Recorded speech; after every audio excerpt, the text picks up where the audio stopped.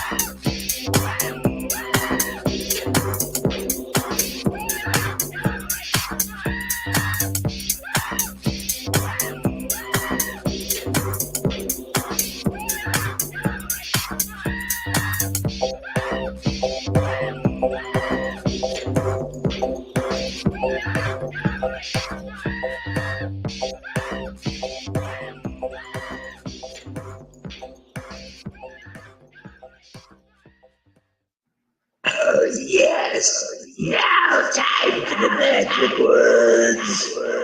There is no expectation of privacy in public.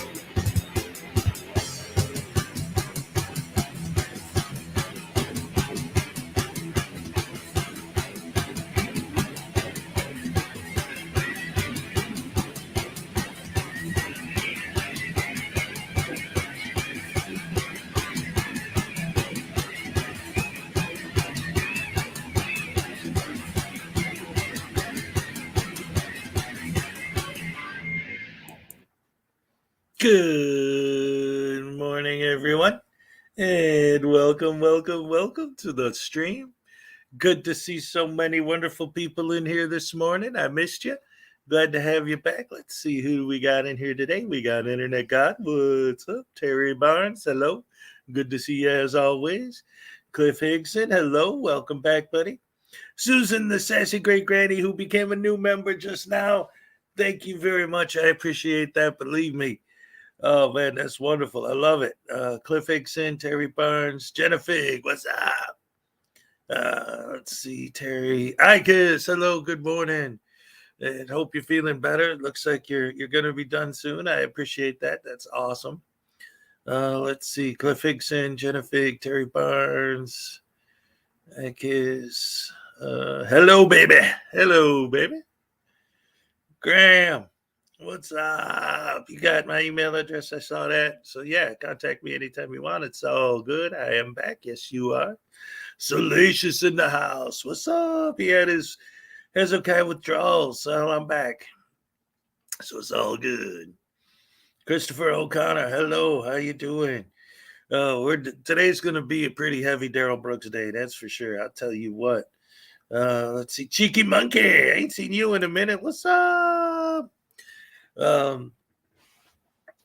Technically, if you want to get into it, because like Deb Beasley, what's up? My channel really took off after I got a shout out from the big cat, Schrodinger's cat. And before that, it took a little bump when I got a shout out from Mike, Law Talk with Mike. But Chinky Monkey was the first person ever to actually mention my stream on his or my channel on his. So I appreciate him. Always great to see you. You're gonna miss the boys. I already miss them. It's funny though, because since I dropped them off, like my son's calling me like all the time. It's gotten to a point where I mean I love him, and I'm glad that he calls me all the time. But it's funny because like after I dropped them off and I drove back, that's an 18-hour drive. So of course I stopped, slept, I woke up, drove back the next day. So I pretty much drove for like 24 hours, and he's calling me like, "So what's up? What have you done since you left?" Well, I've been in the car. I ain't done nothing. There's nothing to talk about. But it's good. It's good. Um, did you guys see my video I just did where I stopped during my trip and did a few audits and then put a compilation together video. That was pretty fun. The whole trip was great. It was fantastic. Driving, like flying is fast, but driving, like you get to see stuff you're not going to see in an airplane, and like actually enjoy the country. At one point, I even pointed out to my kids, I'm like, look, this is America, right? Like people who live in the city and never leave, they don't really understand, the size and the beauty of the United States, man. When you're driving through it and you see all this great stuff, it's stuff you don't see every day, It's, I don't know, man. It was a lot of fun. Um, One of the things about the trip that was pretty awesome was my older son was requesting Gamer 88. What's up, Edward? What's up? Good to see we're getting more and more people. Let's see. To grow up in that neck of the woods. Correct your town and country name. Oh, hey, I said it in the video, man. I'm a Yankee. I don't know nothing about this Southern stuff. If my audience was long enough, I might have got the vending machine situation corrected. Oh, David, it's always good to have you here. Anyway, I'm sorry, I'm thinking about that now and I'm laughing. So the trip was cool, and one of the coolest parts was while we were driving, my older son, he's 12, he was like, so Dad, you always talk about this music, this band, this band, that. Well, now that we're going to be on the road for 18 hours, we got time to actually sit and listen to entire albums, not just songs. So he requested, good morning, commentator auditor. He requested Beatles albums because he's like, I always hear about how great these guys are, and I hear a song here and a song there, but it's their albums are supposed to be great. So let's listen to some actual Beatles albums, the entire album. So we listened to Help, Rubber Soul, Abbey Road, The White Album, Sgt. Pepper, and what else? I think that's about it. That's all we were able to cover during the trip. But he said, Revolver. After listening to all of those albums in their entirety, at the very end, my son looks at me and goes, Dad, I'm like, what? He's like, out of all of that, there was only one song I didn't like. Guess which one? I'll give anyone a guess. Which Beatles song did my son not like? Come on, If you guys know the Beatles, you know what song. What song is the one and only Beatles song my son didn't like? Can you guess? Put your guess in the chat if you think you know what I'm talking about. Anyone? Imagine isn't a Beatles song. Get out of here. Dude, not only are you pro Frauditor, but you don't know the difference between the Beatles solo records and a Beatles song. Man, you don't even know what you're talking about. Revolution number 9. The one Beatles song he didn't like. Revolution number 9. Oh, man. Taxman. Oh, no, that song's a jam. Peck, you spelled it wrong. No, he loved Helter Skelter because it's like heavy metal. Wow, it was Revolution number 9. He did not enjoy that at all. Even while it was on, he's like, Dad. Oh, actually, see, this is the kind of dad I am. That the way I raised my son at 12 years old, when I played the Beatles and Revolution 9 came on, what he said was, this is brilliant, man, coming from a 12-year-old. It means to me that I'm doing a good job as a dad. He looks at me and he says, Dad, this is during the song Revolution 9 by the Beatles. He says, Dad, you know what this song reminds me of? I'm like, what? He goes, Jupiter and Beyond the Infinite from 2001: A Space Odyssey. I'm like, oh, that's my boy. What a comparison. I love that. So anyway, uh, Unclean Hands, what's up? Good to see you, buddy. Always good to have you in here. Um, yeah. So anyway, today's going to be an interesting day. I'm while I was on the trip, I didn't, first of all, let's before we start getting into the meat of what I'm going to do today. Yes, tonight, Monday Night Football, the Chicago Bears Starbursts versus the New England Patriots. It's going to be great. And since it's a Monday night game, it's going to be on TV everywhere, all over the country. It's going to be so much fun to watch. I love my Bears, man. And I'll tell you what, I was, you know, um, with all this stuff they got going on with the rebuilding, and it's like, oh, they've been rebuilding forever. Well, that hot. I mean, seriously, like, not trying to be, what do they call it, a couch quarter or couch coach or whatever. Um, but seriously, like, when I mean, you just have to think about it logically, right? You get a job and you're drafted from college and you have to learn a whole new system and all this.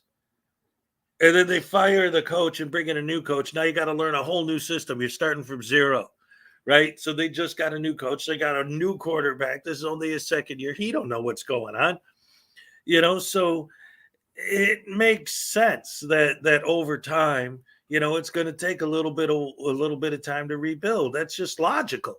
So I don't hold that against the Bears. They're trying to do what they got to do, and it doesn't help that the Hallis kid that's in charge right now doesn't even watch football. He don't know nothing. That doesn't help. But he's cockeyed.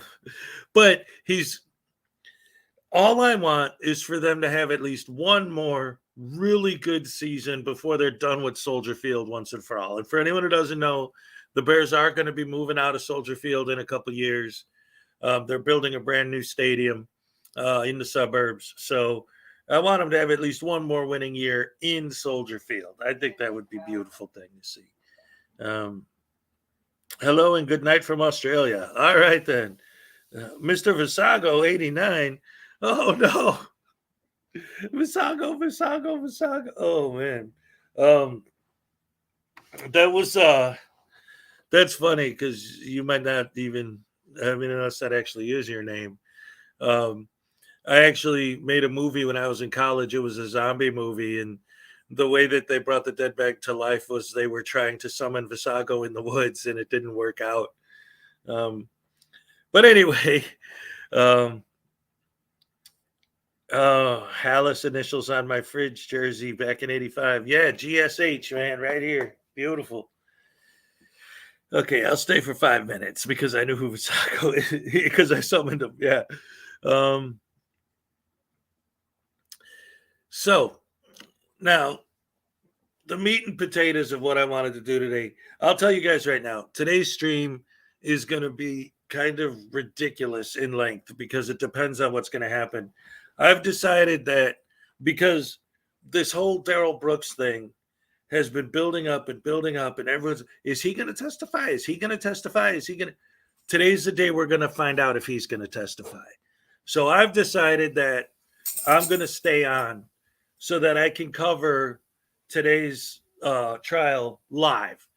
So after 9:30, if you guys want to stick around, I'm actually going to go to the live feed of the trial and we're going to go ahead and take a look at that together. Because if he testifies, I want to see it and I want to cover it. Because just in case you guys didn't know, I'm going to go over the stuff that happened on Friday.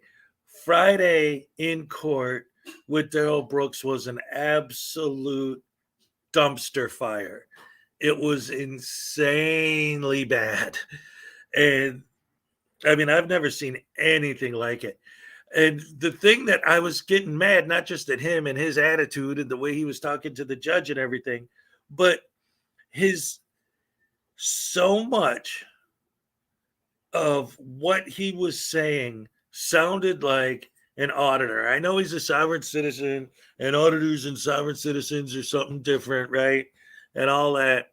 But I'm sorry if my posture is weird. It's because I'm petting my dog over here on the other side. But yeah, so the way he's been talking and going on and on and on and on was insane. And so much of what he was saying, especially when he's looking at the judge going, "You're a public servant. You're a public servant. You need to do what I said because you're," it sounded just like a frauditor talking to anyone who works in any federal building. I mean, it's just so. This guy's as dumb as a pile of rocks. Someone said his mom might testify today. See, this is what I'm talking about. The dude, like Friday morning, he gets into this huge argument with the judge about getting permission from her to subpoena his mom. Then at the end of the day, when she says, "Okay, have you decided? Do you need that subpoena?" He's like, "No, I don't need no subpoena. If I call her and I say come, she's going to come." So, well, then why did you argue for an hour in the morning about getting her a subpoena? And then at the end of the day, when she wants to verify that, whatever. What's up, Cat? Woo. What the hell is this? Mods, get rid of that now. What? Stupid sex bots. We ain't got time for that. Hold on a second. I'm on live here and you're trying to talk.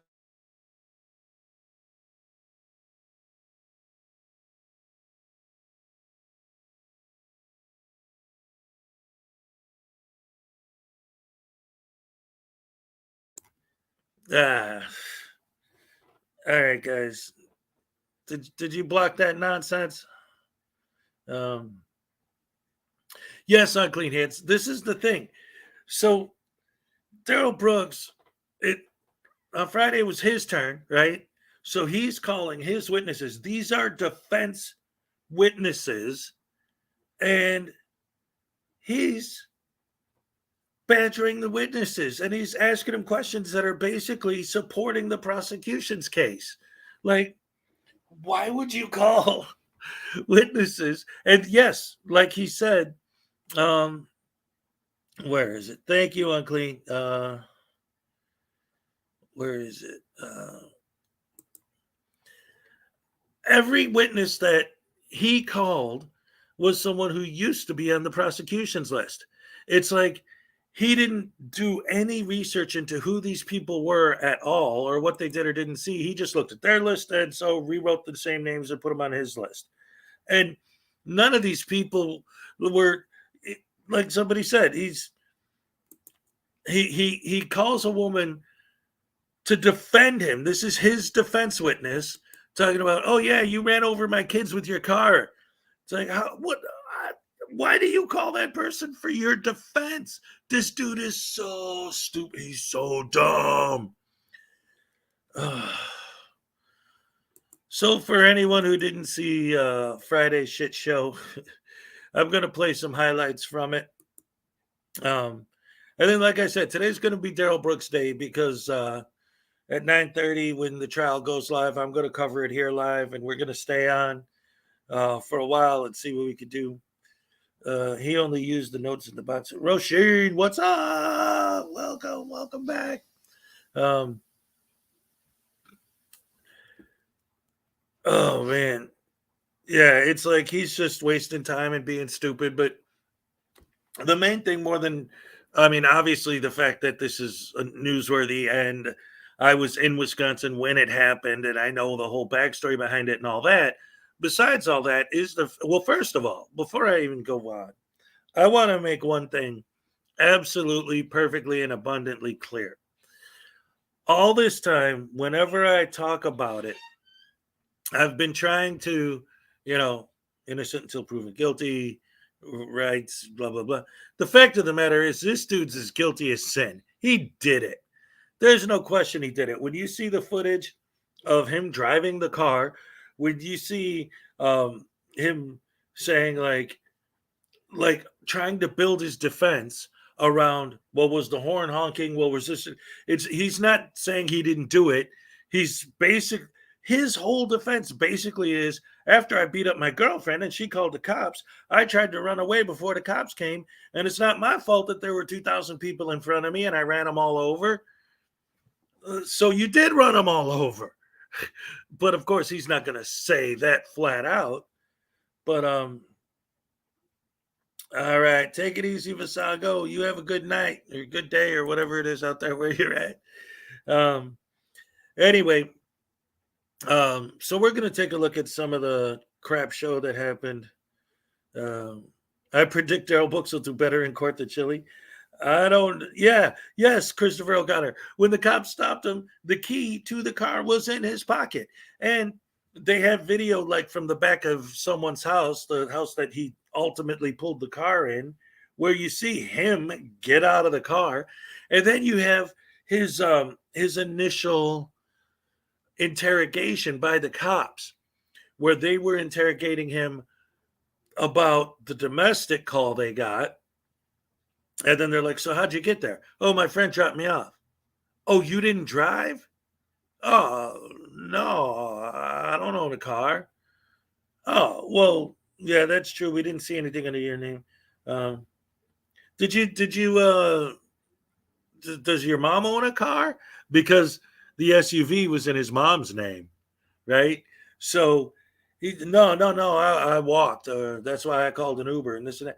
And then finally, when they bring up the car, he's like, oh, my shoulder hurts. Oh, I need medical attention. It's like, it wasn't him. It was his stunt double. That's great. All right. To be fair, every time I beat up my girlfriend and kill a bunch of people afterwards, it's just what you do. We've all done it before. Don't lie. Doppelgangers. Yeah. I got a short film and a short story I wrote called Excerpt from the Diary of My Doppelganger. I wanted to post it for Halloween because it's a scary story, but I have one DVD that I made way back in the 90s of all the movies I filmed in college, and it won't play now. I can't get it to play. I had a computer where I had them all backed up on the hard drive, but this is actually a crazy story. This was back in the day. I was in my apartment and we had a balcony with a metal railing. So I'm typing on my computer. There's a thunderstorm outside. Lightning hits the railing, goes through. I didn't have a surge protector, fries my computer. I'm like, what the hell? And that was it. So I lost all that there. Never got it back. So that's kind of depressing. I still got the short story I wrote, but anyway.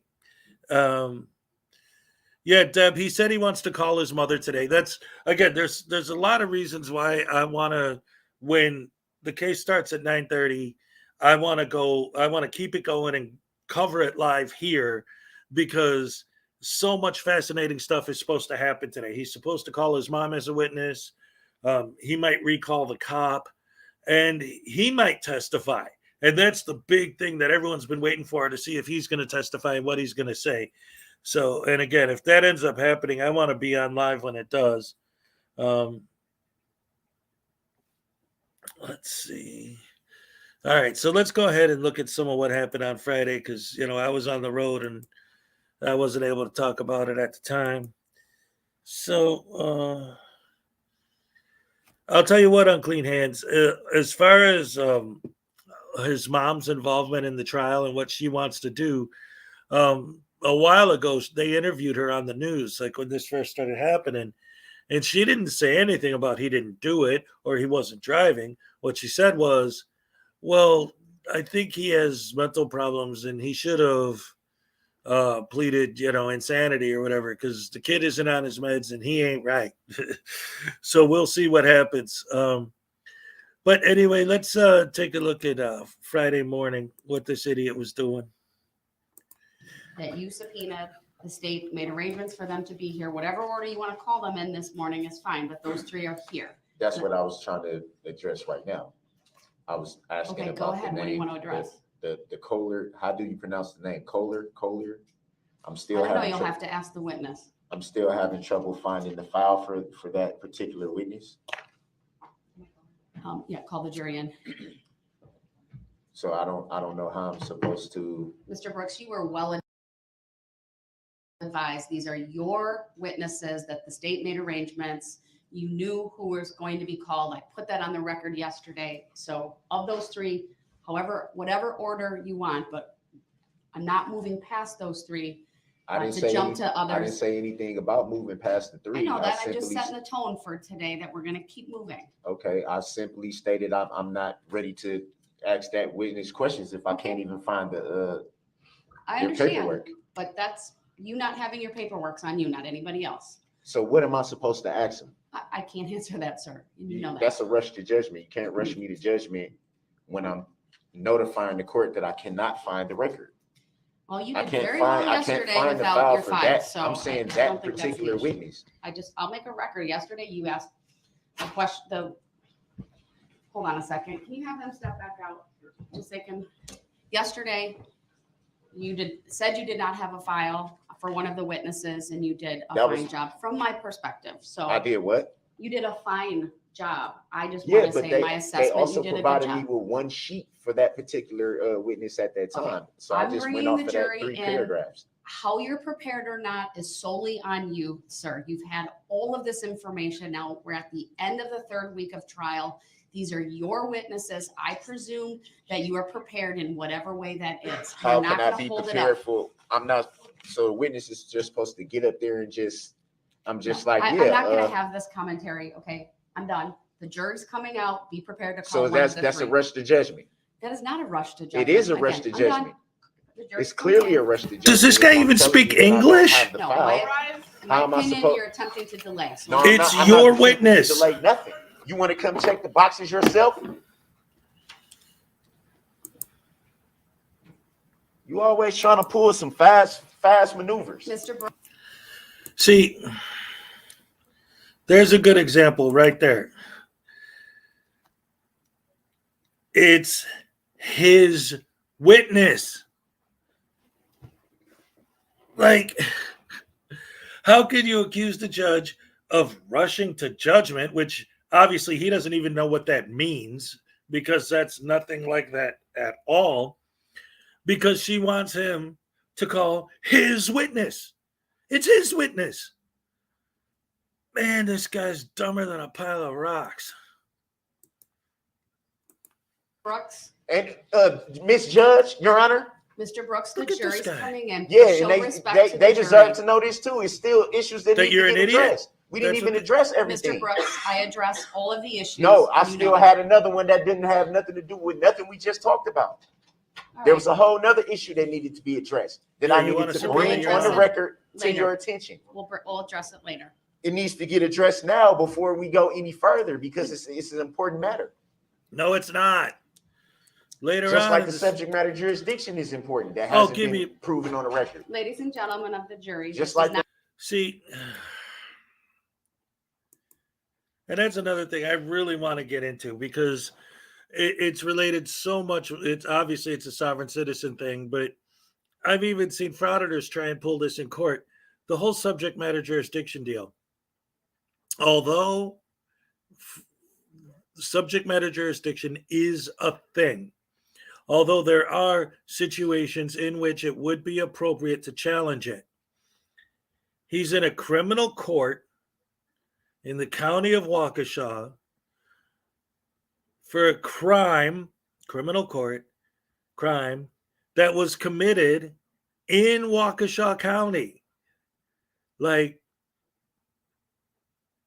where's the lack of subject matter jurisdiction?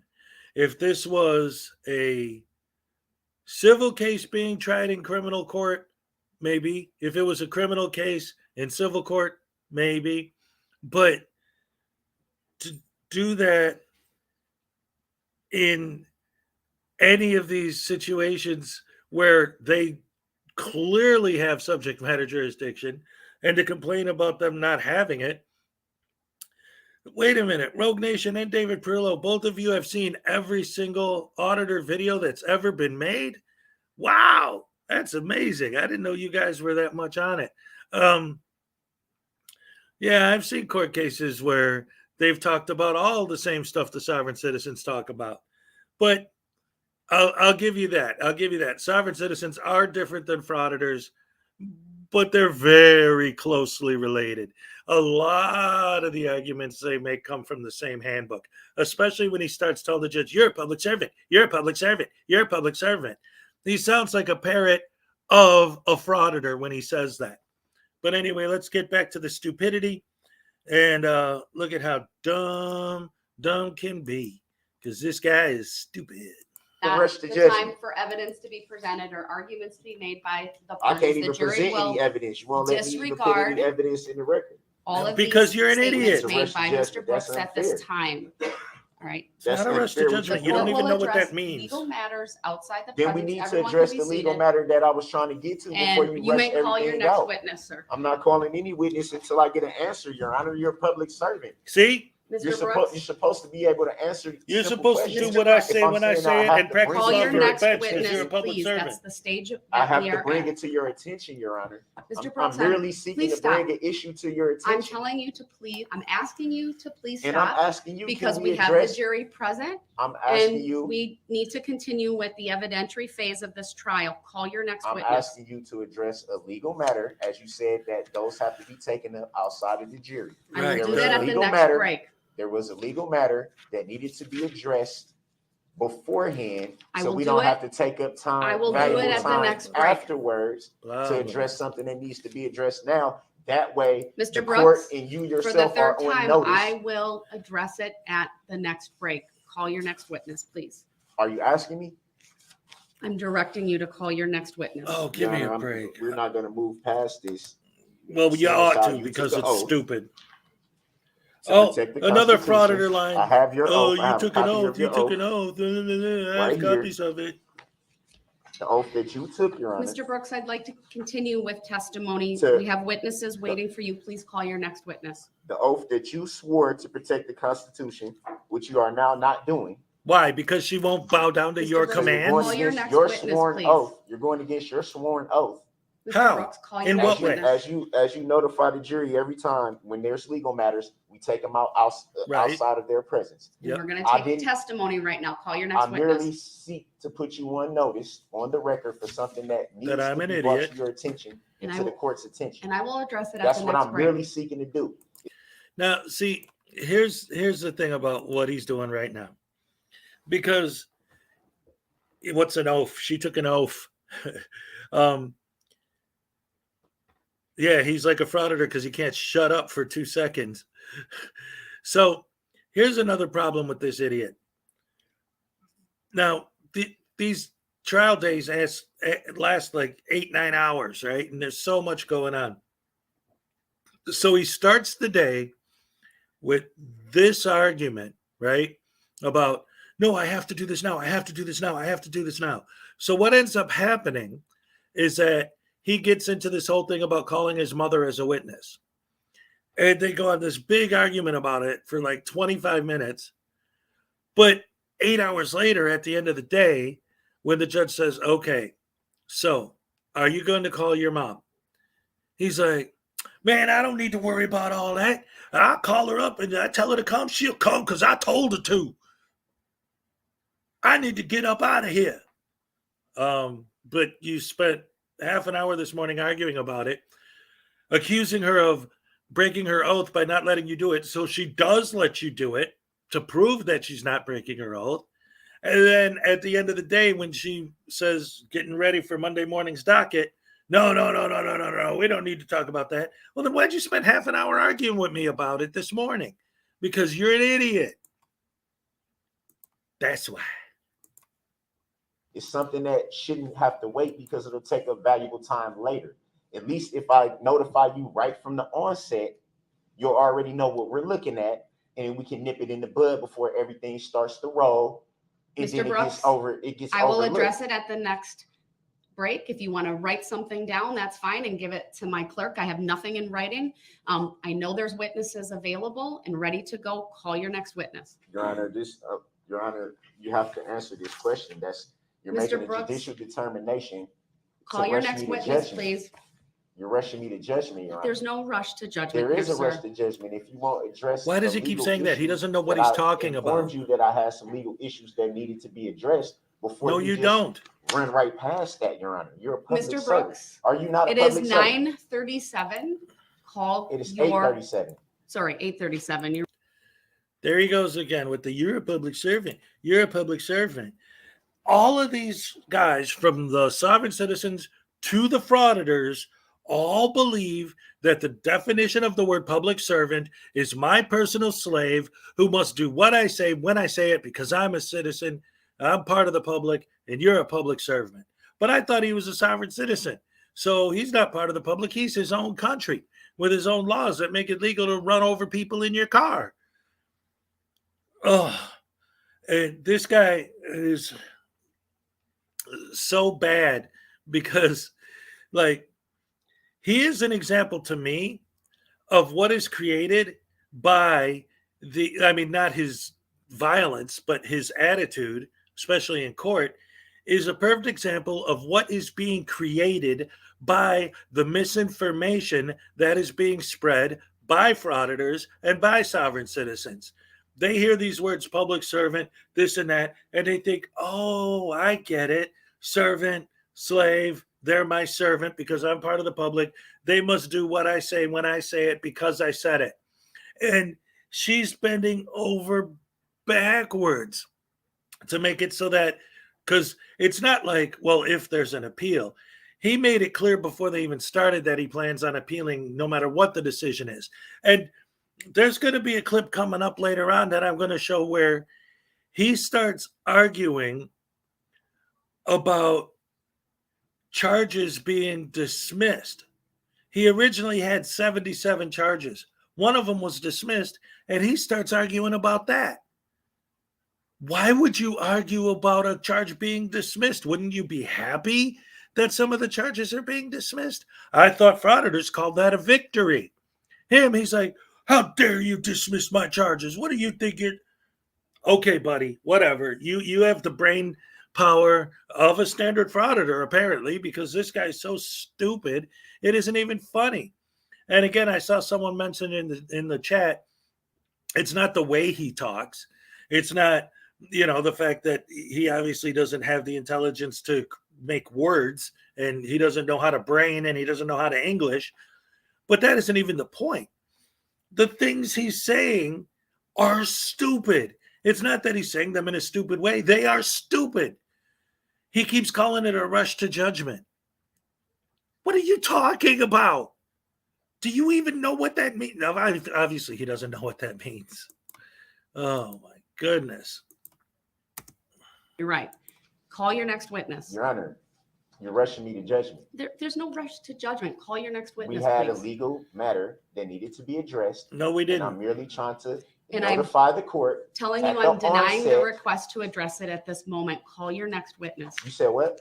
I'm denying your request to address it at this moment. Please How call. can you deny please. something that we're supposed to do before We're this not. judgment comes out?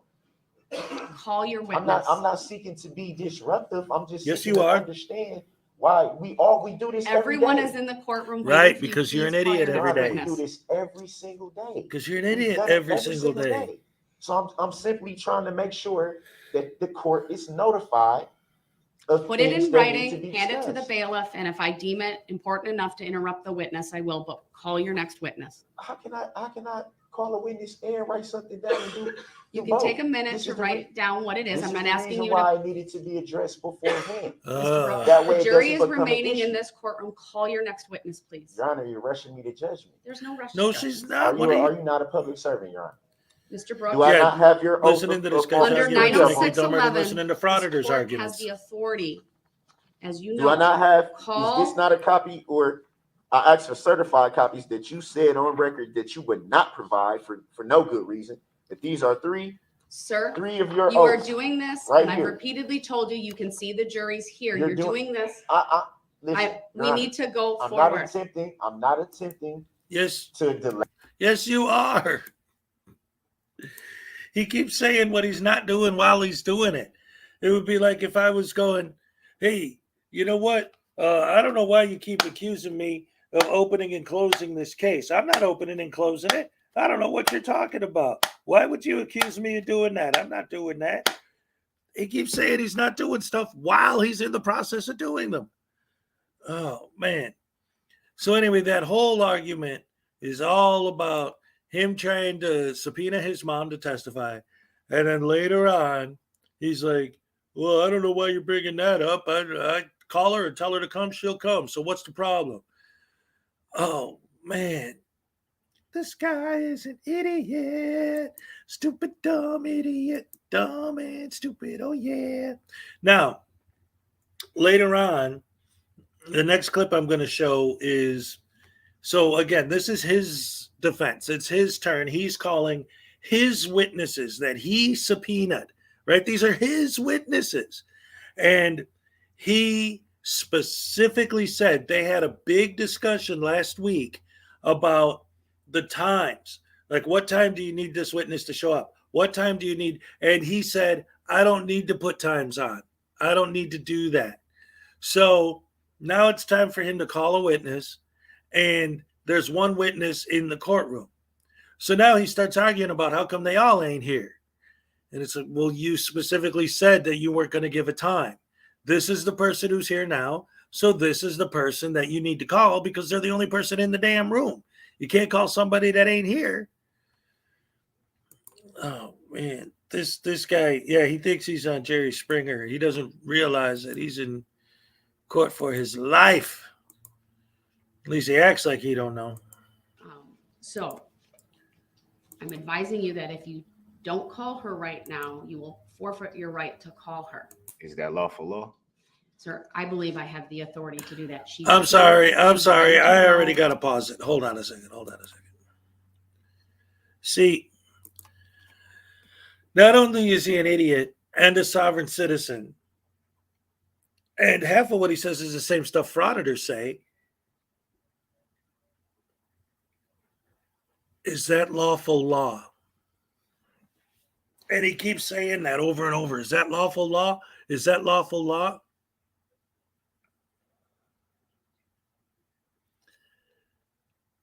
What?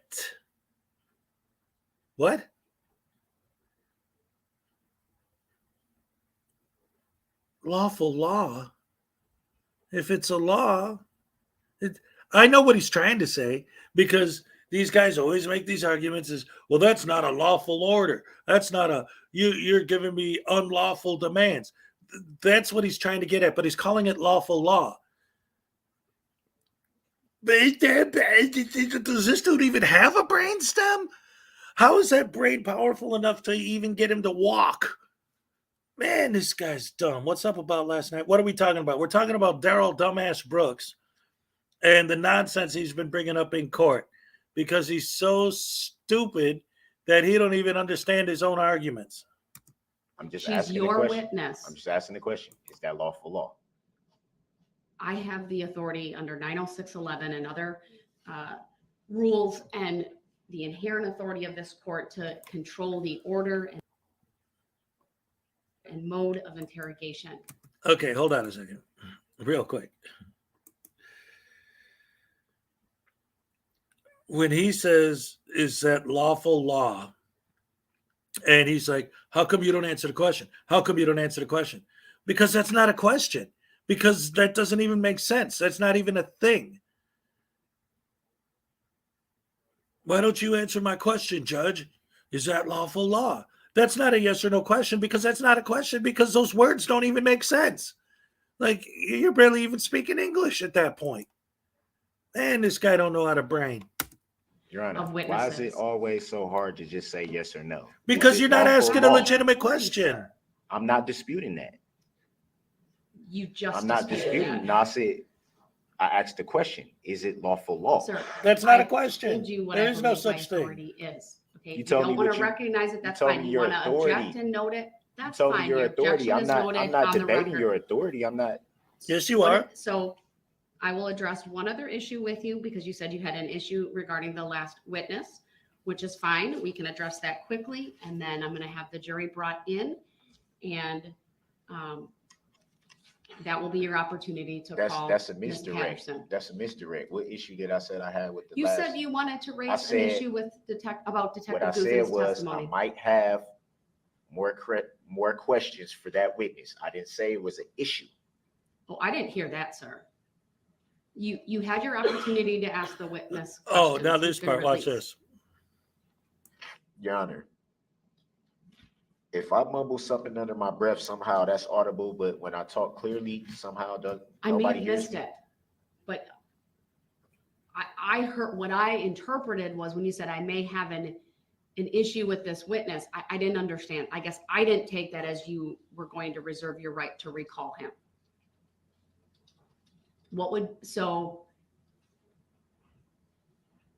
Are you telling me you'd like to reserve your right to recall Detective Guth? Yes. All right, then that will be noted. And But wait we'll a minute, keep him Rogue Nation, under hold on a second. Hold the on a subpoena. second. Wait a minute. Rogue Nation, hold on.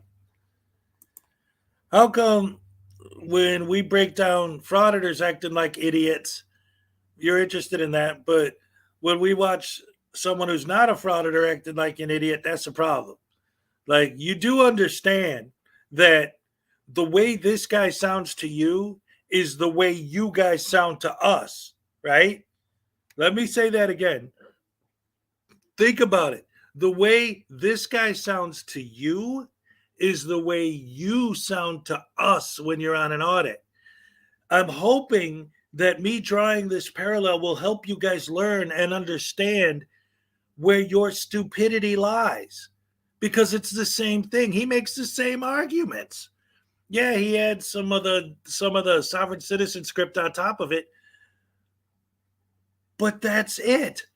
That's what you need to understand. What you feel like when you listen to this idiot is what we feel like when we listen to you guys audit, because it's the same thing. You're a public servant. You have to do what I say because your job is to bend over and lick my boots. Don't you understand that? Like, it's the same arguments. So because this is a murder trial, that changes everything? Apparently not. Listen to this guy. The fact that it's a murder trial doesn't change anything.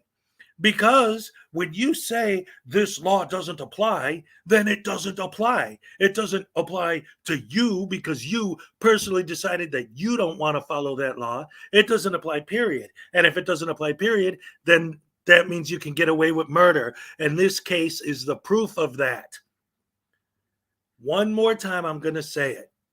The way you feel when you hear this idiot talking is exactly the same way we feel when we hear you idiots talking. It's the same thing. The only difference is this is murder, and with your thing, it's either a trespass or a filming in public.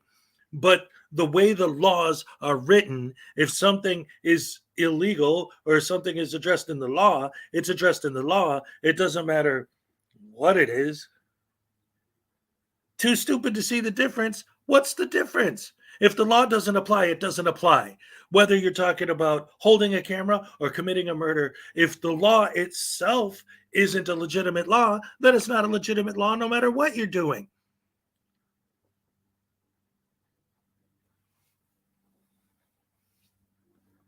Man. Again, I'm just going to say it. If you really want to understand where we're coming from, think about how this guy is making you feel, and that's the same way we feel when we listen to you idiots.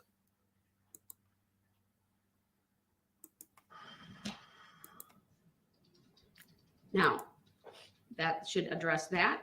I'll have the jury brought back in, and you should be prepared if you choose to call Ms. Patterson. This is your opportunity to do it. At the same time, though, that's still a rush to judgment, Your Honor. You can't.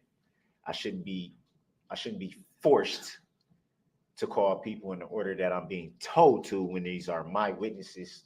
You did not want to provide us with the order, and I respected that, Mr. Brooks. But I said that. And so then I asked you Your to Honor, put with him all in respect, blocks. with all respect. You see that? Right there. Boom. You're violating my rights. You're doing this. You're doing that. Now, wait a minute. You specifically said you didn't want to provide an order, and I respected that request. I did not force you to put them in order. So now you're going to complain that I was being nice by allowing you not to give you an order, that I was going out of my way to bend over backwards to allow you your right to not give me an order, and now you're mad that I don't have an order?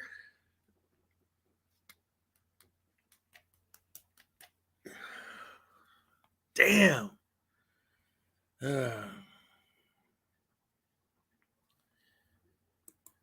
Look at Rogue. If I wanted to understand where you guys are coming from, I'd need to forget everything I know.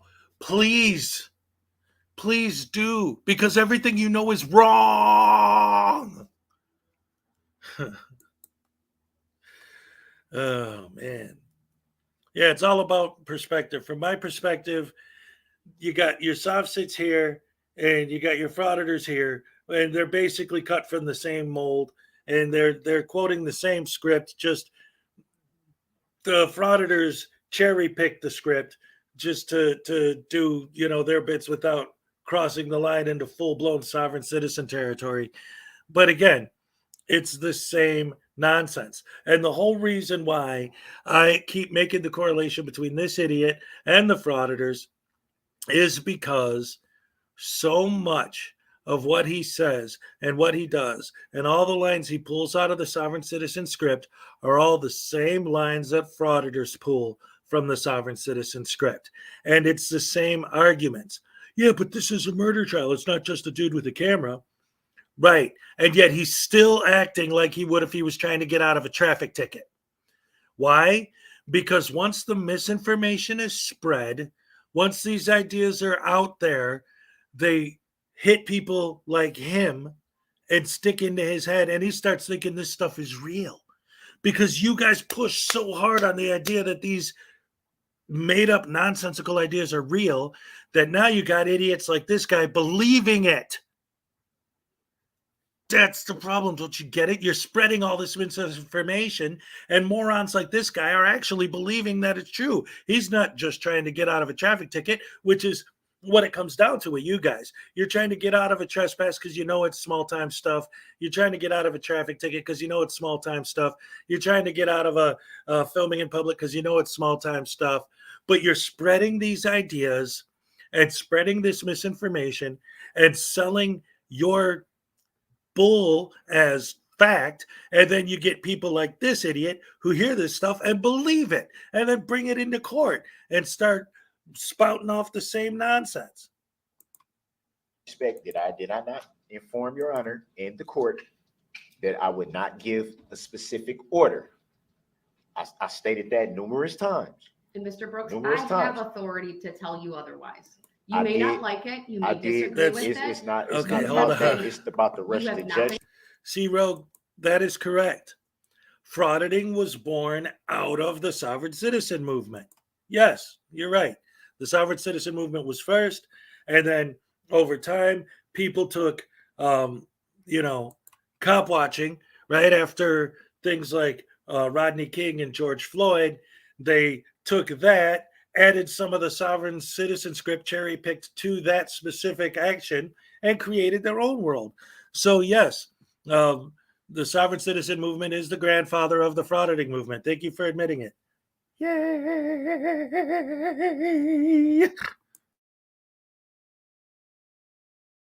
Cooperating with this process. The There's state nothing has to cooperate graciously with. agreed to assist you given your custodial There's nothing to status. cooperate Okay, with. I never asked them to do Any that. attorney in this I situation never asked them to do that, Your Honor. would give us the order. Well, now Did another one. I gotta stop it again. This guy says so much stupid stuff. Oh my god. Okay.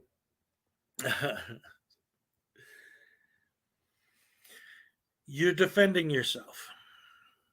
You want to complain and complain and complain about your rights being violated and about subject matter jurisdiction and about your name isn't Daryl Brooks because that's a corporate fiction and all of this absolutely nonsensical debunked sovereign citizen garbage. So to make sure to go out of their way to guarantee that your rights are not violated, the prosecution bends over backwards to help you out. And do you say, I appreciate them doing all this extra work for me so that my rights are being violated? No, you say, I didn't ask them to do that. I didn't ask them. They chose to do that. That's their problem, not mine. Oh.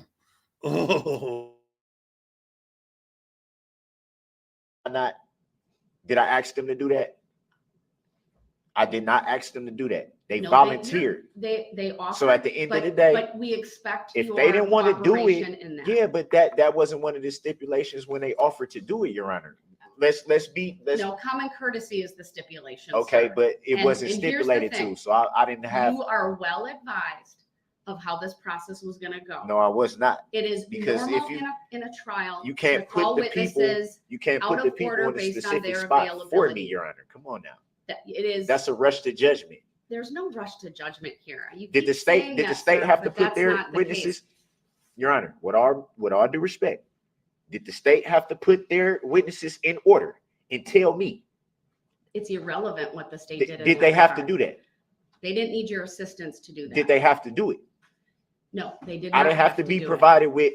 We're going to call this witness at this time. But they're and this witness able at this to time. contact They their didn't have to do that, so why should I have and to do that? accommodate their schedules. This is not about you. It's not about the state. It's about the witnesses. It's about what's fair. availability. It's about what's fair. No, frankly, sir, it's about you trying to control what's happening in this. How courtroom. how am I controlling what's happening? I'm the one shackled to the table with So here's the with a situation. shock device It is on my ankles. 9:52. So how's I'm trying to control anything? I'm I having just to- want this I'm to be going fair, to and it hasn't been fair. Mr. Brooks, it's fair. No, it's not. If Yes, I it have to is. do something that they don't have to do, how's that fair? You're so stupid. It's fair Explain to me because how of that's the fair. process that it has been set up to frankly help you. get No, the it's not witnesses helping me by to it's helping court. the state And no, by being able to say if we know the time and we know You the did person not- and I we know this, asked you- then we can be prepared. So we'll already be ready. Mr. Brooks, That was I the asked whole you aim of that. yesterday, and I would have had her come in later. You didn't want to answer that question. There was no And question. There was no question to answer. That's not I true. did what you asked me to do, Your Honor. You No, you said didn't. yes, you did. You Okay. did. You asked me to give them my witness Mr. list. Brooks, I gave them my witness list. Yesterday, It's not my fault. I very It's not my fault they expressly- weren't gonna be prepared to Mr. do Brooks, their here's the to deal. do The their jury's cross. coming out, and I'm gonna stand my ground on this. I'm gonna Okay, stand my it ground is- too, but I'm if not you gonna don't be call her- disrespectful or disruptive. If you I'm just don't stating I call want it to be her fair. when the jury comes back out, I'm releasing her from the subpoena. You can't do that. for Law, your where's lack the of lawful law? cooperation. Where's the lawful law? I have the right to You have witnesses, to cooperate with this process. but I sir. also have the Sixth Amendment When right. We have a witness available for you to call. I can require It's you not to the call witness her that right should have now. been called at this time, Your Honor. It is based on the list that you provided and That in didn't the have a order. time. That didn't have a time or of I'm not going to or play order. this game with you. It's sir. not no game. It That's what was- you don't it seem is to a game understand. you. I believe that fully. I don't care All right, what watch you this. believe. Watch this. fully. Watch All right. this. It's not a game. We I don't take I this as a asked- game. That's what Let me explain nobody. this to you That's what once nobody. again. You don't got to explain nothing to me. Do you want? That's what you don't She understand. has to explain You think everything this is to a whole you. game to me. This is not a game to me, Your Honor. Nothing about this is a joke. I never That's said what it y'all was a don't joke, understand. But there's And it's some things in the unfair. ship It's that's going on. unfair and it's disrespectful to me that you think I would come in here purposely and treat this like a joke or a game. I never You're said treating it was like a joke. joke What right type, now. what type of statement is that? Mr. Your life is not on the line. Mine is.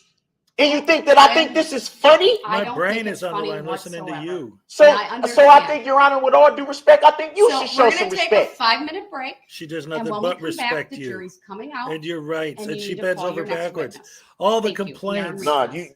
All the complaints I've heard about this judge are about how she's giving him too much leeway, how she's letting him go on too much. And he's standing up there with the audacity to accuse her of being unfair to him. Oh, and it gets worse. It gets much, much worse. That's just the beginning of the day from Friday. This guy is so insanely crazy. It is ridiculous. Man, this guy's stupid. Check this out. I wanted to, this next clip, I don't specifically remember which part of the trial this is, but I picked this for a reason. Look at that face. Look at Hopper. She's like, look at her. She's looking at Daryl. Look at that face. I love that face. I actually clipped just a picture of her with that face and blew it up, and I'm going to use it for something soon. But like, if your screen isn't big enough, try to zoom in or something while I have it paused. Look at that face she's making at him. I love that. She's just like, dude, Seriously? Oh man, Opera's great. I love the prosecution, especially this cat right here. And in a little while, I'm going to show the clip where he calls Daryl Brooks out on being a sex offender. Oh, I love that part. Oh, that's so good. Oh man.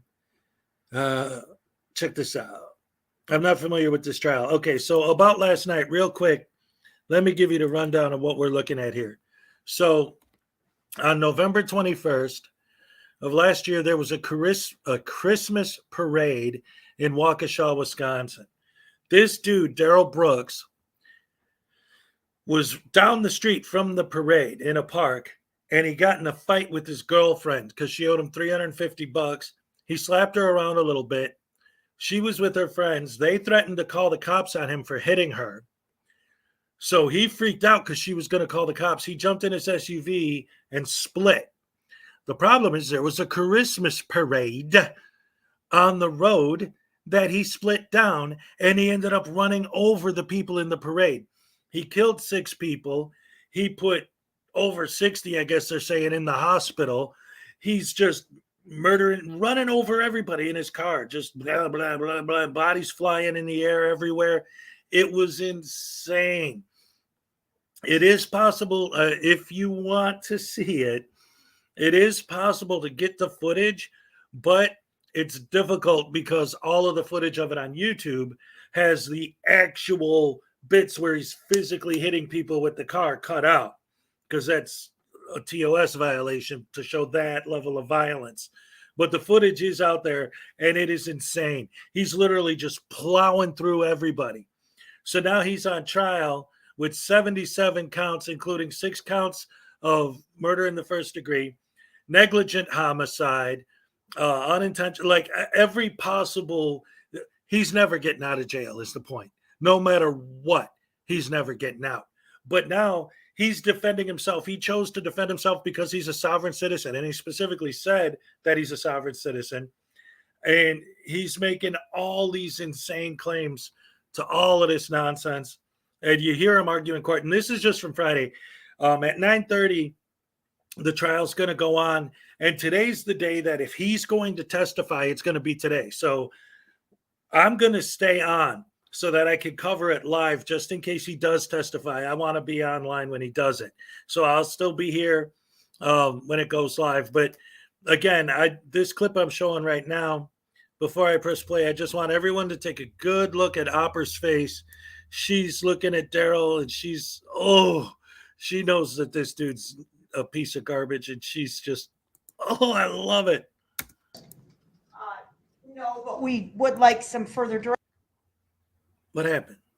direction from the defendant as to who he wants here tomorrow morning and tomorrow afternoon, if he wants us just to continue that list that he originally provided, or if there's an update.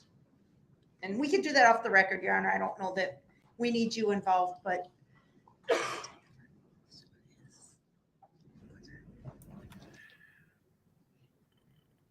And I'm sorry, I just want to give a little perspective on what we're looking at right now. So we just watched the clip of him complaining about his witnesses being called out of order. So this is from a few days before that, when they have the discussion about the order in which he's going to call the witnesses, and he refuses to give an order. And then he wants to complain about his rights being violated because the order isn't set up. So here we go. Okay, thank you. Then hopefully the parties can figure that out without me needing to be involved further, but anything from you, sir? No, I'm just gonna say with that, I'm not gonna put them in specific order. Not looking for the order, but we're behind given the timetable and the understanding between, as I understand it, between you and the state. State has the list. So generally speaking, you've been taking about a half an hour, I would say, for each witness. At least that one took about 35 minutes. If we go on that schedule, do you think, understanding we take a mid-morning break, a lunch break, and a mid-afternoon break, I would think we could get through at least 3 to 4 tomorrow morning and 3 to 4 in the afternoon. I'm gonna have the parties be available for that and be ready for that, whatever order. But All the parties. yes, both you and the state. So at this point, there's no telling what witnesses will be here tomorrow, right? Well, based on the groupings that you gave to the state, it sounds like we got through only one from each Right. kind of One. category. So we'll go back to the first would have been Thursday morning. You need to call the rest of Thursday morning. Was there 2 left of that? Yes, correct. So And so let's do Thursday morning and Thursday afternoon. The people you designated, I'm going to direct the state to have here tomorrow morning. That's 4 witnesses, whatever order of those 4. 5. It's 5, but yes. It's 5? We'll have them here based Um, on your original list. and then how many does that leave? Because I'm not that's what I'm trying to doing figure out. good with math this 4. late in the day. 4, so 4 in the afternoon then. So All right, so I'm not going to show that whole argument. I just wanted to go back and show, that what he was talking about and how a couple days before there was this big discussion about the order of his witnesses. And now that there is no order, he wants to scream and yell and complain and stand up and scream at the judge about how she's violating his rights by not having an order when they just went through this whole big thing about how he doesn't have an order. Oh, man, this guy. So anyway, this next clip, let's see. I want to try and play them kind of in the order that they happened. Okay. So this is a big one. So for anyone who doesn't know, the person we're looking at here is the girl that, again, this whole thing started. He got in an argument with his girlfriend. He smacked her around. Her friends threatened to call the cops because she's been abused by this guy since she was a little girl. And we'll get into that. You'll see in a minute that he started, I think they had their first kid together when she was like 13 or something. But anyway, she's been in an abusive relationship with this idiot for years. The prosecution already called her to testify against him. Now he calls her back to testify for him. And at one point, he's going to bring out evidence that hasn't been entered into evidence. And he's going to make the argument that it's a couple of pictures of their kids. They have kids together, right? So he pulls out the pictures of his kids and says, do you recognize these pictures? And immediately the prosecution's like, whoa, wait a minute. We've never seen those pictures before. We don't know where they came from. And he's going to make the argument that she sent me the pictures. The judge is going to say, okay, so how does the court know that she sent you these pictures? And his argument is because she did. Okay, but how does the court know that? What do you mean? They came from her. Watch, you'll see. But then after this clip, I'm going to go into the clip after this where you'll see. And that's when the fireworks really start. This is there's more than one, but this is one of the craziest bits that happened on Friday. But there are a lot. Friday was an absolute dumpster fire. And this is just part of it. Let's see, where is it? Here we go.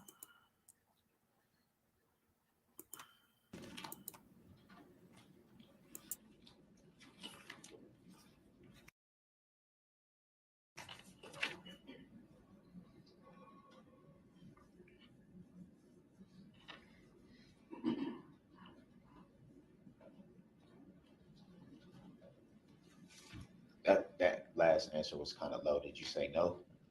I said no, not since then.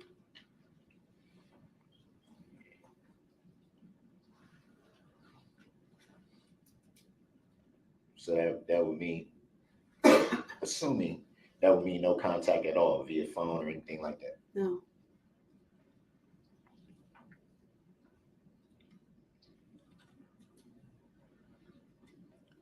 So my question would be,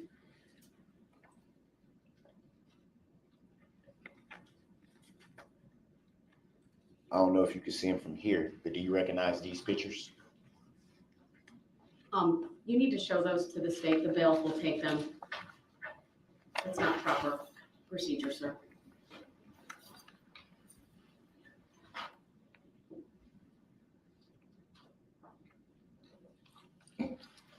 I'm going to object to those being shown as a witness. They have no relevance whatsoever to this trial. Yes, they do. And Sustained. I'll get into how they have relevance. They've also never been disclosed to the state before this moment. Sustained. Sustain why? Not relevant. They are relevant. It creates foundation. And I can prove that. I'll take up the issue outside the presence of the jury, at the conclusion of this witness, and if need be, bring the witness back in. But next question, please. And these need to be offered into evidence as well. You stated that there's been no contact.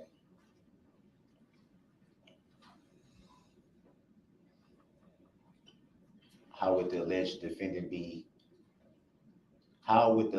defendant obtain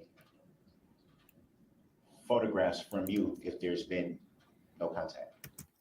All right, real quick, I just want to mention this because he says this all the time. He always refers to himself as the alleged defendant. He is the defendant. He's not an alleged defendant. He is a defendant. He allegedly committed these crimes, but he's not an alleged.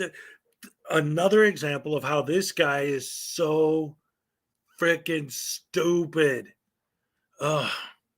And real quick, I wanted to say about last night, asking if I'm going to talk about chili today. I don't think so because, like I said, I wanted to sort of wrap up what this guy did Friday because if he is going to testify in his own defense, it's going to happen today, probably. The way this guy delays and pulls all this sovereign citizen nonsense in court, who knows if it's going to happen today or not. But just in case it does, at 9:30 when this trial goes on live, I'm going to keep going. I'm going to stay on and I'm going to cover it live just in case he does testify. So today's probably going to be a Darrell Brooks day all day. As far as the chili drama, come on. Everybody knows that and what he's doing to Kate is that he didn't show. Dude, I'll probably do tomorrow. Well, see, I don't know what's going to happen in court with this idiot. To me, this is breaking news. The chili stuff, yeah, it's breaking news. But, I mean, everybody's covering chili so much that it's like the chili universe out there now. And he just dominates everything with his stupidity. But this guy's even dumber than chili. So on a scale of stupidity, even though chili's way, way, way up here, this guy makes chili look like a freaking constitutional law scholar compared to this idiot.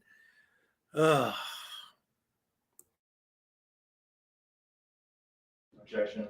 Grounds. Suspect, not in evidence. Grounds. Sustained. Assumes facts not in evidence, not relevant.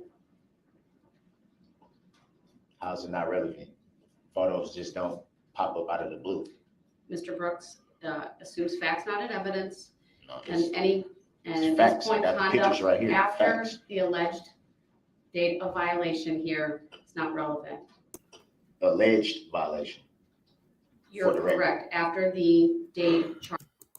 All right. So real quick, I'm sorry to keep interrupting, but look at this. All right. Check this out. I want to show you guys something. This is his argument. All right. I'm going to use my Elvis gnome just because he was sitting here. Frank, clip that.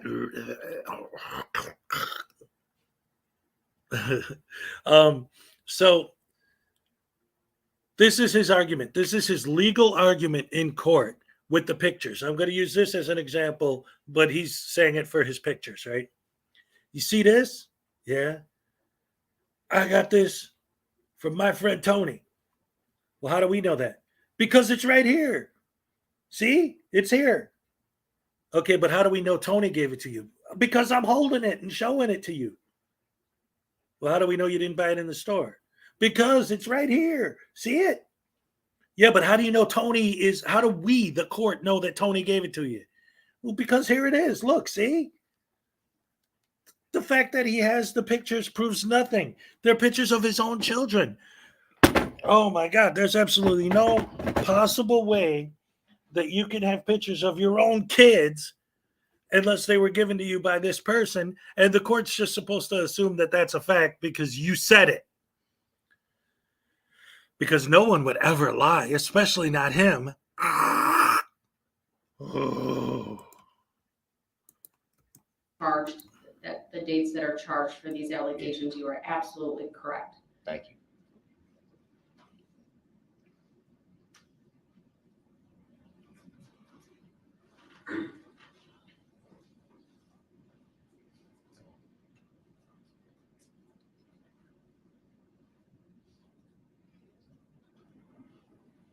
Have you, since the evening of November 21st of 2021, have you attempted to contact the alleged defendant? Objection, Grounds, relevance. grounds. I'm going to excuse the jury. I'll rise for the jury. Okay, so they're about to get into this argument about this whole thing. And one of the things that, see, this is going to come up, right? And it's going to be part of this argument that's about to happen where the judge is going to keep saying, even if she did send you those photos, what do those have to do with anything? Now, here's the problem. His big argument that he's trying to make here is based on one, his trying to sell the jury on the fact that she's a bad mom, which you'll see when I play the clip of the prosecutor's response, that whole thing breaks down. But two, he's trying to attack her credibility, right? She's testifying against me, so I am going to show that her testimony is not credible because she lied about sending these pictures. What's up, Uncle Artie? So, Uncle Artie, I'm assuming that you saw my new video where I did some audits. Anyway, here's the thing. This is what, see, one of the reasons why this case is so frustrating, and again, this goes back to all the sovereign citizens and the frauditors when they're in court, right? The judge is not allowed to practice law from the bench. They always try to ask questions and bait the judge into doing so that they can get a mistrial. So this judge is going out of her way not to do that. And he keeps asking her questions that if she actually answers the way he wants her to, she will therefore be guilty of practicing law from the bench. So she tries to explain things to him, but it's like, well, why doesn't she just say it? Because she can't just say it. That's why you need a lawyer who actually knows what the hell they're talking about. So anyway, his whole thing coming up in the next couple of minutes is him attacking his ex-girl or his baby, whatever you want to call her credibility, right? But here's the problem. She's his witness. He called her for the defense. So you're going to call someone to the stand to testify in your defense and then attack their credibility. He called her. She's his witness. But this guy is an idiot. Check it out.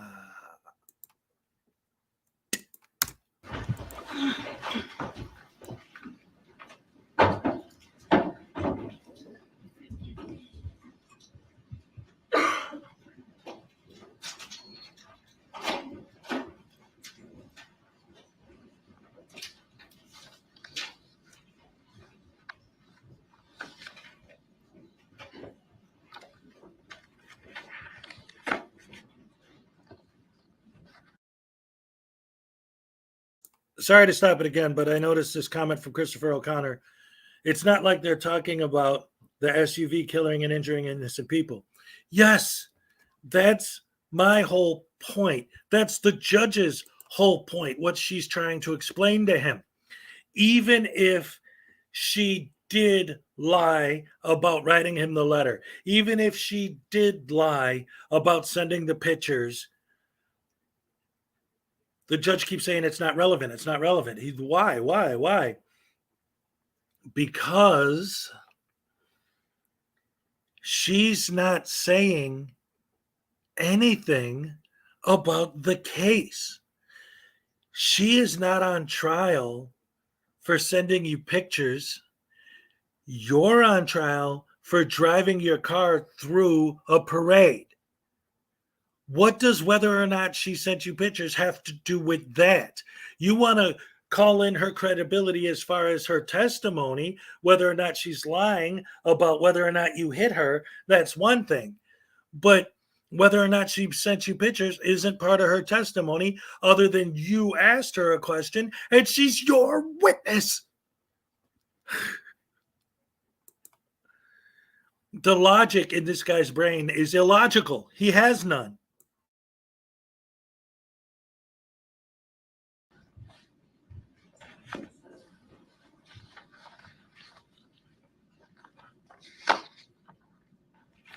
Think you be seated? It's awful funny. Your Honor, I find Oh, it. hold on. All right, sir, I'm going to let you make an offer of proof as to why you believe the photographs and the questioning about contact after the alleged incident is relevant. It's relevant because these were sent by the witness. That seems a fact, not an evidence, but You what want is, the letter hold too? on. Yes, we want the letter. Tell me the basis you believe there's been communication and why you believe it's relevant to her testimony. It's relevant because it was testified to her first time testifying, and then also by what's the last guy, Guth, that he was told that the witness was supposed to be so deeply afraid of me and all this type of stuff. So if you're so deeply afraid and worried about somebody and this and that, why would you sneak and have Do you want contact? to open up? Okay, real quick, I want to bring this up because this doesn't really, they don't really go into this because that has nothing to do with what this trial is about. But what he just said, this is absolutely and perfectly, if you don't understand anything about abusive relationships, this is a perfect example. He's like, if she's so afraid of me, why does she keep contacting me? You started dating her when she was a kid. You have children with her, okay? In an abusive relationship, they're too scared of you to break up with you. They're too scared of you to tell you off. Well, why does she keep contacting me? Because she's afraid not to. Because she knows if she doesn't, you're going to show up anyway and start smacking her around again. This is typical behavior for someone who's in an abusive relationship. He's like, well, if she's afraid of me, then why does she keep contacting me? You obviously don't understand that. Well, I mean, he does because he plays this game. This is his game. This is his control drama. This is how he controls her. This is how he's trying to control the judge. This is all about control. He's a control freak. He's a narcissist. He's as dumb as a pile of dog crap. And I'm sorry. Here's some more stupidity from the mouth of an idiot. The door to the other act's evidence of That's you not using- opening. No. That's not Hear me opening the out. door. Hear me out. Oh, yes, it does. No, it doesn't. These witnesses have been incredibly careful to abide by my rulings. Sometimes in a court of law, when there are pretrial rulings, the testimony of a witness needs to be said in such a way not to run afoul of that. This witness, Detective Guth, I believe Detective Casey and others, Corey Runkle, and even Nicholas Kirby yesterday, this court has all had to stop them so that they didn't run afoul, or they've stopped themselves so that they didn't run afoul of the court's pretrial ruling on other acts evidence between you and this witness. And I have been very, very careful to make sure that doesn't come in. Okay. I'm going to stop it there because I'm going to go to the next clip now to show you guys what she's talking about. So this argument goes back and forth for like another 20 minutes. Him saying she sent the pictures and I can prove it. How? Because I have the pictures. Yeah, but how does that prove that she sent them? Okay. So eventually, after it goes on and on and on forever, arguing about these pictures, the judge decides to ask the prosecution how any of that, how they feel about that whole argument. What's up, J. Carr? So now check out what the prosecution says. I love the way the prosecution handled this. You want to talk about the prosecutor being a stone cold, absolute master at shutting somebody down. This is it. This is, oh man, this is beautiful. I love this. I love the way the prosecutor handles this. And Daryl Brooks loses his shit. This is oh man, wait till you see this, guys. This is after all of that. So The what state about, has the ability to question you about that or question this witness and to look at the veracity of what your claims are here. So when I may take an early lunch. If that's in your cell, then you can go get it and bring it. But without that letter, I'm not allowing this line of questioning. The letter to prove that she's the one who sent the pictures is Do what you they're have the talking letter about. with So- you in court? I just said no. How many Okay. times I got to say the same thing on record? You know, sometimes, sir, I don't hear what you say because you interrupt me so much or you answer quietly. And I'm taking notes and I'm focused on probably a dozen things at the same time. But if I say something under my breath, everybody seems to hear it. Everybody seems to hear In that a just quiet fine. courtroom, And yes, everybody we can assumes, hear it very and clearly. everybody assumes that it has to be disparaging. They don't Once assume again, it you're is. It doing this is. tactic where you Because try to it's not a go tactic. off It's of what we're facts. talking It's about facts. to some other reason. It's facts. Because some I other find it thing. hard to believe that I'm going to all let of the a sudden state. nobody hears what I say.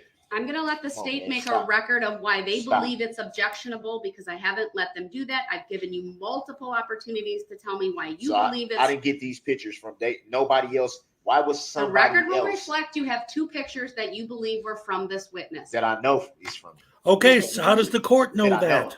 How does All the right, court I'll know? ask the state their position on all of this. This is beautiful. My This is position, beautiful. Your Honor, is that these pictures, first of all, should not be admissible. One, because of a discovery violation. We've never seen them before. Two, because we have reason to believe that he did not get them from Erica Patterson. He is on a jail phone call talking to his mother, Dawn Woods, about Dawn Woods sending these photographs to him. Now, That's a lie. I object to Let the that. state make their argument without interruption, sir. That's a lie, though. three, I believe that these photographs are designed to make a suggestion to the jury that Erica Patterson is a bad mom.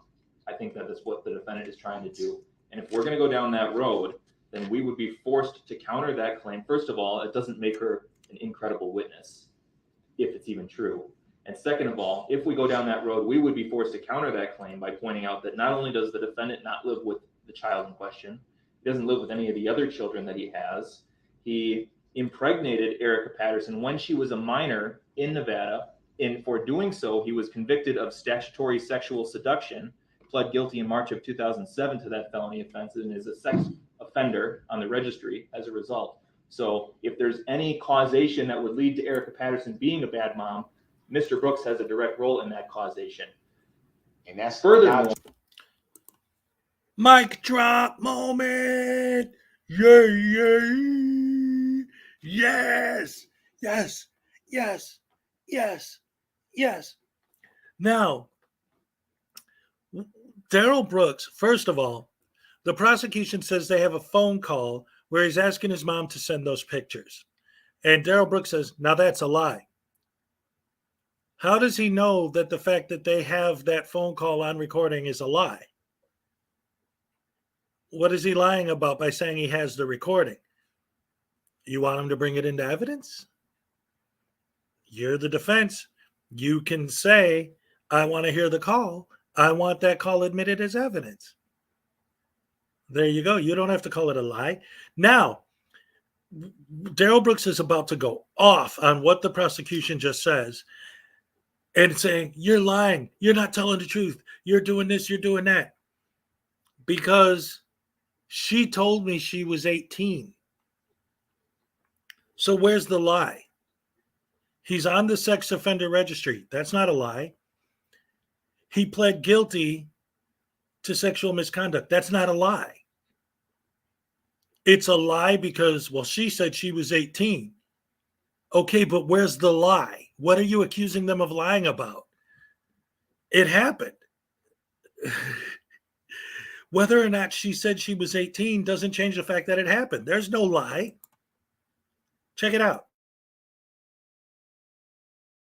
To that, I'm not because sure. that's a lie. Let him Because at the end finish. of the day, Let if him we finish, don't open the door Mr. on that, no, Brooks. since he want to make a record and not be accurate, so let's be accurate all on the record. Since you think you know so much, Once so again, we can Mr. open the Brooks door is on. being We can open the door on how old she told me she was when we met. interrupting. We can ask that question He is too. Then over the did you top ask that? animated Do you right know now. that? Mr. Brooks, I'm ordering you to sit down and to let the state No, finish. no, I'm not going to sit here and let somebody be inaccurate on the record and lie on the record. Right. Under Illinois versus Allen, I've warned him repeatedly. He's being removed from the courtroom.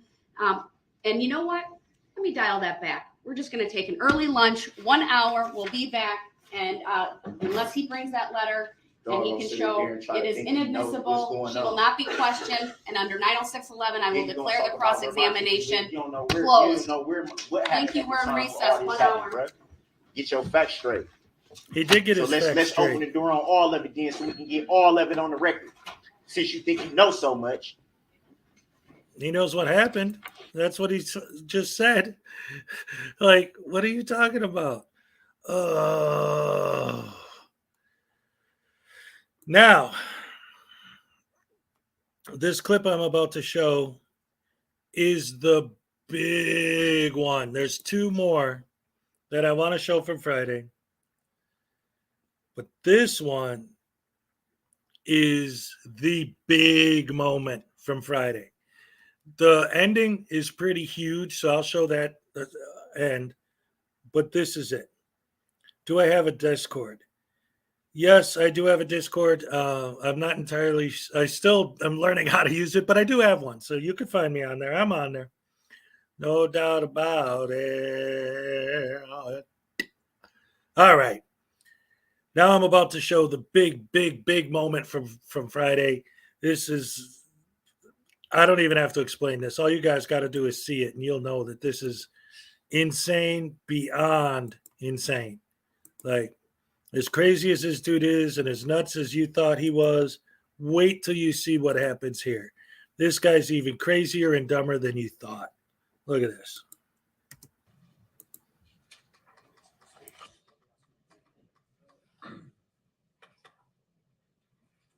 Everyone can have a seat, and then we'll just wait for the door to close.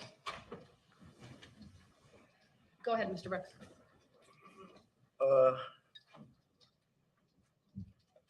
So this is after the break they just took. Curious.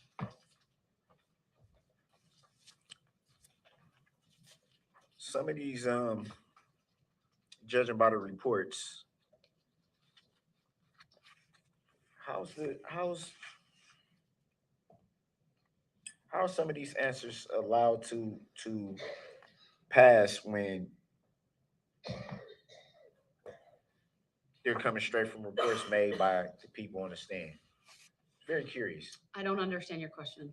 I'm not sure what you're asking me. What I'm asking is,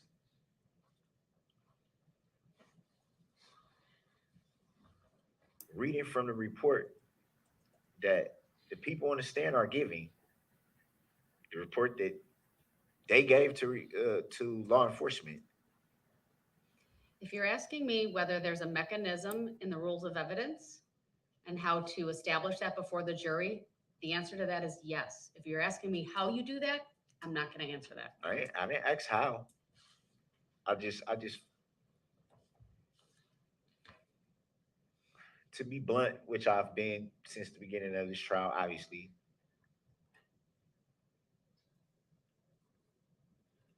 I see the whole strategy here by the prosecution. I see right through it. Don't have any cross examination, mainly because you've already schooled the people getting on the stand on how to answer certain things. Well, that is completely speculative on your part without It's any obvious. basis in law. Okay. Now, right there, first of all, he's accusing the prosecution of coaching the witnesses. Now, remember, he's talking about his witnesses. He's talking about the witnesses that he called to testify in his defense, and he's accusing the prosecution of coaching his witnesses. Oh, this guy's so stupid it makes my brain hurt. Are It's fact. obvious. Sir, you could ask questions that establish that. You can ask them if they've met with anyone. You haven't done that. So for you to say that right now is without basis. If you want to, It's clear. if you are looking to elicit what they said in the report, there is a way under the rules of evidence based upon the way the witnesses have answered to clarify that. But that requires you to call certain witnesses. I'm not going to give you any more legal advice further than that. I don't think I have to. So I don't think I have to Witnesses prove that- anything they're I'm asking you to saying. strike their testimony. I just based say on it and your it's a I fact didn't because I say said anything it, about just that. like a frauditor. All right, then I'm going to bring the jury back out and you're going to call your next witness. So I'm So not is you- hearing a request from you at this time. You said you wanted to raise a legal issue. What's the legal issue? The legal issue is how is the state allowed to coach the You're people? They're assuming they not. spoke to them and coached them. It's obvious. I'm not stupid. Well, I disagree with that, sir. Again, you could They call ask the All of a questions to sudden- lay a All of foundation. a sudden, the with state these don't got. witnesses. All of a sudden, for the first time in trial, all of a sudden now they don't got no cross. That's clearly a rush to try to get through the case. Hurry up. All right, wait a minute. I want to make this clear too for anyone who hasn't been following what's going on. So this moron calls witnesses to testify in his defense that he never should have called, because he's calling people like that he ran over their kids to testify in his defense, right? And his girlfriend that he beat up and all these people. So he calls a witness, asks them a bunch of questions. They basically say, "Oh, yeah, you're the idiot that drove his car through my family. Yeah, I know you," right? And then the prosecution, they're like, no cross-examination, because there's no cross-examination necessary. He's calling witnesses that are against him. There's no reason for the prosecution to cross because they did their job for them by answering his questions. And he called the wrong witnesses because what he should have done, see, he's got me talking like an idiot. What he should have done is he should have tried to get witnesses to lay the groundwork for the defense that he wasn't the one driving. But instead, he calls witnesses that are like, "Oh, yeah, you're the guy who was driving the car that ran into my family. I know you," right? And then when the prosecution's like, "No, we don't have any questions for this witness," because the witness did the prosecution's job for them, he's like, "Oh, that's shady. How come they ain't got no questions for these people all of a sudden?"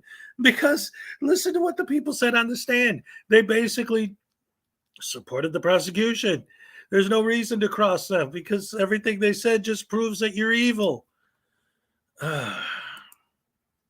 We just gonna let these people go. Well, this and is not- argument. Come on, man.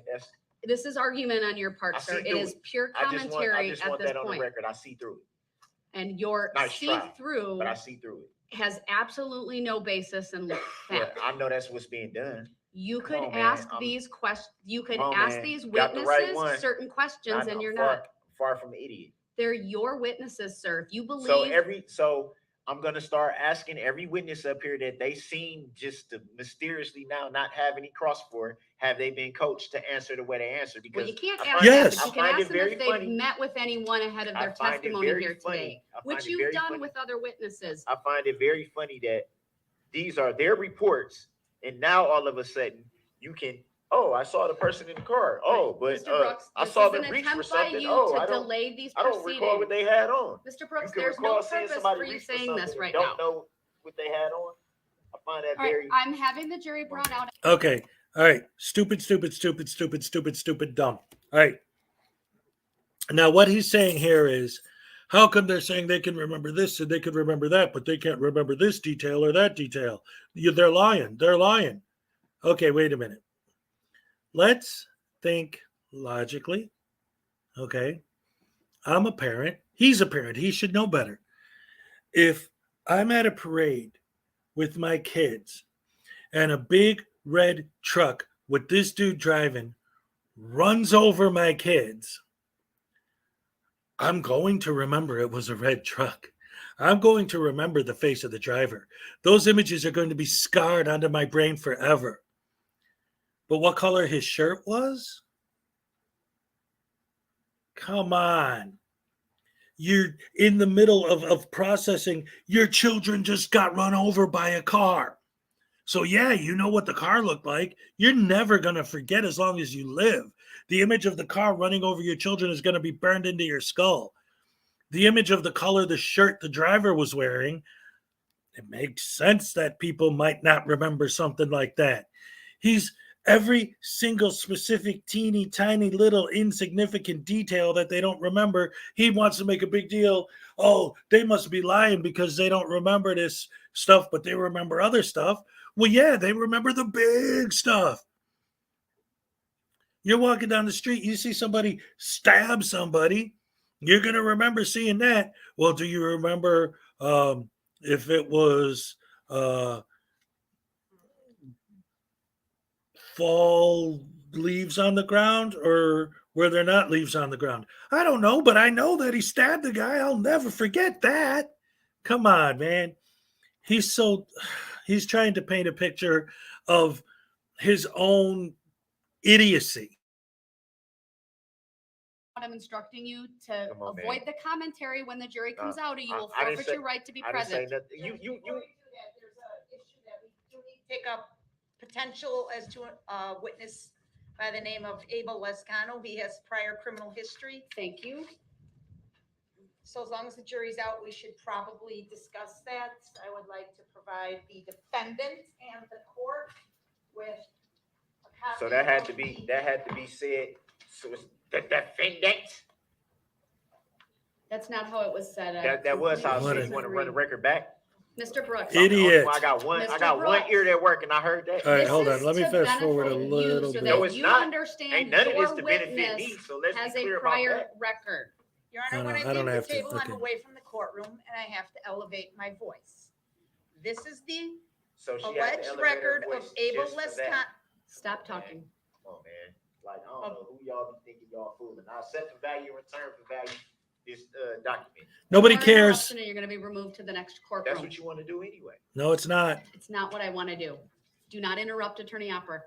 So can Your you Honor, tell What's I up, believe Christina? he has 7 prior criminal convictions via OWI second from 1997 and OWI third from 1997 and Watch this, OWI watch this, watch fourth this, watch from this. 2003, criminal trespass to dwelling from 2006. All right, I need to take a break. This man right now is having a stare down with me. It's very disrespectful. He pounded his fist. Frankly, it makes me scared.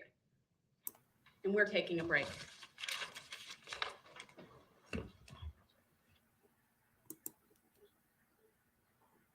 Can you believe that face? Can you believe what he just did? Holy crap. He keeps complaining about being held in contempt. He hasn't been held in contempt once, not once. But he could have been locked up again right there. That could have been it. She could have. I've heard a couple of people talk about this because he keeps complaining about being held in contempt and she's not holding him in contempt. And a lot of people are saying, well, why doesn't she hold him in contempt? Why doesn't she hold him in contempt? The dude is never, ever, ever, ever, ever getting out of jail. He's going to get so many life sentences that adding 5 days for contempt isn't going to matter, right? It's not going to make a damn bit of difference. That's the exact face he had in the car. Yes, Jay Carr. It's funny because somebody testified earlier about the look in his eyes while he was driving. That clip right there, that's the look the lady was trying to describe. So anyway, yeah, he's an everyone hater. He hates humans. He hates himself, I think, too, honestly. So now I'm going to get to the way he ended on Friday. And this is another amazing clip and unbelievable the way this guy, his audacity, his stupidity, all of it's on display here. It sums up his entire everything. Perfect way to end Friday's horrible dumpster fire of a day of trial.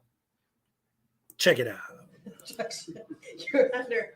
How does someone recall the details that they don't recall? Yeah, that's what I want. Sustained is to the form of the question. How can you recall something you don't recall? Seems very funny. Seems almost as if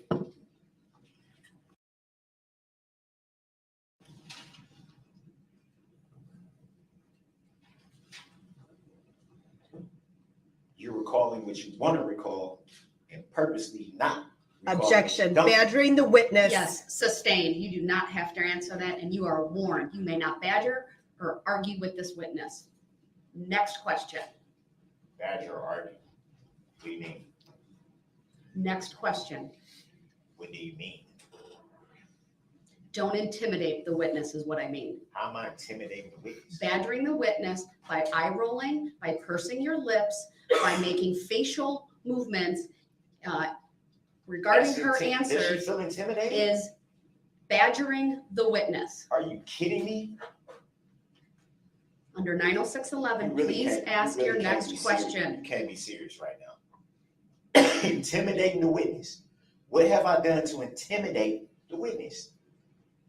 The last question was badgering, which is a form can But you be. said Mr. Brooks, I've made my ruling under 90611. specifically Please said ask intimidate. a question or I'm I trying will to merely, stop the how questioning. did I intimidate?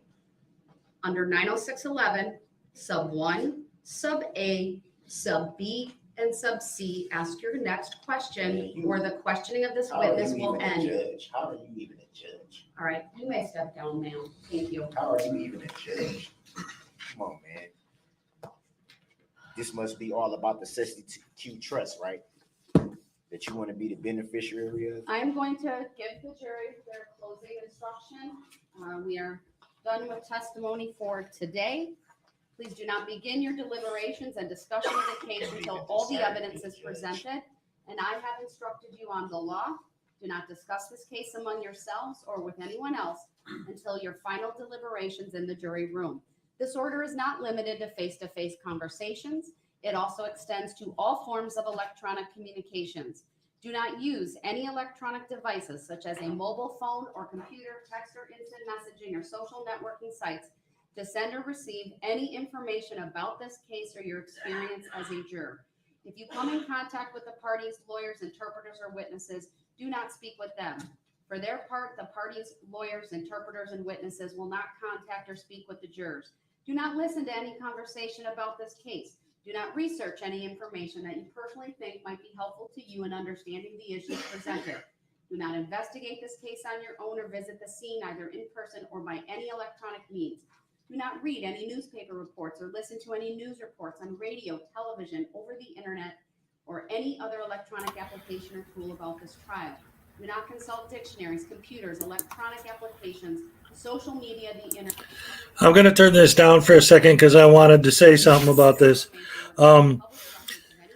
So, Chelsea, actually, because today is supposed to be the biggest day as far as his mom testifying and possibly him testifying, I'm going to stay on. And when the trial starts, I'm going to play the trial live here and we're going to go over it together. Here right now, she's just reading the jury instructions, so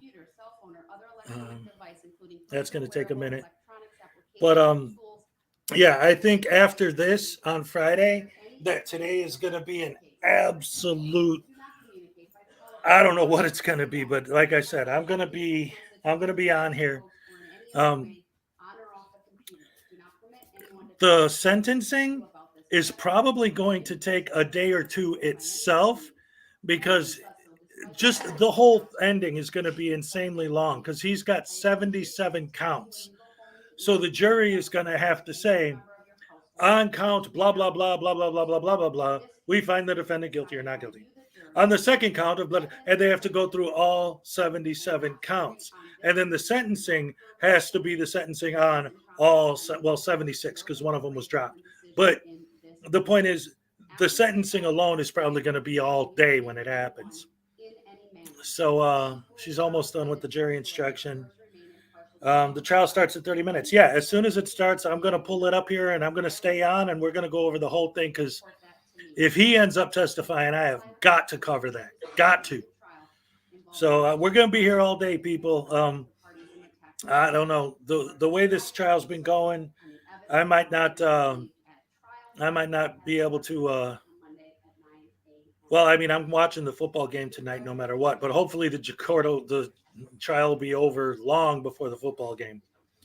But it's the Bears, so I have to watch it. All right, she's done with the jury instructions, so let's get back into it.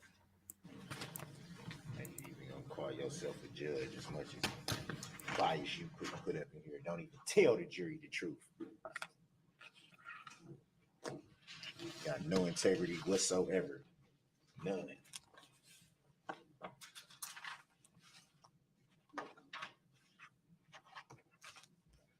None. Thank you, everyone. Please be seated.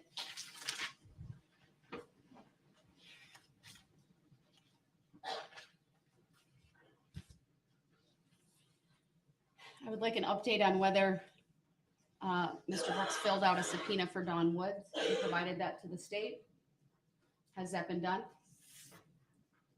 No, we haven't received anything, Your Honor, and obviously she can appear here voluntarily if Mr. Brooks wants to arrange that. I don't believe a subpoena is necessary. We had subpoenaed her, and she.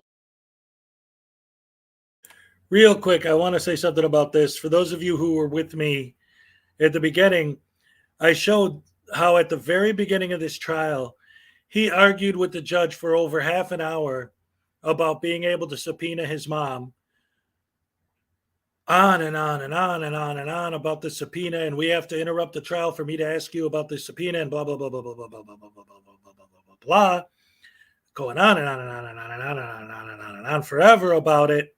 So now at the end of the day, they're like, okay, did you get the subpoena? And look at his reaction after his big argument about it. Was under state subpoena.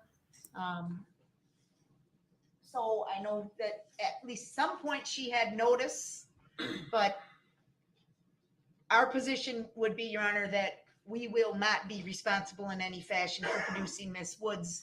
Mr. Brooks talks to her on a daily basis. If he wants her here, he can produce her on Monday. Yeah, they ain't got to worry about that. So I just wanted to know, because I know a subpoena form was filled out. If So I want her to be here, she gonna be here. I agree with So the just state just that know that she could certainly appear. it ain't even got to be no arrangement. All I gotta say is come. She gonna come. That simple. Mr. Brooks, do you intend to call her as a witness? Because I'm directing you to We have said- her we here said at all 9 that- We said a.m. all that at the beginning, man. Like, I don't even want to be in here that much longer. Just do what you got to do so I can get up out of here. I'm tired of being in the courtroom that has no integrity whatsoever. How can you even call yourself a Mr. judge? Brooks, I need to make a record of I some need to things. make a record too. You don't When need am to- I going to get the chance to do that? All right, I need to make a record. He's being removed to the other courtroom. He is yelling at me. He's not going to let me. When am I going to get my chance to make a record? Okay, hold on a second. Hold on a second. Wait a minute. Hold on. He just said, When are you going to give me a chance to make a record? When do I get a chance to make a record? The people who complain about this judge, their big complaint is that she lets him go on for too long. Now he's saying that he's never been given a chance to make a record. All he does is yap and yap and yap and yap and yap and yap and yap for hours on end. Out of an 8-hour day of trial, 75% of it is this idiot yapping on the record. And now he's saying that the judge never gives him a chance to make a record. Let me tell you something. This judge, to me, I think she's perfect. First of all, she is extremely fair. Second, she's bending over backwards to give this guy all the room in the world. He should have been shackled and gagged 15 times by now. She isn't doing any of those things. She's doing everything she possibly can to make sure that none of his rights are violated and that all of his arguments are going in. She's bending over backwards to give this guy a fair trial and to set everything up so that if he files an appeal, they can't say, well, the judge didn't give you a chance. She does nothing but give him chances.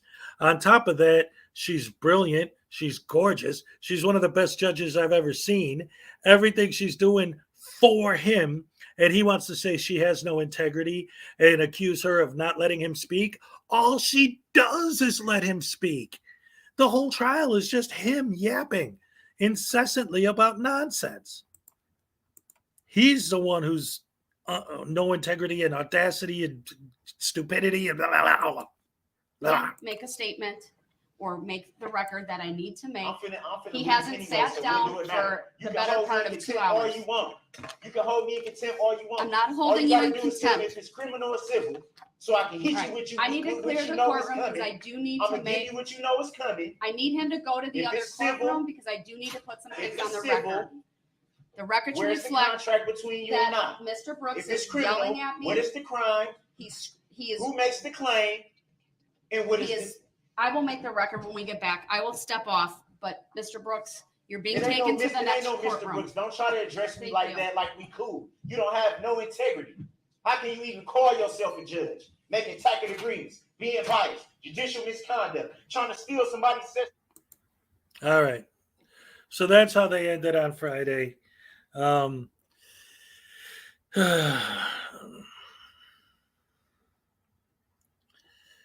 See, once again, and I said this earlier, it's like all of this to me is a perfect example of what's being created by the sovereign. Again, not the fact that he murdered people, but the arguments he makes in court are a perfect example of why the sovereign citizens and the frauditors and all of these people need to be exposed, because they're spreading misinformation that hits idiots like this guy, and he believes it.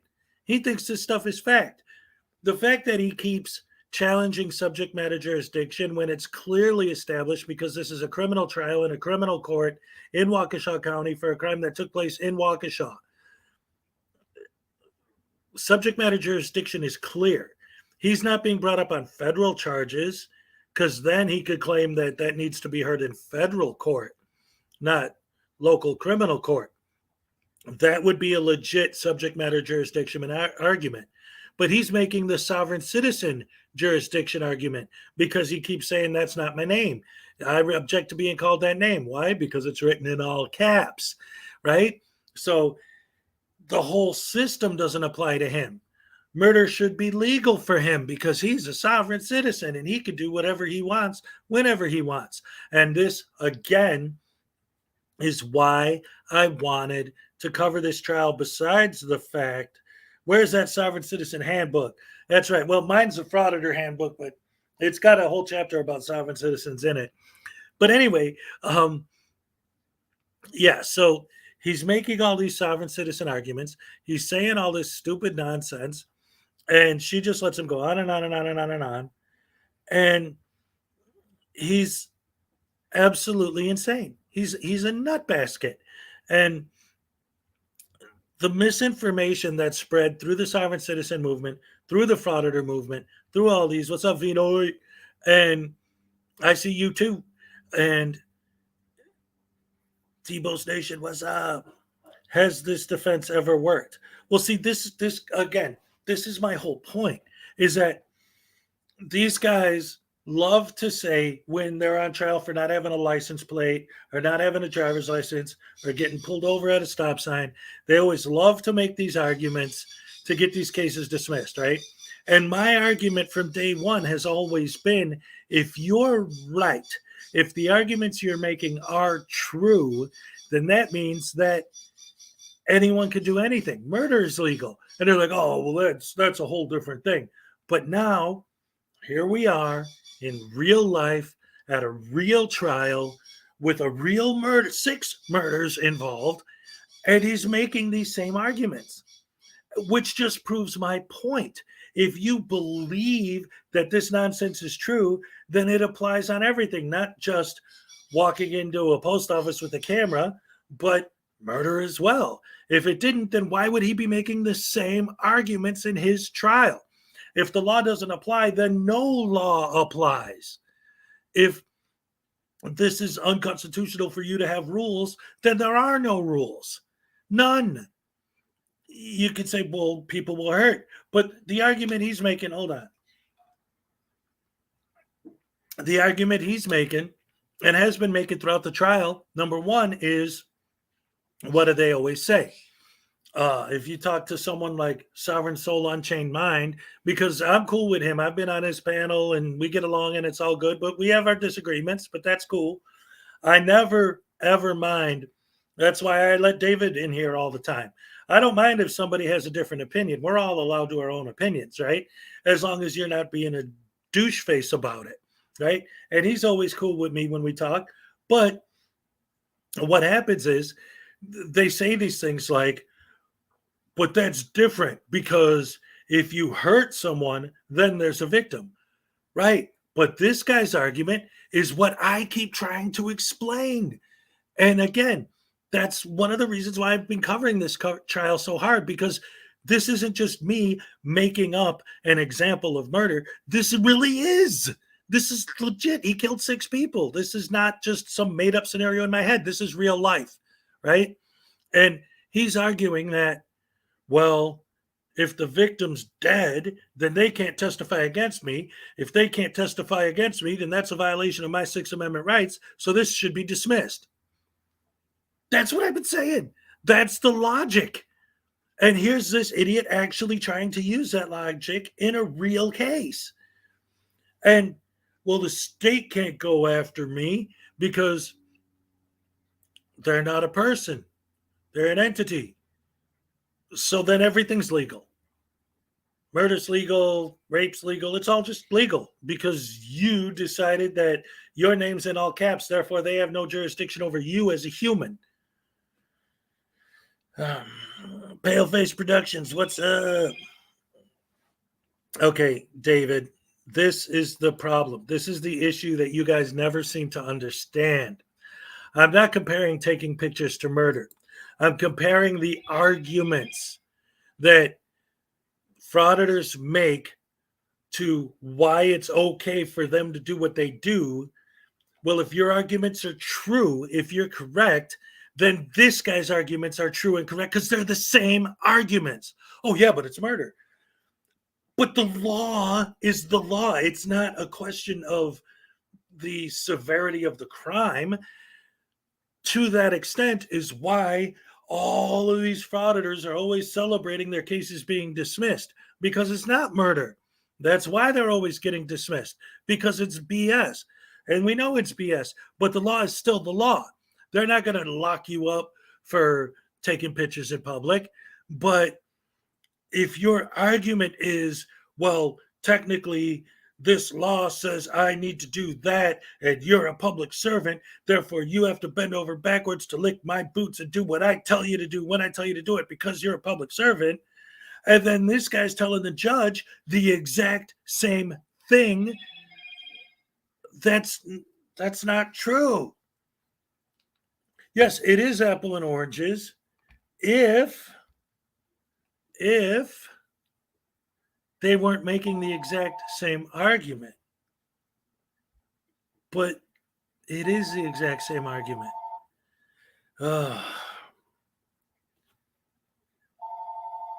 Yes. What a mess. Anyway, the trial's going to go back in about 20 minutes. Yes. Okay. Here's the point. You can take pictures legal, but you can't murder illegal. Okay. Here's the other thing. And again, it's not. Who exactly, precisely, specifically, has been convicted? Show me a case where someone was convicted for taking pictures. Like they were charged with taking pictures and they were convicted of taking pictures. Show me that, and then we could have this discussion. But until then, you're talking about people who want to argue these ideas about law and statutes and policies, and their arguments hold no weight. Now, you want to say that, well, they could take pictures and that's legal. Yeah, it is. No law against taking pictures. No argument there. But when you actually listen to what these idiots say, they're saying the same thing this guy's saying.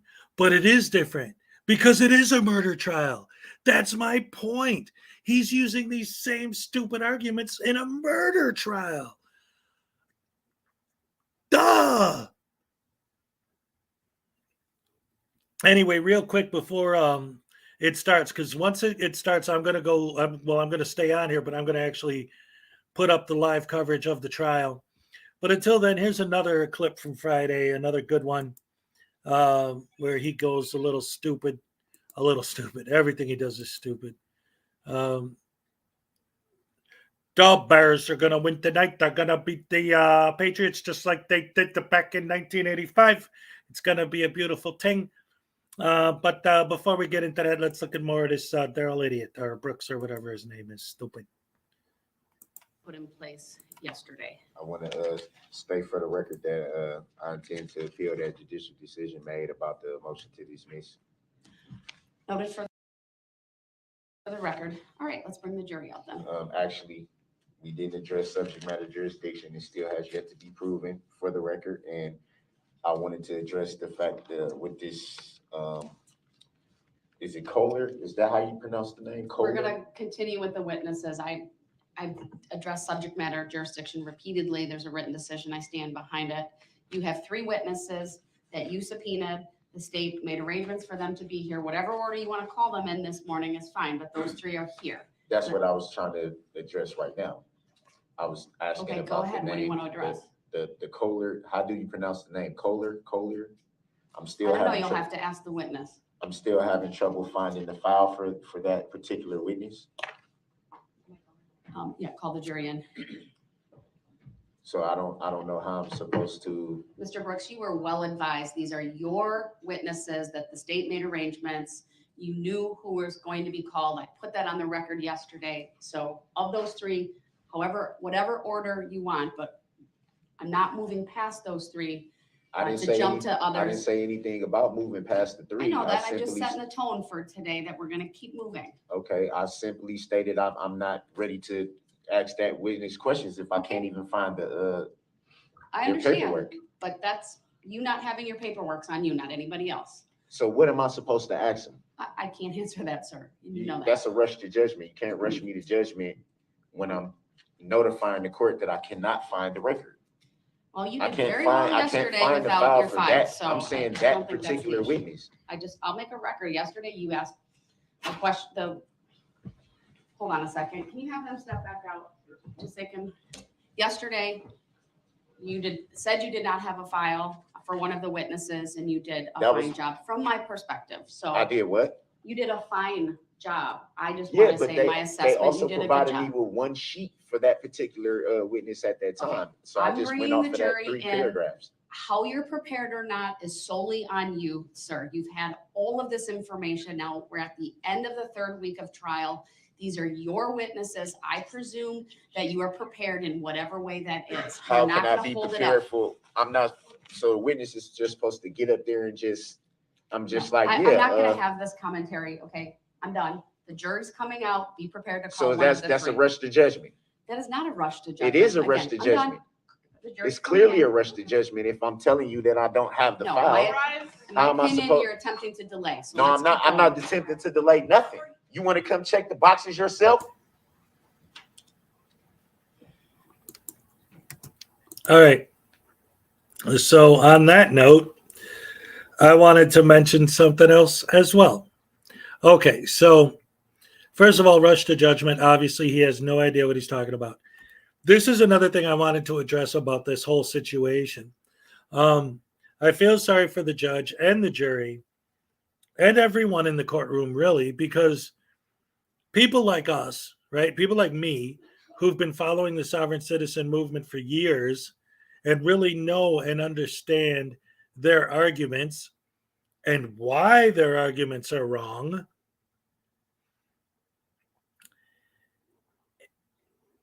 The judge, the jury, the people in the courtroom, they don't know this stuff because it's wrong. You have to be one of these idiots to understand it, right? Or someone like us who goes out of our way to study this stuff on a regular basis, okay? So when he says the nonsense he says, the judge is a normal human being. A normal human being isn't thinking on the same level he's thinking, right? For example, when he says subject matter jurisdiction, she's not thinking jurisdiction means that we have absolutely no right to arrest you for murder or anything for that matter, because there's no such thing as jurisdiction because your name is written in all caps. She has no idea what this idiot's talking about. So in her mind, he's just trying to delay. Because why would he bring up all this stupid nonsense that doesn't make any sense if it wasn't just to delay the case? But I don't want to give him the benefit of the doubt, but when he makes the argument that he's not purposely trying to delay the trial, that's not why he's saying the things he's saying, that might be true.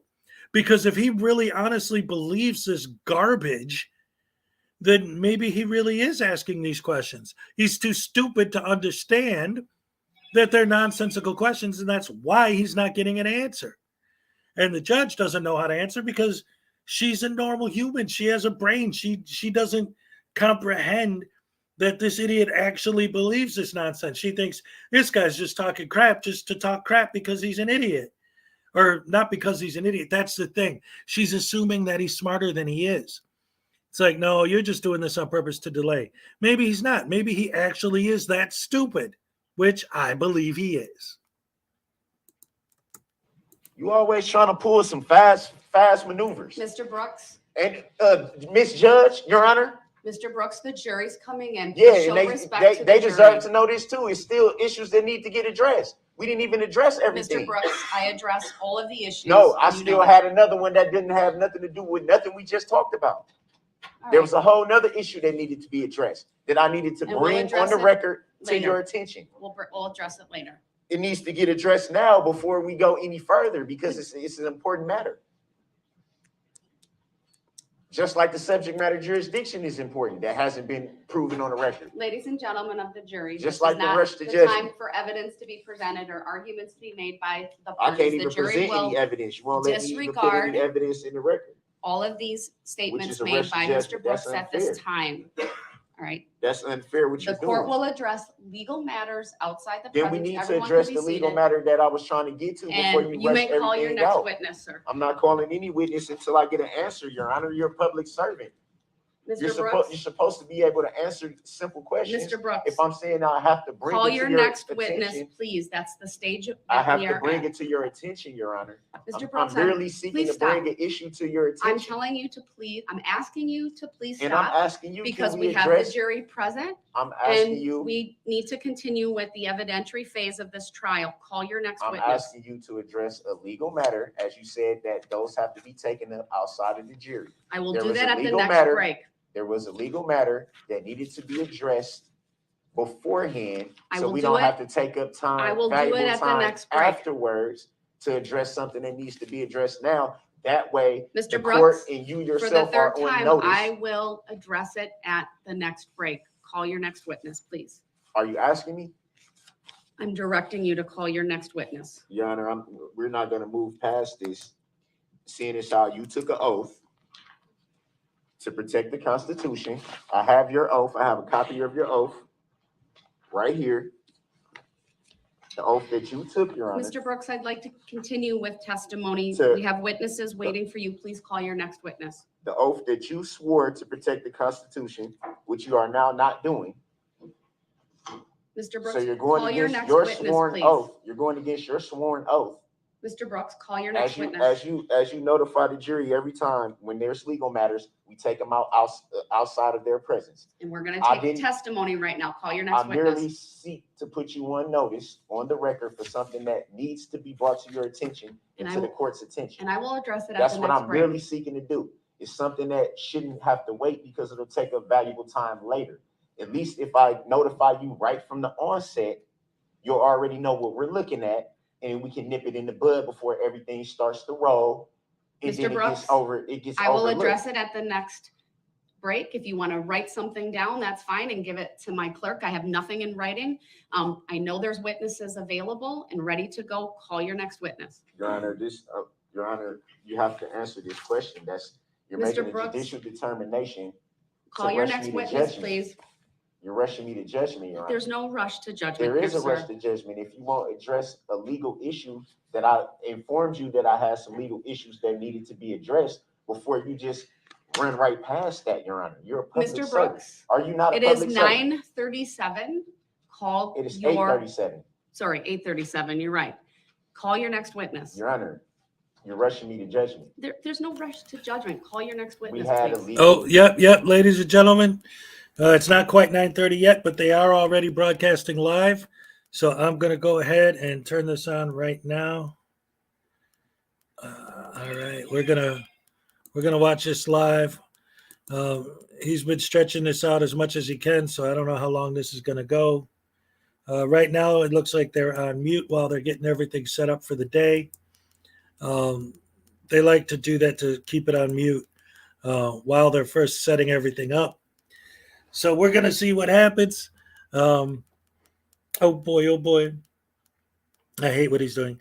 I have no idea if he's going to testify, but because he said his mom was going to testify today, and the only other possible witness, other than if he wants to redirect the cop that he was complaining about on Friday, the only other possible witness would be him. So that's, again, one of the reasons why I decided to stay live and to cover this directly, because I want to see if he testifies. I cannot wait to hear what this idiot has to say in his own defense. We'll see. We don't know when they're going to turn the audio on. Paleface, I think that his mom is going to try to paint the picture that he's nuts and that this whole thing is that, because originally he was going to try to go with an insanity defense, but then he changed his mind. But I think his mom thinks he's crazy too. So let's see what happens here. And let's see. I want to, because there's no audio, I want to do something because I got to take a potty break, but I don't want to just run off in the middle of, leave you guys with dead air watching this idiot act stupid. I don't know if his mom's actually going to testify or not. He did say he wanted her to, so I don't know, but we will see. We shall see. All right, I'll be back in a minute. I gotta go. I gotta take a potty break. I'm sorry, guys.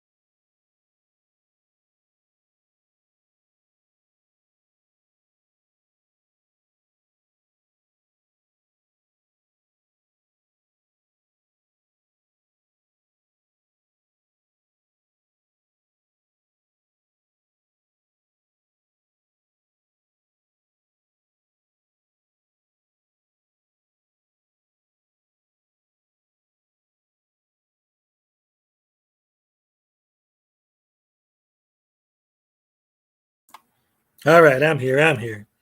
Just waiting for them to turn the audio on and get this whole party started. Answer the damn phone.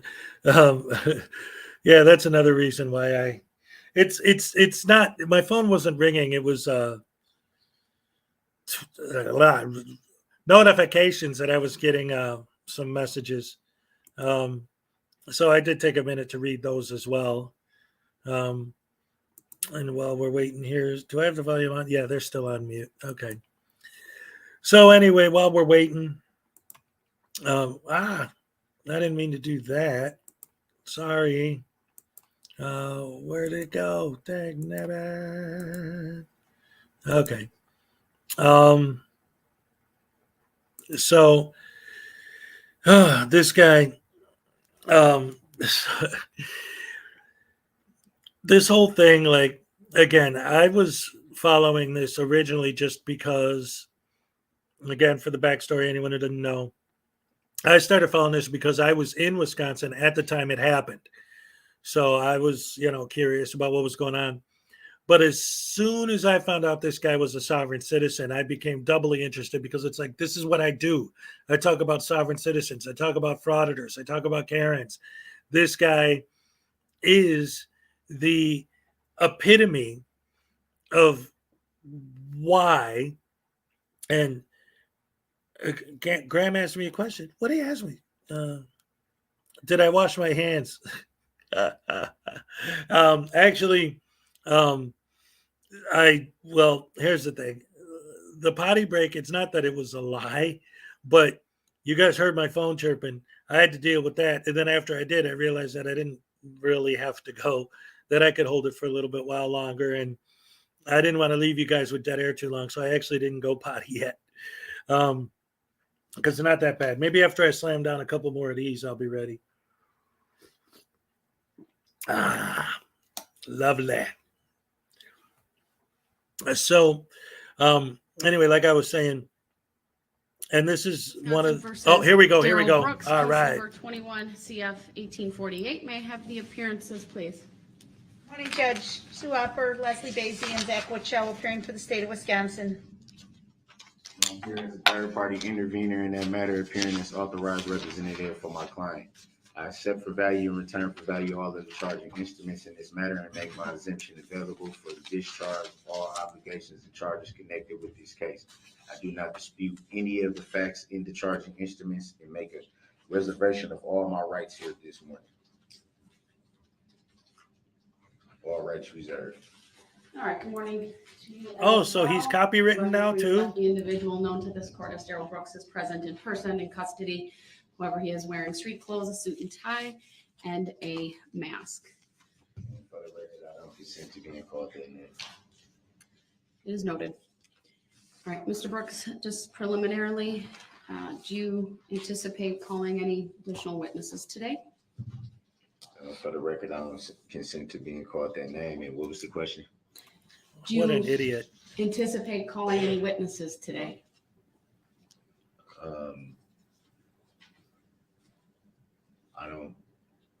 I don't believe today. Well, we are here for the continuation of testimony. The only witness that I'm aware of that's on your list that you added is your mother, Dawn Woods. So I would expect that if she's going to testify, she would be here. Otherwise, I will be going through the colloquy with you as to whether you intend to testify today or not. Did you receive my ICS that I addressed to you? Oh, I haven't looked. Let me look.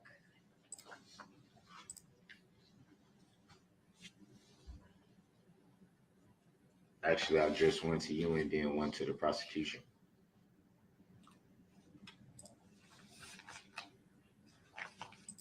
What? Is the audio on? It is. The audio's on.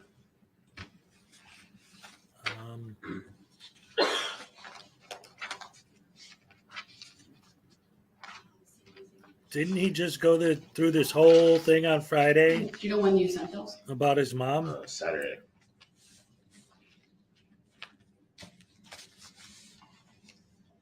So that would have been the 22nd.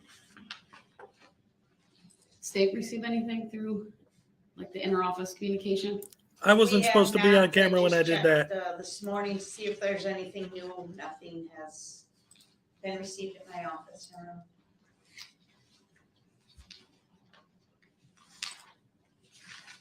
And I should say the clerical that was assisting me went to the mailroom to double check. So not only has it not made its way to the DA's office, it hasn't even made its way over to the mailroom.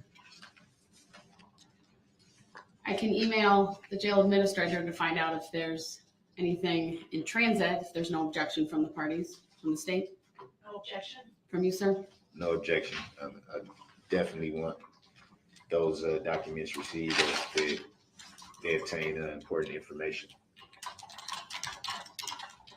And you said you forwarded them to a staff member on Saturday. Yes. Do you know if that was morning, afternoon, or some other time? Maybe afternoon. And those are 2 ICF forms? Yep, one addressed to you directly and one addressed to the district attorney's office.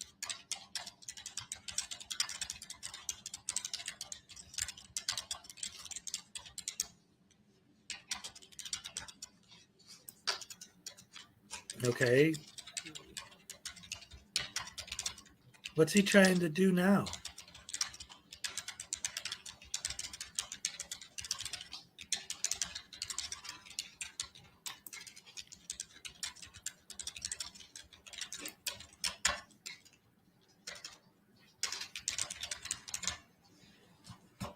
I'm sending that. I will send it with high importance and we'll see what response I get. Yes. But I don't have anything. If you want to generally tell me the topic, we can cover it verbally. The topic is pertaining to exculpatory evidence. Some things were learned, and once they came to my attention, I felt the need to immediately address the court about this information. Right? What information make an offer of proof for me, sir? The expert witness for the prosecution in regards to, I believe it was inspecting the vehicle. Officer Ryan Schultz. Question was asked of, did he know if there were any recalls on that vehicle? And I believe that a Brady claim should be visited because there were, in fact, recalls on that vehicle. In fact, there were recalls on the Ford Escape models from 2008 through 2010 in regards to the throttle body malfunctioning and causing the vehicles to accelerate and not being able to be stopped. There is a class action lawsuit where Ford company were sued because of this, and those vehicles models from the year 2008 through 2010 were recalled.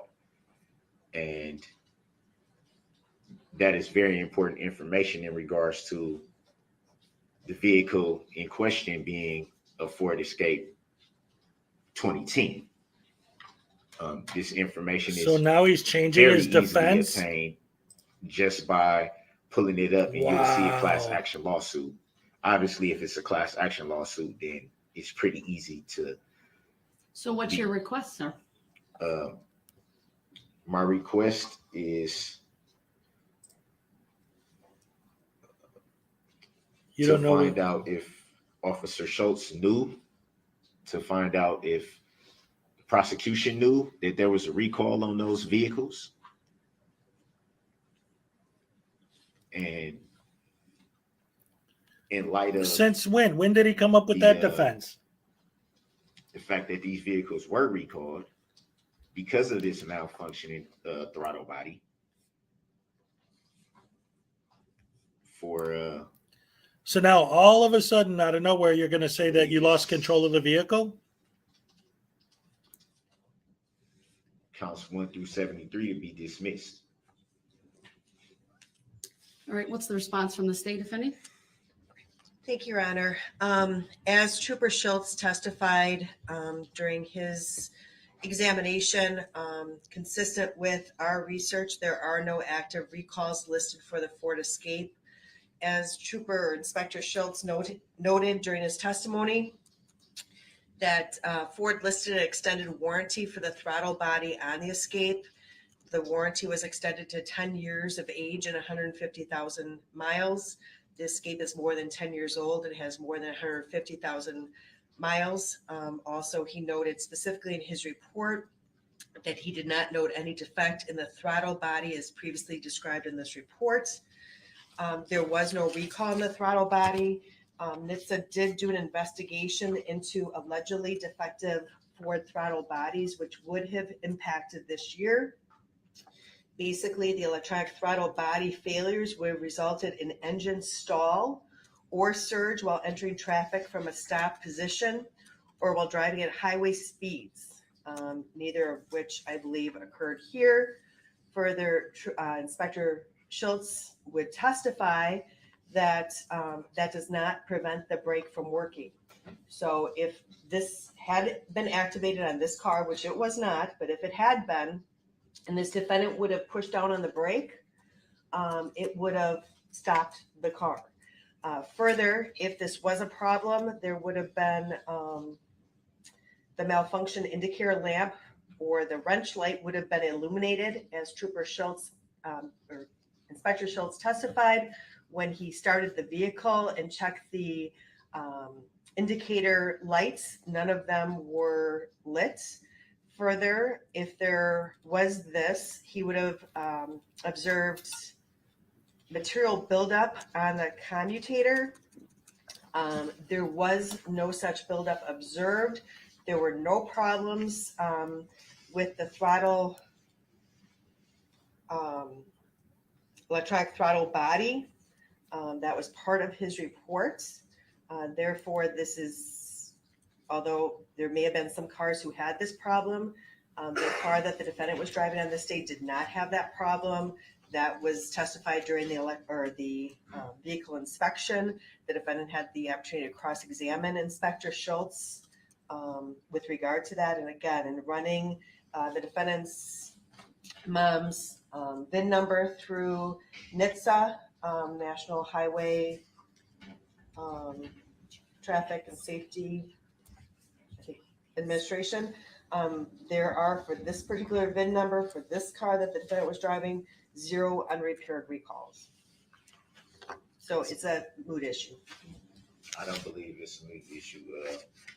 And I actually have, the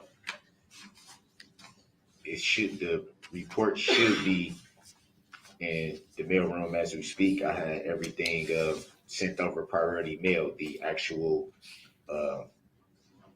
information about the class action lawsuit, the actual information about the recalls for those models, like I said, 2008 through 2010. Now, in all fairness, Your Honor, that's why I was asking for a Brady claim on this. He's grasping at straws now. Seeing as how when vehicles are purchased from the manufacturer, they're still sold as is.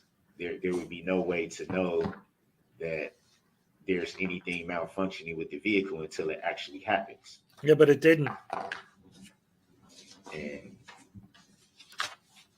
seeing this a class action lawsuit, Which doesn't affect you in any way. The Ford company, if there weren't malfunctioning vehicles, there would be no class action lawsuit. Right, but not your vehicle. If these or vehicles your mom's were not malfunctioning.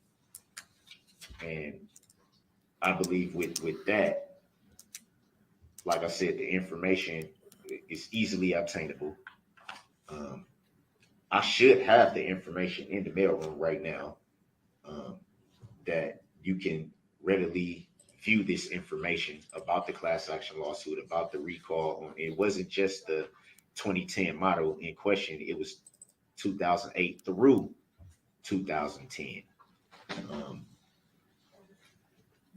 the information about the malfunctioning pertains strictly to the throttle body. Let me address your claim, sir. So, not trying to cut you off, I don't need the specifics about a class action because as it relates to this case, the fact that there's a class action would not mean there's a Brady violation by the state. In fact, you even indicate it was readily known and something you were able to find out. I'd further note that you had a full and fair opportunity to cross-examine the inspector regarding his mechanical inspection. It's not new information. And more importantly, as it relates to this particular vehicle, based upon the testimony of Inspector Schultz, it's speculative as to whether this vehicle would be impacted, number one, by the class action, and number two, any throttle body problems. Because again, there was a full inspection. That report was provided to you. He testified on direct examination about there being no active recalls. And more importantly, he testified about what impact the throttle body would have and what he would expect to see if there were any issues with it. I am aware that the ICF, I did receive an email. It's one page with what you said. I have to turn my head. I got to figure out how to flip it. So give me a second. Okay. Just for the record, Your Honor. Hold on, let me finish my record, okay? So I'm going to turn because it's the only way I can read. It says, your ICF says the state's expert witness who did the inspection on the vehicle in this incident needs to be recalled no later than Wednesday. I just learned of some information that is extremely vital. I understand the information that you're providing me, but again, you had a full and fair opportunity to cross-examine this witness. This information was apparently well known. I'd also note the vehicle's registered to your mother. And from my understanding of recalls, I think what is common knowledge is that a registered owner would receive information regarding the recalls and what to do.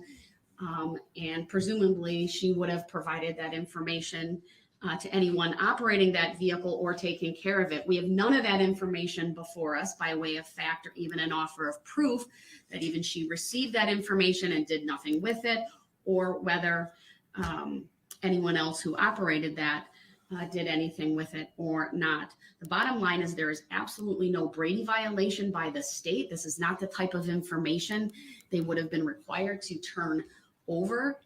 And from my understanding and review of Exhibit 83, what's important to this case is that the mechanical inspection specifically looked at that issue nonetheless and found that as to this particular vehicle, there were no issues with that would have impacted the mechanical function during the incident in question.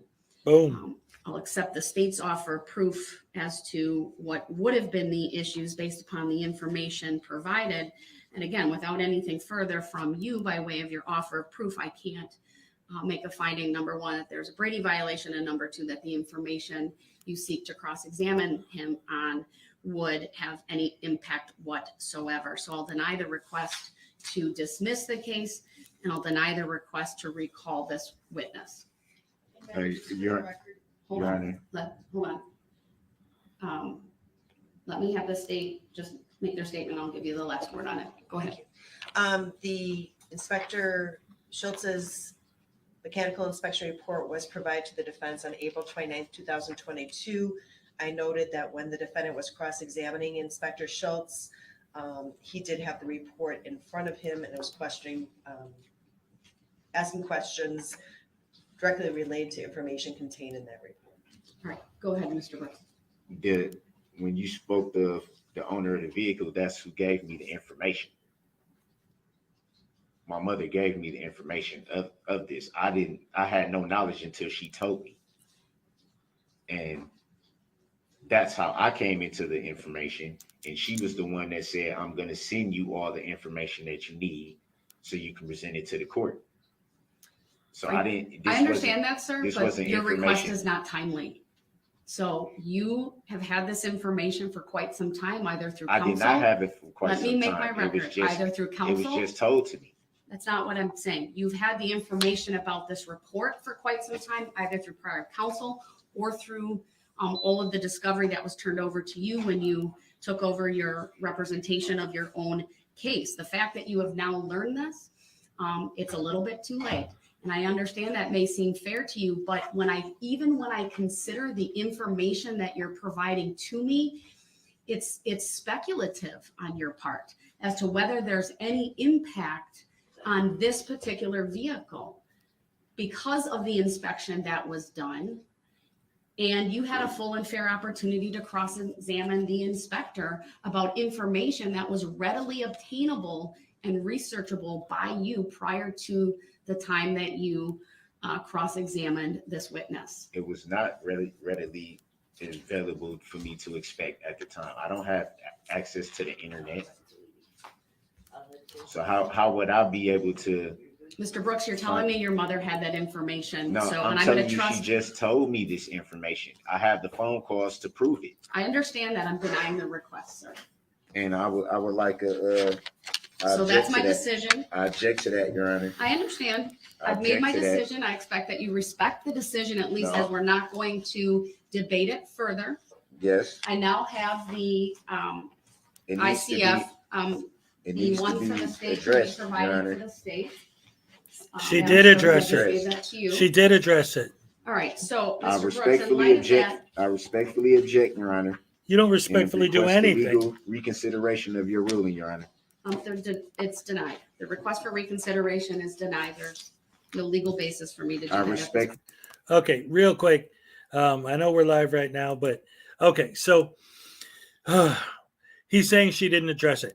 They specifically said, she specifically said, and the prosecution specifically said that even though this recall could potentially affect his vehicle, when they did the inspection, they specifically looked for that issue and it wasn't affecting his car.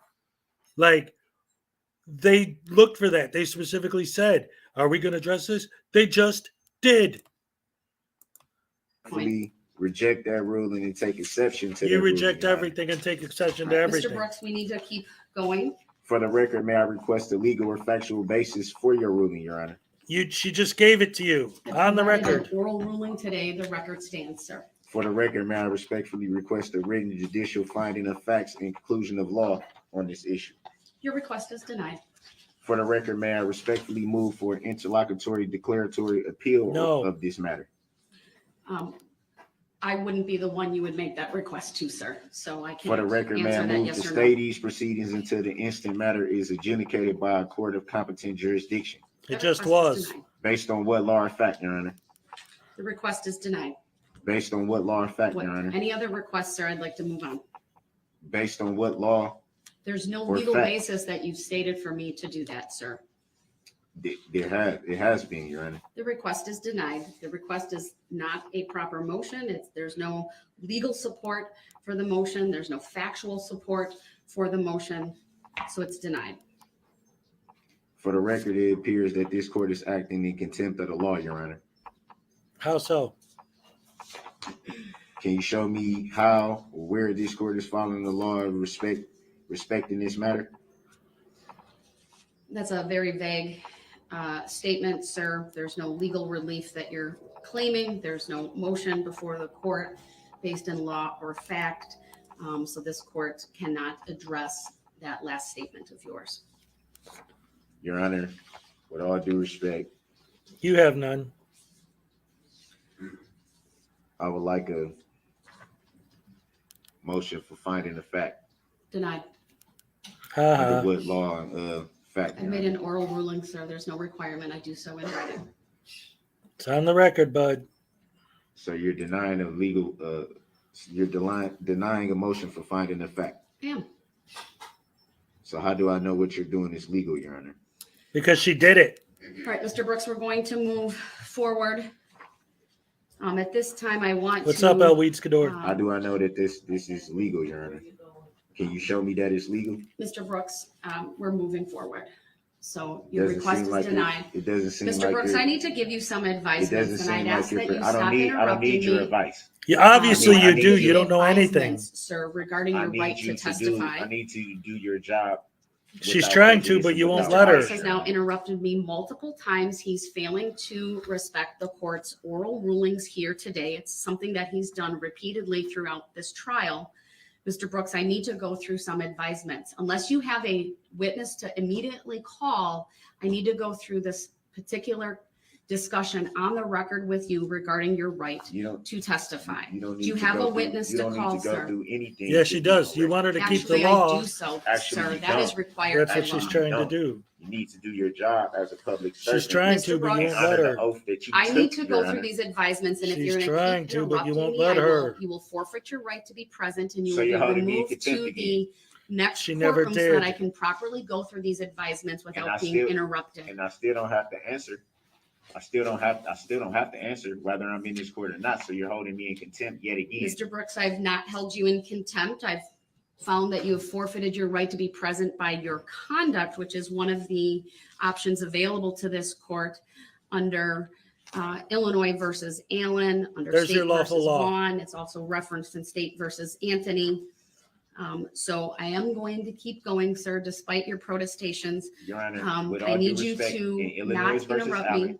in This is Illinois another versus- interruption. in Illinois versus Allen. Mr. Brooks, Do I'm they not say- going to have a debate with you on I'm the not meaning trying to of have a Illinois debate. versus I'm not Allen. trying to have a debate. You I'm are merely advised trying that to a understand continued, Illinois versus Allen. Mr. Brooks, you are advised Tase that him. continued Tase him. interruptions will result in you forfeiting your right to be present during this next phase of the trial. Okay, but you saying that I'm I've said forfeiting that my multiple right. times. You I've saying- given you multiple You're opportunities to holding stop me in interrupting contempt. me. You're holding me in contempt Mr. No, Brooks, she's not. by I'm not holding removing you me in from the contempt courtroom. for the second time here, and I've Your also Honor. repeated that. Your Honor, He's with all- interrupting me yet again. with all Mr. Brooks, I respect- need you to stop talking. With all respect, You have in none. Illinois versus Allen. All right, Mr. Brooks continues to want to debate with me the meaning of Illinois versus Allen. It is a clear indication to this I'm court trying to that understand, he Your Honor. wants to disrupt these proceedings, even That's in not a true. mild manner tone That's of not voice. true.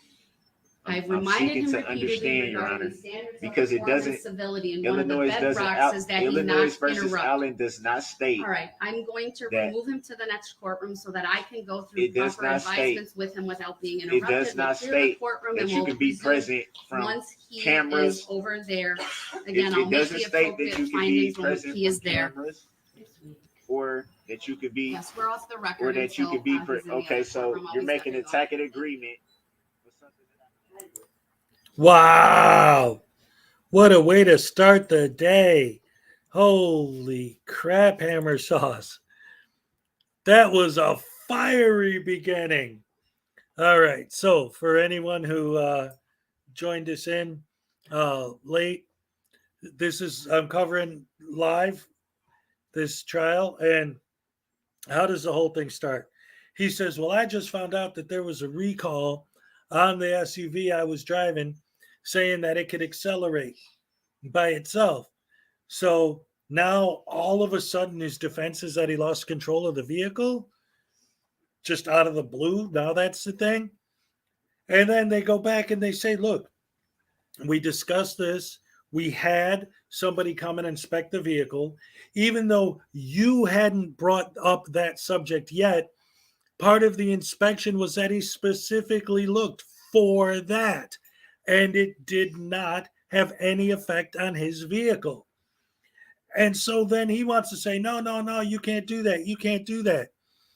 Then he says she's holding him in contempt while he's being contemptuous.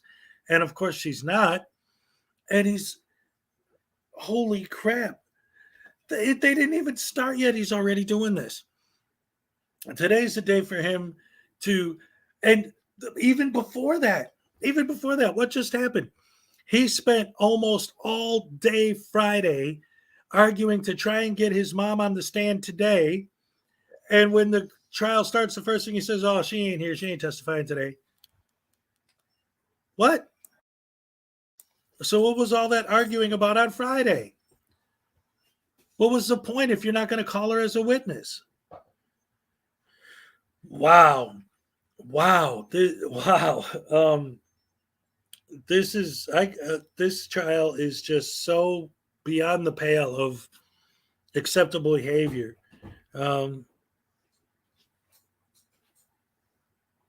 I like this. I like this. Just so you know, I'm taking the soft set angle and blaming you for me not being productive at work due to this excellent stream. Thank you. Thank you. Him not being prepared is not the judge's responsibility. See, that's the whole point. And this is something that the judge has been arguing with him about the whole time. He insists that he represents himself. So now he's representing himself, and he doesn't know how. And he keeps trying to bait her into practicing law from the bench by asking her questions that she's not allowed to answer. And then he's telling her, you need to honor your oath. You need to follow the law. She's trying to, but you won't shut up for 5 seconds so that she can do exactly that, which you are accusing her of not doing.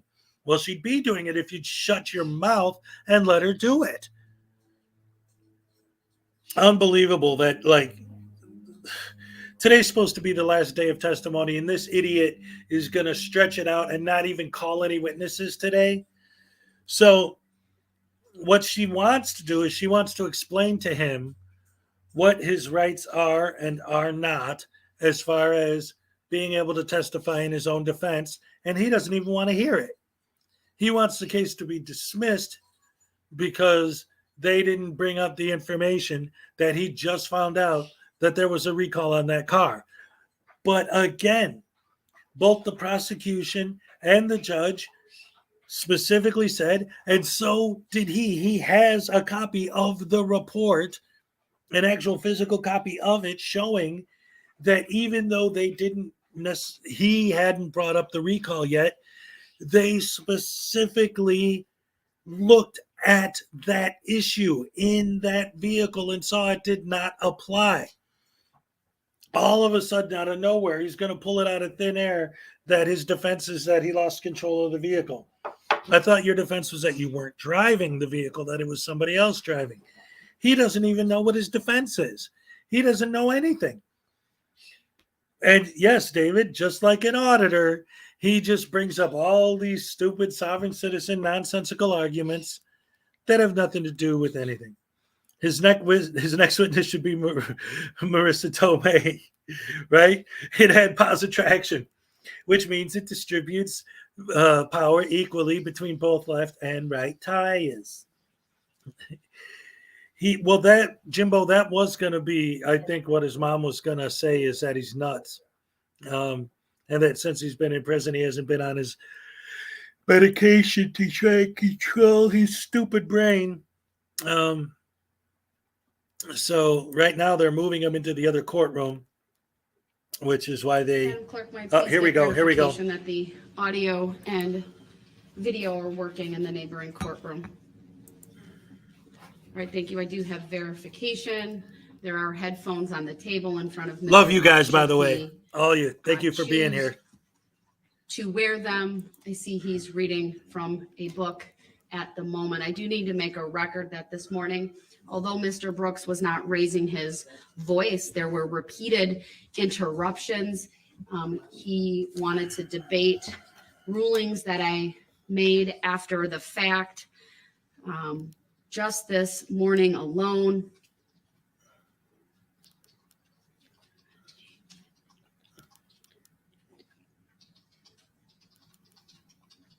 about 26, 27 different times he interrupted me or spoke over me. Nice, she counted. Once I made a decision on his motion to dismiss and his request to recall a witness, he then asked if for written findings. I denied that. He then asked for what law I was following. I indicated I wouldn't explain that further, that I already made an oral ruling. He asked for a stay. He asked for dismissal. All of those things I either denied or said I wouldn't answer, specifically as it relates to the request for an interlocutory appeal. Real quick, I just want to address this comment by Dave. What's to stop him from being disruptive remotely? It's called the mute button. She can hit the mute button when he's remote. So there you go. There is no appeal that's pending. I gave Mr. Brooks multiple opportunities to stop talking. I asked him repeatedly to stop interrupting me. I advised him that if he continued, he would forfeit his right to be present in this courtroom and would be taken to the neighboring courtroom. I believe I gave that warning at least twice. Of course, this comes on the record before this court over the first 15 days of trial, where Mr. Brooks has, by his conduct, forfeited his right to be present on a number of occasions due to his conduct. I do appreciate that this morning he didn't yell at me, he didn't raise his voice, he didn't speak in an angry tone. But given the history in this case leading up to today and knowing what this court needs to get through in terms of whether he has any witnesses or whether he intends to testify himself, there's a very important colloquy I need to have and an advisement of his rights that I need to go through. And I simply am not able to do that with him constantly interrupting me and then not respecting the oral rulings that are made. Of course, at any point in time, Mr. Brooks can ask to be brought back over to this courtroom under Illinois versus Allen. Of course, he needs to pledge that he is willing to conduct himself consistently with the decorum and respect inherent in the concepts of courts and judicial proceedings. I, of course, have repeatedly, even without him making such a pledge, brought him back into the courtroom where I felt a sufficient time has passed. And he, at many times, has been able to conform his conduct. I would note during the vast majority of the testimony that was provided during the state's case, he was in the courtroom. If not during the entire time, he was able to cross-examine witnesses. We had a couple of issues during the testimony of witnesses he called. And of course, last Friday was, in my opinion, probably one of the most challenging days, I should say, to date. It's my hope that we can continue with Mr. Brooks in this courtroom. At some point today, I'll certainly invite him back. By the way, I just wanted to point this out. It really, really, really bothers me when these scumbags try to hide behind the Bible, which he literally is doing right now. Like, I just ran over a bunch of people with my car after beating my girlfriend, but I'm a good Christian. Oh, man, these people are such hypocritical idiots. Other witnesses present at the courtroom, at the courthouse to call today. I need an answer to that question, sir.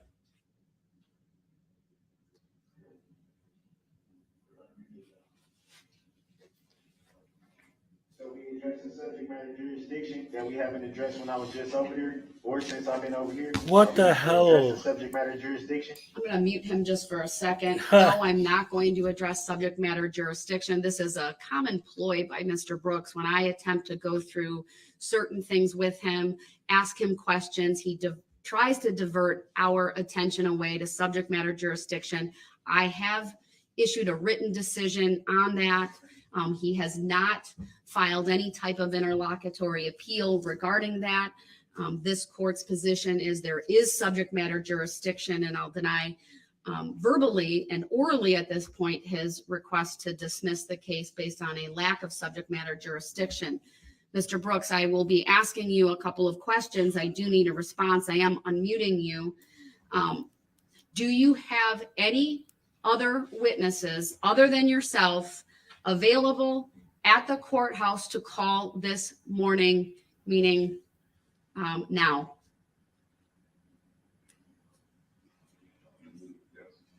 This is the jurisdictional challenge right here.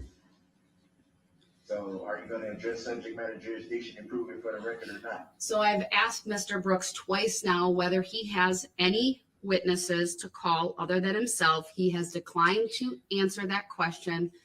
Sir, if you fail to answer that question, I will interpret your failure to answer that as a no, and you will lose the opportunity, you will forfeit the opportunity to call any other witnesses on your behalf other than yourself. So I will ask you one last time, sir, do you have any other witnesses at the courthouse available to testify right now?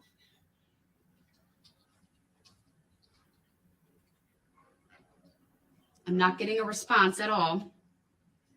Am I unmuted? You've been unmuted, sir. You just said I was muted, so I'm not sure. I don't know when you muted me and when I'm not muted. Well, me muting you doesn't affect you being able to hear the court because Yes, it does. that only Yes, it does. mutes your audio coming into this courtroom. I confirmed already Why is my that audio muted to begin with? that is simply a misstatement. I confirmed with the bailiffs that the audio and visual were working. Why is my audio muted to begin with? Because you interrupt the court repeatedly. So I'm going to ask you yet another way, even though for 3 times now he has failed to answer this court. You indicated last week that you would like to call your mom as a witness, Dawn Woods. You were provided with notice that the state would not be assisting with that in any way. You indicated when that was said that if you wanted your mom to testify, she would obey you and she would be here. So I trust that you've made arrangements for her to be here. Are you going to call Dawn Woods as a witness this morning and specifically now?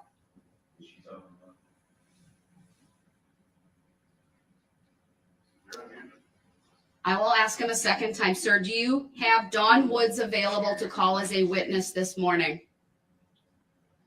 He's been unmuted though, for a while now. We can obviously hear him.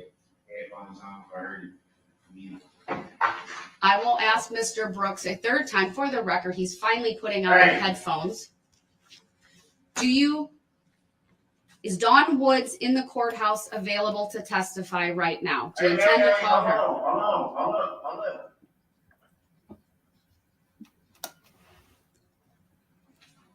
For the record, Mr. Brooks only puts on the headphones when he's in the other courtroom. He does not put them on when he's in here. The audio and the visual work just fine in that courtroom. When I'm in the actual courtroom, I can hear it. I don't need to be muted.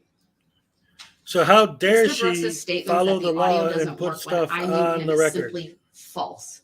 I didn't say nothing about the audio not working, so you need to stop lying on the record. I'm not lying on the record, sir. You are lying on the record. All right, I'm going to mute him once again because now he's raising his voice. Now he's angry. He's thrown the headphones. He certainly does not seem to want to answer any of the questions this court has. I asked him 3 times if he had any additional witnesses to call. I warned him that if he did not answer that question, he would forfeit his right to call additional witnesses other than perhaps himself. I then specifically asked him about Dawn Woods because that is the person he indicated he wanted to add to his witness list last week, and I granted his request to do that. I asked him twice. He did not respond to that. Based upon his failure to respond, based upon this court advising him that if he failed to answer that question, he would forfeit his right to present any additional witnesses, again, other than perhaps himself. I'll find that he has forfeited his right to present and call any additional witnesses based upon his conduct in this case. I would direct Mr. Brooks to the case of State versus Anthony, although that squarely dealt with a person's right to call to be themselves a witness in their own case. They talk at length in that case about how rights, even constitutional rights, can be forfeited by conduct. Of course, the right to be present can be forfeited by conduct. That was established in Illinois versus Allen. And then the right to present evidence on your behalf can also be forfeited based upon conduct. Although a criminal defendant does have a right to present a defense, doing so must be guided by the rules of evidence, the rules of procedure, and also with respect for the dignity, order, and decorum that is needed in the courtroom. Mr. Brooks has demonstrated this morning that he is not willing to answer simple questions about calling witnesses. He reverts back to raising the issue of subject matter jurisdiction, which, as this court has previously found, I believe is simply a distraction tactic, a delay tactic, and a disruption tactic. Yes. When considering that the court must be concerned not only with the defendant's right to present a defense, this court must balance that with preservation of dignity, order, and decorum, and the numerous procedural and evidentiary rules that control the presentation of evidence. Because in my She doesn't findings realize today, she's dealing with a Mr. brain Brooks has dead been idiot. unwilling to answer simple questions regarding the calling of witnesses. Again, I'll find that he has forfeited his right to present further witnesses. I Wow. would like to go through a number of advisements with Mr. Brooks regarding his right Yeah. to testify. I will unmute him for that. I asked Mr. Brooks to put on his headphones if he is unable to hear me, and just to be 100% safe and secure on the record, I'd ask the bailiffs who are over there to advise him. I'm going to directly be speaking with him, and if he's unable to hear me, to put on the headphones at this point.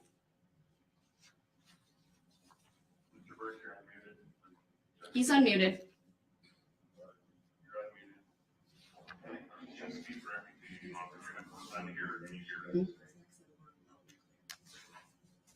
I've also been advised by not just the bailiffs who are over there, who I can hear through the audio, but also from the clerk who's in that courtroom, through my clerk who's in this courtroom, that the audio is very loud and clear.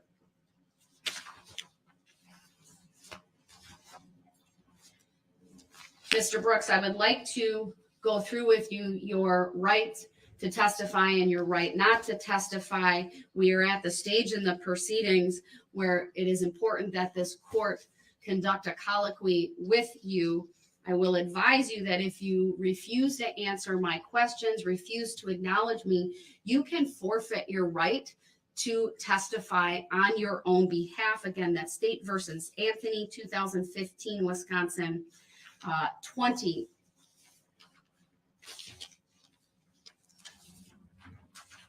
Mr. Brooks, you need to be aware and are so advised that you have a constitutional right to testify. Did you hear me say that?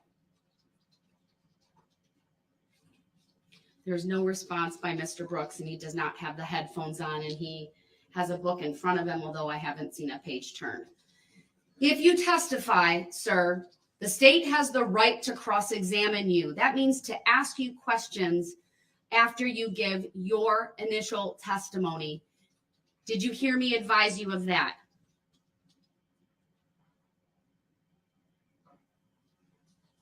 No response by Mr. Brooks. Sir, you also have a constitutional right not to testify. If you decide not to testify, you are further advised that doing so cannot be used against you, and I would so advise the jury. Did you hear me advise you of that?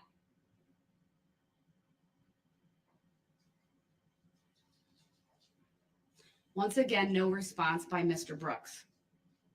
The decision to testify is for you and you alone to make. Did you hear me say that?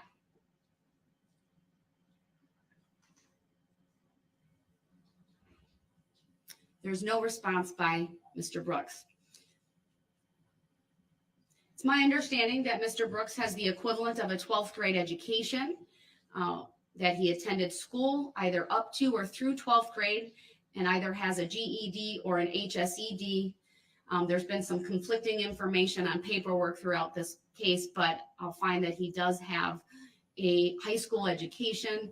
He is currently in custody, of course, at the Waukesha County Jail. I'm not aware of any medication that he has been taking. Sir, have you taken any medication within the last 24 hours, or any drugs or any alcohol?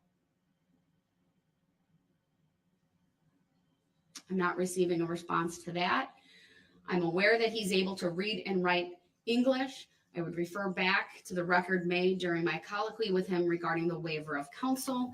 Barely able to read and aware write. of rights, his ability to, I made a finding at that point of his understanding, and based upon his conduct throughout this trial, including the waiver of right to attorney hearing, I'll make a finding that he has the ability and understand, he can read, write, and understand the English language.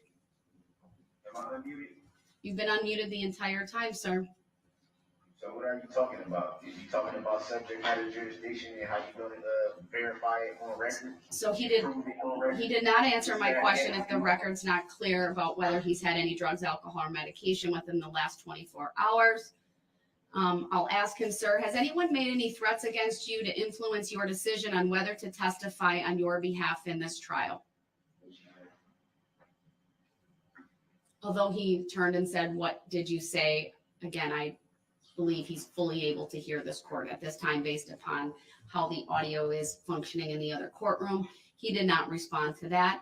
Has anyone made any promises to you to influence your decision? You saying.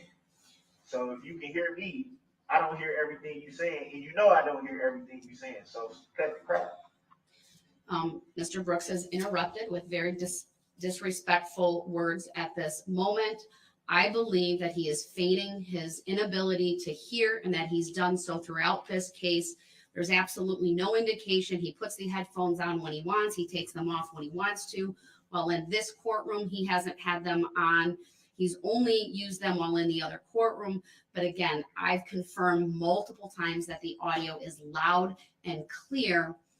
And his statements that he can't hear, his statements that when I mute his audio, that it mutes his audio, are simply false.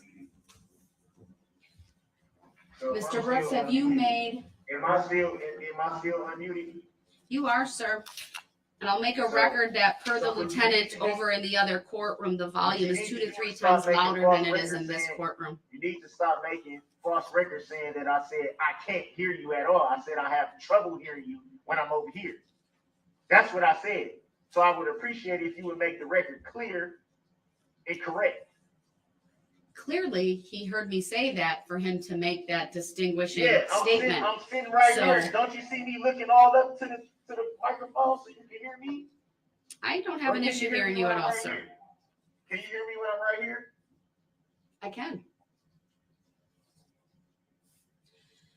Once again, per the lieutenant who's been in both of these courtrooms, the volume in the adjacent courtroom where Mr. Brooks is at is 2 to 3 times louder than it is in this courtroom.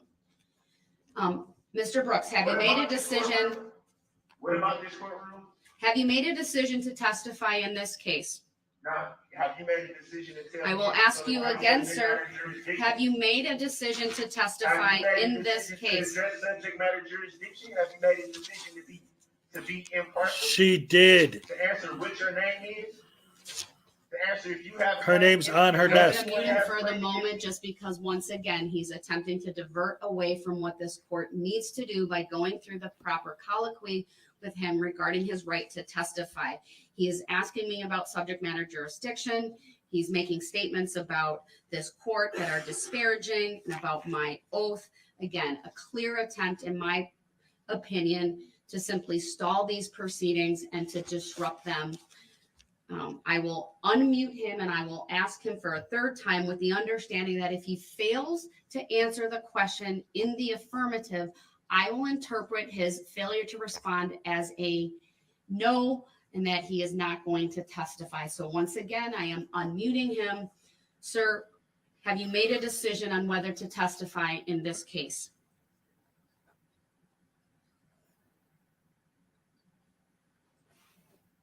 There's no response by Mr. Brooks. I will ask it yet another way, sir. Do you want to testify on your behalf in this case? Am I unmuted? Yes, you have been. Sir, do you want to? How long have I been unmuted? Sir, do you want to testify in this You case? was muting me when I had the headphones on just a minute ago. You just said you was muting me. So when have I become unmuted? Or did you even mute me in the first place? Mr. Brooks, I'm asking you one last time. Do didn't you ask want me to? nothing because I haven't heard nothing that you asked. So how you gonna ask me something and then just answer for me? So put the Do you want headphones to on. testify? Answer for me. All right, I'm going can't to answer for answer. I'm going to You mute can't him answer again. for me. Again, it is very clear to this court that he uses the statement that he can't hear as a means to delay. It's a distraction it's very evident that he hears this court and that he's choosing to willfully not answer this court. This court, as I indicated earlier, is tasked with the duty to ensure that there is efficient and effective presentation of relevant and probative evidence in this case. This court is attempting to go through the needed colloquy with Mr. Brooks, and he at all times during this colloquy has refused to answer simple questions. I personally do not want to make this more difficult, but I must establish these ground rules that he must answer these questions in order for this court to make the appropriate findings.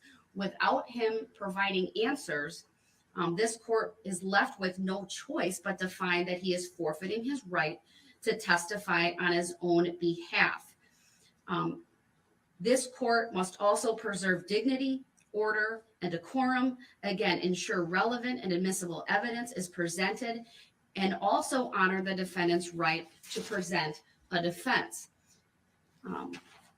The simple requirement that he answer questions is required, frankly, due to the defendant's prior conduct throughout this trial, his repeated defiance, his repeated outbursts, his repeated failure to follow simple rules of courtesy and decorum, his repeated interruptions of this court, and this court having to repeatedly remove him to the neighboring courtroom and making findings that he has forfeited his right to be present. Wow. Of course, this record is abundantly clear at this point that Mr. Brooks is not even in the main courtroom, because this morning alone, he is yet to conform his conduct to the simple standards of courtesy and decorum that are required of all participants in these court proceedings. Yes. The court, the prosecutor, the defendant, the jurors, the public.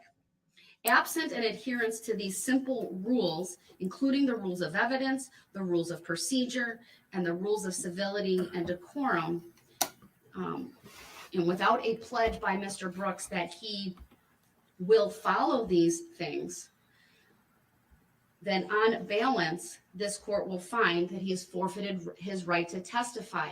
I've now made a much more full record of what is at stake, and I will give Mr. Brooks an opportunity again to go through the colloquy with the court regarding his right to testify. I am unmuting him and will attempt to go through this procedure once again.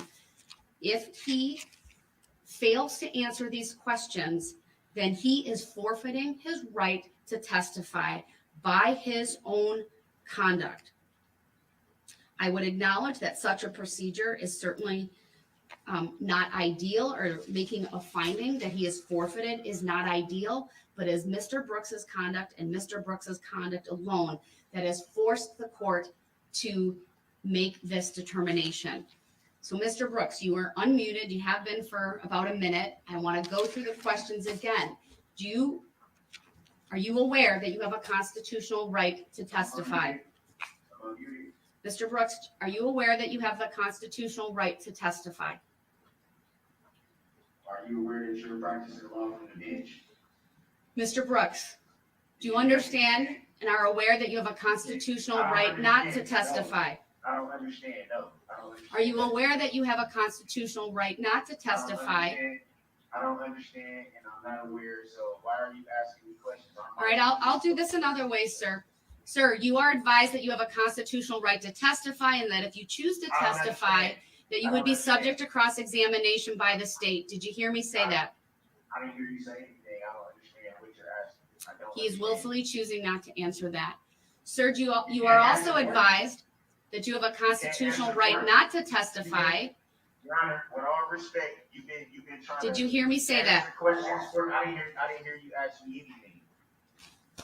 She just did. And I Sir? don't understand. Stop talking and I'll ask it again. Sir, Can you ask me to stop talking and I'm asking you to stop interrupting me so that you can hear the questions. Even though I fully believe you hear them, I will attempt to do I this got the one last headphones on. time. Yeah, I can hear them. I got the headphones on. All right, then let's. Obviously, you can see that. Once again, Mr. Brooks is being disrespectful. He is That's not being blurting out disrespectful. I'm information. stating He the reverts fact. back to subject matter jurisdiction. He stating the accuses fact. this court of not honoring its oath. He just accused me of practicing haven't. law without a license. Again, You all No, attempts I said to practicing law deflect from the away. page. I'm I going said to mute him practicing once law. again. This court has simply tried to no avail to get Mr. Brooks to answer simple questions, confirming on the record that he has been advised that he has a constitutional right to testify, and that he also has a constitutional right to testify. I was very clear prior to unmuting him and telling him that I would go through these questions once again, that I needed him to follow the rules of decorum and civility and not interrupt this court. He has done nothing to demonstrate decorum. Again, repeated interruptions. It is, again, from my perspective, simply a tactic on his part to delay these proceedings, to disrupt these proceedings. He reverts back again to things like subject matter jurisdiction, practicing law without a license. Then he makes requests about interlocutory appeals, etc. The record is full of his tactics in this case. He would not pledge to be civil, to be courteous. He would not pledge to honor the rules of evidence or the rules of procedure. He would not even answer simple questions regarding his right to testify and whether he heard that or not. And based upon pursuant to State versus Anthony, and looking at the balancing test that this court must consider,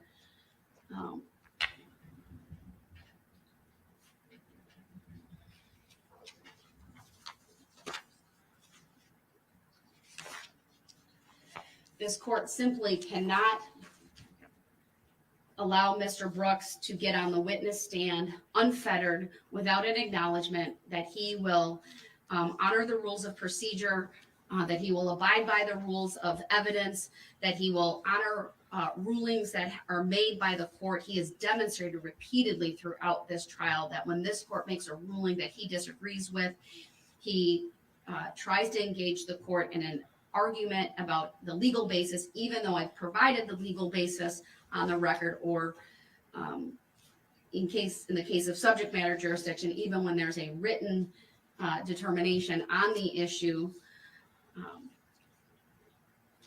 When looking at State versus Anthony, this is a case where the Wisconsin Supreme Court was faced with a similar situation, although not as egregious as I would say here, because in State versus Anthony, that was not a case where the defendant was ever removed from the courtroom based upon his conduct. Although in State versus Anthony, they noted it isn't a requirement to forfeit your right to testify to previous to that be removed from the courtroom. So not as egregious as a case, but this court has a history over 15 days of trial where Mr. Brooks has repeatedly been removed from the courtroom, where he has repeatedly demonstrated he has absolutely no regard for courtesy and decorum.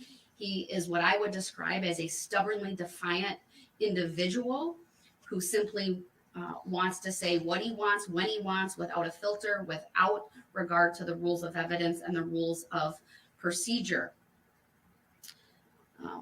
As State v. Anthony discussed, the right to testify, although a fundamental constitutional right grounded in personal autonomy, is not absolute. For example, there's no constitutional right to commit perjury. There's no constitutional right to present irrelevant evidence. Moreover, a criminal defendant's right to present relevant testimony is subject to reasonable restrictions. Those restrictions, again, fall primarily under the rules of evidence and the rules of procedure. The court in Anthony cited the U.S. Supreme Court from Arkansas versus Rock, wherein That court stated the right to present relevant testimony is not limitless and may in appropriate cases bow to accommodate other legitimate interests in the criminal trial process. For example, numerous procedural and evidentiary rules control the presentation of evidence and do not offend She the defendant's right to is testify. doing Throughout this everything trial, Mr. Brooks has to make a repeatedly clear accused this record. court of violating his First Amendment rights of free speech. Wow. I told him repeatedly This case his is the First most Amendment insane free thing I've speech ever rights seen. Are not unfettered and that they are limited in the court of law for the very reasons cited by the Supreme Court in Rock. The takeaway from Arkansas versus Rock is that a defendant may forfeit his right to testify by his conduct, whether a criminal defendant may forfeit his or her right to testify through conduct incompatible with the assertion of a right was reviewed by that court. That court went on to discuss waiver and forfeiture and ultimately went on to conclude the following. We now conclude that the right to testify may in appropriate cases be subject to forfeiture where conduct incompatible with the assertion of the right is at issue. The balancing test that this court must That is go exactly through what's is an happening interest, here. Again, as I've already stated, for the rules of evidence, the rules of procedure, civility and decorum, and balancing all of that against Mr. Brooks's right to testify. This court is not making an arbitrary decision. The decision I make here today is, in my opinion, proportionate to the conduct demonstrated by Mr. Brooks throughout this trial, and specifically today, based upon his failure to even engage the court in a simple colloquy regarding his right to testify and his right not to testify. He was repeatedly warned that the failure to answer the questions would be taken as by this court really as no, meaning the specific question, have you made a decision? And as for all of those reasons that this court will make a finding, he has forfeited his right to testify. Wow. With that, then, there are no other witnesses to present for the defense.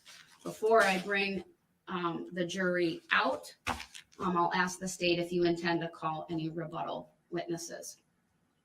We have no rebuttal case, Your Honor. Thank you. All right. I would like Mr. Brooks to be brought back over so that he is present in the courtroom when the court advises the jury that the defense is resting. Oh, Realize this that is will going to be a over fight. His objection. I'd ask that he honor that. Mr. Brooks, I'm going to unmute you. If you can pledge to this court that you will honor that ruling and that you won't challenge that directly in the presence of the jury, I will bring you back over for that. Are you willing to make that pledge, sir? Make what pledge? I'm not making no pledges. Sir, you asked me a question, now I can't answer. yeah, no, go ahead, answer. You're trying to coerce me into violating my right to remain silent. How can you What? How can you coerce me into my right to remain silent? What are you talking You're not gonna about? protect my constitutional rights, because I didn't answer nothing that you was trying to ask me before when I had the headphones on, and you can't make a decision for me. You can't do that. She just did. You're violating my constitutional rights. Sir, if you'd like to testify, then you need to simply go through the colloquy with this court, which I've given you 3 opportunities to do, and you have decided not to.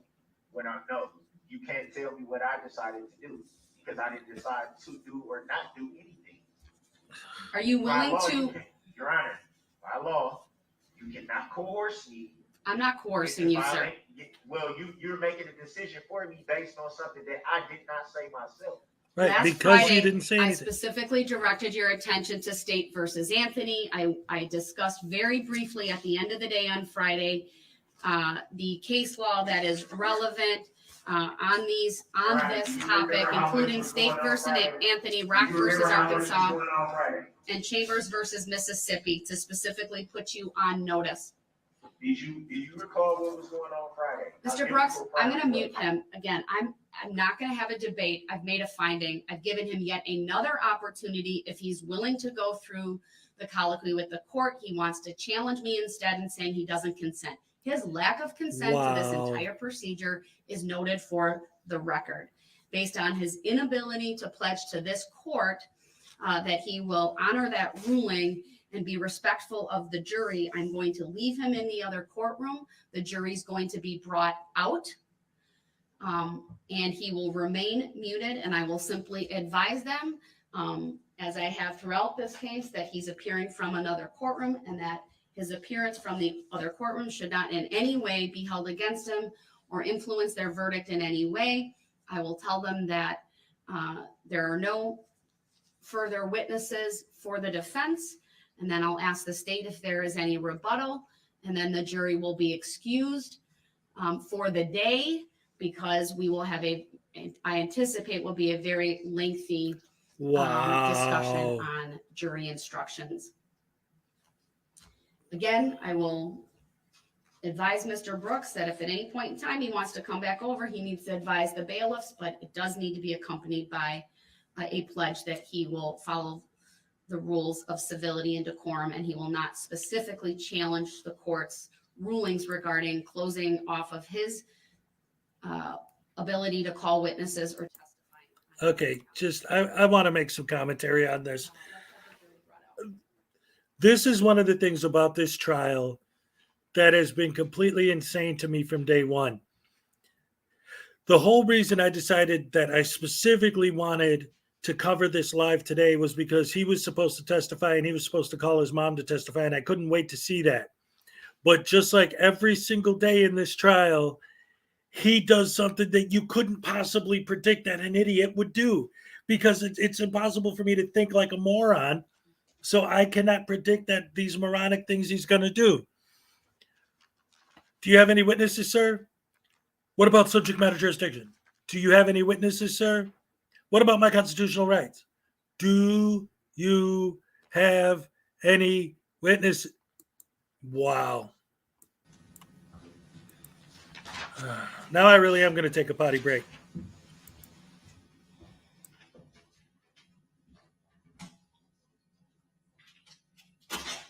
All right.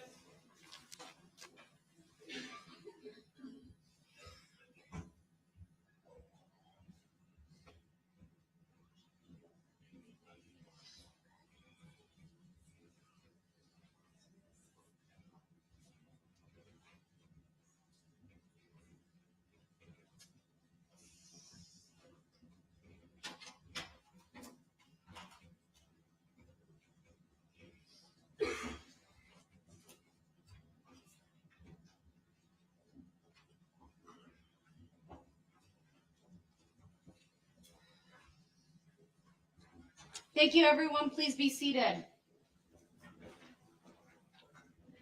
Ladies and gentlemen of the jury, at the moment, Mr. Brooks is appearing from another courtroom.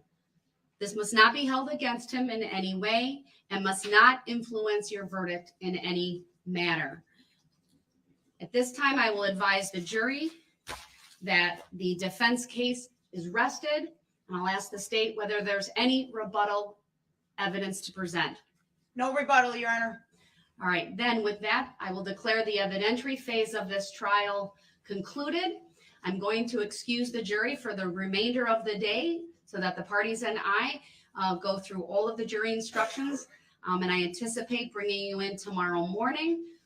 Instructions may very well take most of the day. My hope is to then have the closing arguments and then have the case be turned over to the jurors.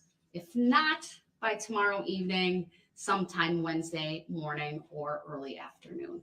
With that, I'll rise for the jury then. Please turn your notebooks into the civilian bailiffs. I'll get them back to you during deliberation.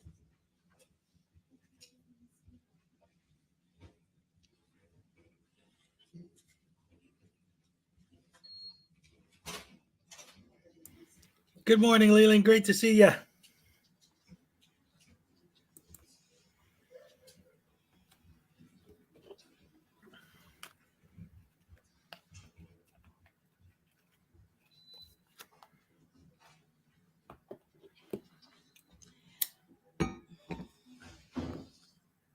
Thank you. Be seated.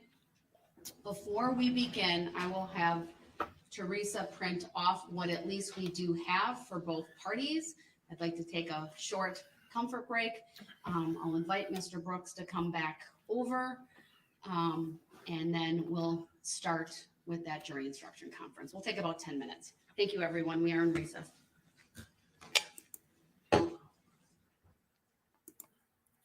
All right, a 10-minute break. Wow. This is not at all what I was expecting to see today. So for anyone who's just joining who doesn't know what's been going on with this.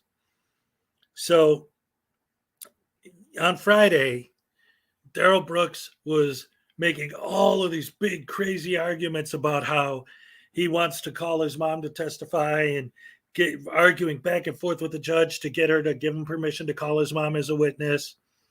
So she gives him that, go ahead, do it, whatever. And then he could testify on his own behalf. So this morning, as soon as the trial started, he starts going back and forth with the judge. No, you can't do this. No, you don't have subject matter jurisdiction. No, you can blah, blah, blah, blah, blah, blah, blah. So she sends him in the other room because he won't shut up. And then she says, look, today is the day, if you're going to testify, that you can testify. But before you do, I have to advise you of your rights and give you some information. So she goes through the whole colloquy of all the things she has to say to him legally, has to say to him. He refuses to answer any of her questions, then says, well, I can't hear you because I don't have the headphones on. So he puts the headphones on and she starts going over the colloquy again. She says, you have the right to testify. Did you hear me say that? And his answer is, you don't have subject matter jurisdiction. Okay, no answer.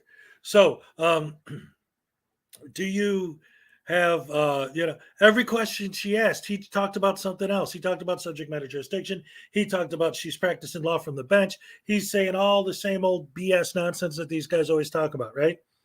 Crap. Frank, here's the problem. He will not be sentenced tomorrow.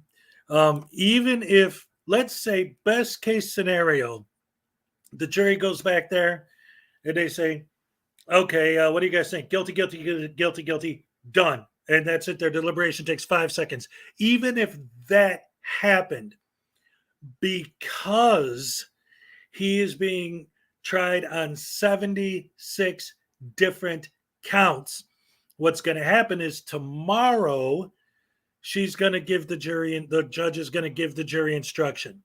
It's going to take all day because she has to instruct the jury on every single count. If you find him guilty of this, then it has to be because of that. If you find him guilty of it, and she has to go through all of them. So that's going to take all day tomorrow. And then even if their deliberation is only 5 minutes, if they come up with a guilty verdict, again, they're going to have to read the verdict. Guilty on count 1, guilty on count 2, maybe not guilty on count 3, guilty on whatever. They have to go through all 76 of them. And then when they finally do the sentencing hearing, so this whole thing is probably still going to take the rest of the week just because there's so much. The sheer volume of counts against them is so huge that it's going to take at least another 2 or 3 days just to go through all that, let alone how long the deliberation is, because they have to deliberate on every single count, right? Because is he guilty of intentional murder? Maybe not. Is he guilty of unintentional manslaughter? Maybe yes. We don't know what the jury is going to decide, but they have to take each individual piece. So that's going to take forever. So right now they're on break again while they're waiting to figure out what this idiot's doing and move him back into the courtroom. And another thing, and this keeps coming up with this judge, is because she keeps giving him all these opportunities on top of opportunities. And a lot of people are thinking she's being too lenient. But again, in the pre-trial hearings, He made it absolutely clear that he considers himself a sovereign citizen and he plans on appealing every decision, no matter what it is, anyway. So she goes into it knowing that that's his method of thinking and going out of her way to make the record absolutely clear that she gave him every single possible opportunity. She bends over backwards to give him every opportunity. I had a fantasy yesterday thinking about this trial. And again, I know that this would never, ever, ever happen, but it's just a fantasy in my mind of what I would love to see. What I would love is for him to go into the appellate court to try and appeal this and sit in front of the judge. And as soon as he starts his first rant, I would love for the appellate judge to say, here's the problem, Mr. Brooks. Why are we being called that name? Well, Mr. Brooks, let me tell you something. All of the stuff that happened in the last trial was to set everything up for the appeal, right? The judge in that trial let you go off on these rants and these tangents because she knew that you might try to use this on appeal.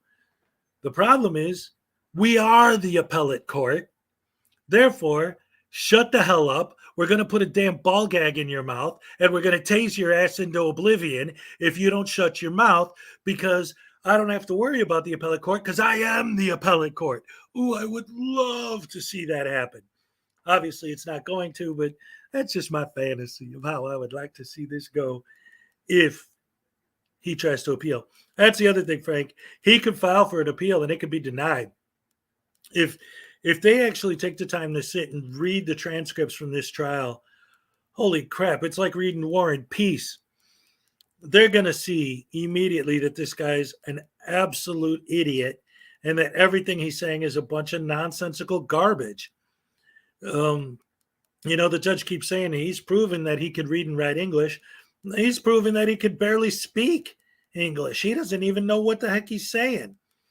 All of these words he's saying are coming from the sovereign citizen script, and he has no idea what any of them mean. None. He has no idea what contempt is because she's never held him in contempt, but he's constantly saying that he's being held in contempt. Obviously, he doesn't know what that word means. And then constantly accusing the judge of not using lawful law. That's not even a thing. He just wants to tie up the courts. See, here's the problem with that. Because the judge keeps saying, oh, you're just saying this to distract. You're just saying this to delay. You're just saying this, blah, blah, blah, blah, blah. The problem is there are only two options, okay? Either she's right and he's only doing it as a delay tactic, or two, and I'm starting to think that this might be true, he actually is that stupid. He really does believe that this sovereign citizen nonsense is actually real. And this is the argument I was trying to make earlier. I know, Leland, you weren't here this morning.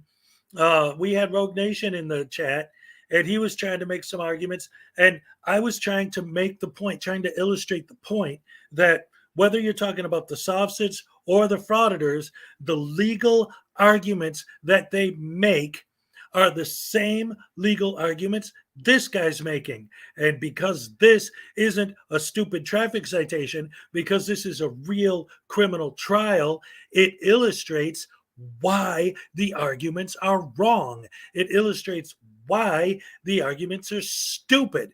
And when Rogue Nation was in here, he was like, man, I'm not going to keep watching this. This guy's an idiot. And I told him, I said, look, think about it and understand the way you see this guy is the way we see you guys when you make the exact same arguments. Well, you're comparing murder to holding a camera?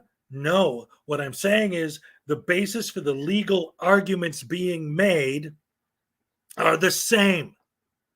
It doesn't matter what the charge is. It doesn't matter what the offense is. If you're saying that by law I can the court will have no jurisdiction, then the court has no jurisdiction, whether it's a traffic citation or a murder. If your argument is that there's no jurisdiction, then there isn't any, and anyone can just do anything and it doesn't matter. If you're going to make the auditors are not breaking the law, well, let me tell you something, David. And again, this goes back to the whole thing. If you walk into somewhere filming and you don't do anything illegal, great, fine, wonderful. If the cop asks you to stop filming and you say, well, I think I legally can film here, then okay, that's one thing. But only post office auditors mention jurisdiction. Post office auditors are the worst because they constantly argue that Poster 7, which specifically says that the post office has the right to ask them to stop filming, they use that as their excuse, but it says that they have the right to ask them to stop, but they never bring that part up. They never bring that part up. See, the sad part is that these guys aren't making the connection. They're not seeing and understanding what I'm seeing and understanding as a clear through line with the sovereign citizens, the frauditors, and what's going on here. There's this whole big pile of misinformation that is being pushed by the sovereign citizen movement, that's being pushed by the frauditor movement, that's out there in the ether now. And idiots like this are getting this information in their head and thinking it's real. They don't know that this is just a scam to make YouTube money. They don't know that this is just a scam to get out of paying parking tickets. They think this stuff is real. And he's proof of that.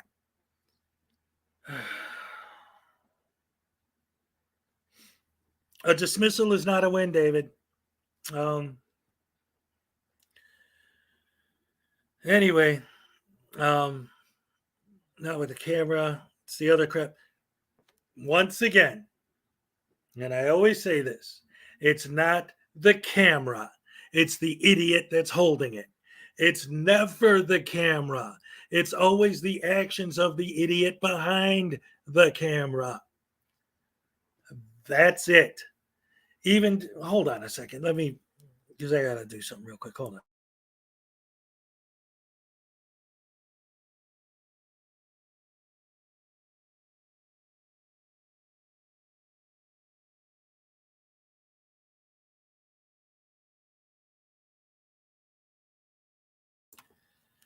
Okay, so let's get back to it. All right, so here's the thing.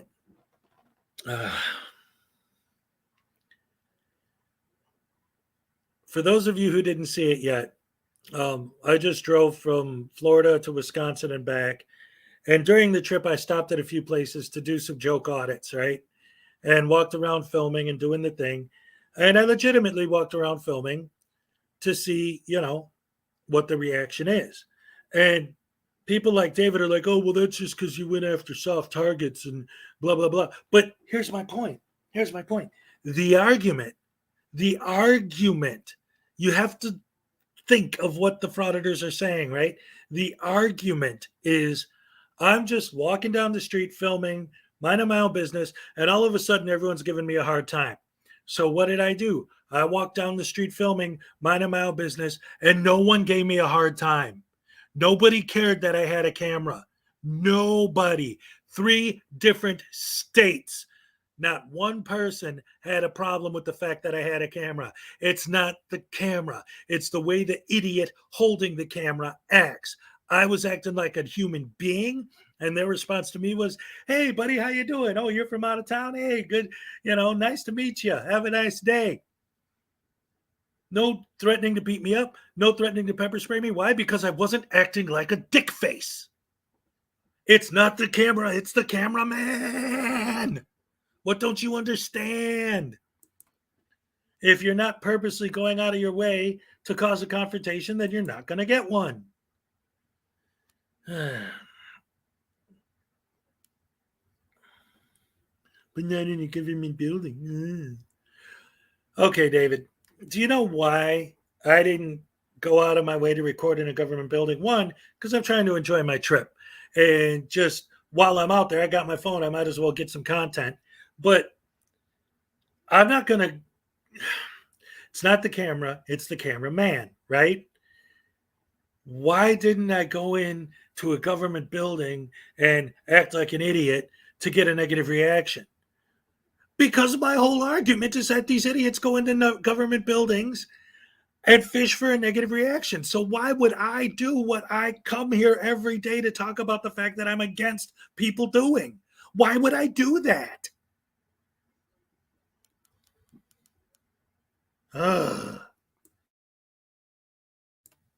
Anyway, let's see. I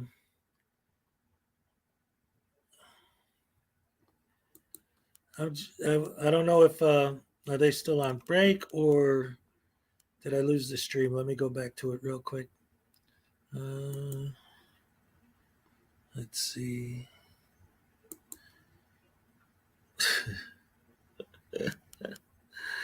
That's funny. Look at this. Look at this. Look at this. Hold on. Hold on. Hold on. Hold on a second.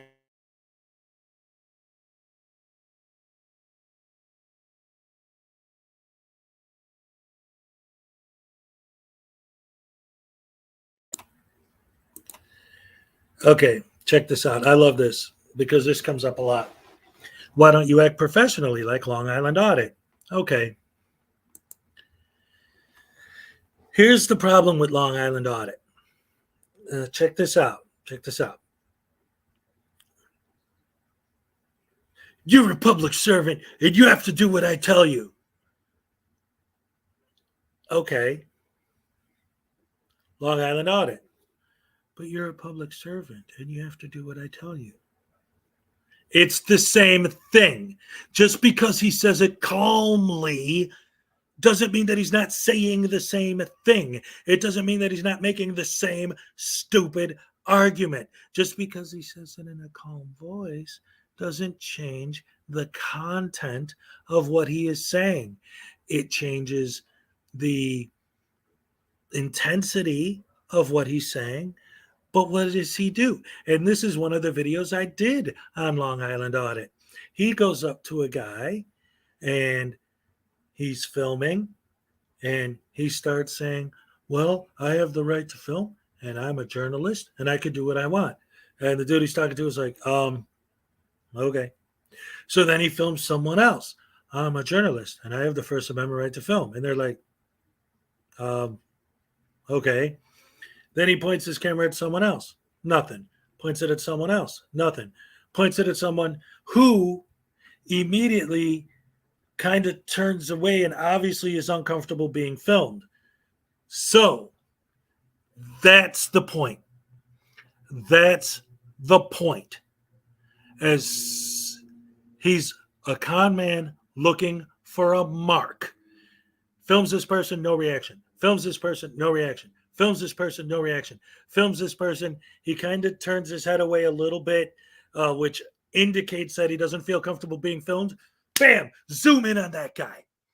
I know he doesn't like being filmed, so I'm going to go out of my way to point my camera just at him. I found my mark. I'm a con man looking for a mark. I found my mark. Now I'm going to start talking my trash until he gets so upset. The dude was turning red and he thought he looked like he was going to have a freaking heart attack because Long Island wouldn't shut up telling him about, I have the right to film and I can do, and just driving the dude as nuts as he possibly could to elicit a negative reaction, to get clicks and views, nothing to do with freedom, nothing to do with rights, nothing to do with justice. Just because he's talking calmly, that makes it okay for him to purposely go out of his way to search through all the people in the building until he finds a mark and then attacks that mark with a calm voice. It doesn't matter that he's speaking calm. What he's saying, in fact, his calm voice is part of the problem because not only is he passive aggressive, he's infuriatingly passive aggressive. It's like you'd almost rather he shout because it's like even more frustrating that it's like you're not going to react. Oh man. He says, I'd like to continue my business. There is no business. That's the other point. That's the other point. If you walk into a DMV, which exists for the purpose of issuing, say, for example, licenses, that's the business that building handles. So if you walk in there to film, you're not in there for legitimate business. Legitimate business would be getting your driver's license. If you walk into a post office, their business is to handle postage and mailings and stuff. Oh, but I'm buying one stamp. That's my business. That's a BS excuse that you made to say that you have legitimate business when you actually don't.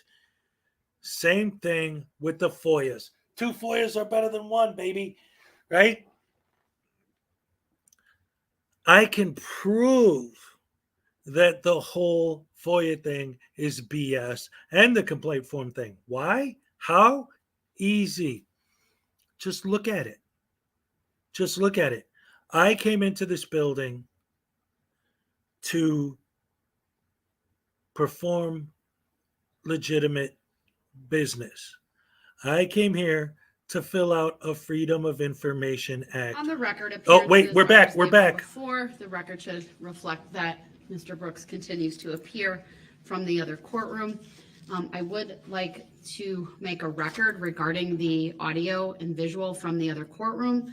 I've asked that one of the bailiffs who was present during the last session, present in See, that courtroom. takes his headphones off so he come to can say this that he didn't courtroom. hear. I'm going to put him under oath and have him testify about the audio. I also have information from Zach Tremaine, our IT specialist. He too will take the witness stand. And I just want to make a full record of, he did a decibel reading regarding the audio as well. All right, we have Deputy Kibler. If you could take the witness stand, please.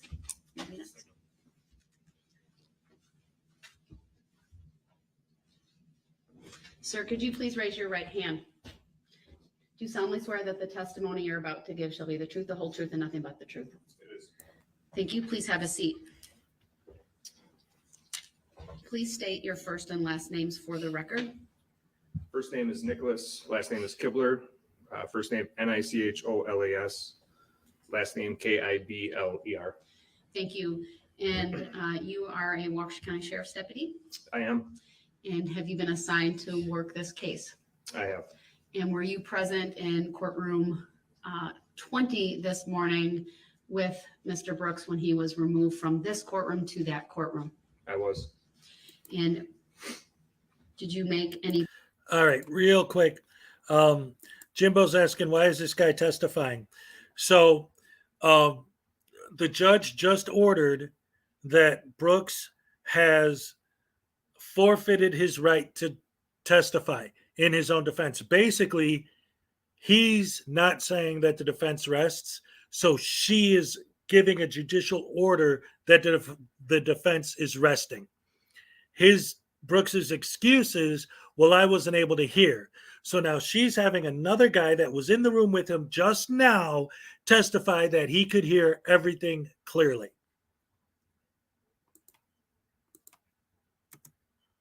Personal observations regarding the audio and visual setup that we have over there? Both the audio and visual were working properly. The audio was a lot louder than it has been in the past while we were in that room. Did you have any difficulty hearing the court? I did not. And then, of course, you could see through the cameras from this courtroom into the neighboring courtroom. I could.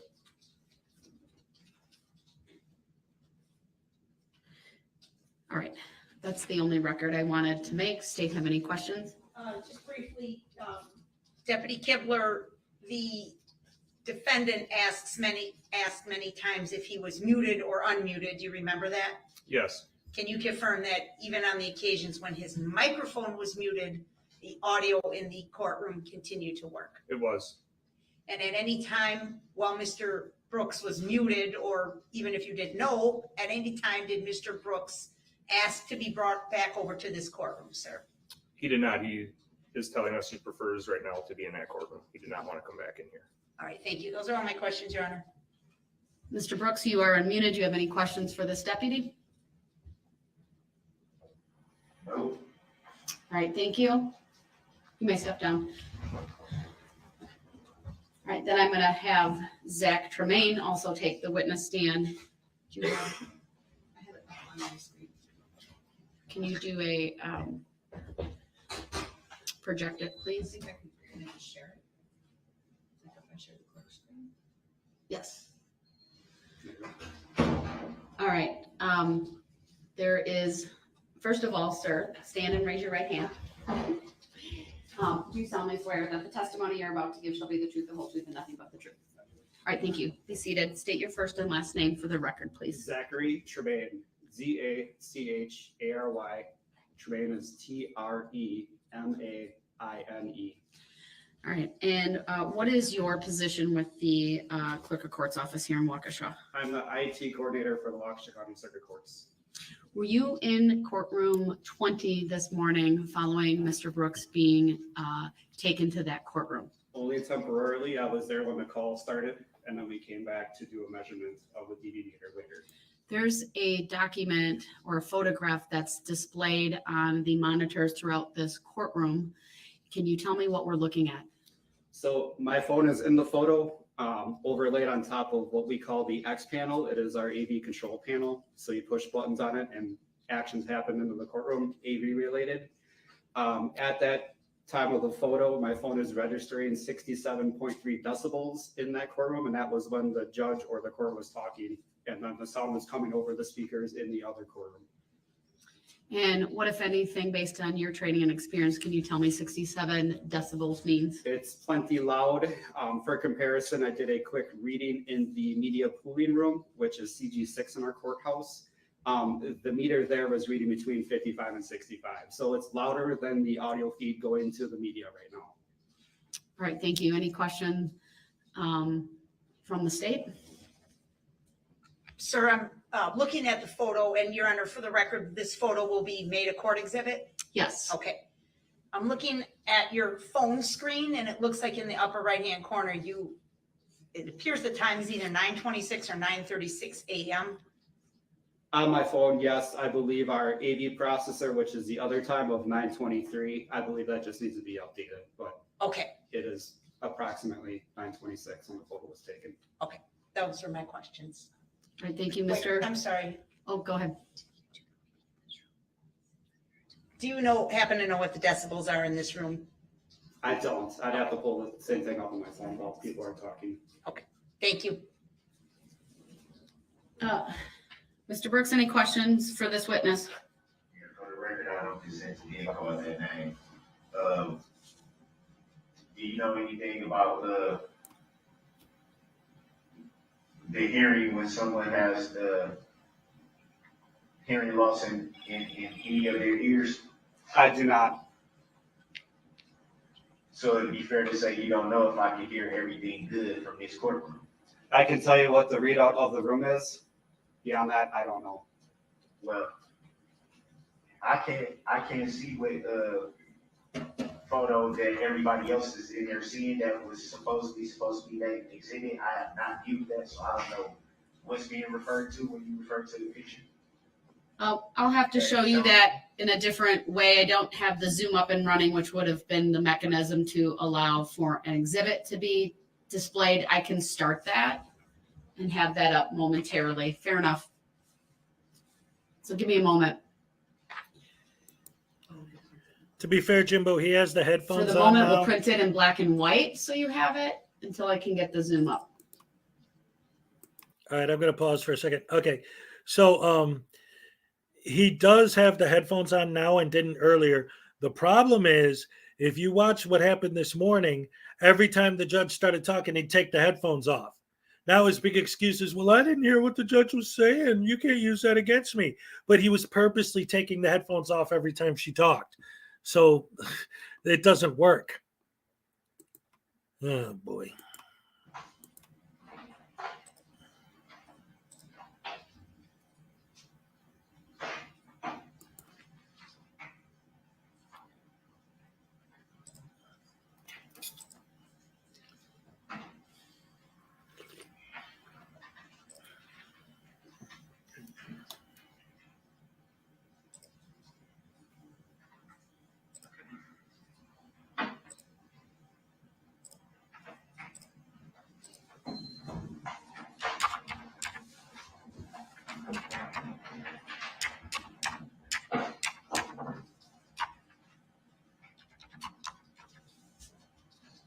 Okay, come on now.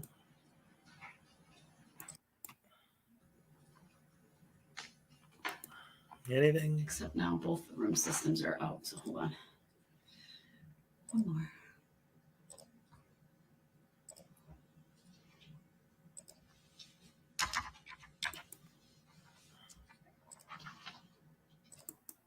All right, so while this is still going on, a couple things I wanted to address that I've seen in the chat. You are in the meeting now. Whoa. All right, so the Oh, wait, okay, we're back. record should reflect that. I've now changed the audio visual from the Polycom unit to the use of Zoom. I've called in both courtrooms and they can hear from over there. And then I'll do, I just need to get back on so I can get the email. Give me a second. I have to go from double screen to single screen the way I sign in, but that'll take me just a second. And then I'll share screen so the color exhibit can be viewed by the defendant.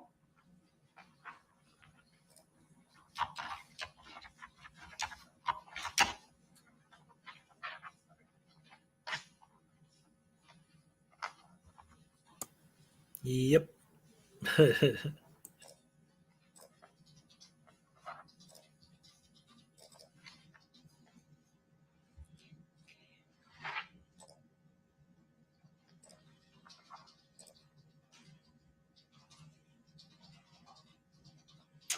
All right, now the court is sharing screen and the image is being displayed.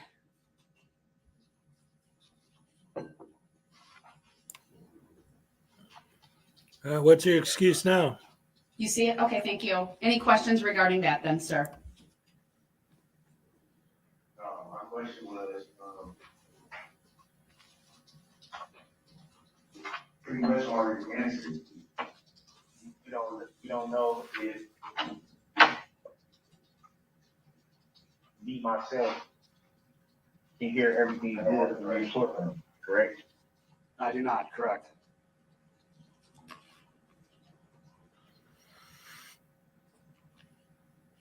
No further questions. Okay, thank you, sir. I'll stop sharing. Okay, thank you, Zach. You can step down. All right, I just wanted to put that on the record since that was an issue raised by Mr. Brooks previously.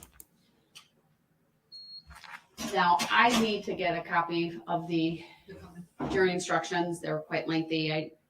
The record should reflect that Mr. Brooks was provided with a written copy. It's 107 pages, and the state was provided with a written copy as well. Again, it's all the same 107 pages, and then my written copy is on its way. I said the value, return the value, each document. Nobody cares. That's if I'm not muted. You're not muted. I also would like to again ask for subject matter jurisdiction and proven on the record. Your request is denied. It has yet to be verified. It has yet to be verified. She gave you a written finding on that like a week ago. Your request is noted. Your Honor, It's denied without further hearing or consideration. I was just told that That you're a dumbass? evidentiary phase is supposed to be closed. How come I haven't been able to present my evidence into the record as I've asked numerous times on the record to be able to do?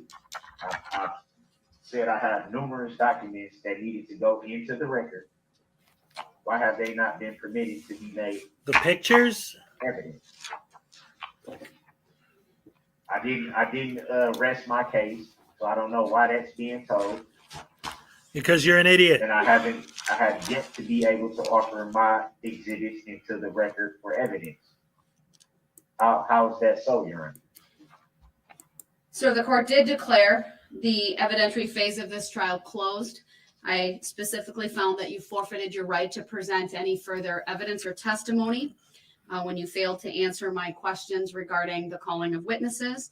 And then I also declared that you forfeited your right to testify. Specifically as it relates to your trial filing, sir, I would note that all evidence in a trial must be proper, it must be probative, it must be relevant, and it must follow all rules of procedure and all rules of evidence. To the extent that you wrote all of those documents, sir, that would be hearsay. And for that reason, I'm denying your request to make them part of the record. They were not hearsay, Your Honor. I did what you told me to do. You told me, since I was representing myself pro per, that I had to write everything out and present them to the court. So Yeah, but that's that's not what evidence. I said. You're misquoting me, but in any event, I'm No, that's denying what your you said. request. I So said, you're saying that I have no right to present evidence and That's to have not exhibits evidence. as the state's been able to do. Mr. Brooks, Are I'm you not denying going to me have a debate about Are this you now. denying I me? have, Are you I gotta mute him denying once me your again. right? So, Mr. Brooks, I have muted you because I declared the evidentiary phase of this trial closed. You forfeited your right to present further evidence and testimony previously by refusing to answer the court's questions. I will specifically address the filings. Number one, it is not true that I advised him that any filing would become evidence. That is simply false. That doesn't even Number make two. sense. Filings, I told him if he wanted to present motions, should be written down and should be based in law and fact and request specific relief. I'm well aware that previously he has referenced he would like his filings made exhibits. I've reviewed those filings. There's nothing relevant, nothing probative, or the information contained therein is hearsay. Mr. Brooks would have needed to testify regarding any statements that he, from himself, testimony. He cannot simply put in an affidavit. That's not proper. That's hearsay. And he hasn't asked in any of those filings that he hasn't put forth any exception to the hearsay rule that would allow this court to admit his written filings. I believe without fail, they are all irrelevant, not probative, and hearsay, and therefore not admissible. So we're moving on to the discussion of jury instructions. When Mr. Brooks wants to abide by the rules of decorum and civility, I will unmute him. He clearly just took the entire packet of jury instructions and put them, I don't know what's under the table, if it's a garbage can or if he just simply put them under the table, but they are no longer in front of him. I will, however, unmute him so that we can get his feedback regarding jury instructions. It's typically a back and forth. We'll go through them. And I'll ask the parties whether there are any instructions they believe should be included, and we'll have a discussion on that. And then we'll talk about whether any of the instructions that are in here need to be modified in any way, taken out, edited, etc. Beauty. Right, you're unmuted now, but but you have to not interrupt. You can't, I'm not trying to interrupt, but how can you deny me the chance to put on the adequate defense by saying nothing that you told me to do can be presented into evidence? So you filed them, you filed everything that I gave to you, Right, filed. Mr. Brooks, I'm And going that's to all I'm mute you saying. because this is not relevant at this time. It is. He's raised tone of voice. He's very animated. He threw the jury instructions on the floor. I understand you're upset, sir. I understand you believe I'm violating your right to present a defense. I've made my rulings. Okay, wait a minute. Hold on. I have to pause it because I have to say this. At first, because we're watching this live, at first I was a little disappointed because I was really, really, really looking forward to covering his, whatever he was going to do today. Who knows if he was going to testify or what, but I was really fascinated to see what he was going to do. And then none of those things happened, and the judge basically just shut him down. But I'm glad now because for 2 weeks, I've been waiting for this judge to get so sick and tired of his antics that she would just shut him down. And now finally, she's doing exactly that. She should have shut him down weeks ago. And now she's done. She is done. She's been dealing with this nonsense. And especially after that look he gave her on Friday, staring at her, giving her the stink eye, she's done. And that's it. Well, I will mute. Okay, so that is, but I will mute. She's done. I love it. I love it. Where'd my StreamYard go? There it is. I determine you forfeited your right to testify, which includes the right to present evidence as you would have testified. I closed I closed off your ability to call any other witnesses by finding that you forfeited your right to do so based upon your conduct. I understand you're frustrated. I understand you believe that I'm not without authority to do that. I made specific factual findings. I've referenced the law, and you being upset with the decision is not going to change my mind. He's also taken the headphones off. It's his choice right now whether he participates in this jury instruction conference. It is his choice. But if he is going to spout off about things that I've already determined, I will continue to exercise the mute function on the audio equipment. I'll unmute him again, but you are advised, sir, you need to be proper. You need to not interrupt, and you need to stay on task, which is we're discussing jury instructions, not other evidence, not subject matter jurisdiction, not your belief that I told you to file things a certain way. We are now discussing jury instructions.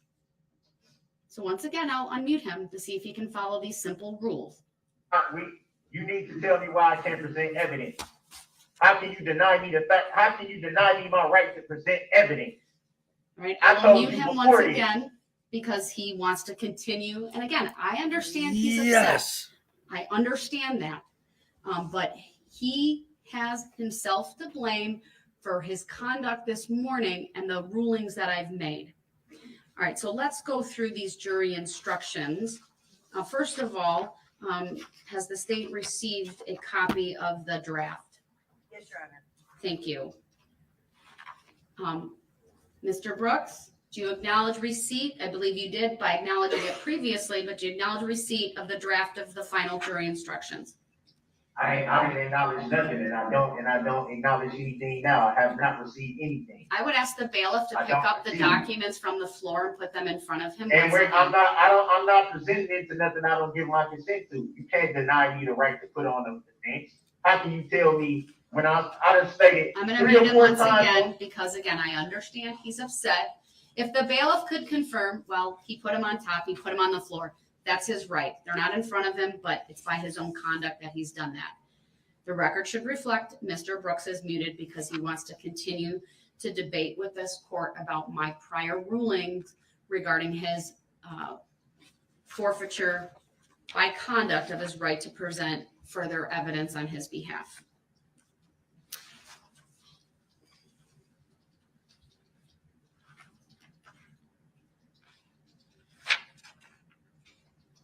I know one of the things I probably need to look at, I'm not sure if Madam Clerk did this or not, would be the language from the amendment from the amended information on count 70.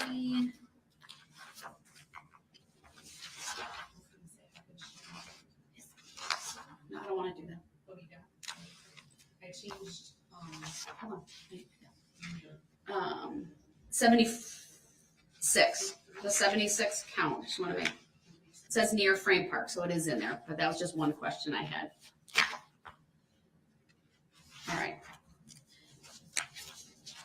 So state have any requests as it relates to the jury instructions? I'm just going through each one. I'm on page 50 of 107. Everything's looking great so far. Okay. Fair enough. There's 107 pages. I certainly can give the parties some time to continue to read through them. What is he doing? Oh my God. I can't believe what I'm seeing. Guys, do you see what I'm seeing? Do you see what he did? Talk about acting like a baby. He piles his boxes in front of his face so he won't be on camera. Holy crap. This guy, I don't believe what I'm seeing. We're on planet stupid. First, he denies receiving the papers that they brought out again and put in front of him, and he just grabbed them and threw them on the floor. Obviously, he got them if he can throw them on the floor. And then he hides behind his boxes. Yeah, Mr. I don't Brooks want to is play. requested This to go isn't a back to game. the cell at this point. I'm going to deny that request. He can remain in the other courtroom. What a douche hammer.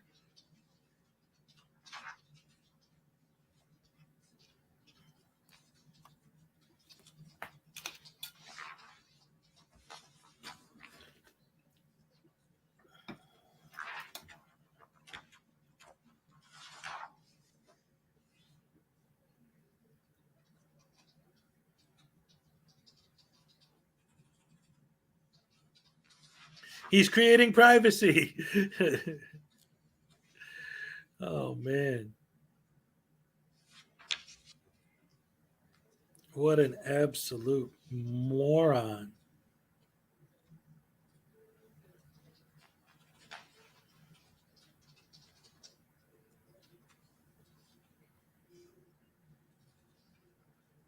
If you can't see me, you can't convict me. All I did was murder a bunch of people. I don't understand what the problem is.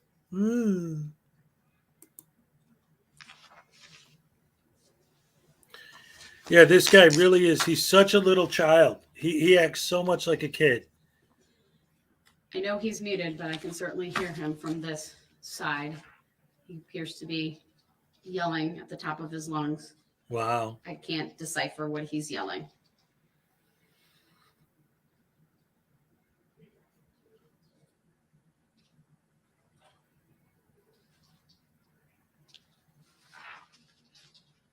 Amazing.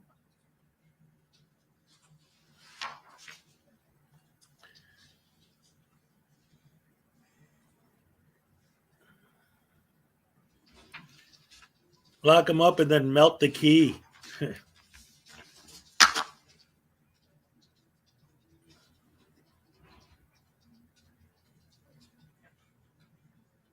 Look at he's such a douchebag.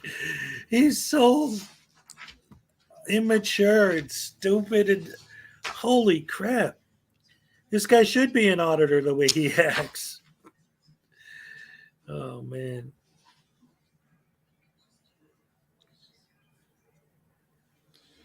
I'll advise Mr. Brooks, without a specific waiver of his right to be present, even if it's from the remote courtroom, he's going to remain in that courtroom. And that would require him to have a colloquy with me. Which he refuses to do.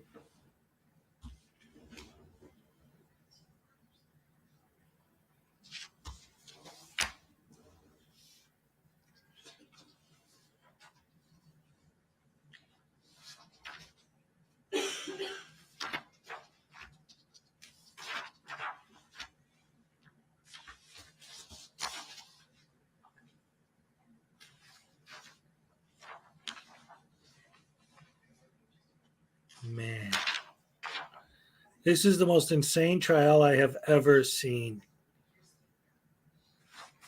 This may be the most insane trial there's ever been.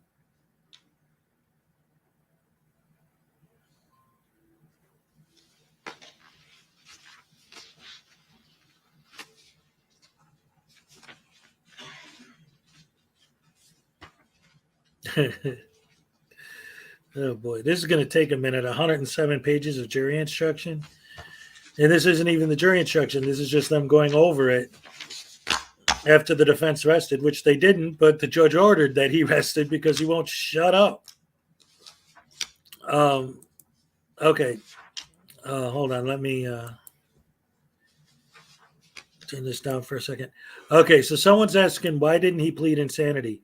Originally, he did, but then he changed his plea to not guilty when he fired his lawyers.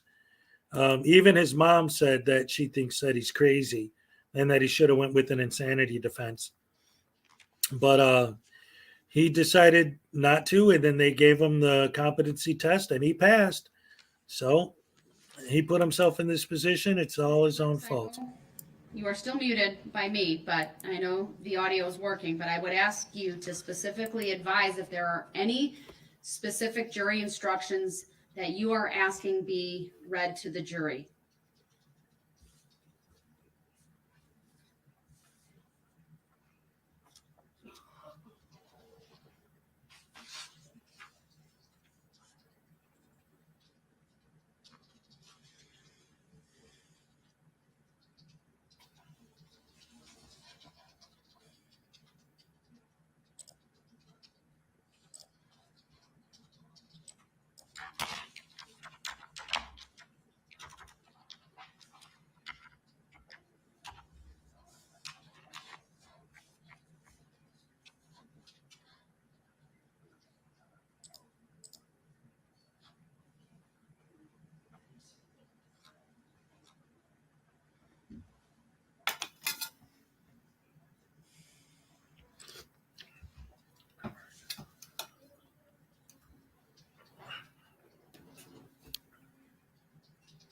All right.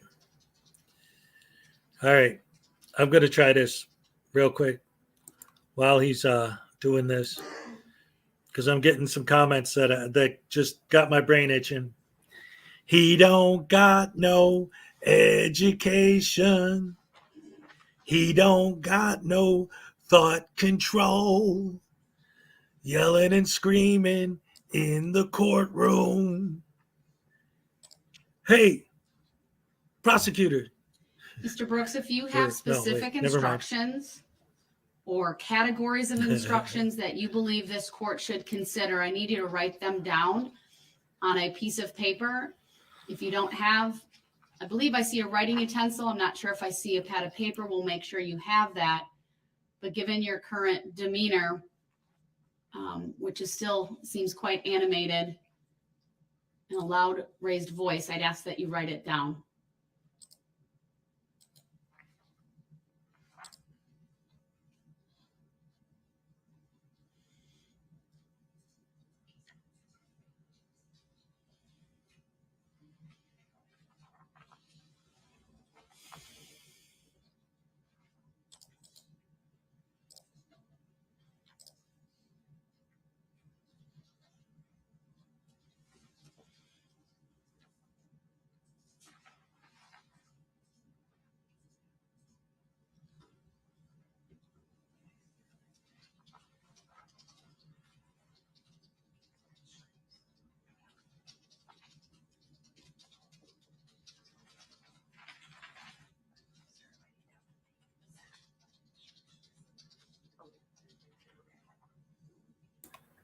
What is he going on and on and on and on and on and on and on about? Wonder when he's going to start throwing stuff, right? Yeah.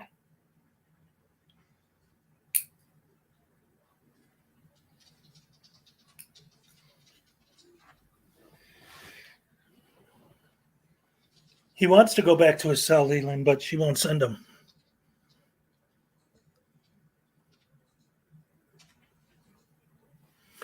The problem is from day one, he's been harping and hooping and hollering about violating his rights. So, like I said earlier, this judge is going out of her way to make sure that they comply with every possible thing, cross every T, dot every I, because you know that he's going to bring all this up on appeal. David, they asked him that earlier. He said, I have my reasons, Your Honor. I have my reasons.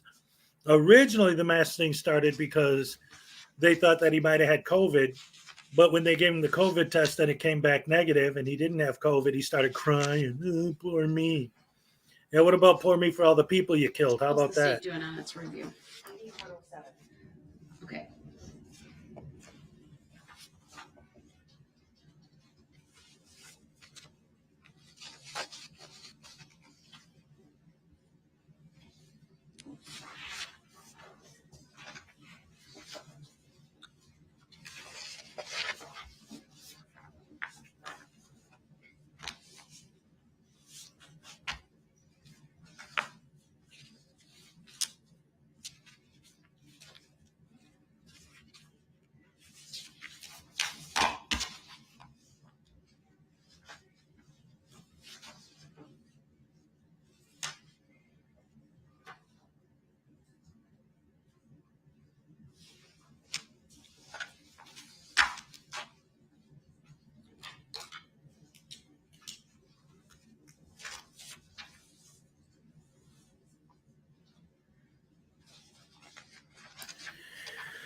Well, David, here's the problem with that.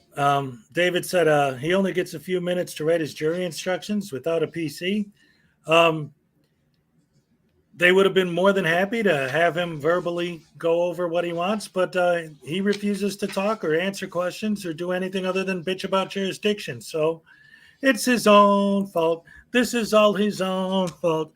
Everything is a result of him being stupid and a narcissist and an abusive personality disorder, jerk off, butthead, evil, horrible, rotten, no good, sovereign citizen, hardcore douchebag. He thinks he's so hard.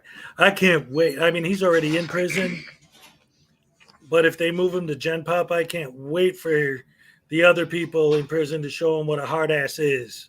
He has no idea. Just because he made a rap video of him rapping in front of the car that he used to drive over all the people in. Ha ha. Stupid, dumb and stupid and not smart at all. This guy is a douchebag sandwich. All right. Oh, go back down because they're going to be reading for a while. 107 pages. Woo-wee. Jury instructions are like a book. I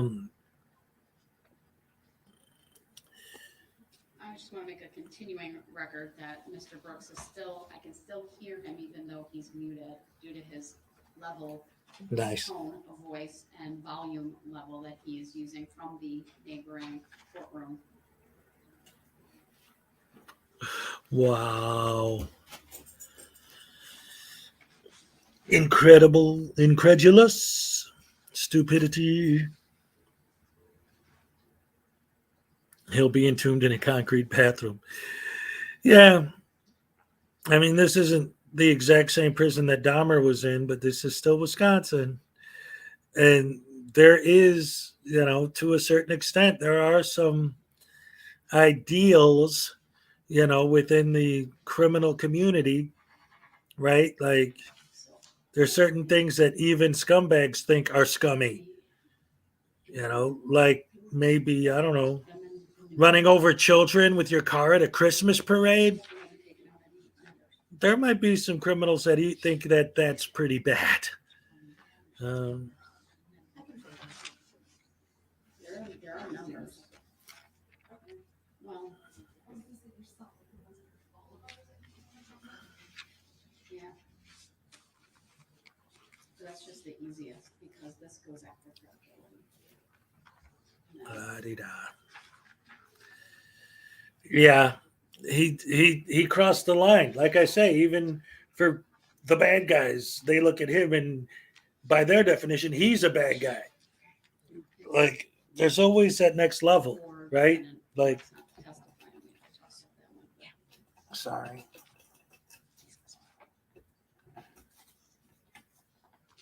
Yeah, because there's always that next level, right? There's always that, well, I might be in here because I murdered a bunch of. Once again, if there are any specific requests for either instructions or categories instructions that you want this court to consider, please write a note to pass to the bailiffs who can let me know.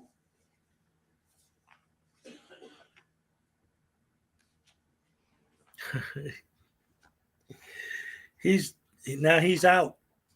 He just put himself out.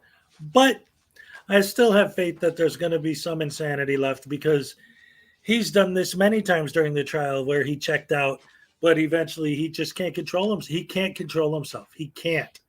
If he could, he wouldn't have been driving his car through a parade and murdering people. If he had self-control, he would have never got to the point where he did it in the first place. And he did do it. He even said himself that he doesn't deny the facts of the case. There's no question that he did it. And his defense, first of all, he never really gave one. That's why today was so fascinating to me because we were finally going to hear his defense once and for all. And he didn't provide one. He just wanted to argue about jurisdiction again. He didn't do anything. But his defense basically seemed to keep changing throughout the trial from the way he was presenting his case. At first, it was, well, I wasn't there. Then it was once they found the car and everything, it was like, oh, well, you guys lied to me to make me admit that I was in the car. Yeah, but you lied when you said you weren't in the car. And then they had the keys to the car they found in his pocket. And then they had all the footage and all the evidence and all the just tons and tons and tons of proof that he was the one driving the car.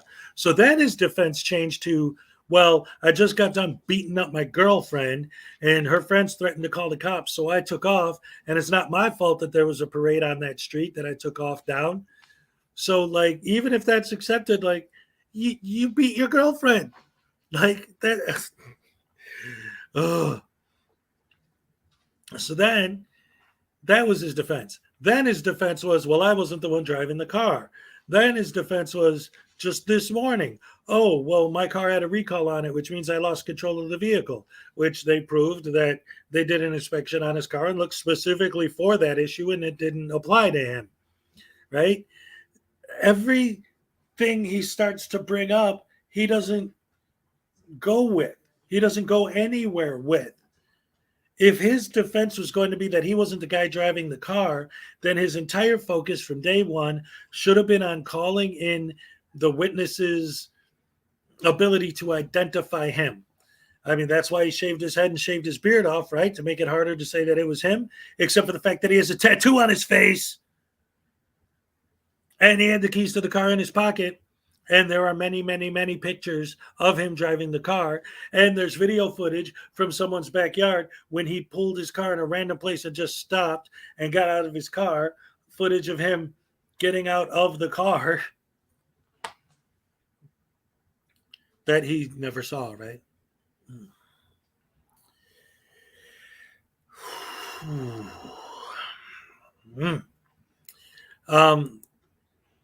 Well, while we're waiting, there's a couple things that have come up that I wanted to talk about.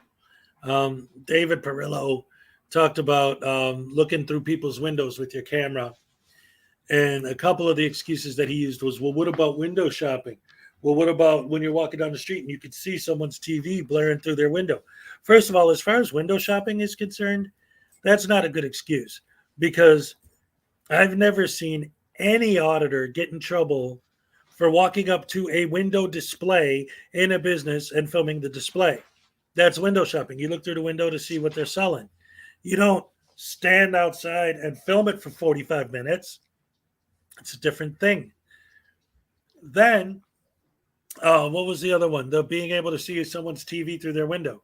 Okay, so do you stop and set up your camera and your tripod through their window and start filming their TV? And even if you were doing that, and even if that was your excuse, again, that's a false equivalency.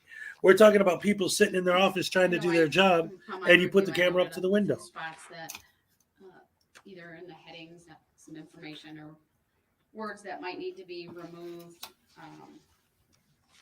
But why don't you go through and tell me what requests you have starting, and then we'll go page by page and just tell me what page number and what section. So I think the first concern I have is with regards to the bail jumping. I know that we had charged, there's 2 separate felony cases. The defendant was out on bail. And I do believe it would be assistive to the jury to have the specific case number. So when we first talking about 61 of 107, we start talking about the bail jumping, and then we go specifically on page 63 of 107, and when we could talk about count 74 and 75, I think it might be helpful to put the Milwaukee case number, because they are different case numbers, so that they know exactly what they're finding, that he was out on bail and that as conditions of his release. And those bail bonds were entered into evidence.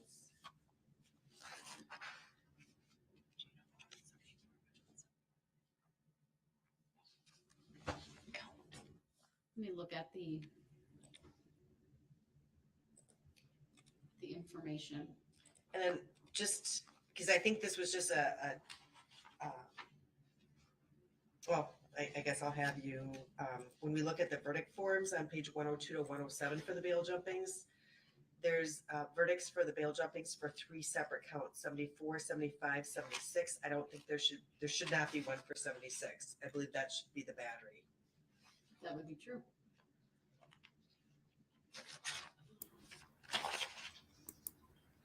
That would be the best job ever.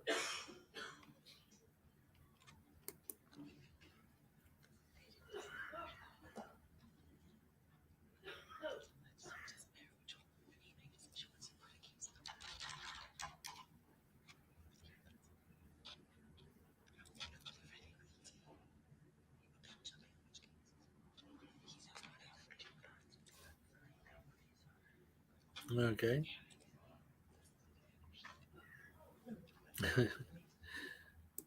I'm hiding, therefore the case should be dismissed immediately.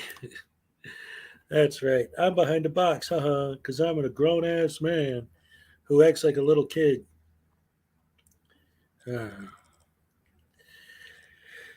So anyway, getting back to what I was saying about David Prillo's excuse that looking through windows is different.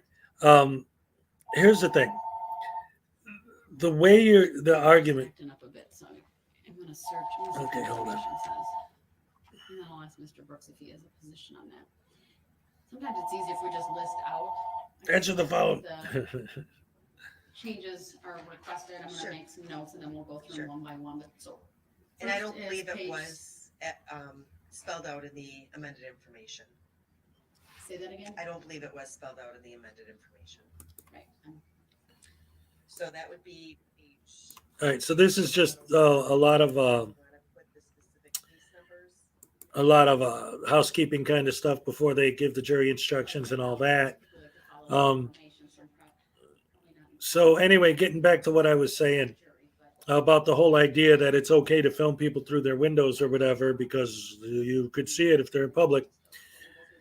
Again, if you actually break down the argument on a logical level, if you break that argument down, what you were talking about at that point becomes this idea of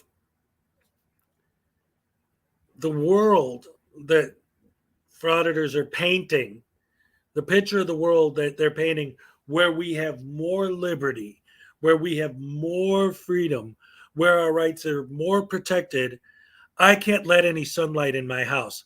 If I'm in the office, I can't let any sunlight in the office. I just have to sit under those headache-inducing lights because if I open my blinds, a frauditor is going to shove his camera in the window and film me. So I'm not allowed to have any light. That's my freedom, is I'm not allowed to have light. That's my freedom, is I'm not allowed to do my job without some idiot filming me doing it.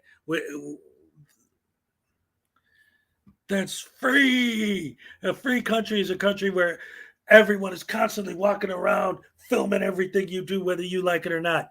And this whole idea of surveillance cameras being the same thing is stupid, stupid, stupid. All you got to do is go on YouTube and look up surveillance camera footage. And you know what you see?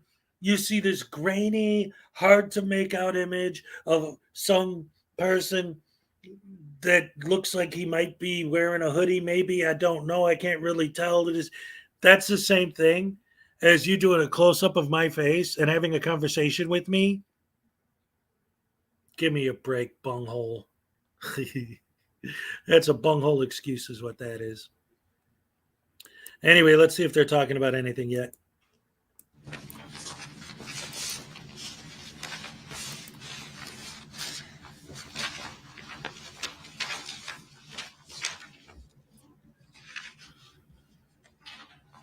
He's still hiding. All right, I made a note of that. Keep going. Okay, with regard to page 106 of 107. I believe that those were add-ons at the end that the court wanted to question the parties about. Yes. I believe that there was 325 should be given. One of the witnesses for the state did testify. He did have one prior conviction. I believe a witness for the defendant testified that he had a number of convictions. Yes. With regard to that same page 106 of 107, instruction 141, where identification of defendant is an issue, I don't know if it is an issue. That wasn't raised during the defendant's closing arguments. His opening arguments. I would know that, or note that the defendant would sometimes cross-examine people on if they were able to see the person driving or the description of the person driving, and he would cross-examine them as to their ability to perceive that. So I guess that would really be up to the defendant if he wishes that to be given. On page 107 of 107, instruction 172, circumstantial evidence, flight, escape, concealment, the state that was included in the initial instruction that we requested, and I would continue to request that instruction be included. It's really just flight though. Correct. What's that number again? 172. Yeah, I know, it's just not there. I saw it, it's fine. But only as to flight. I made a correction on it, just gonna find it. All right. And I would say concealment to some extent, because he took off some clothes that would have identified him. But again, his running away, his trying to conceal his identity by removing some clothing that would have been The gray hoodie. identified by numerous witnesses as him wearing a hoodie or a light colored top. And for anyone who doesn't know, he took that off and had a red shirt underneath it. So that was one of his big excuses. I was wearing a red shirt. I don't know what you're talking about, a guy with a hoodie on. Those were all, and do you have any requests as it relates to instructions that are not in the packet that should be? No, Your Honor. All right, let me turn to Mr. Brooks just to get to whether he has his list. I'm not asking for a response yet, Mr. Brooks.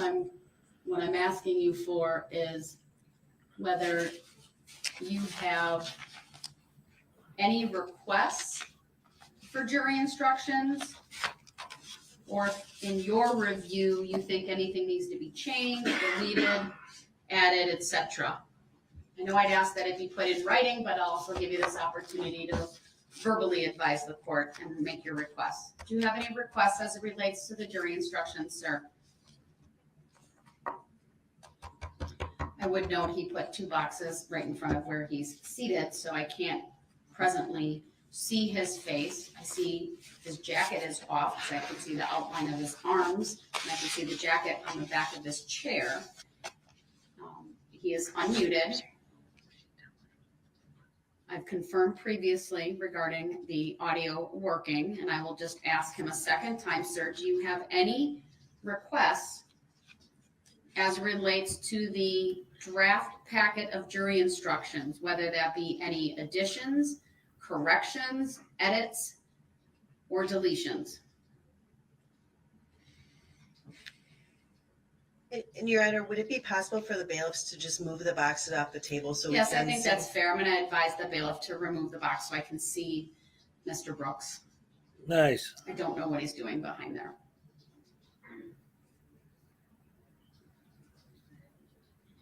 He has quieted down. I haven't heard him in a while.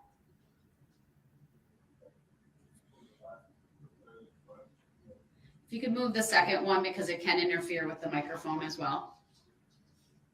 And the third.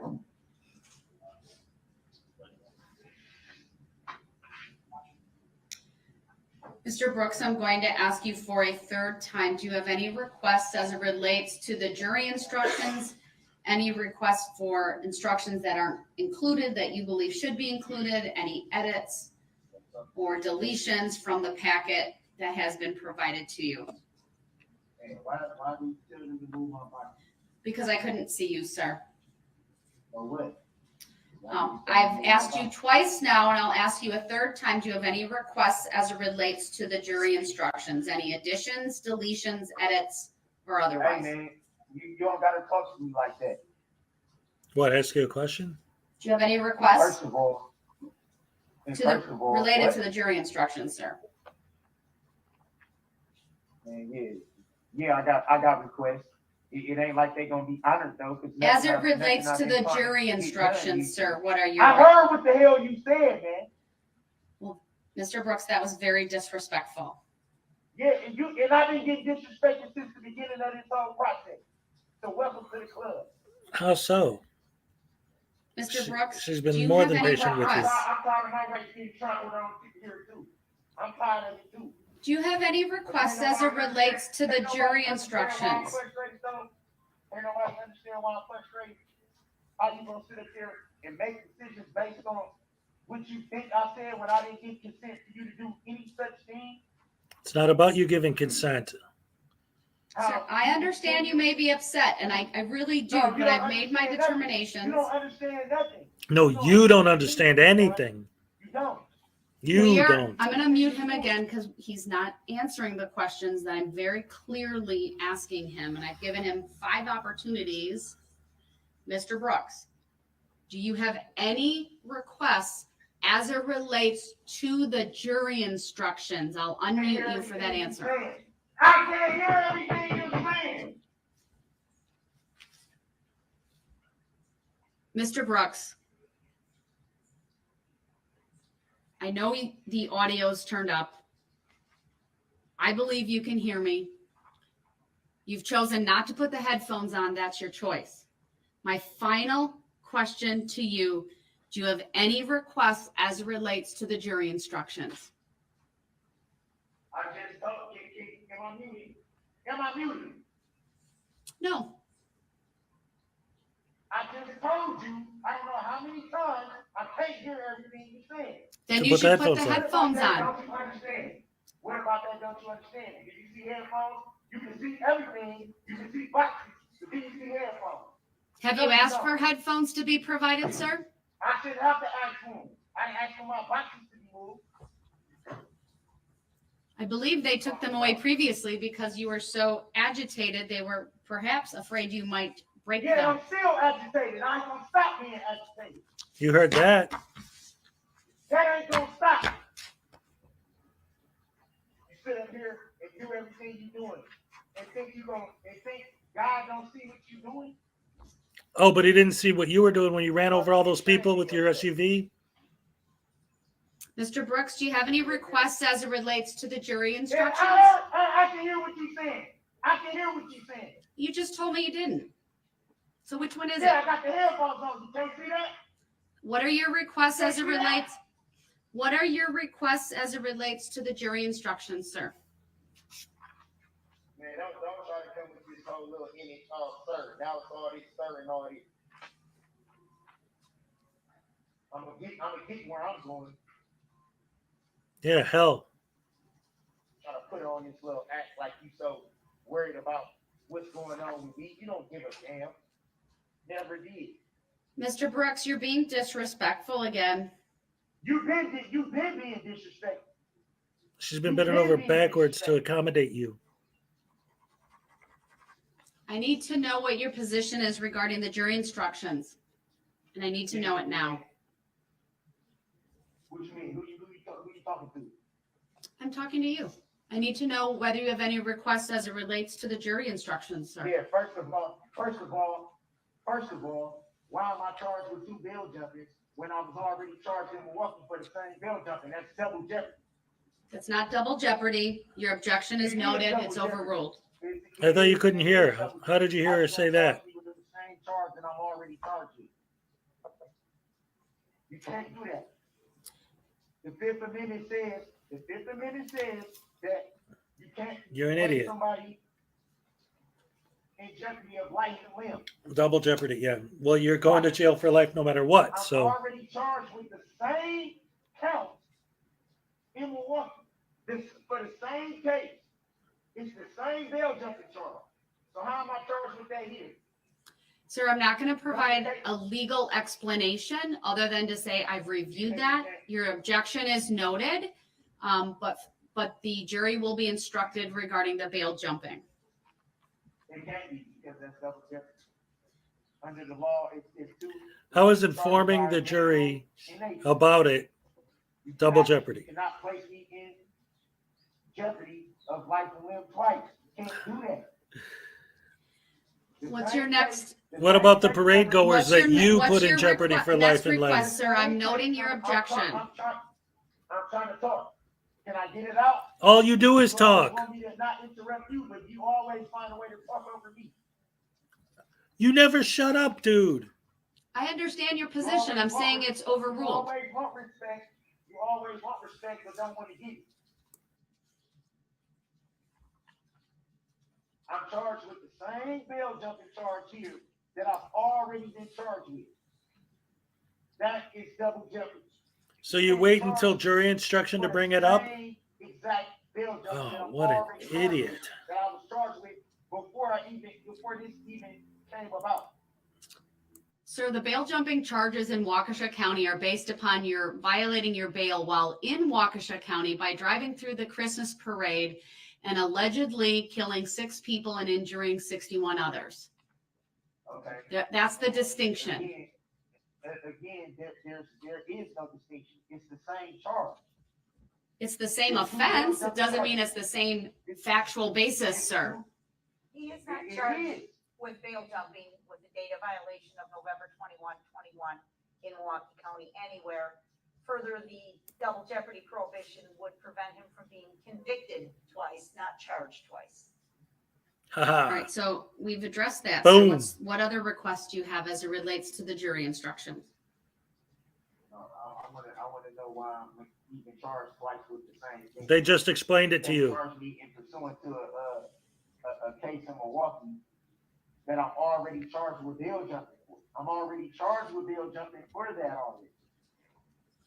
So you can't They just simply explained say, it. "Oh, They well, just explained it. because you were They already on just bail, explained it. we're gonna charge you It's with a different this." data violation, sir. The conduct for the bail jumping is related to the allegation that you committed a new crime in Waukesha County while out on bond from the Milwaukee County case. Yeah, but I'm referring to the first bail jumping count. The first. I'm not referring to both of them. I'm referring to one of them. My understanding, sir, is there's different dates of violations as it relates to that. So I've noted your objection now repeatedly. I understand it. Your request to, I guess, dismiss the bail jumping counts are denied. I didn't say nothing about count. I said one. Whether it's one count or both, it's denied. Am I not being understood? You can't charge me. No, with she's the not same being charge twice. understood. You can't. It's two separate cases, sir. There's two. Isn't that 971.23? Isn't that the statute that refers to the double? All right, sir, I'm not going to You have can't an break the argument. same This statute more isn't than once. fruitful. I understand what you're saying. You're saying there shouldn't be 2 counts of bail jumping. You believe it's double jeopardy. I disagree with that. They're separate. I'm already charged with it though. This is a circular argument, sir. It doesn't There's change more the than fact one that, from my perspective, bail the 2 jumping bail jumping charge. counts are going to proceed forward. There's been sufficient evidence presented to warrant the jury being instructed. They can't. What other requests do you have, You're not sir? gonna talk over me. Don't. No, you're the one who's talking over her, you idiot. Talk over you. Just like you don't want me to talk over you. So stop. Mr. Brooks, what other requests do you have? And I just asked you not to talk over me. You've been making your record the whole time you've been over there. You had me muted. I didn't see no requests over there. I didn't write nothing to go over there. I let you do what you was doing. No matter how egregious and biased it is, I let you do what you was doing. Because we both know that what you're doing is not right. What? Mr. Brooks, I'm going to refocus your attention to the jury instructions. All of your objections are noted. I understand that. If you can't answer my question, I'm going to move on. You can't. I haven't given you consent. All right, I'm going to mute She him doesn't once need your again. He consent. refuses to answer simple questions regarding if he has any requests. He just made an argument regarding the bail jumping, so clearly he has an understanding about the law as it relates to that. It may be a misunderstanding about the law and double jeopardy, but he made an argument. I've denied it. I'd like to know if he has any other requests. If he can stay on topic, I'll I will unmute him again, and he can tell me the list, just like the state went through a list. I need to get through their list. I'm asking you to list out all your requests, and then I will take each one up in turn. So here is your opportunity to give me your other requests, not debate with me about prior rulings. Go ahead, Mr. Brooks. Don't sit up here and try to play no game talking about you giving somebody an opportunity that you haven't gave me an opportunity to properly defend myself and put evidence, put stuff into evidence. She which did. I've asked you repeatedly to do before we even got to the trial. You told me we wasn't in the evidentiary phase. We're not. Mr. Brooks, do you have any other requests as it relates to the jury instructions? This is probably the 10th or so time I've asked you this question. No, it's not. No, it's not. So please stop being incorrect, Norman. Please stop. Do you have any additional requests as it relates to the jury instructions? Yes. Oh. That first count 74 bill jumping needs to be dismissed. You can't charge me with 2 things. You can't charge me with the same charge twice. All right, I've made a note of that. What's the next issue? Either one county gonna charge me with it or y'all, but it can't be both. All right. Real quick, I want to address that because I saw some stuff about in the chat just now talking about the double jeopardy thing and all that. He's an idiot and he doesn't understand what's going on. What he's saying is like, if I rob a bank and I get arrested and I get charged with robbing a bank, and then I go out and I rob another bank and they want to charge me with that, that's not double jeopardy. It's two separate, it's the same crime, but it's not literally physically the same crime. It's two different banks. He got in trouble for bail jumping. Then, when he was driving down the parade route, mowing over people, that also was bail jumping because he was under the conditions of his bond was not allowed to do that. Duh, you're not allowed to do that anyway. It's a separate, it's the same, he's being charged with the same thing, but it's not the same one. That's what he's not understanding. Like I said, if I rob 2 banks and I'm already charged with one bank, when I rob the second one, that doesn't mean it's okay for me to rob the second one because it's double jeopardy if you charge me for the same crime, bank robbery. No, because it's 2 separate robberies. It's not double jeopardy for him being charged for bail jumping when it's a new count of bail jumping that specifically has to do with this particular case because he was bail jumping while he was driving his car into people. But he doesn't understand that because he doesn't understand anything because he's an idiot.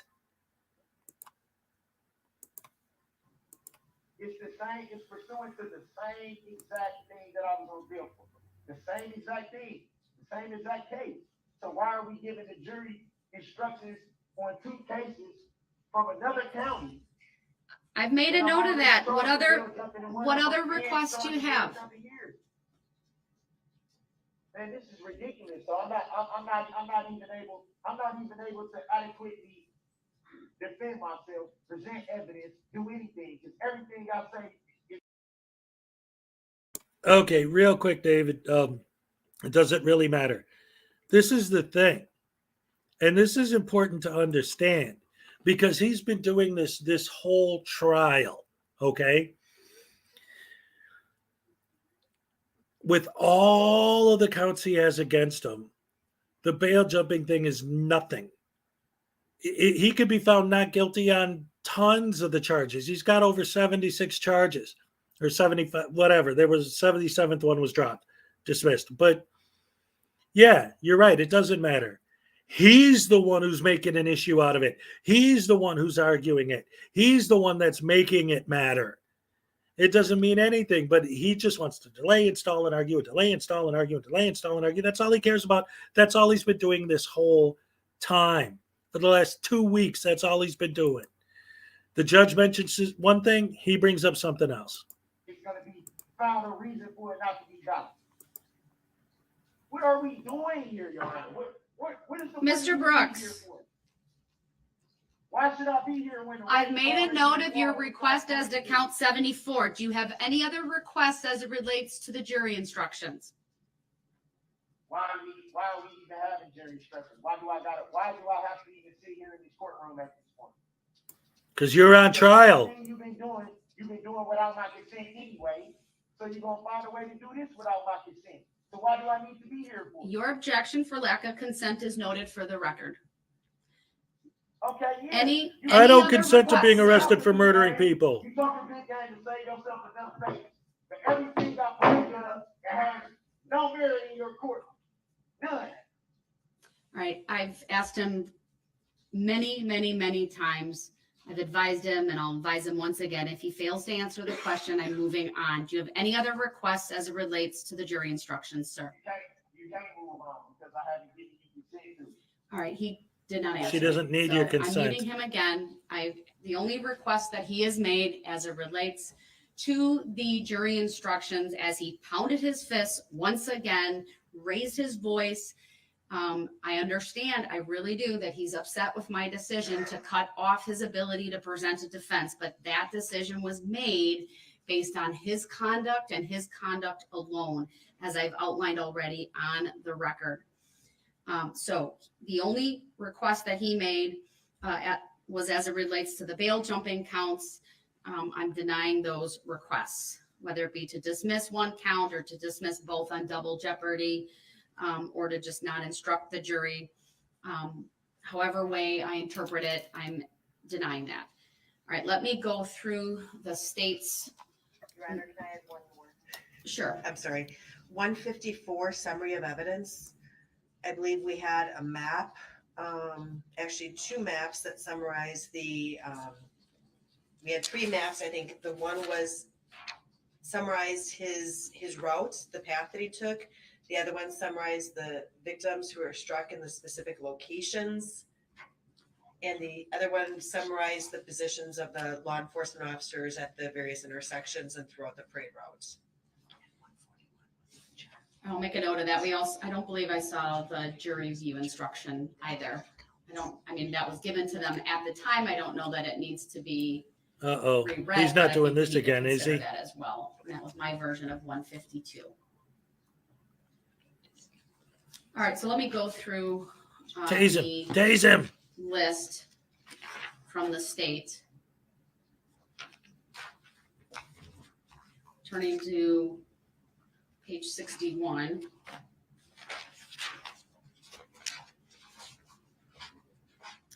So I've considered the request by the state. I am going to rely on what information they put in the charging document. I'm going to deny the request to include the specific case numbers. There's evidence, of course, that was received. Take it easy, regarding the Graham. two Thank you for separate joining us. cases out of Milwaukee County that form the basis for both of the bail jumping counts. It will be up to the jury to review the evidence and make a determination as to the verdict forms, though, that were referenced previously, at least the description of them in the jury instructions. That obviously the third account of bail jumping is incorrect. That needs to be battery, and that change will be made. I'm also having Madam Clerk include all of the numbers for the jury instructions when they go back, so it's very clear. Some of them did not have them on from prior cases. Yeah, this is insane the way this guy is acting. Take it easy, Graham. Again, thank you for joining us. So I think I've addressed the first two bullet points. As far as the motive instruction as a standalone, I believe that is appropriate. And I'll instruct Madam Clerk to include that.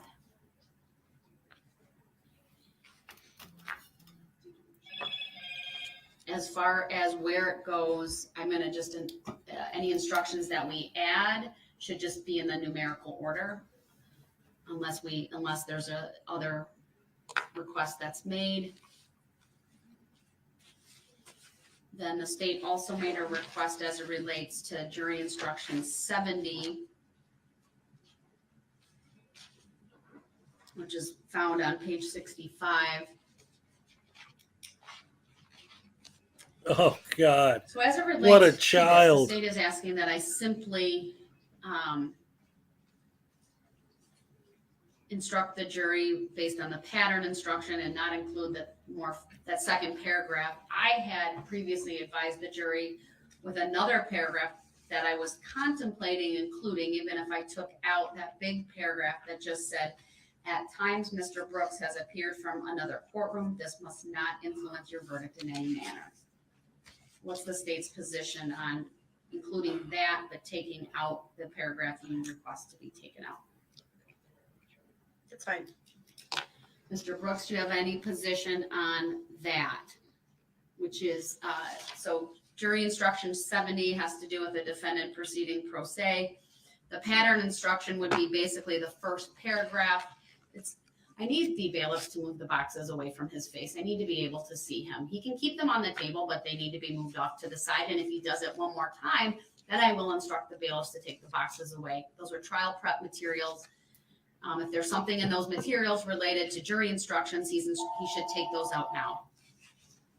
Otherwise, they need to be moved away from the microphones and away from blocking his face. Tase him. Tase him. Tase him. Mr. Brooks, do you have any position on the verbiage of jury instruction 70 on page 65? Don't ask me no question. Are you my accuser? Are you my accuser, Your Honor? All right, he's choosing not to answer, so I'll mute him again. It's unfortunate that he's deciding not to participate in this. I agree with the state. I don't need to highlight that second paragraph. I will take that out, but I will include in the paragraph that reads, at times, comma, Mr. Brooks has appeared from another courtroom, period. This must not influence your verdict in any manner.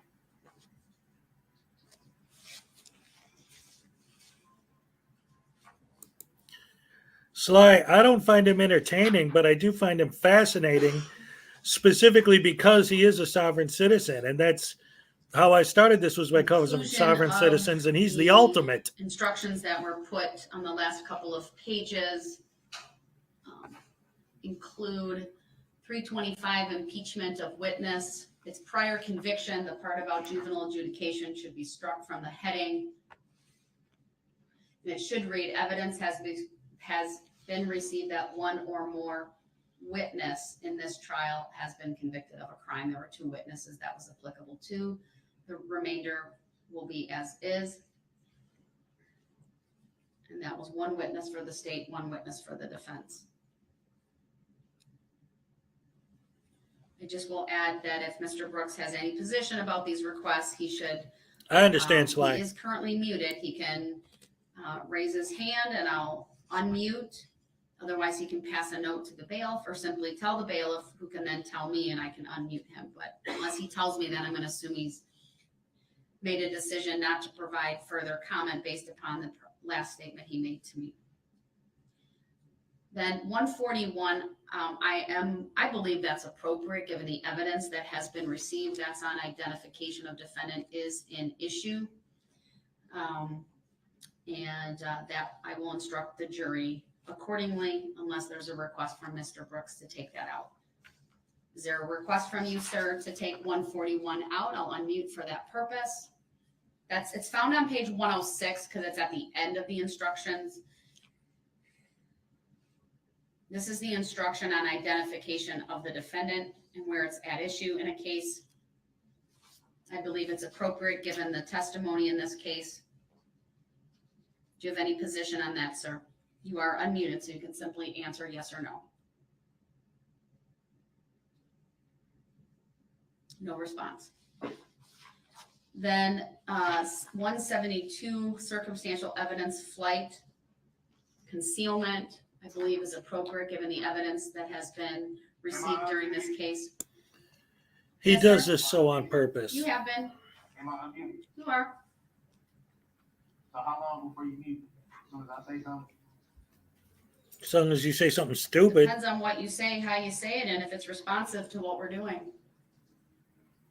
Why do I have to be responsive to what you guys are doing? Nothing I say even matters at this point. So what's the point of me being responsive? You can't make decisions for me. Mr. Brooks, I'm going to mute you unless you can participate in what we're doing, which is discussing the jury instructions. I'm gonna tell the jury the truth. That's what I'm gonna do. I'm gonna tell them what hasn't been told to me. I haven't been able to. Mr. Brooks, as I'm going to mute you because we're trying to discuss the jury instructions, not what you're going to say during your closing argument. I will get to that later. In terms of instruction 172, I'll instruct Madam Clerk to take out of the heading the word escape. Should just say flight concealment.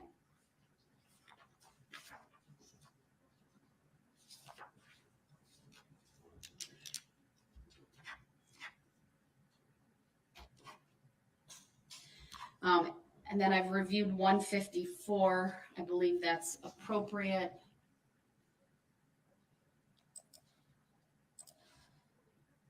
I'm going to pull it up just as a draft. I'm not sure if there's anything that needs to be.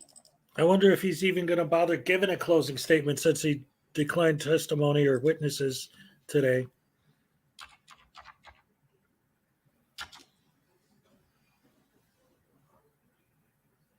So the pattern instruction talks about a chart. Is there any request from the state as to just keep that or modify that in any way based upon the evidence that was presented? Because you actually submitted maps and things were received. I don't know that summary. I think that there was a summary of the victims and the associated counts. I believe that that was exhibit 141. But that was received, wasn't it? And there were some charts of the extreme dance team,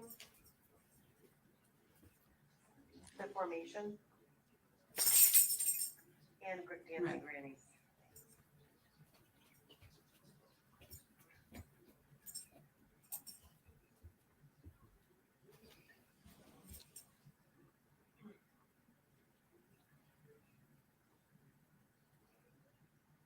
Okay. Do you have the exhibit list, Madam Clerk?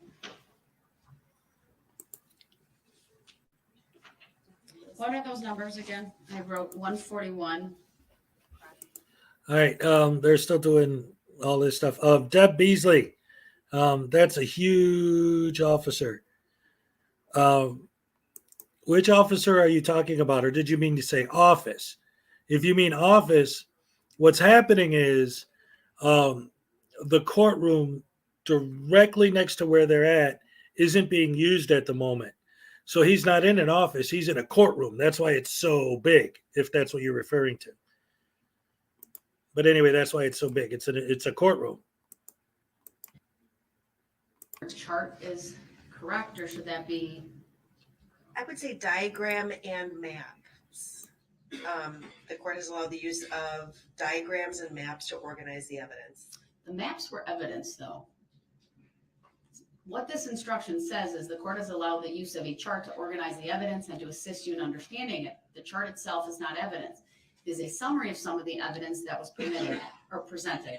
However, it is the evidence that controls. You should rely on the chart only to the extent that you believe it accurately and properly summarizes the evidence. Then we think 154 should not be given. That's what I was wondering. Because they were all admitted. They were all admitted based on how they were presented and the testimony regarding them. Typically, where that comes in is for use in openings and closings solely that are based upon evidence, and we anticipate those things coming in, not when there's been an actual document that's been admitted. So I don't think 154 is needed, and I'll deny that request. What about 152 regarding the view? As I read that, that was given prior to the view, and I think that was appropriately given at that time. I don't believe it goes into the closing or the final instructions. That was my inclination, but I wanted to get the party's position on that. I'll once again unmute Mr. Brooks and just ask him if he has any position regarding any of these last issues that we've discussed with as it relates to the jury instructions. Anything from you, sir, on the jury instructions?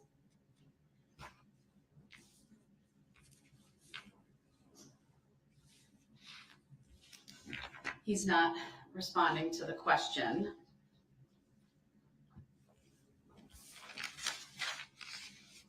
I believe that covers all of the issues that were raised by the parties then.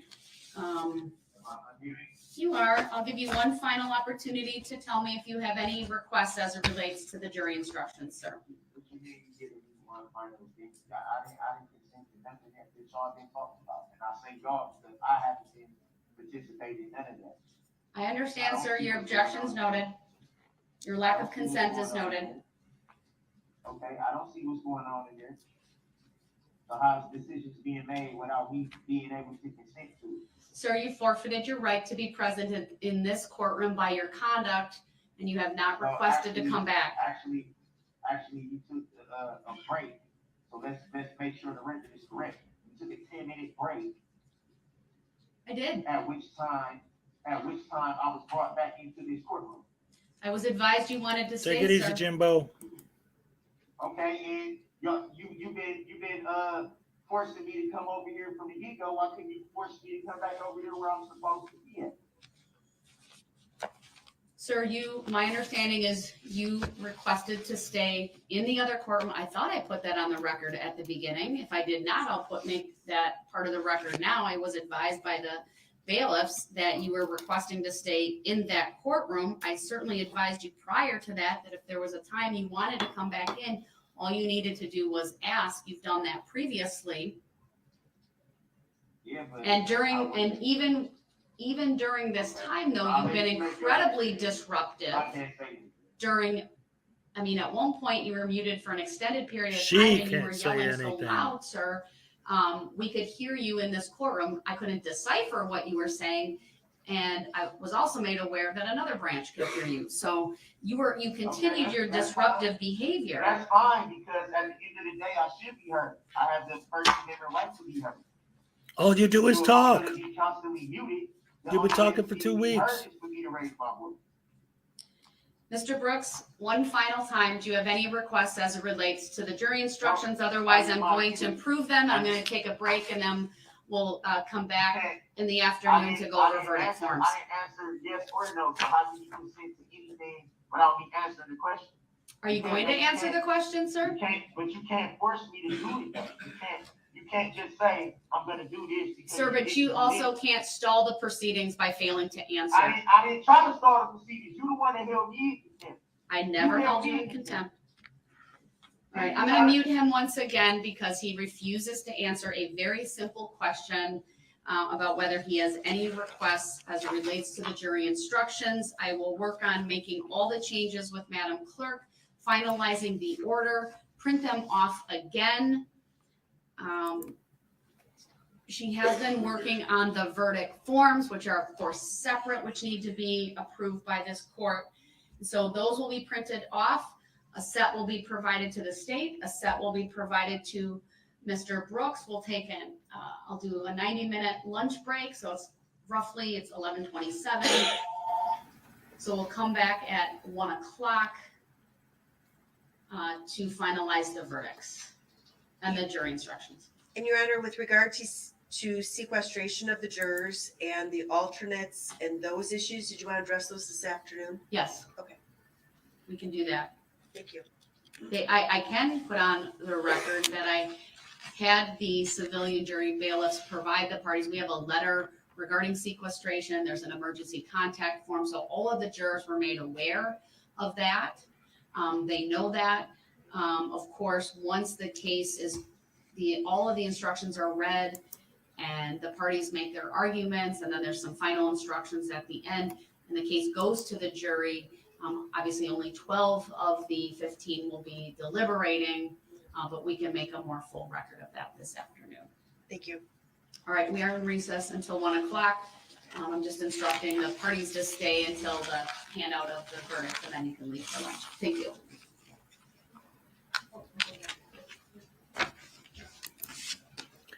All right, so they're in recess now. Looks like they're going to be for a while. She said 90 minutes. So what I want to stay with this, so I'm going to stay on. The Bears are going to play tonight, and they're going to win. The Bears. It's going to be great Monday Night Football.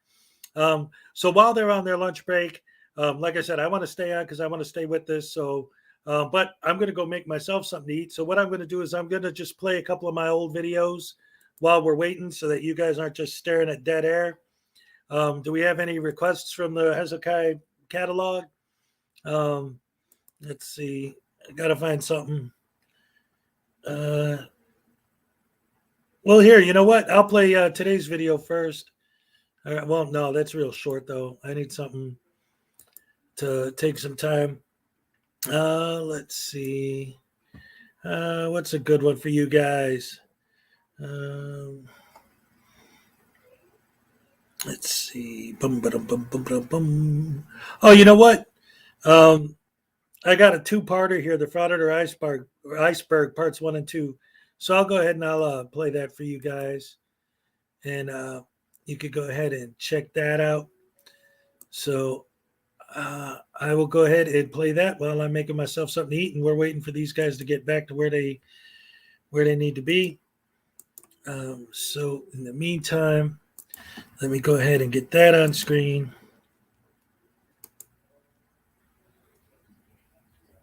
Psychedelic video. Oh, play a song with the psychedelic video. Yeah, I can do that. Hold on. Let me get back to what I was doing. Yeah, I could probably play some music. I'll go play the drums. Yeah, play some Johnny Cash. Man, I don't want to get no copyright on this stream. Let's see. Grateful Dead.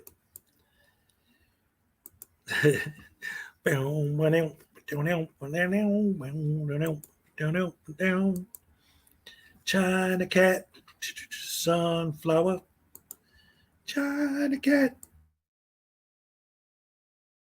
Suddenly, he hears an all too familiar cry for help.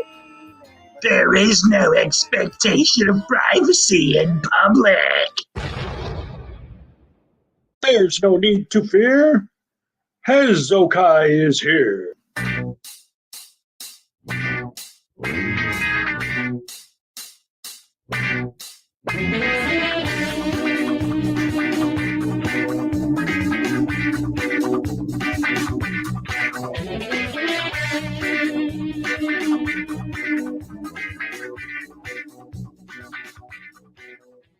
In the modern world, where almost everyone has access to a video camera through their phone and most people have their phone with them at all times, it seems only natural that it would become much more difficult for police or any other government officials to engage in any sort of unnecessary violence or illicit public activity without someone having the opportunity to capture video evidence.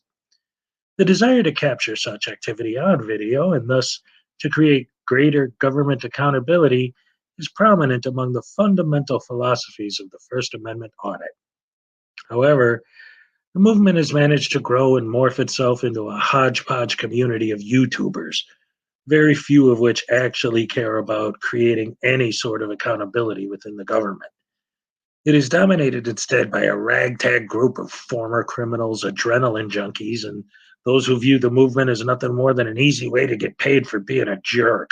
Today, we take a look at the good, the bad, and the absolutely despicable dregs that make up the First Amendment auditing community using the iceberg format. So sit back, relax, and get ready to see some of the best and some of the worst of what many of us now refer to as frauditors. On its surface, increased transparency for government agencies and their employees seems like a no-brainer. After all, no one wants to find that their tax dollars are being used to pay someone a ridiculous salary to sit behind their desk playing video games or posting on Facebook or the like. Wasted tax dollars does in fact seem to be of great concern to many of these audits, the basic idea being that they're auditing what our tax dollars are being spent on. As with transparency on the surface, being able to hold government employees accountable for their actions seems to be a fundamental ingredient to the continued operation of a fair and just government. By filming the actions of said government employees, the stated goal of the auditor is to increase the level of transparency. Civil rights are key to the idea of an audit, with a primary focus on the First Amendment, hence its namesake, First Amendment audit. Freedom of speech, press, and assembly are indeed asserted by most auditors during their audits, with freedom of religion being mostly ignored. In fact, as you'll see as we get deeper into the iceberg, many on the frauded end of things love to audit churches. The foremost among these rights is freedom of the press.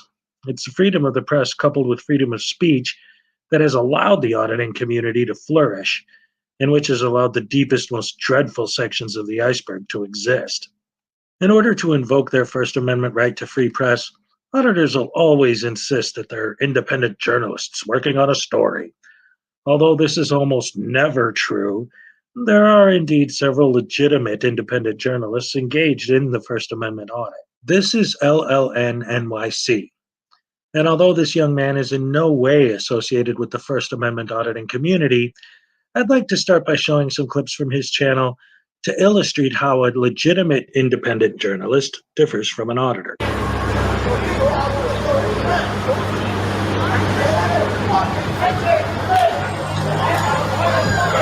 Notice, for example, how he maintains a reasonable distance from the scene without having to been asked to do so, and how he also doesn't scream at the cops and distract them from what they're doing. And now he's about to zoom in using his zoom lens, not by physically moving closer to the scene.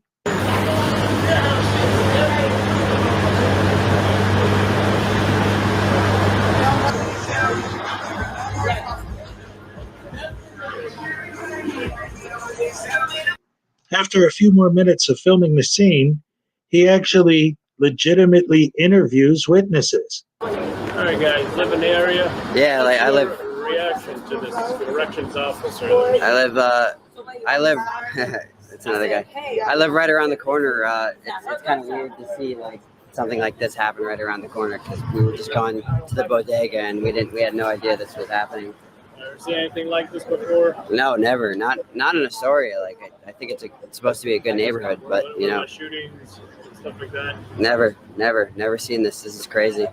This next clip illustrates how he's actually filming something for a story. It begins with him filming the street that it happened on so he could report on the exact location. And then he films a water main break.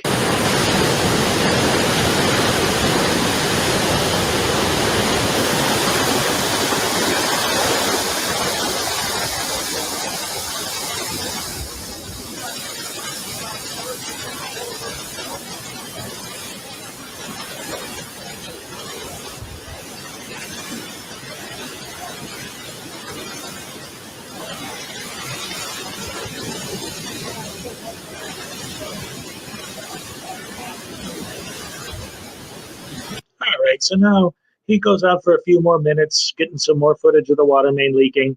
And it might seem like, okay, so how's this guy supposed to be a legitimate journalist versus what the auditors do, other than he's just standing there filming stuff?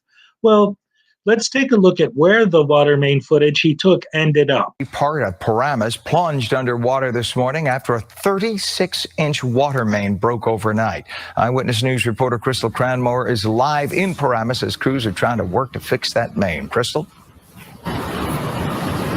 Good morning, Ken. Yeah, that water main break flooded several parking lots along Route 4 here in Paramus. At this point, Veolia Water Company is here trying to quickly repair that break. Let's go ahead and look at this video. This 36-inch water main break started a little after midnight, turning the area into a raging river. Crews closed Spring Valley Road between Trinity Court and Brookfield Avenue as they try to shut the main. Now, the water has been flowing toward nearby residential communities. Local police departments taking to social media to let residents here in Paramus and Rochelle Park know to expect low water pressure this morning. Now, at this point, it is unclear just how many customers are affected. We are waiting word from Veolia Water Company in terms of when water can be fully restored. For now, we're live in Paramus. Crystal Cranmore, Channel 7 Eyewitness News. Now, frauditors always say when people ask them why they're filming and who they're filming for, after they say, well, I'm a journalist working on a story, when people ask them when or where the story is going to be published, they'll never tell you. They'll never say, because it never gets published. We're always waiting for the story and we never see it.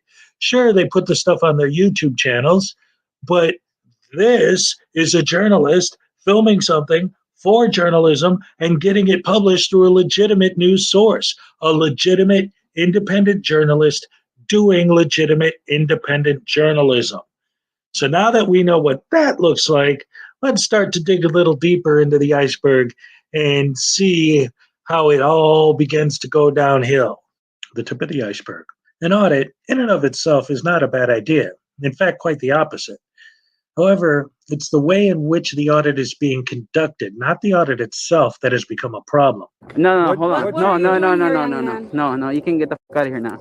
Okay, well, what are you doing here? You too. That's about what we needed. So Yeah. first of all, I'm you not too.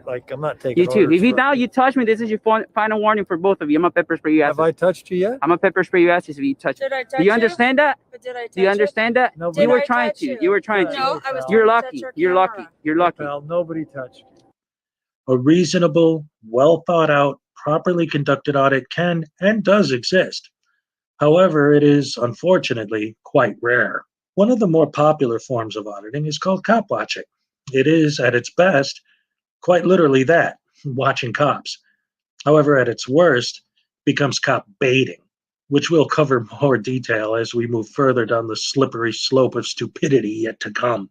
This clip is from Ironton Auditor. He began auditing when he unwittingly fell into the clutches of an infamous frauditor con artist known as Delete Laws. It did not take long, however, for Ironton Auditor to realize he was being duped, and has since shifted his attention to legitimate cop watching. Looks like Patrolman Blankenship, and I'm not sure who the other officer is yet.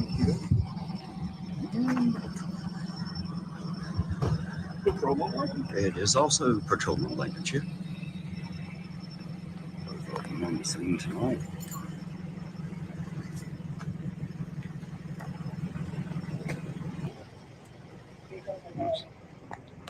Try to stay off the personal information here. If I can keep it burning down here. He's calling it out pretty loud over the radio there, so I'm trying to walk away, guys. That's the only reason. I don't want to dox anybody. Don't need no personal information on here. Come on, tell us what was going on. He rolled through a stop sign back here. Just performed a traffic stop, just kind of see what's up. Freedoms are like muscles. If you don't use them, you lose them, is a common auditor phrase. However, both LLNNYC and Ironton Auditor are shining examples of how to flex your freedoms without being an obnoxious, overbearing, narcissist dolt, which leads us to the next level. Beneath the surface, challenging public officials. As we begin our descent, we find ourselves immediately within the realm of the frauditors, not content to simply film interactions with public officials, but challenging them, challenging their authority, challenging their knowledge, challenging their ability to complete simple tasks, and insisting that because they have chosen a career in public service, they must now kowtow to the person with the camera's demands right away, following their directives to the letter, and never in any way even hinting at the fact that they may feel uncomfortable being recorded. Any discussion at all about policy, protocol, or procedure is instantly shut down as incorrect and or irrelevant. Such dialogue is often followed by a barrage of insults, threats of lawsuits, and insisting on supervisors taking disciplinary action against the hapless employee. Yes. Stop being silly. I came for public records. Can you please fulfill it? I need public records.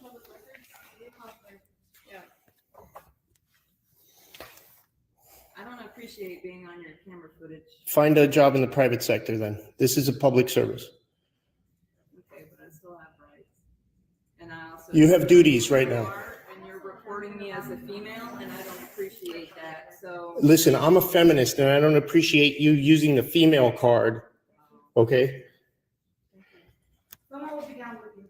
Okay, I just need you to take my records request. It's that simple. I'll be right out of here once you do.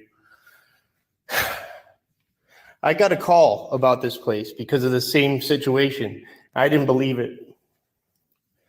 We have a freedom of the press. It's the First Amendment right, and the Public Defender's Office should know that.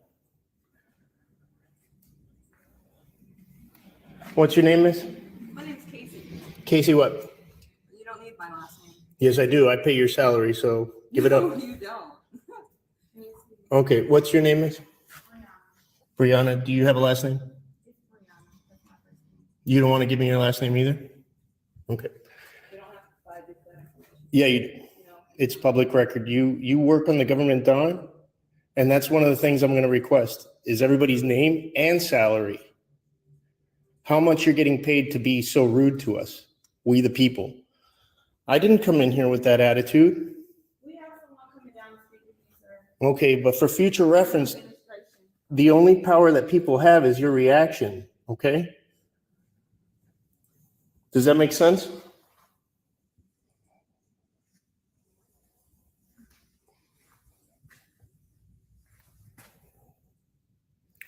I have 2 easy records requests.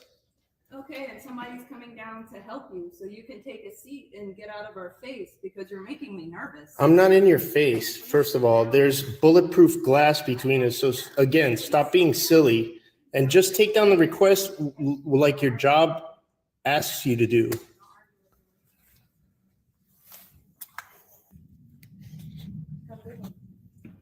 You too. Do better. Oh, I do great at my job. I appreciate you though. Thank you. No, you failed today. No, I didn't. You got the help you needed. From him, you failed to just take my request like I originally asked. Unlike cop watching, which is, again, literally watching police interactions with the public, cop baiting is about eliciting a negative reaction from the police. In fact, many frauditors will engage with police when they're not even involved in any interaction at all, approaching the officer while sitting in a squad car or walking a beat.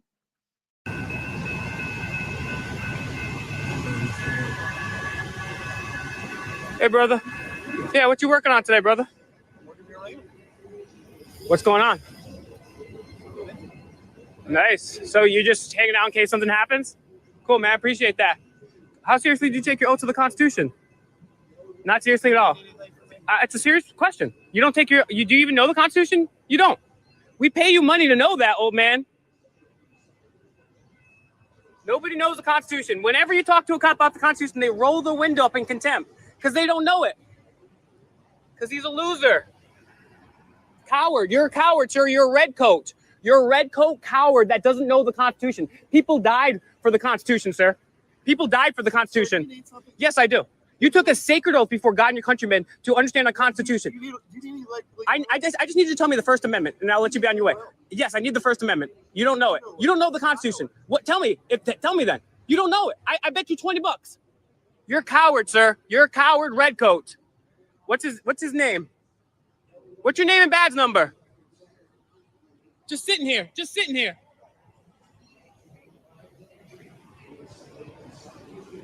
Coward. 5448. He's just chilling. He's just chilling. Pre-crime. Coward. You're a coward, redcoat. And just in case that isn't enough to convince you, check this guy out who actually tells the truth. All right, what do you do after you bait the cops? All right, it just doesn't end right there. You still have them. You're still in that situation. So you got to make the most of it. All right. If you have just one cop, get them to call more. It's not that hard. I've done it many, many times where one shows up and then they have to get like 5 others. It's amazing. They arrive pretty quickly too, the backup. And in a way, it's kind of a refreshing feeling to think that you're drawing their attention away from actual real crimes that could have been occurring at that time.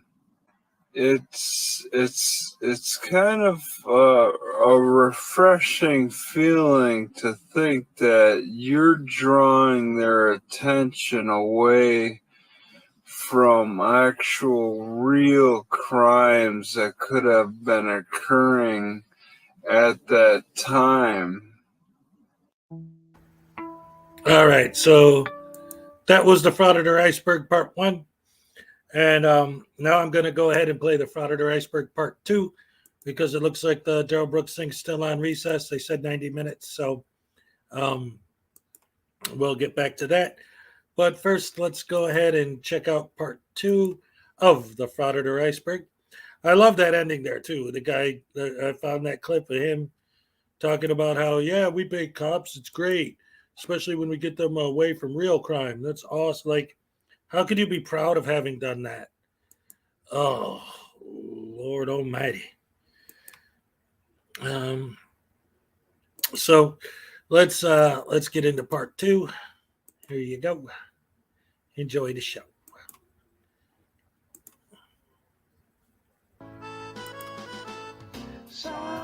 Alan Newcastle sits alone watching YouTube videos on his computer when suddenly he hears an all too familiar cry for help.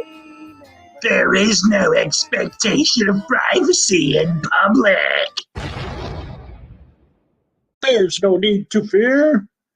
Hezokuai is here.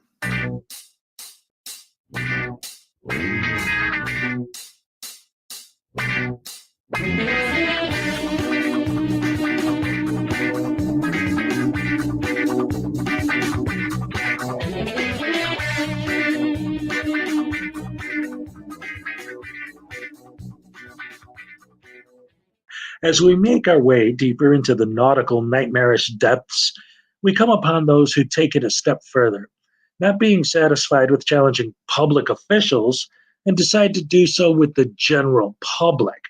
Often they'll choose to audit a private business that's in no way related to any government agency. What's up, man? How you doing? And here's the second one, guys. These So two Canbacks over here are nothing but protesters. He says we're nothing but protesters. I know my audio's not good on the live stream. Please. So we got a hater over here, guys. He's shaking his head at me. So You are disturbing us, and we're asking you to leave, please. I'm disturbing you, and you're asking me to leave, please? Is that what you said? Yes, I'm asking you guys to leave, please. You can't ask us to leave, sir. Let's just end it, okay? Yeah. So Brianna's doing a great job, guys. Told this guy to just disengage with us. So.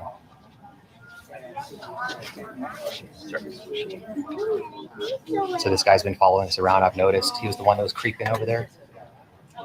Plus, I posted a YouTube video about that guy. Oh, you were here for that? Recording the other day. You were here for that? Yes. Okay. I'm here every day. Okay. Just in case if guys like you come around. Just in case guys like me come around? Yeah. He said he's here every day just in case guys like me come around, guys. That's what he said. And Brianna's doing a great job to de-escalate the situation before this guy gets put in a blender himself too.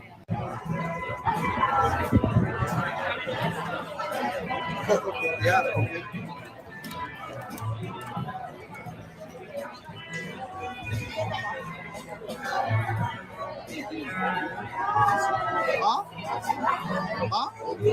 No way. Who are you to tell me to go somewhere else? Huh? But you're no one. I'm not gonna listen to you. Who are you? You're not my. You're funny, dude.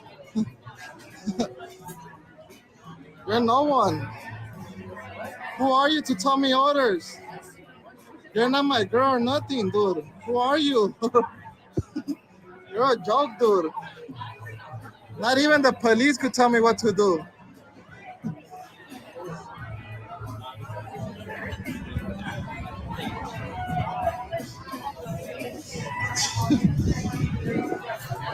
This guy's a joke.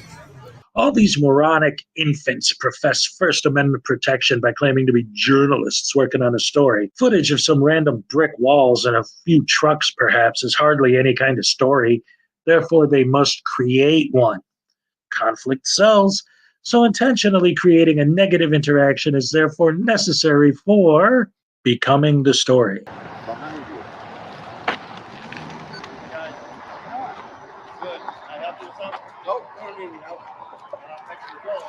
Do you walk up to everybody and ask them if they need help?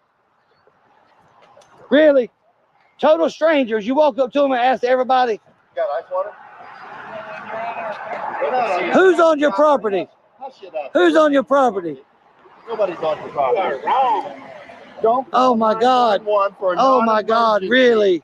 Stop wasting. Oh my God, he's gonna call 911. No crimes being Jesus, man. Fellas, all I was asking was just because we got semis. We don't need. We grown men. We grown men. Listen. Don't call 911 for a non-emergency. You're wasting your community's resources. Look, now he says. No crime Now. being committed. Do what your man tells you to do. You understand this is a public sidewalk, right? Don't.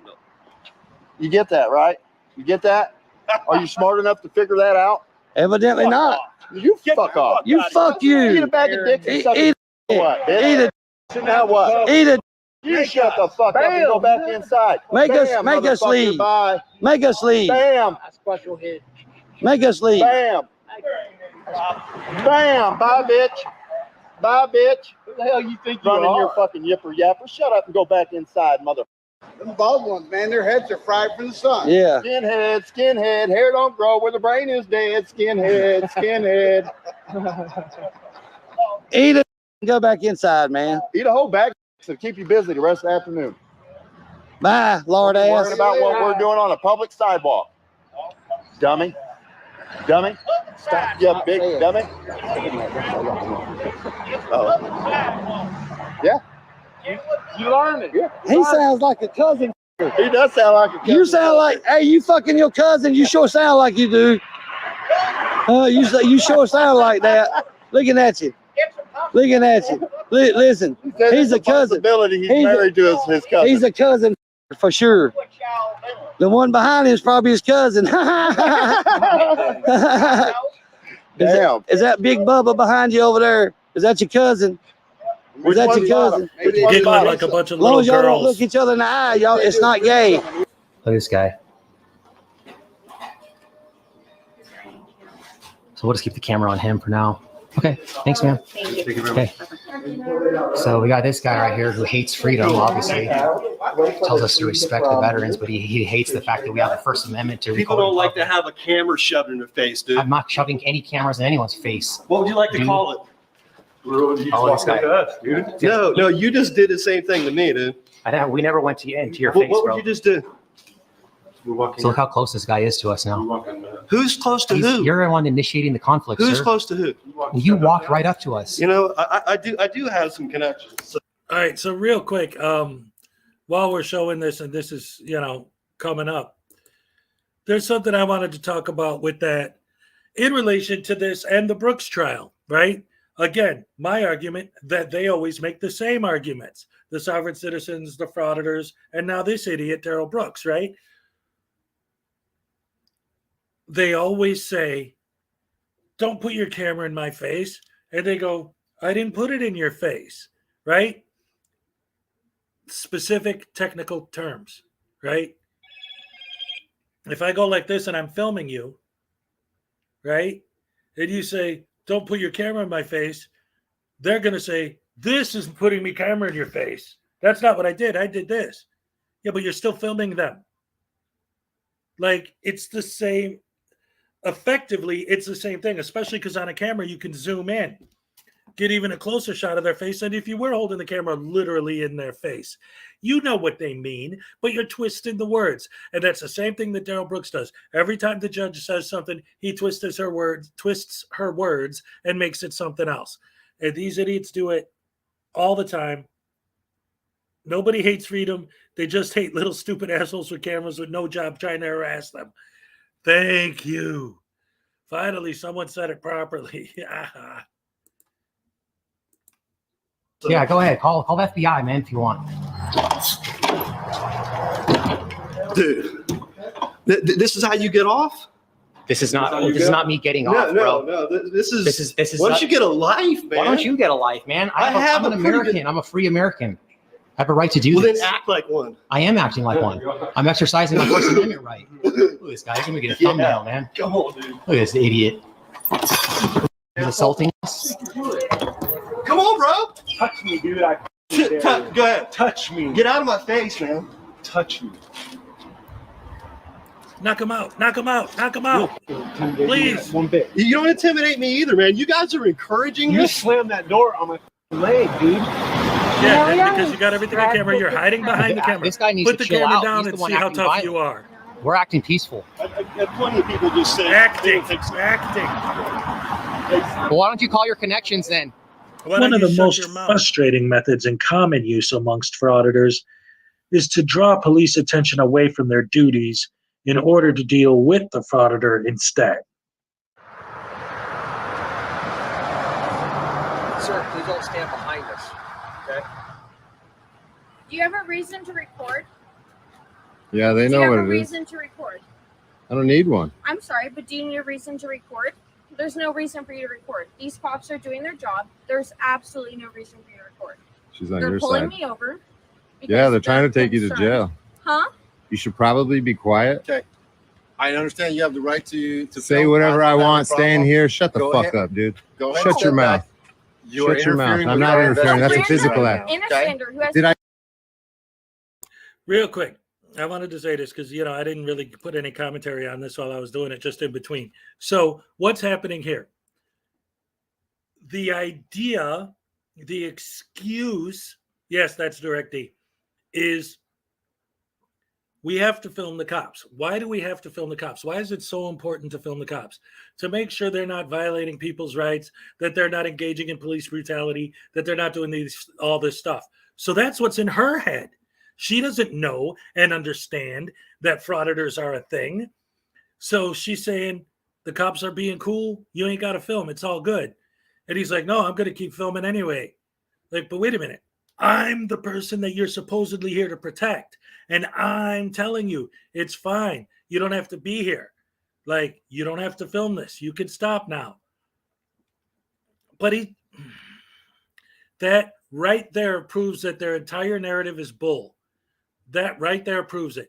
The fact that the person who's the victim of the horrible tyrannical police is telling you it's fine. They're not doing anything wrong. You don't have to film. Please don't. But they still continue to film proves that they're full of it. Did I mess with your evidence? Did I get in your way? You are interfering Call with your our supervisor. investigation right Call now. your supervisor. I don't need to. Yeah, you do. I just asked for your supervisor, and you need to identify yourself for part of policy. this? No, who are you? Code of conduct number 73. What's your name and badge number? Hey, I want a supervisor here. I want a supervisor here. I don't give a fuck. I'm requesting a supervisor. Do you want a complaint for not identifying yourself? Hey, dumb shit. All three of you need to identify now. All three of you need to identify. Don't hey nothing. I'm on the sidewalk. You shut the fuck up. You shut the fuck up. No, you shut the fuck up. I got laws in my pocket. You want to see some laws? You want to see some laws? I got ARSs. Which laws do you want to see? There's all the ARSs right there, tough guy. Here's the Constitution too. What am I doing wrong? Interfering's right here in the pile somewhere. You want to grab it? Yeah, I didn't think so, asshole. Yeah, you do.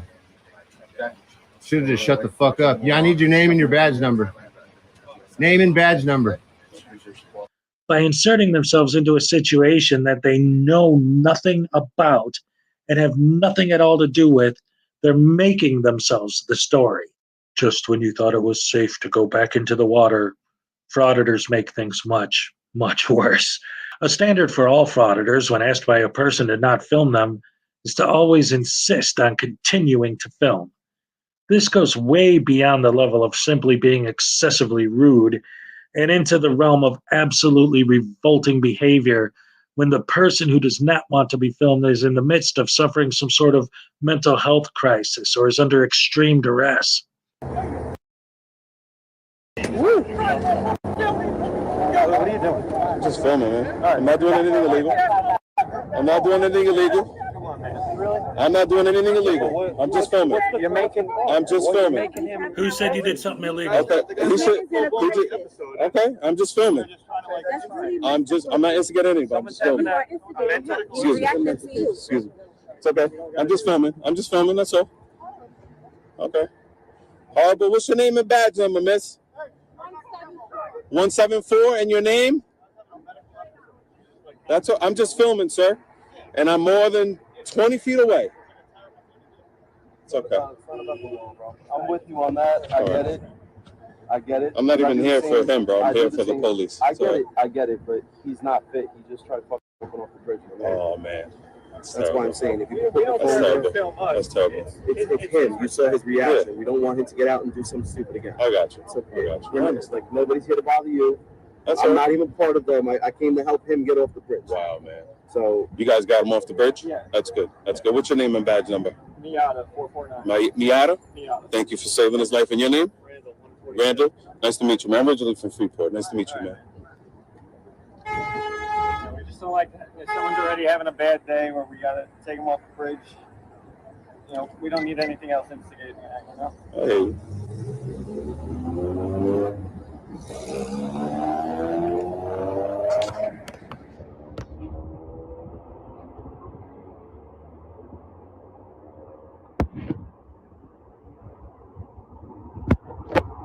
Can you stop like standing in front of my camera though?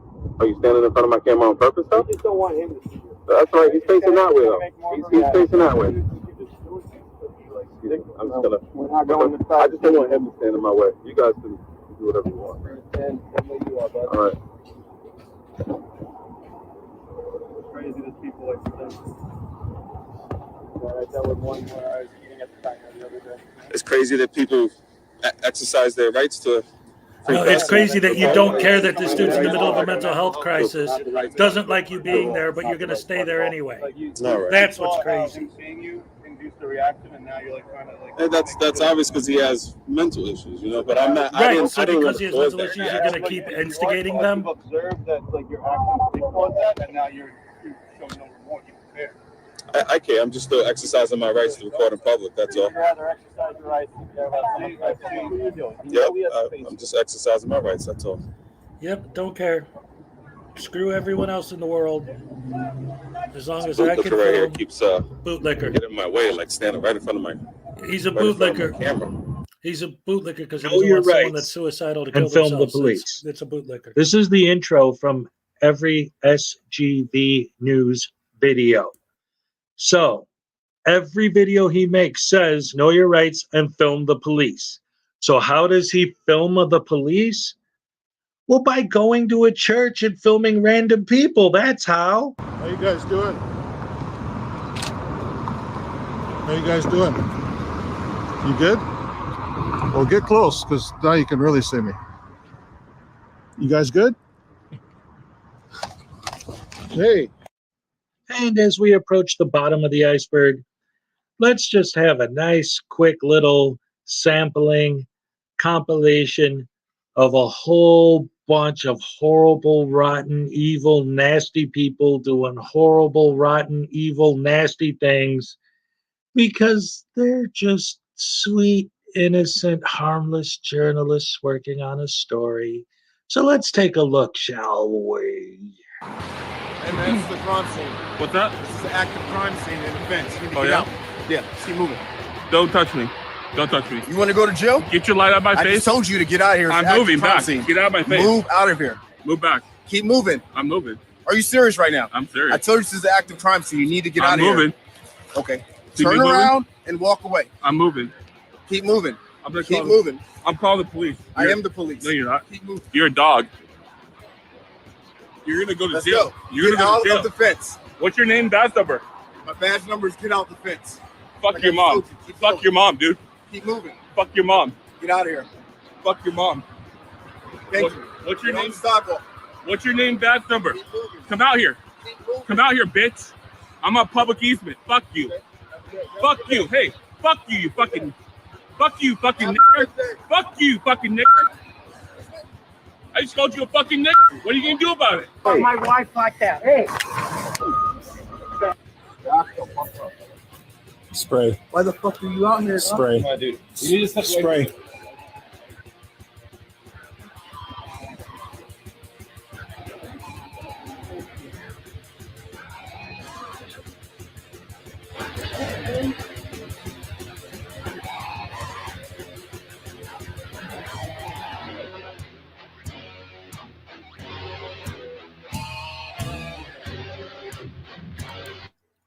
All right. So anyway, that was that.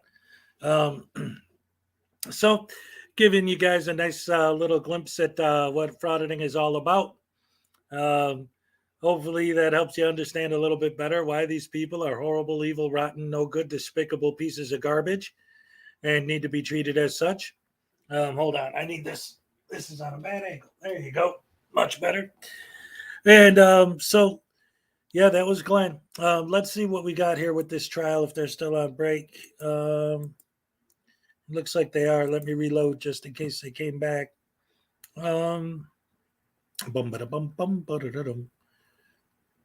All right, so we're still waiting for them to come back from their break. Oh, wait, they got a poll on their channel: guilty, not guilty, or hung jury. 96% guilty. Yeah. Oh, that's beautiful. Yeah, he did it. There's no question about it. He even said that he doesn't dispute any of the charges.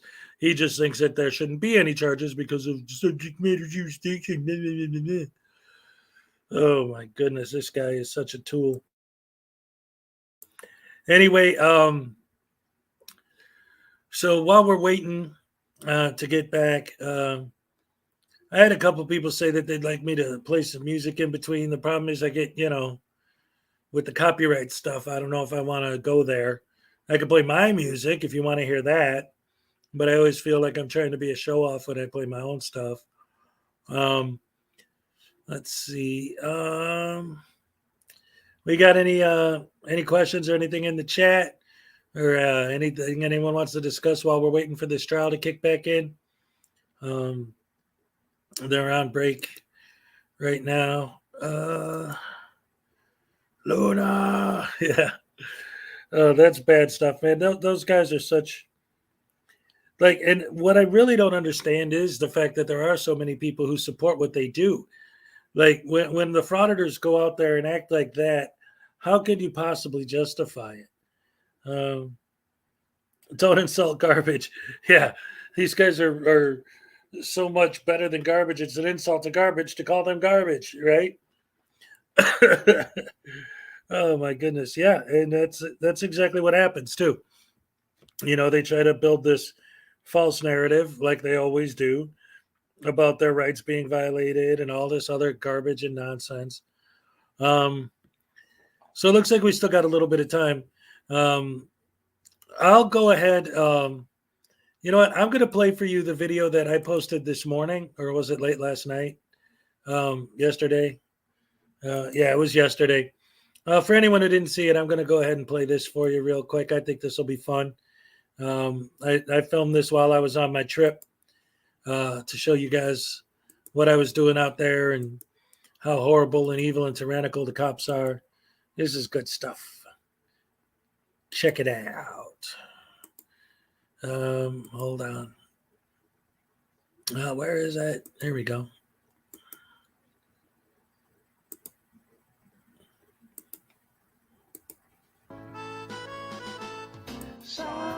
Alan Newcastle sits alone watching YouTube videos on his computer when suddenly he hears an all too familiar cry for help. There is no expectation of privacy in public. There's no need to fear. Hezokuai is here.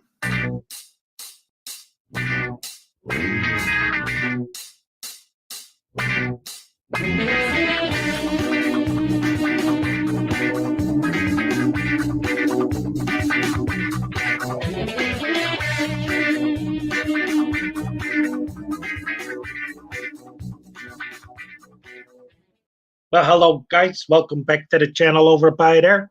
And today we got something a little bit different for you. So, I had to drive the kids from Florida to Wisconsin. So we took a trip and we stopped a few times on the way. And I decided when we were stopped to actually go out and do some audits, because auditors are always daring me in my comments to try it and see what happens. And I decided that I was going to act like a human being and see if they're really honestly telling the truth, that they're just out there acting like normal humans and they're getting harassed and arrested and people are giving them a hard time. So I did it in 3 different states. And I'm sitting here talking to you. I'm not in jail. I didn't get in any arguments or any fights. I didn't get pepper sprayed. I didn't have to pepper spray anybody. Nobody threatened to beat me up. I didn't have to tell anybody that there's no expectation of privacy in public. It almost seems like, and I might be wrong, but it almost seems like frauditors have a tendency to lie. I don't know, man. My excuse has always been that they purposely go out of their way to cause confrontation, and they say, no, no, no, no, no, no, no. So let's see what happened when I tried it. You're going to enjoy this, guys. This is some fun stuff. I kept a little bit of the stuff with my kids in there just because they're so cute. All right. Anyway, I hope you enjoy this, and let's have some fun with this audit. Fraud it. Blah, blah, blah, blah. Hey, guys. Hezokuai Jenkins here with the First Amendment audit of the rest stop here in Georgia. We'll be checking that out in a minute. But first, right off the bat, I already saw, look at this, trying to tell me what to do before I even walk in here. No pets allowed. Yeah, that sign doesn't trump my rights. I have a right to bring my animal wherever I want. But let's see if they respect my right to film in public. Let's see. This is, what is this place called? Let's see. I'm here traveling and thinking, well, hey, I might as well get some footage, some real newsworthy content for my YouTube. I saw something that I really think I need to report on for the news purposes. And look at this, it's the Blue Star Memorial Highway. Uh-oh, I think we're in Georgia. Let's see, what does this say? Blue Star Memorial Highway, a tribute to the armed forces that have defended the United States of America. Sponsored by the Garden Club of Georgia. Beautiful. In cooperation with Cordell Garden Club, Cordell, Georgia. All right. National Council of State Garden Clubs. Look at that. There they go again, trying to tell me what to do. Who they think they are, those tyrants. Okay, so here I am, ladies and gentlemen, Hezokuai Jenkins, broadcasting live from rest area number 13 in Dooley County, Georgia. That's right. And we're just filming here at this place because I ain't never been here before and I wanted to see what they got. And I saw, like I said earlier, some newsworthy content. I wanted to show you guys this. Oh, wait, we got the State of Georgia salutes. This is going to be fun. Let's see what they got. Oh, look, ashtray.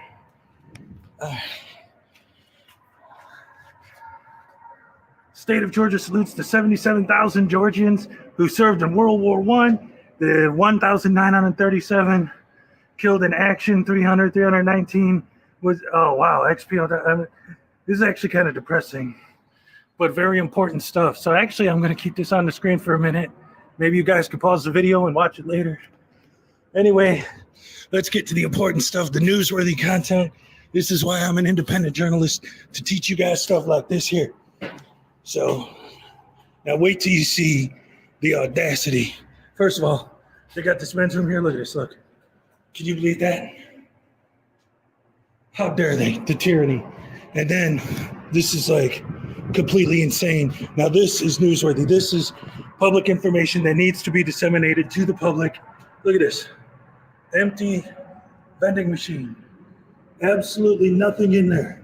Now how the heck am I supposed to express my right to buy snacks if there ain't no snacks in that machine? Of course, the one next to it's full. But that's beside the point. Remember, this is a First Amendment audit. Then look at these tyrants. Look at this. Restroom closed just because that one's open. That one's closed, but that one's open. And that one's open.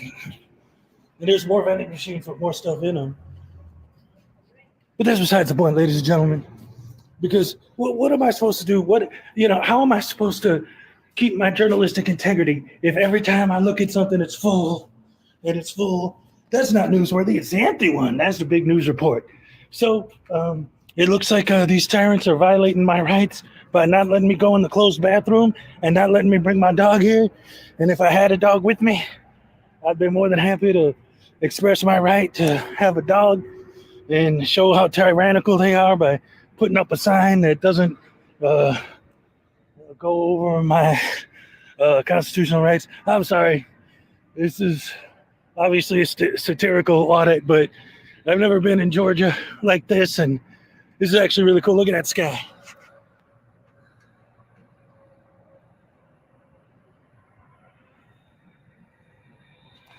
That's beautiful. Beautiful. This weather's great. Came here in fall. It's perfect time. Just left Florida. It was all hot. Notice how I'm filming this whole time, talking to the camera the whole time, and I'm not getting tackled by the cops. Oh my God. Georgia must be on another planet, huh? It's surprising because the way auditors talk, you'd think I'd be in jail by now. All right. Well, I guess officially, ladies and gentlemen, rest stop 13 here in Georgia. Oh, man. Let me do this back this way. This is my first audit, ladies and gentlemen. I'm still having a little bit of trouble doing it just right. Well, not my first sarcastic audit, actually. Walking in sunshine. Well, walking on sunshine. Oh, it's Dooley County, yeah. So, rest area 13 in Dooley County failed miserably due to their closed bathrooms and their one vending machine that was empty, and their violation of my civil rights by putting a no pets allowed sign. We're going to have to change that. Go ahead and look this place up if they have a phone. Definitely don't phone bomb them and tell them to fill that stupid vending machine, because that's what freedom and justice and liberty and destroying tyranny is all about, is getting a couple pops in that machine or some snacks or something. All right, anyway, I got the kids. Say hello, kid. Say hello to the kid. Ow! The kid just closed the door on my arm. All right, guys. See you later. Peace. Oh, my goodness gracious me. We're in Nashville, Tennessee. Yes, downtown Nashville. Say hello. It's me, and I love this haunted place. We got haunted city and everything. Yeah. This place is so cool. Let me show you around.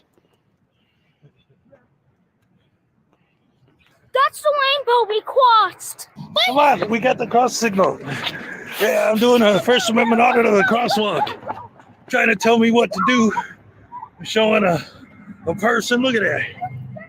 Those horrible tyrants telling me what's up. Look how high up you are from there. Wow. This place is cool, man. But so I was in Atlanta or Georgia, right? And I brought out my phone, I started filming, and I didn't get arrested. I don't understand. According to the First Amendment auditors, if you get out and film, they're gonna just grab you and beat you with a stick and throw you in a box. I don't know why they haven't done that to me yet. And now I'm in a whole nother state. That gives me anxiety. That's scary. So now I'm in a whole nother state. Nashville, Tennessee, downtown. And I don't know. I ain't been arrested yet. I don't understand. I'm still filming. Look at this. Filming buildings. Nobody's bothering me. You'd think, based on the fact that nobody's messing with me, you would think that auditors lie. You don't think that's possible, do you? I don't know. They might. Oh, look at that tyrant light telling me not to walk. Let's go down this way, and then we go around and come back. All right. Just so we can see the AT&T building. My son wants to check out. I'm joking. See, I'm doing a parody. Yeah, here we are, guys. Well, there's the AT&T building. That looks really cool. Maybe I could get a better shot of it. Let me flip the camera so I can actually see what I'm filming. Hi, my name is Douchebag DeCastro. I'm a constitutional law schooler, and I can prove it because I always have my face on camera while I walk downtown. For those of you who've been following my channel, you know that I'm driving the kids back from Florida to Wisconsin, and we're making just some stops on our trip. And right now, we're stopped in good old Nashville, Tennessee, and I've been filming for a few minutes now, and I ain't been arrested yet. So I don't know what's going on, man. Like I said, according to the frauditors, I should already be in jail or getting beat or locked up. Uh-oh. What are you doing? Bratty children.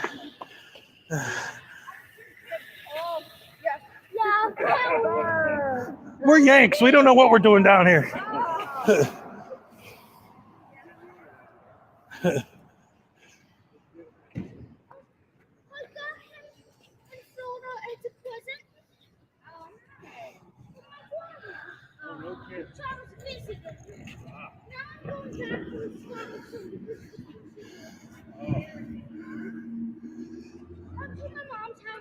Kansasville, Wisconsin. Yeah, over by, huh? Where you live at? Kansasville, Wisconsin. Yeah. Yeah, it's in the middle of nowhere between nothing and corn. We live in Iowa. We get corn. Oh, yeah, right there. You know all about that. Have a good one. All right, you too. Yeah, you too. Oh, my goodness. Did you see that? Can you believe when you're nice to people, the way they talk to you? How horrible. Look at this. This place is beautiful. Yeah, you know what? Screw this nonsense. Man, these auditors are like, well, why don't you go out and audit? I'll tell you why. Because I want to look at this, not just look at my camera looking at this. So I'm going to enjoy my trip. And you guys enjoy this video.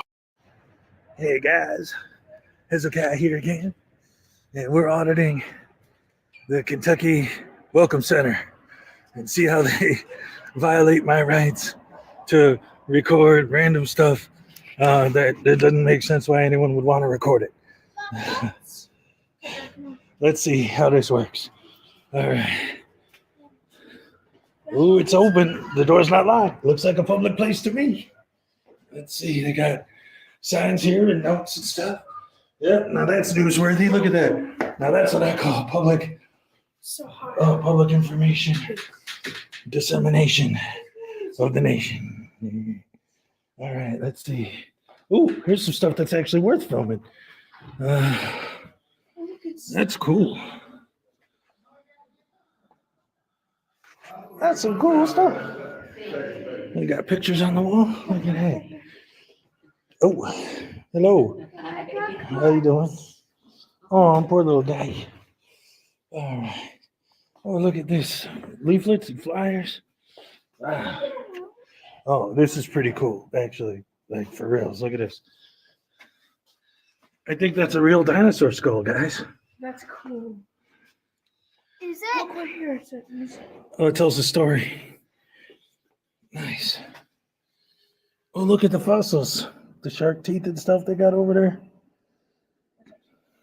Raptor teeth. Nice. I don't think we're supposed to go. I don't think we're supposed to go back behind the counter. But they're going to violate my rights by putting this up here. Look at this. How dare they give me this information? I'm going to disseminate it to the public and nobody's going to stop me. See, look at this. I should already have been arrested 3 times looking at doing this. Look at what I'm doing here. Can you believe this? Nonsense. Again, something that's actually kind of worth filming. This is really cool stuff, actually. Dad, can we please get a room? This isn't a hotel. Ooh. I thought there's gonna be a room that we could stay. Oh, dudes. Okay. Now, I came in here to do a joke audit of this place, but seriously, like, welcome to Kentucky. We still got these. What's our phone number? You youngins probably don't even know what one of these are. This is called a public telephone. Does it work? Yeah, 25 cents. Hit the button hit the hang up. No, push it down. It doesn't work. It's probably just a decoration. Oh. No dial tone. It's just, that's why it looks so nice and new, because they don't use it because it's not real. Real quick, that's pretty much it for that video anyway. But I did want to point out how funny it is. Like, that's a perfect example of Generation Z, right?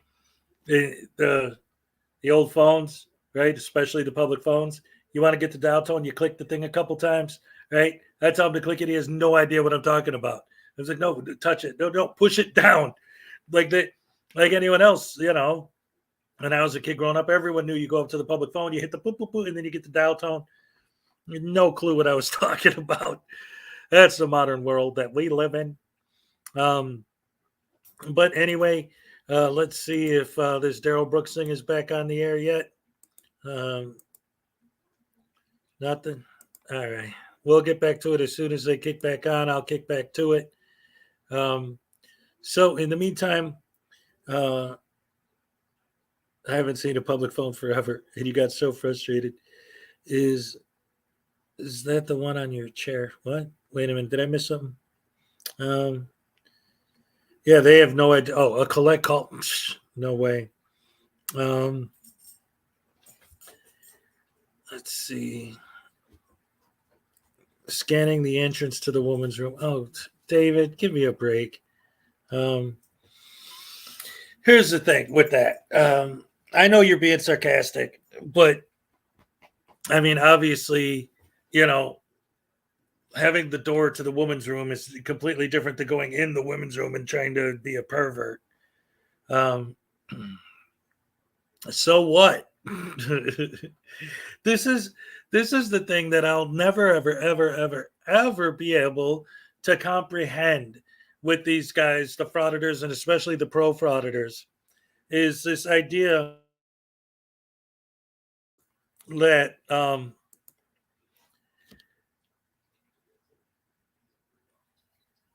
I have never said that filming is or should be illegal. And even these frauditors in their own videos. What are you doing? I'm not doing anything illegal. Okay, what are you doing? I'm not breaking the law. Okay, what are you doing? I'm not doing anything illegal. Nobody said you were doing anything illegal. They asked you to step back. They asked you to stop filming. They didn't say you're breaking the law. You must stop. It's not the camera. It's the cameraman. It's not the camera. It's the cameraman. It's not the camera. It's the camera man. I know those were joke audits or whatever, but let's face it. I was out there. I was in public. I was filming. I acted like a decent person. All the people that I came into contact with, I didn't argue with them. I didn't film them. And if they asked me to stop filming, I didn't say, no, I'm going to keep filming you because you asked me to stop. I didn't do any of those things. And guess what? Nothing bad happened. Well, you didn't do anything illegal, and neither did they. Who said anything about anyone doing anything illegal?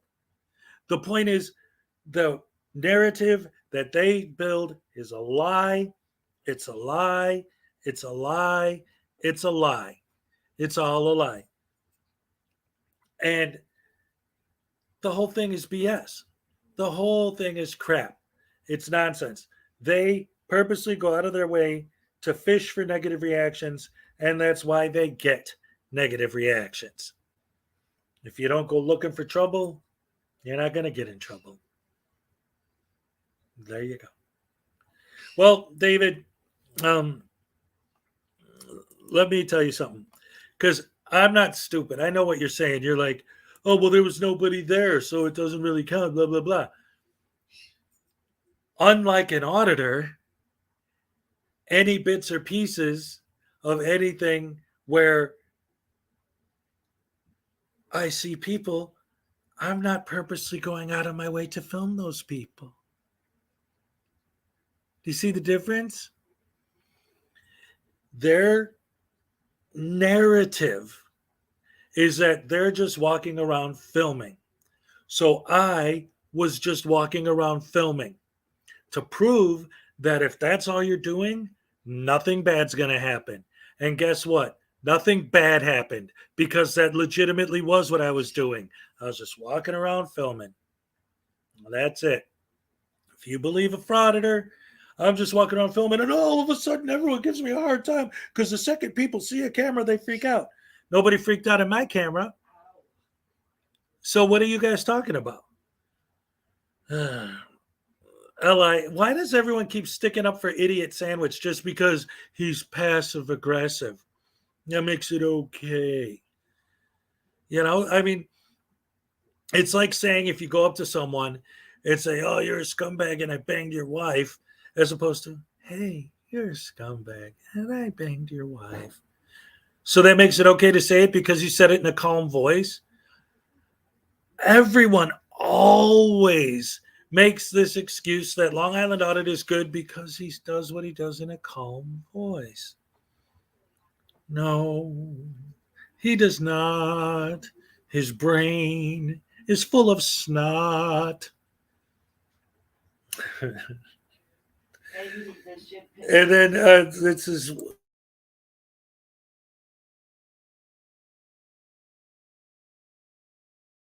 doubt. No doubt. Sorry about that, guys. What's the absolute worst thing Long Island Audit has said? That he's a journalist working on a story.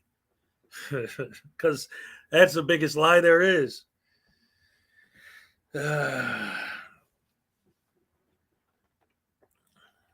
Yeah, his tag nabbit, you hippie sauce butt munch McGee, Long Island Audit. That dude is, he's annoying. He's passively aggressively evil, and he lies, and he builds false narratives, and he does all the things that all the frauditors do, because his brain is too. And he's a poo-poo sandwich man from poo-poo sandwich Afghanistan. Oh, and here we go. Here's just a little taste. It's just a little taste of that there Long Island Audit nonsense that we got going over by there. So let me get this up here. Hold on. You want to talk trash? Let's talk trash here. Where's my thingy? Since the trial ain't ready yet. Yeah, Long Island Audit is like some kind of saint to these guys because he's calm. Because he's calm. That makes him a good guy.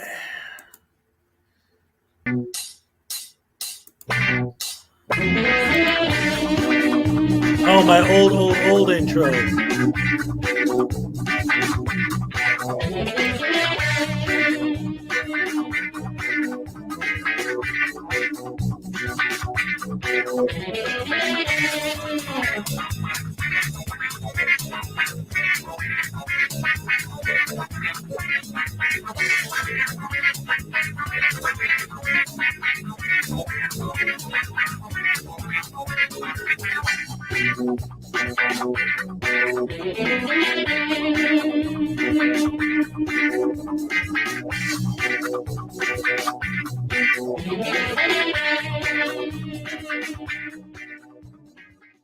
Hello, class, and welcome to the Long Island Audit School of Passive Aggressive Frauditing.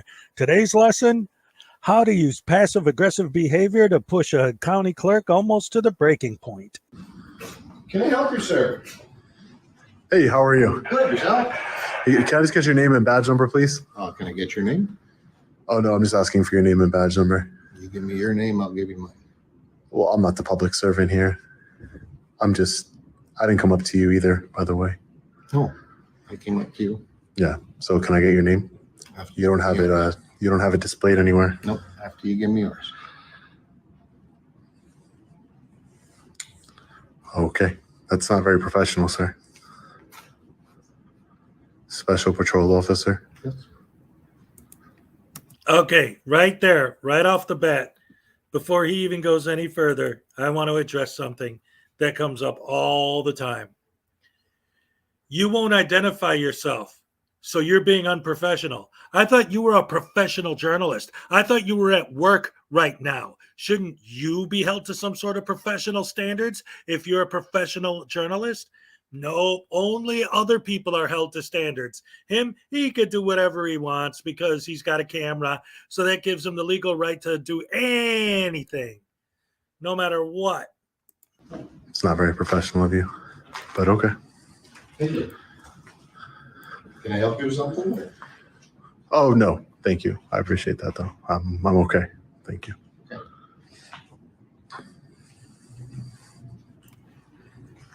Hold on. Here we go. All right. Think with your brain if you have one. The cop physically stopped him in his tracks. The cop stops him to ask him if he needs help. So that's wrong. According to you, according to him, that's wrong. Okay, now wait. If nobody engaged him, That's horrible customer service. And I need to file complaints about them for ignoring me and not serving me because they're public servants and they need to serve me. So if you say, do you need any help? That's wrong. They shouldn't approach you. If they don't approach you, that's wrong because they're providing bad customer service. They always move the bar. They always move the goalpost. You can't win. You can't win. You can't win because it's a scam.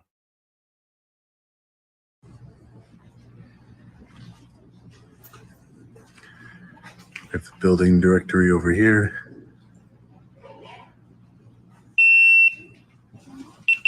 That's right, ladies and gentlemen, some riveting, newsworthy content from the professional journalist, Long Island Audits, Sean Paul Reyes. Stay tuned for more.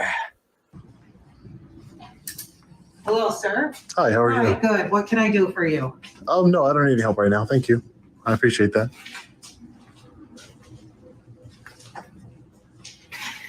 What's going on? Whoa, whoa, whoa, wait a minute. What happened to all public servants need to identify themselves at my command and follow my directives? What happened to that? Oh, because she didn't have a badge on? Now you're not going to hit her with name and badge number? So you're not walking in there with a bias towards the police in the first place?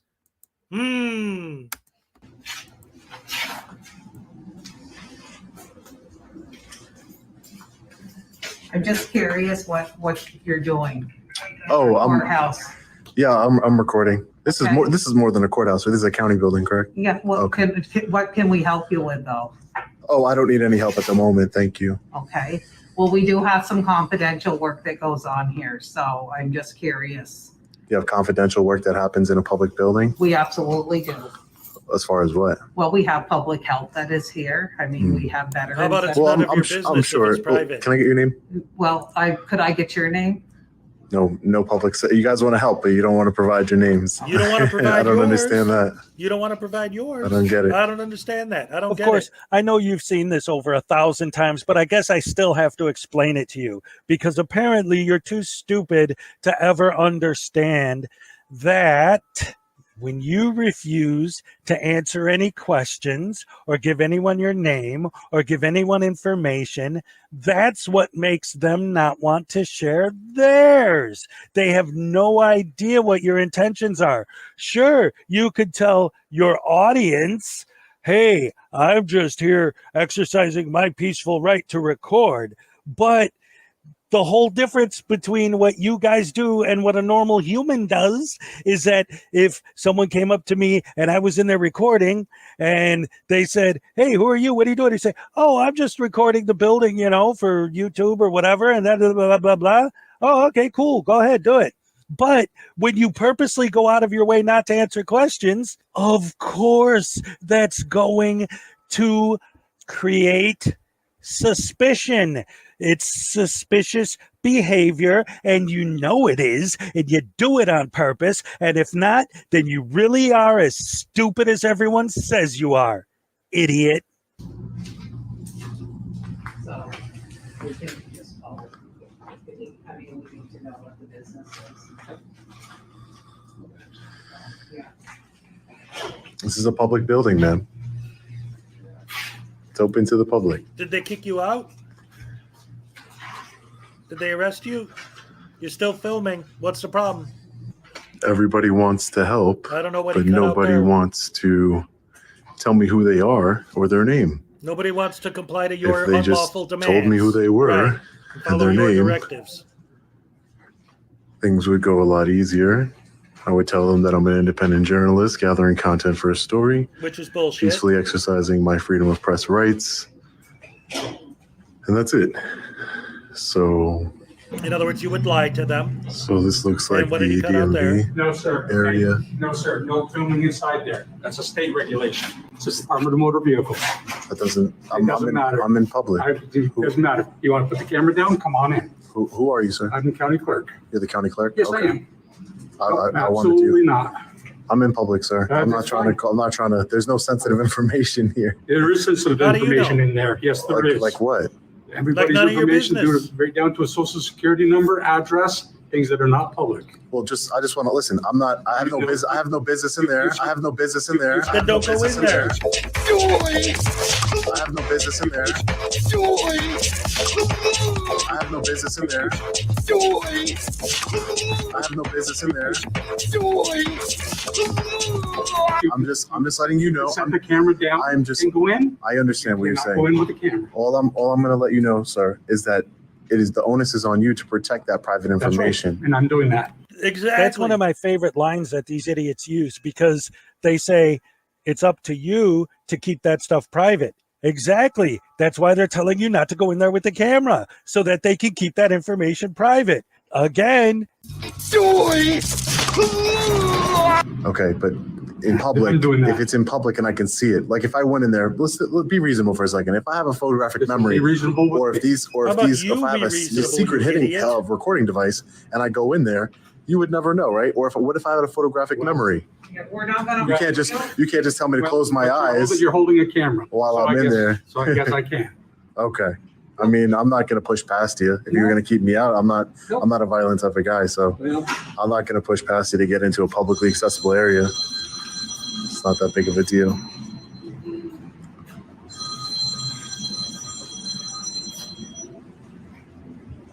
So because you say it's not a big deal, that means it's not a big deal. See how he keeps the camera on this guy now? I appreciate you identifying yourself. Thank you. As a member. I identified myself. What's your name? Sure. My name's Sean. I'm an independent journalist. Okay. What's your last name? And who do you work for? Oh, I just told you. I'm independent. Okay. What's your last name? Oh, I'm not going to give my last name. But okay. Okay. So you're not going both ways. What do you mean? I just told you my name. I told you my name, Kip Kazava. You're not going to tell you your last name? I mean, hey, what's up, Skeptic? I just told you I'm an independent journalist. Okay. I'm an independent journalist. Okay. That's all. All right, real quick, I gotta acknowledge we got Team Skeptic in the house. What's up, team? Good to see you, buddy. In case you haven't noticed, I've been on for a long time this morning. I'm covering the Darrell Brooks trial live, but right now they're on break, so I'm just going back playing some videos. David Perillo's in here talking about what a saint Long Island Audit is and how he's a wonderful human being and how everyone in the universe should bend over backwards to suck him off because he owns a camera. And I'm trying to show one of my old Long Island Audit videos as evidence that the guy's a piece of crap, and just because he talks quietly doesn't make him a better person. So here you go. The customers coming into this courthouse do not need to be filmed. I'm sorry? The customers coming into our courthouse for business do not need to be filmed. Oh, they have no expectation of privacy in public.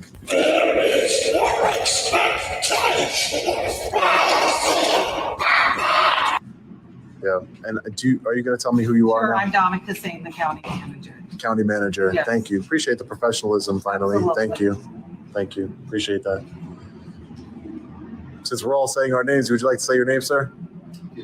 He wouldn't tell me his last name. First name? I just told you my name's Sean. I'm an independent journalist. I'm an independent journalist, and you are? No, you're not. Jerry, and you work for? Who do you think he works for? He's standing in that building. I just wanted to make sure. I didn't know if he's private with security a uniform or on. He works for the county. Okay, I'm just making sure. That's all.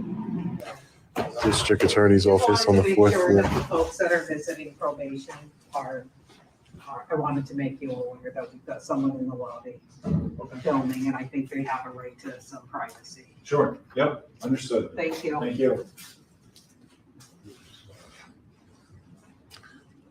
To be fair, ma'am, you do have cameras in this building, so you don't care about my privacy or anybody else's because you're recording people at all times. So there's really no difference. The reason why you're able to put cameras is because there's no expectation of privacy in public. Yes, yes, repeat the magic words once again. This is a public building, so I just wanted to let you know that. Yeah, they didn't know. They don't just work there, that's all. How do I do a FOIL request? New from KTEL Records. Frauditing's greatest hits, including such favorites as No Expectation of Privacy, FOIA request, independent journalist, name refusal, and much, much more. For the There's a FOIL website. Get on the county's website. Gives you directions on how to FOIL. yeah, do you have a form that you can give me? There's a form that you download. Okay, I know. While I'm here, I might as well just grab one. No, why don't you download it? And it tells you. All right, guys. Daryl Brooks is back on. We're gonna go back into that live and see what's going on with this idiot. And here we go with some more Sovereign Citizen in Court live. Are they still on mute over there? Yeah, it looks like at the moment they are. It also looks like they brought them back into the main courtroom, so that's going to be interesting to see what happens. Let's see. No expectation of privacy in public. And comparing the cameras. Oh, man, that's funny stuff. The way that Long Island Audit makes his stories and excuses is such BS. So anyone who joined us afterwards, like Skeptic, if you're still in here and you don't know what's been going on this morning, today was the day that Daryl Brooks was supposed to bring on the final witnesses for his defense. But as soon as the judge started asking him questions, he started acting like a baby. He buried himself behind a pile of boxes. He hid from her. They put him in a different room, and she tried to tell him something, but he said, "You can't count that because I didn't hear you." So they gave him headphones. He put headphones on. But as soon as she started talking, he took them off and then again used the excuse, "Well, I couldn't hear you." So they're going back and forth and back and forth. So the judge declared that he's not going to answer questions. He's not going to call witnesses. Therefore, I guess the defense is done. And then he started trying to argue that order, arguing subject matter jurisdiction, all of this sovereign citizen garbage. And there's David again talking about Long Island Audit. While we're waiting for the audit to kick back in, there's another thing that I wanted to cover earlier. I started to talk about a little bit, but I didn't really get into it, is this idea of the FOIA request thing, right? So my point on that is this. Okay. They walk into a building supposedly on legitimate business to do their FOIA requests. That's their excuse for being there, is they're on legitimate business, and the legitimate business is the FOIA request. Then they purposely go out of their way to create negative reactions. And then once they get those negative reactions, their FOIA request is for the information of the people they had the negative reaction with. So how could you go in the building to make a FOIA request about these people treating you this way before they treated you that way? The argument doesn't add up. You can't say, "I came in here to FOIA request your information for treating me bad," when they haven't treated you bad yet when you first walked in there. Their stories never add up. Never, ever, ever. Their false narrative building is ridiculous. And the way they speak just makes no sense. Again, somebody stopped him. Okay. Did they stop him and throw handcuffs on him? Did they stop him and kick him out of the building? None of those things happened. The only thing that happened was when he pointed his camera inside the door to the DMV that had some personal private information out, they asked him not to film that. He said, "But the onus is on you to keep me from filming that information." That is exactly what they're doing by telling you not to film. How do you not understand that? And then he loves these excuses. "Well, if I had a hidden camera, you wouldn't know," right? But if you got caught, you'd get in trouble, because that's even worse than what you're doing. Like, that actually is illegal in some, okay, every state has different laws and blah, blah, blah, and wiretapping and all that. I get it. But that's not a good example because that doesn't hold up. "Well, I have my camera out." Okay, and what? "Well, you can see I'm recording." Okay, and what? What's your point? You're going into this building. These people are just working, doing their thing, minding their own business. All of a sudden, this guy needs to be fired and that guy's violating rights. And why? Because you walked in there and you were looking for a negative reaction. If you weren't, you would have never walked in there in the first place. How do I know that? How could I say that? Because this is what you do for a living. You do this every day. You know that that's what's going to happen because that's what you do. Oh, man. Like normal people, when asked if we need help, we appreciate the offer. Exactly. If I walk into a building and someone comes up to me and says, "May I help you?" I'm not going to say, "What's your name and badge number?" You're violating my rights. No, I'm going to say, "Oh, well, I just came in here. I see this is an old building. It's got some nice architecture. I wanted to take some pictures of that." Okay, good excuse. Then why are you filming me? If you came in here to take pictures of the building, why aren't you taking pictures of the building? Why are you taking pictures of me? Why are you taking pictures of people's private information through the window? Their stories never add up. And I've said this before, you watch a Frauditor video, turn off the sound, turn off their narration, and just look at what's happening. It never matches. The content never matches the narration. False narrative building. He jumped in front of the camera. See, again, David, let's go back. Let's go back to the audit that I just did, that I posted yesterday, right? Your big thing was, well, you're trying to make it sound like you didn't film any people or this or that. Exactly. And how many people jumped in front of my camera? I wasn't filming them. Who jumps in front of the camera?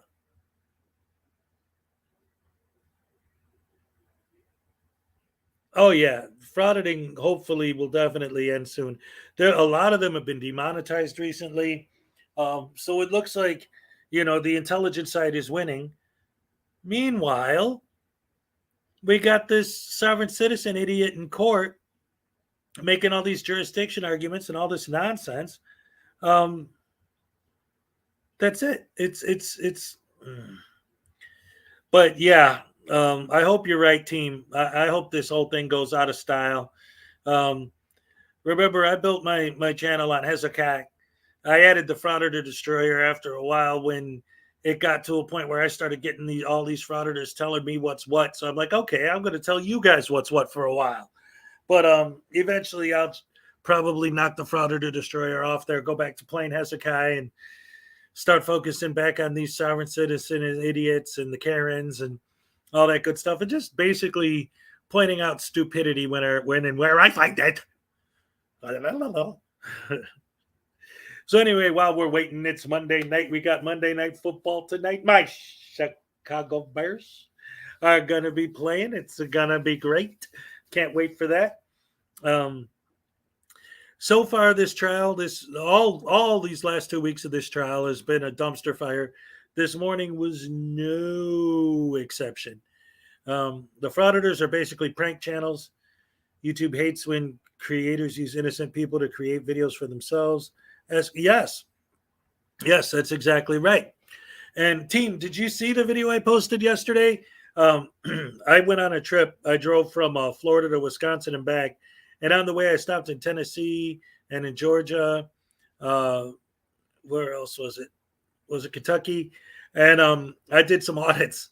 And they were fun, because nobody gave me a hard time. Nobody bothered me because I didn't bother anybody, and I didn't give anybody a hard time. And the conversations I did get into with people were like, "Hey, how you doing? Where you from? What's up? How's it going?" No worries. No people getting mad at me. Nobody complaining about me shoving the camera in their face because I didn't. And then David wants to complain that I didn't do all these horrible things, so it's not really an audit. Why would I do horrible things? That's my whole point. Auditors get in trouble because they fish for trouble. I didn't. Okay, audio's on. Let's go. Let's see what's up with this idiot now. I don't mind calling this guy an idiot. He's a freaking murderer. Record. It is 1:01 p.m. State versus Brooks. Appearances are as they were before. I would note I have instructed, and Mr. Brooks is present in this courtroom.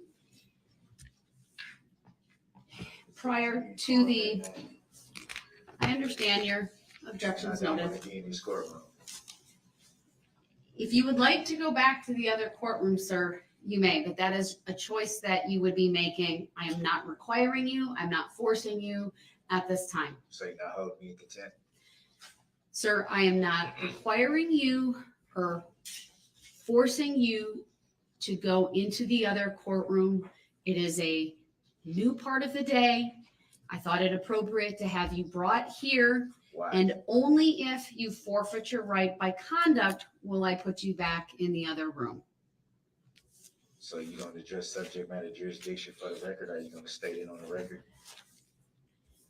I'm declining to. She's done that address on 52 the times, record for the and reasons she I offered previously paperwork on provided it. to you, not the least of which is I have addressed that by way of a written decision. And it hasn't been proven for the record. Your have to state objection it is on the noted. record. Can I go back in the other courtroom? Because I'm not going to do this with you. I'm not. Mr. Brooks, I do want to go over. If you don't want to do it, then the don't jury do it. instructions. I don't understand the verdicts. jury instructions. I don't understand anything that's in these proceedings, and I'm not going to participate in something that I don't understand. That's your choice, sir. May I please go back into the other courtroom? You can, based upon your choice and your request, I'll make a finding that he's forfeiting his right to be present in this I didn't forfeit courtroom. anything. I asked. I understand you've So asked, I but I didn't feel it's forfeit important to anything. also make a finding based upon your conduct. Based upon what conduct? Me asking? Who you arguing? Are you willing to expressly waive that right on the record right now? I'm not gonna expressively waive anything.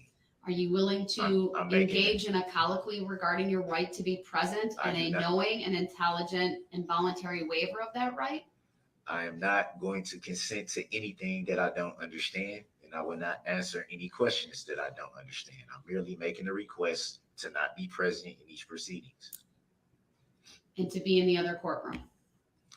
Again, as I've stated numerous times now for the record, I will not answer or comply with anything I do not understand. I'm not making a voluntary waivery of anything. Are you willing to be, let me rephrase that. If I have you stay in this courtroom, are you willing to follow the rules of decorum and courtesy? I do not understand the question you are asking. Are you willing to not interrupt the proceedings with disruptive behavior? I do not understand the questions that you are asking. Well, So given you're an that he idiot. won't answer the questions directly, for now, he is to remain in this courtroom. I'm requesting to not be in this courtroom. But you won't answer my questions regarding that, sir. I did. I told you I don't understand. That's not answering the question, sir. You asked me a question, I answered it. I don't understand. How can I answer something that I do not understand, Your Honor? How many different ways can she All right, explain it to Let you? me start with the jury instruction. You'll There start is with one I would start like with subject to. matter jurisdiction? No, I've declined that already, sir. I'm not going to address Under that what further. law? Under what lawful law? Sir, please do not Here he interrupt goes me again. again with the topic of subject matter jurisdiction, or you run the risk of forfeiting your right to be present in this courtroom. Then let me go in the other courtroom then. Are you willing to engage in a discussion about that, sir? I need to make an appropriate record. I just told you that I don't understand the questions you're asking. What do you want me to do? I can't answer something I don't understand. I believe you're choosing not to answer them, You can sir. believe what you want to believe. I believe that you hiding stuff from the jury. I believe you haven't been impartial or fair. You haven't let me even enter anything into evidence, which is my right to do so. Your But it rights doesn't are matter not what we unfettered, believe, sir. Your Honor. I'm merely stating a request to not be present for these proceedings. I cannot answer Yes. the So questions you are asking me because I seems to don't me understand them. because You you're an idiot. understand your right to be present in the courtroom. Are you telling me you I don't don't understand that right? anything. Nope. I don't understand. Nope. Then you're going to stay here for now. And under what lawful law? You can't force me to stay somewhere that I'm making a request not to. You can't. You just said make you don't me understand. You can't make me. You can't force me to understand what I don't understand. You can't force that. I need to address one of the jury instructions, number 315. So, Your Honor, I'm trying to make a request to not be present in these matters without disrupting the courtroom, as you say that I do, and over talking you as you state that I do. I'm making a request merely to not be present for these proceedings. You're an Obviously, idiot. I'm not needed because every decision that's been made here today has been made without my consent. That's clearly telling me that I'm not needed. I have never consented to anything that's going on here today. But every time she asks Haven't you a even question, been you allowed to talk about present any jurisdiction. evidence, which is something that I Evidence stated of weeks what? ago. Weeks. You already knew, Your Honor, that I wanted things to present into evidence. I've asked numerous times for that and have been denied. And I don't understand why I'm not being able to adequately defend myself. She gave in you the your opportunity words, this you're morning. not being allowed to adequately defend yourself based upon your conduct in this courtroom and throughout these proceedings, and your unwillingness to follow the simple rules of decorum, courtesy, procedure, rules of evidence. You refused to answer a variety of questions this morning when this court went through or attempted to go through the colloquy with you regarding your right to testify and your right not to testify. And because of that, and based on the case law that I cited this morning, I made a finding that you forfeited your right to present further testimony and evidence through other witnesses, and then you forfeited your right to testify on your behalf. I'm not going to revisit those, sir. I'm not asking you to revisit them, but I'm just they weren't correct. I understand you will Because disagree I with never that. consented to it and I never answered something. I understand And you I did. just Right, stated that's the the reason problem. why I didn't answer because I don't understand. You cannot How could you not force understand? me to understand what you're asking me. Sir, I could not even get through the advisement. You wouldn't even listen. You talked over me repeatedly. Was that from the other courtroom or in here? Because I've been over there all morning. Yeah, juggling the headphones on and To off the your head place so you that could have you're an excuse requesting not to go hear. back to, right? You sent me into the other courtroom. You're right, I did. Right. So I've been over there all morning. With an adequate audio and visual system I mean, connecting the two courtrooms. Your a functional equivalent to of being your present in this equivalent to courtroom. your equivalent is adequate, but to mine it's not. Seeing as how you always state Illinois Then why do versus you want to go Allen. back there? You always state that. You always state that. Yeah, because But that's it the never- lawful law it you never keep asking refers to about. a fourth option that you refer to. It never Mr. refers Brooks, I'm to not that. going to debate this with you. If you continue to bring up subject matter jurisdiction, Illinois I versus didn't bring up Allen, subject the matter decisions that I jurisdiction. made earlier, I'm trying to figure out why I'm being then held you in are contempt. frustrating the Nobody's holding you in this contempt. I'm trying to right figure out now, why I'm You've being never held been in held in contempt. contempt. finalize the And jury then when I, instruction and the verdict forms. Your Honor, I'm merely trying to understand why when you hold me in contempt, I never held you in contempt, sir. you attempted to. Nope. You've never attempted to hold me in contempt. No, sir.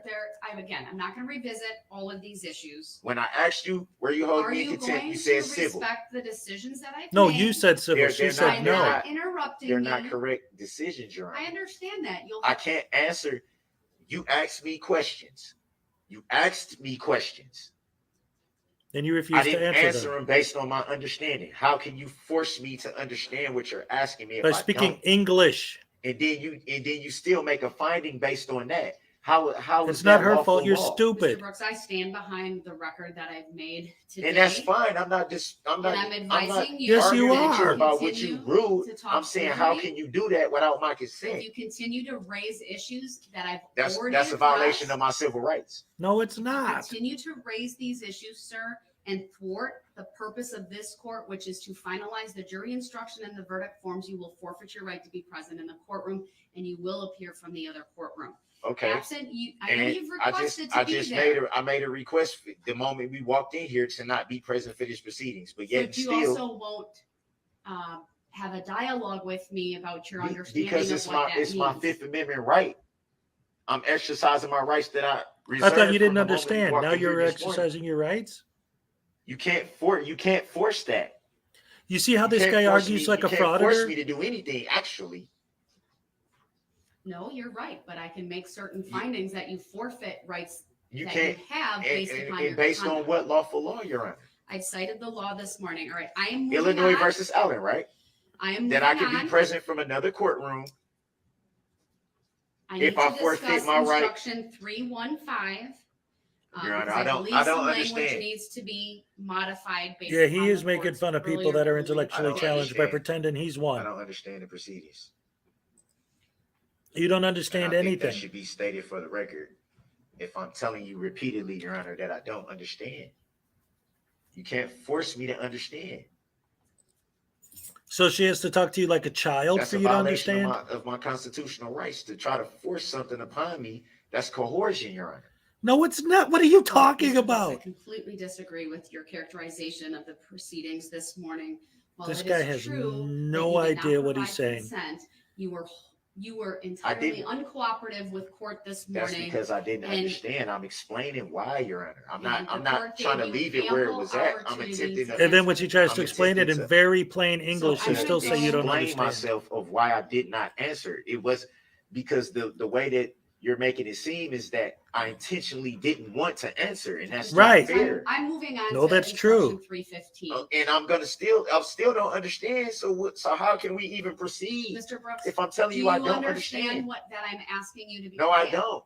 No, I Mr. don't. Brooks, please stop interrupting And for the me. record, I don't consent to being called that name, You Your Honor. clearly hear me, sir, because if you didn't hear me, then you wouldn't make that statement. So Hearing I know and you can hear understanding me. is two different things. I know you can hear me, sir. I'm asking Hearing you and to understanding stop is two different interrupting things. me. I'm not trying to interrupt you, but you're gonna at some point you're gonna ask me my opinion of what's going on, and then when I tell you I don't understand, it's gonna be taken as me trying to delay or trying If to do you this or stop trying to do talking, that. I will explain why I'm bringing up instruction 315. And I'm not gonna understand your explanation. Well, you can't say that if you haven't heard what I have to say. Didn't you try to do this earlier before lunch? But I need to clarify something because 315, which is the instruction that has it's titled defendant elects not to testify. I had it in there. However, that instruction should really only be given if requested by the defendant. There has been no request made. And obviously this court made a finding that he forfeited his right to testify. And absent Mr. Brooks requesting that instruction to be in, I believe it would not be proper for this court to include 315 in the instructions to the jury. Does the state have any position on that? Your Honor, I did look at the notes No, that are go blue. associated with instruction. This is 315, Daryl and Brooks I would who agree. ran over a bunch of people with his Mr. Brooks, do SUV you have any at position a Christmas on whether parade. this court should include instruction 315 in the jury instructions to the jury? I don't even understand what 315 jury instruction is. It's She just entitled told you. defendant elects not to testify. I'll read it for you. It's my notes, meaning my materials, my jury instruction book says to be given only if requested by defendant, and it reads as follows. This is the actual language of the instruction. A defendant in a criminal case has the absolute constitutional right not to testify. The defendant's decision not to testify must not be considered by you in any way and must not influence your verdict in any manner. So my question is, do you want this instruction read or modified in any way? You just said I got a constitutional right not to testify or to testify. I didn't make either one of those decisions, so I don't understand. The what you're jury asking. instruction is typically read when a defendant does not testify. In every other case that I've had, the decision on whether to testify was a decision made by the defendant personally. In this case, the court found that you forfeited your right to testify based upon your conduct. That is the ruling I made this morning. How did I make that decision though? I didn't. My I didn't question to never say you yes or no. is, I never do say you yes or no. want the jury Exactly. instructed Every time she tried to talk that to you, you talk your nonsense like you're doing silence right must now. not be considered by them in any way and must not influence their verdict in any manner. What do you mean my silence? My Fifth Amendment right? Correct. I'm not hearing a request from you to have the jury Because I given don't. this I instruction. don't understand why you're asking me the question, Your Honor. I never decided to or not to testify. I never understand decided that, either sir. way. I understand that. So how can I answer that? I don't understand why. Because you've been talking like this all day. We're now at the moment where we are discussing whether the jury should receive an instruction specifically on you not testifying, irrespective of the reason for that. I believe I could modify this instruction to simply say a defendant's silence or a defendant not testifying should not be considered by the jury in any way and must not influence their verdict in any manner. Are you making such a request for a modified instruction? I don't understand the question because I never decided to or not to testify. I understand. I understand what you're saying, sir. What an idiot. Come on, But dude. in light of the court's decision that you forfeited your right to testify, How did I forfeit do you something I want never the said? jury? She explained it to you 782,000 times. Of they cannot use your silence, meaning they cannot use you not testifying against you in any way. I don't understand because I never made a decision not to or to testify.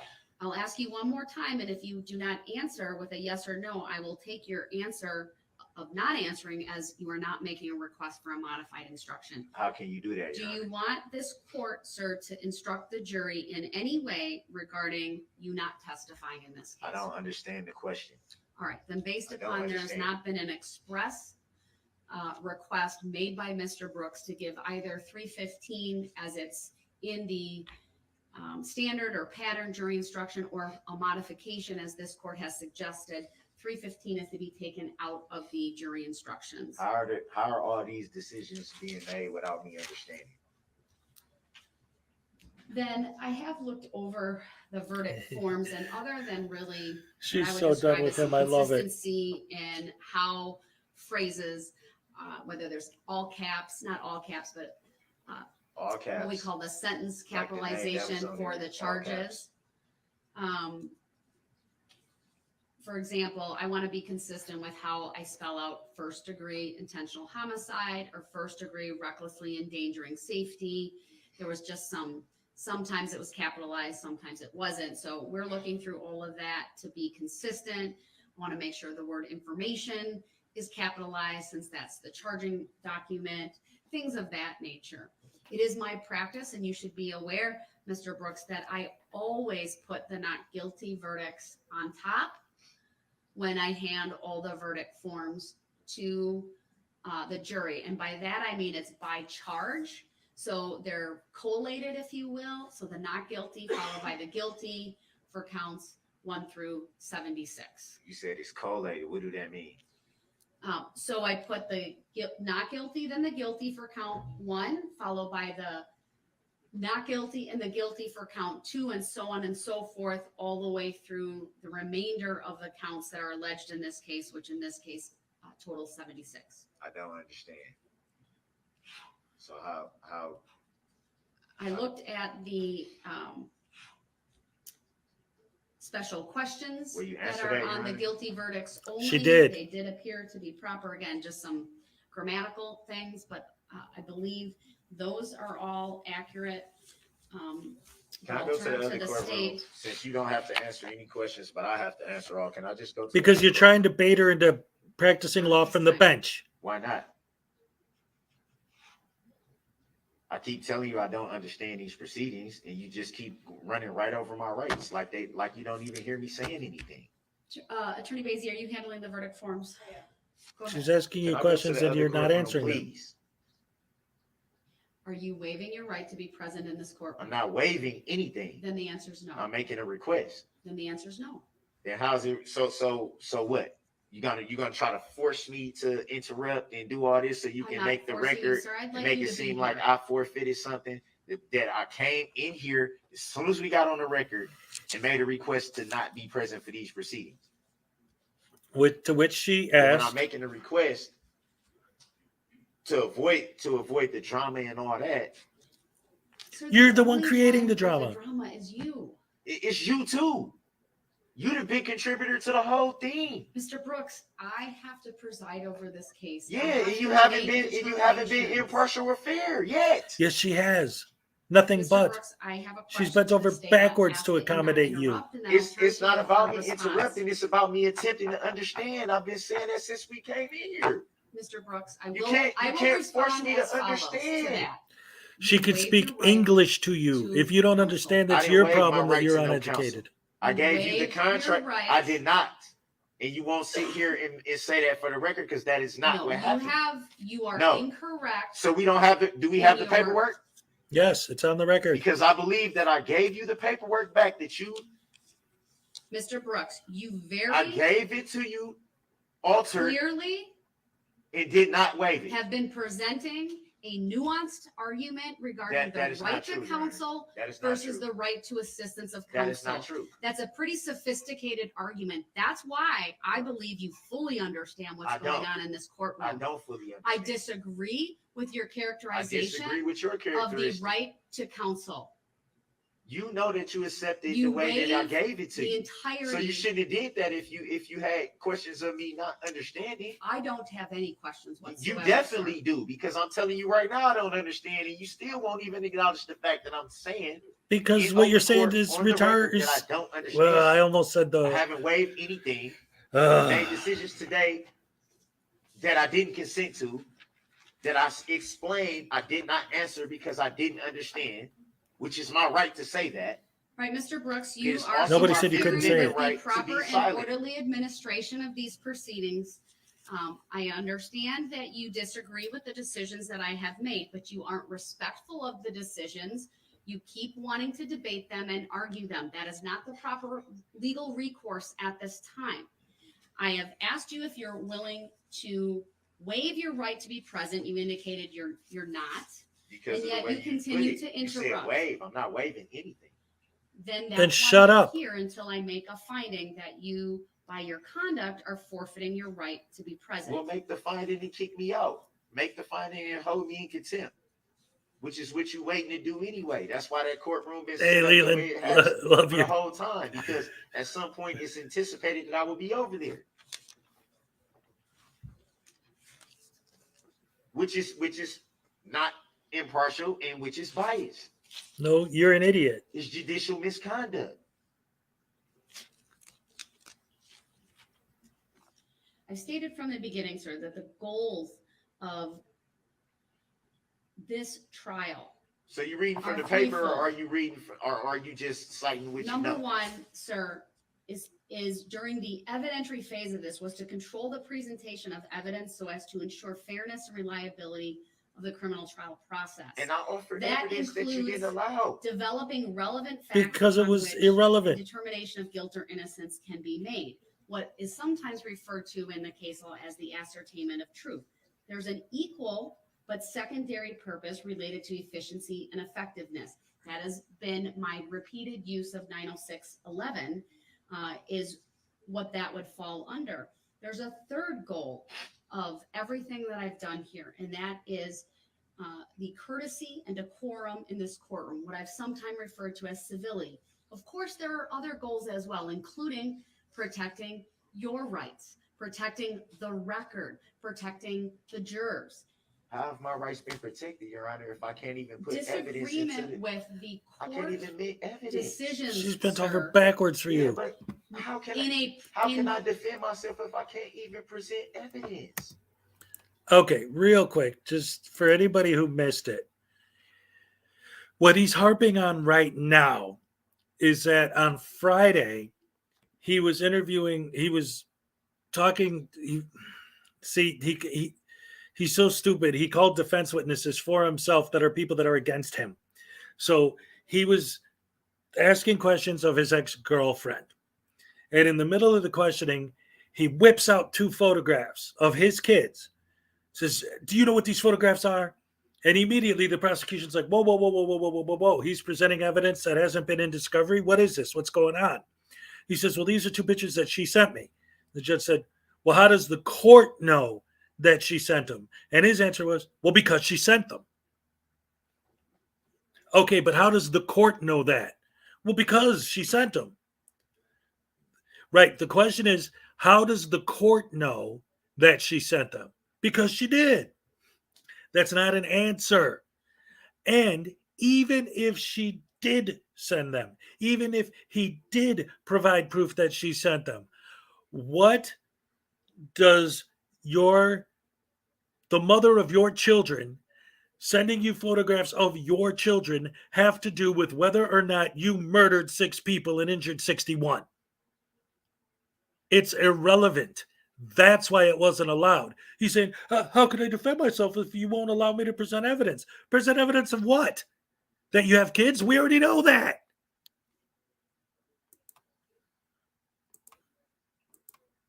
But sir, you have not been willing to follow the rules of civility But and that doesn't decorum have and anything try. to do with my It evidence. has I could have did that from the other courtroom too, correct? Sir, you. If I by can be your present from the conduct- other courtroom, I should be able to present evidence from the other courtroom as well. And you, by your conduct this morning, sir, are I'm not saying- willing to I'm saying- answer the I'm most saying basic of totality, questions the about totality, whether Your Honor. The you totality. had a witness available. Have I not asked, in fairness, have I not asked to admit evidence? Have I not asked more than once? Mr. Brooks, you have not asked to present any evidence. Yes, I in a have. legally You told me we weren't at the cognizable evidentiary phase. manner. How would I know that if you didn't? Because she told you. And you, as your own attorney, You refuse to listen. you proceed at your own peril sometimes. That Whether has you have a nothing to do full with me understanding of the presenting rules of evidence. That has procedure everything to do and with rules it. of evidence or not. And That I has made that nothing to do with me abundantly being able to clear. present evidence. So, Mr. Brooks, Nothing this is your final presented have warning. been able to be admitted into I am evidence. turning to the state for a discussion of the verdict forms. If you interrupt me or them again, then I will make a finding that you forfeited your Make right the to finding. be present, Make the finding. and you will appear.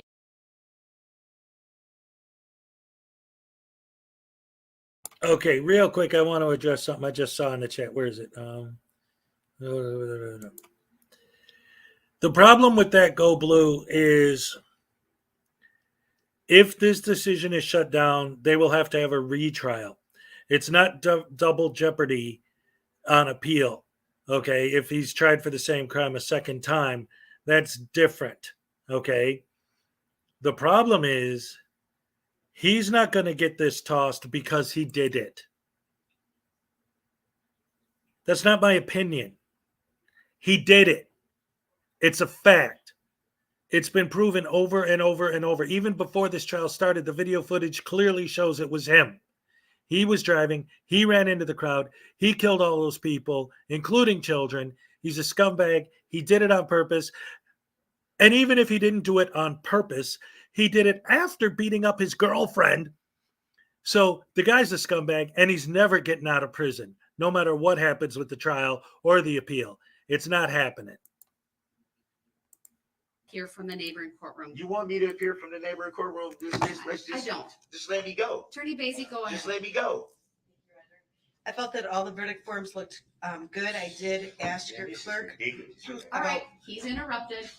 He's forfeited his right to be here. He's chosen to do that despite the warning from the court. Will be There in wasn't recess no until warning. this I'm the taken one that asked. over. So let's To the other make the record courtroom. There was a And warning. audio There wasn't a warning. What are you talking about? She spent 20 minutes just warning you. I asked when we came in here to be present from the other court. By Zoom because we may have to utilize the share screen in order. We don't have to utilize no share screen because I'm not going to participate in no proceedings that I don't The understand. documents. I told you I don't understand We're a in million recess until times. we get the So go courtroom back to set up. school, No, fool. we don't have to be in recess. I don't agree to it. Man, see, he did this all to himself. He did all of this to himself. I've been following this trial the whole time, and everything that's happening now is all the result of his own actions. It's a result of his behavior in court. Everything that's happening. Why is he being treated like this today?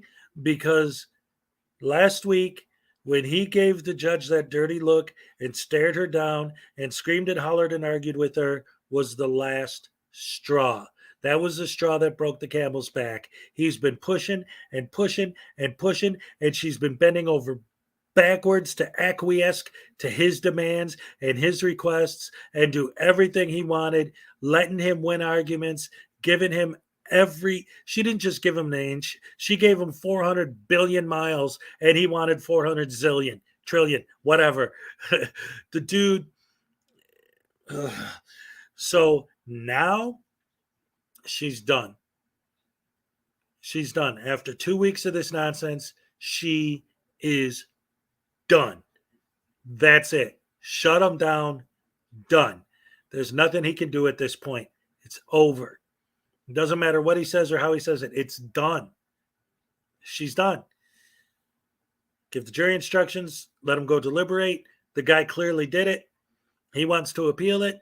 The appellate judge is going to look at this and see the shit show and see the dumpster fire, and he's going to say, this guy's an idiot. They might force him to have an attorney or at least to have standby counsel. He's not going to listen to the standby counsel. He's going to do the same nonsense, and they're going to realize that they're dealing with an idiot, and he's going to spend the rest of his life in jail no matter what anyway.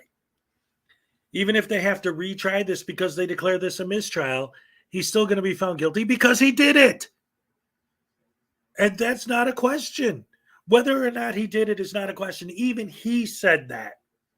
He even said that. He'll argue about whether or not they can identify him, but it's been proven that it was him over and over and over and over and over. There's tons of video evidence.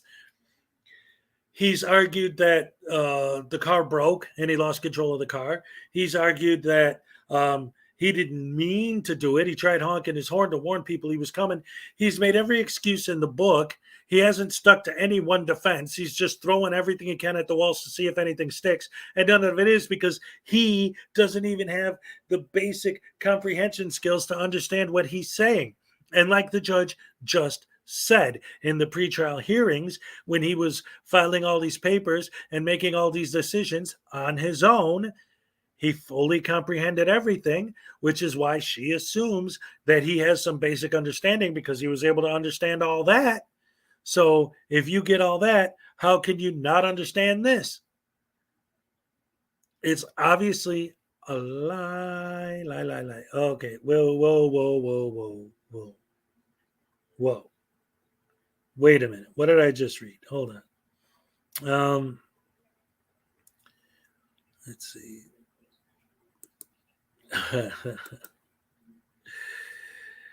Are you serious? So what you're saying is that murder should be legal because you don't like gold fringe?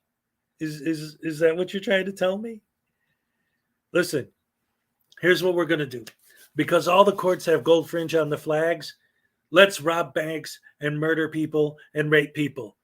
Because there's gold fringe on flags, so you can do nothing about it. I could just murder people and kill people and rape people and beat up girls and do all that. Why not? Why not? There's gold fringe on the flag, which means I'm allowed to do anything, and it's fine. It's okay. You just leave it. Stupid arguments. Dumb, nonsensical arguments of nothing. Arguments. Court is supposed to deal with facts, right? So, again, going back to the argument he was making a few minutes ago about the pictures he tried to put into evidence. He's saying the fact that I'm holding these pictures in my hand is a fact. I thought the court dealt with facts. Okay, the fact that they're physically there and they exist is a fact, yes. But you're saying I got these from her. And you're stating that as a fact. Okay, the court deals in fact. Where's the evidence? Evidence that these photos came from her. Well, I'm holding them. There's your evidence.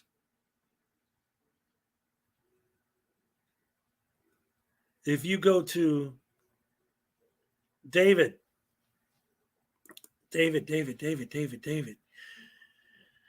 It's all nonsense. You're dragging me into a nonsensical world. Here's the problem. You already live in a nonsensical world because you think frauditors are right. Like I said to Rogue Nation earlier this morning, all you have to do to understand what's going on is to look at the way this guy makes you feel when he talks. All you have to do is look at how foolish, nonsensical, and insane everything he says is, and realize that he's making all the same arguments that the frauditors make. So what you're thinking when you watch him is the same thing we're thinking when we watch frauditors, because it is the same thing. Yeah, holding a camera and murder are two completely different things, but the arguments are the same. It's the same nonsensical, stupid arguments. Now you understand how we feel when we're watching frauditors. It's the same way you feel when you're watching this guy. Like, I can't believe these people are so stupid that they actually believe this stuff is real. You can't believe he's so stupid that he thinks this stuff is real. Exactly. It's the same stuff. It's literally the same arguments. It's the same stuff. Sure, he adds another layer with the sovereign citizen BS, but it's the same thing. He's in a nonsensical world. Frauditors are in a Brooks is now nonsensical world. Here we go. appearing from Here we the go. other courtroom. Appears he has headphones on. Speaking of headphones, I do need to make a correction to the record from this morning. I had made a statement that, given his demeanor, the headphones had been taken off the table by the bailiffs. I was incorrect. Mr. Brooks handed the headphones to the bailiff, saying he didn't want to break them. All right, so we are discussing the verdict forms. Go ahead, Attorney Basie, you get can that, complete your get record. that. All the verdict forms look good. I did notice, I think it was actually delayed at a misspeed. For count 15, I have a not guilty verdict. I did not have a guilty verdict, but the way that it was on the paper made me believe that something happened, and I think you probably have it with your packet. It just didn't get printed off for me. We'll make sure that that's there. Mods, did we get rid of that bot? Any misspellings of any names? I did not see any. All right.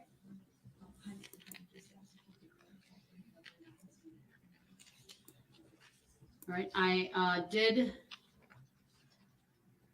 when we started up the video conference, Mr. Brooks has been muted. I am going to unmute him right now.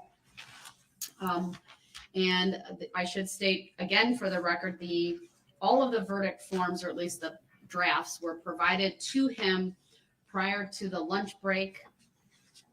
So he would have had an opportunity to review them should he have chosen to do that.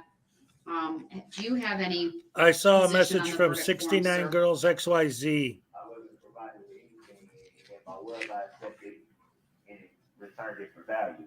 They might already be blocked. Since I'm now in another courtroom, are we going to address subject matter jurisdiction? You have yet to prove it for the record.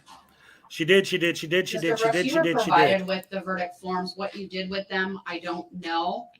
Again, I haven't been provided with anything. They were provided to you prior to lunch, the lunch I break. haven't been provided with anything. Teresa, you had the large packet of verdict forms. What were they? How were they given to Mr. Brooks prior to the lunch break? By hand to the bailiff, and the bailiff did it. And the bailiffs are confirming that the verdict forms were provided to him on his table. I will remind you once again that I do, it is my practice to put all of the not guilty verdicts on top of the guilty verdicts in a collated fashion. Again, I saw a couple of just cleaning up, I would say, not with the words themselves, but just capitalization of various words within the verdict forms, and I'll make sure that's done. The appropriate counts had and have the appropriate special verdict questions. Those special verdict questions are only as they relate to guilty verdicts related to the use of a dangerous weapon for counts 1 through 6, the homicide counts, then 61 through I believe 60. It would be 7 through. 7 I'm going to go through refill my 60. coffee. I'll be back. 7.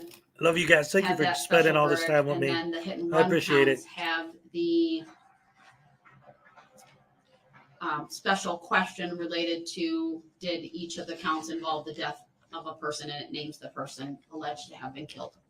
So those look to be all in order. I've already addressed, going back to the jury instructions 315. We have done a little bit of rearranging some of the order, but the content is there. It is my practice to read through all of the instructions up until the point of closing arguments. And then I stop. Parties are given their opportunity to argue the case to the jury. And then following that, there are what I like to call the closing instructions, or which are still quite lengthy in this case, given that they go through the verdict forms specifically. And then, of course, the alternate jurors would be selected. But given, Am I muted? no, you're not, you haven't been. So I got a question about the enhancer for use of a dangerous weapon. How's that being charged? Is that under 939.632? It is in the charging document, sir. How's that being charged? From my understanding, that the statute reads the increased penalty provided in this section does not apply if possessing, using, or threatening to use a dangerous weapon is an essential element of the crime charge. Without the vehicle, there is no crime. So that would apply. So how am I charged with? State want to is your argument only as it relates to counts 1 through 6 or others? Whichever count has the enhancement penalty for use of a dangerous weapon. Well, that would be all of the intentional homicide charges and all of the first degree recklessly endangering safety charges. So counts 1 through 67. So 1 through 67. Correct. I can have the state respond to that. Yeah. How is the alleged defendant being charged? So are you asking how are you making a specific request as it relates to the special verdict question? I would say both.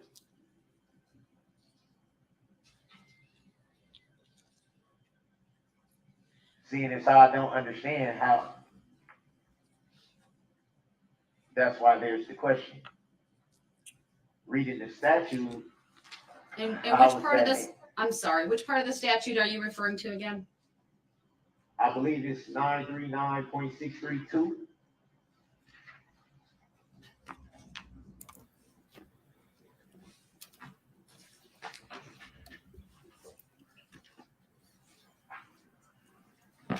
And your specific argument is what again?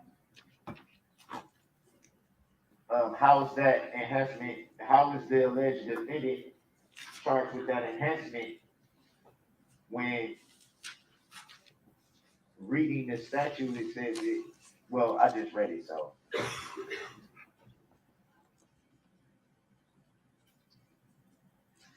I believe you're referring to sub 2, which states the increased penalty provided in this section does not apply if possessing, using, or threatening to use a dangerous weapon is an essential element of the crime charge. Right. That's what I just read. So what's your question?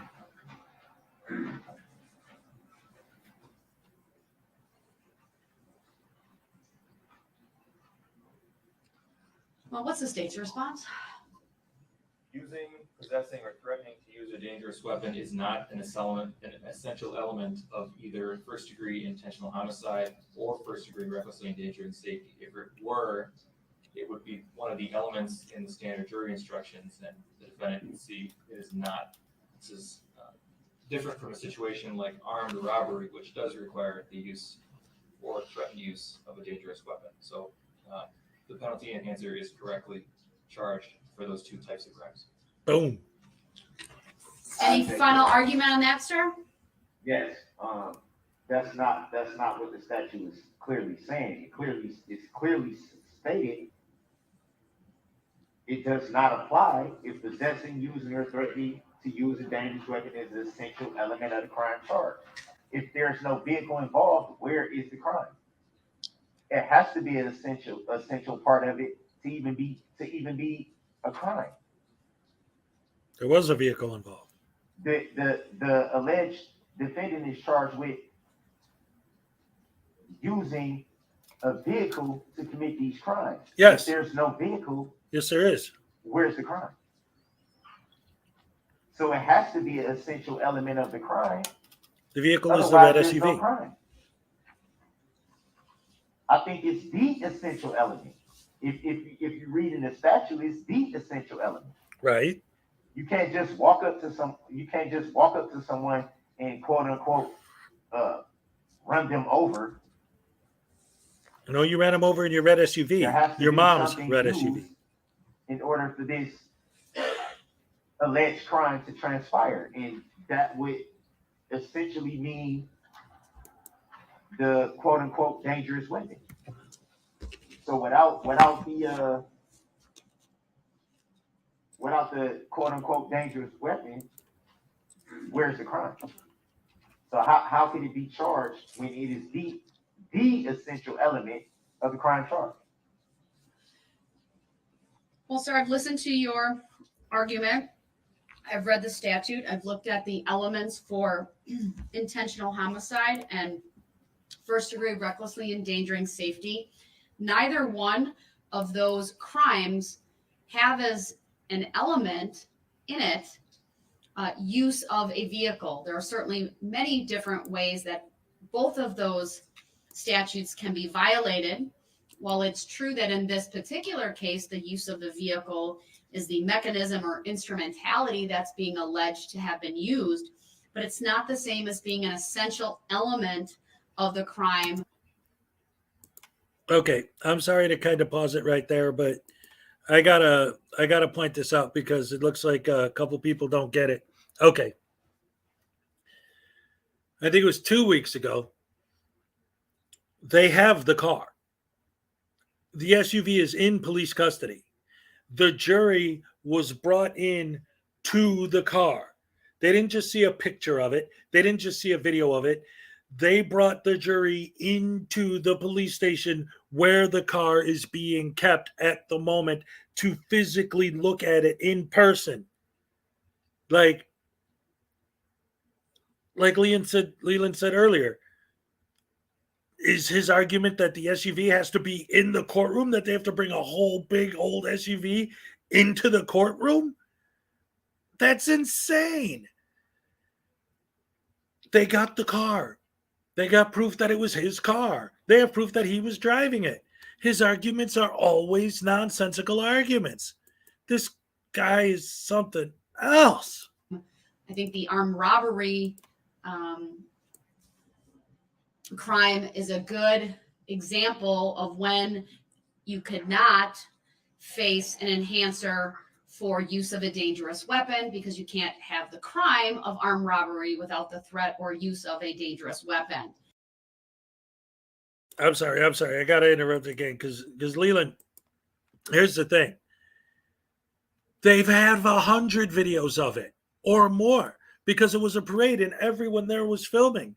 They've shown video after video after video after video of him doing this. They've shown aerial footage. They've shown body cam footage. They've shown everything. They have so much evidence over this guy. It's so obvious that he did it, that he was the guy driving the car. They physically have the car at the police headquarters. It's all there. He's just an idiot. That's all. You can't listen to what he's saying because he's an idiot and everything he's saying makes no sense. And so that's the same argument in this, Your Honor. You can't have this alleged crime without the use of the vehicle. It's the same thing. It's not an essential element of either first degree intentional homicide or first degree recklessly endangering safety. So I'll deny the request to strike the enhancer for those reasons and find that it is properly before the jury for their determination. Again, Leland, this has been a big argument from day one. My thing has always been that even during the pretrial hearings, he specifically stated that he has every intention of appealing every decision, no matter what it is. So the judge is trying to bend over backwards and go out of her way to do everything she can to accommodate him. That way, on appeal, he cannot make any arguments against her or this case because they're going to read everything and see how she'd let him go on this 45-minute diatribe and then let him go on another 45-minute diatribe and then a 2-hour one and then a 75-minute one, on and on, letting him dig his own grave. And that's what she's doing. And that's why she lets him go on for the appeal. And she's trying her best to do everything she can not to violate his rights. And the more she tries to accommodate him, the more he complains about not being accommodated. I respectfully object to that, Your Honor. Understood. Do you have any other challenges to the verdicts you'd like to raise at this time? Yeah, would that be, will my objection to that be noted for the record? It is.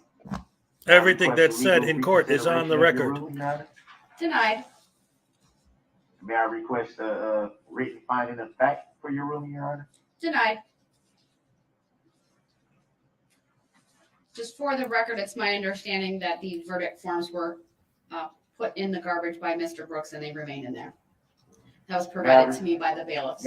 May I respectfully request a written judicial finding of facts and conclusion of law for this issue, Your Honor? You may request it. The request is denied. I love the way For the that record, after may 2 I weeks of this respectfully nonsense, she's move done for playing games. interlocutory declaratory appeal on this matter? This is not the proper court to grant such relief.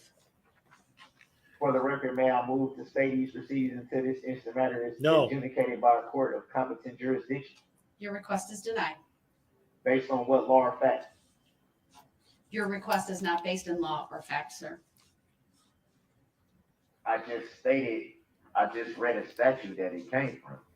My argument was based on a statute, a Wisconsin statute. And they explained it to you. Your request is noted. Your objection to the court's finding and determination is noted. I decline to issue any type of written decision or stay pending appeal, noting there is no appeal that has been filed. Now let the record show that this court will not allow the accused to adequately defend themselves in this matter. Oh, it's on the It's already record. made its findings regarding the forfeiture of right to testify and the forfeiture of the right to present additional evidence and testimony. I'm not going to revisit the same. Which was not consented to. I never stated that I Who did cares? or did not. No one Understand. cares. Testify. I understand. So how can that decision be made on my behalf when I She's didn't explained it to you say either way? 752 times. What I stated was I didn't understand the questions being answered. Sir, do you have any other questions or Trying to bait her issues into regarding practicing law from the verdict bench. forms? Your Honor, are you making a judicial determination that you don't have to answer any questions? I'm not answering those questions, sir, other than how Is I've that- already answered them. Is that a judicial determination? Sir, every decision I make is a determination by this court. Is it a judicial determination? Sir, I will ask you once more, do you have any other issues And I will to tell you raise? once more, I with- don't understand the questions that you are asking.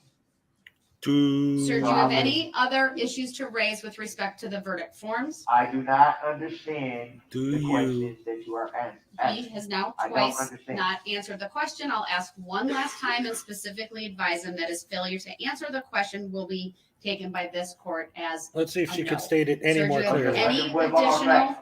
Under what law of fact can you say no? When I'm sir, do telling you I have don't any understand. additional issues to raise with respect to the verdict forms? I do not understand the questions that you are asking. All right, he I has don't chosen understand. not to answer other than by saying he does not understand the questions. He did not specifically answer with a yes or no.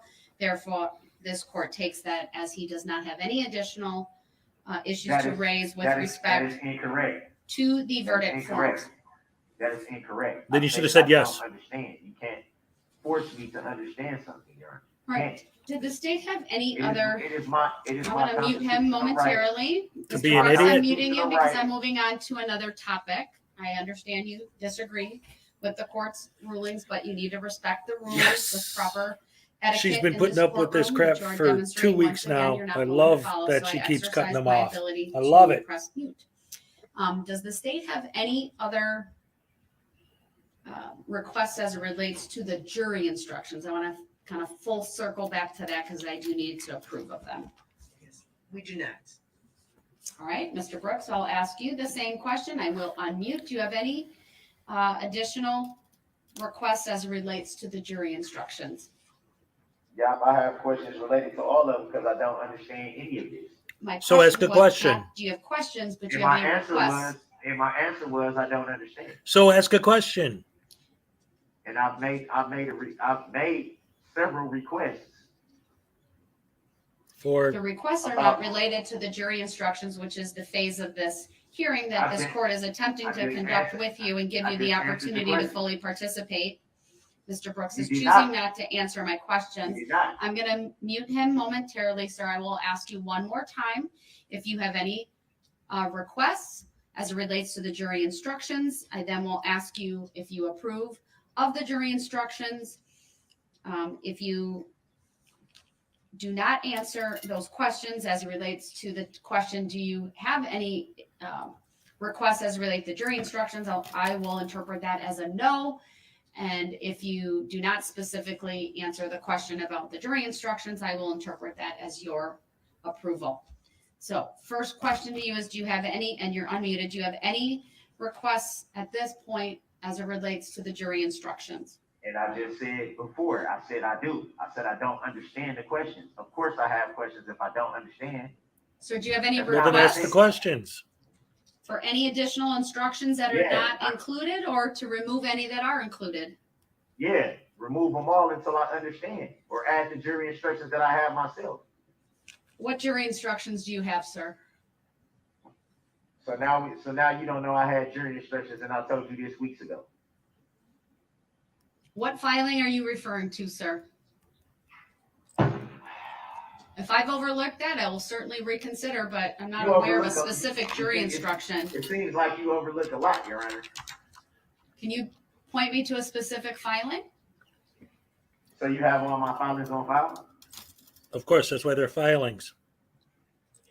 Are you saying that you have my filings and they haven't been admitted into evidence? Oh, my computer's not working. Oh, now the computer's not working.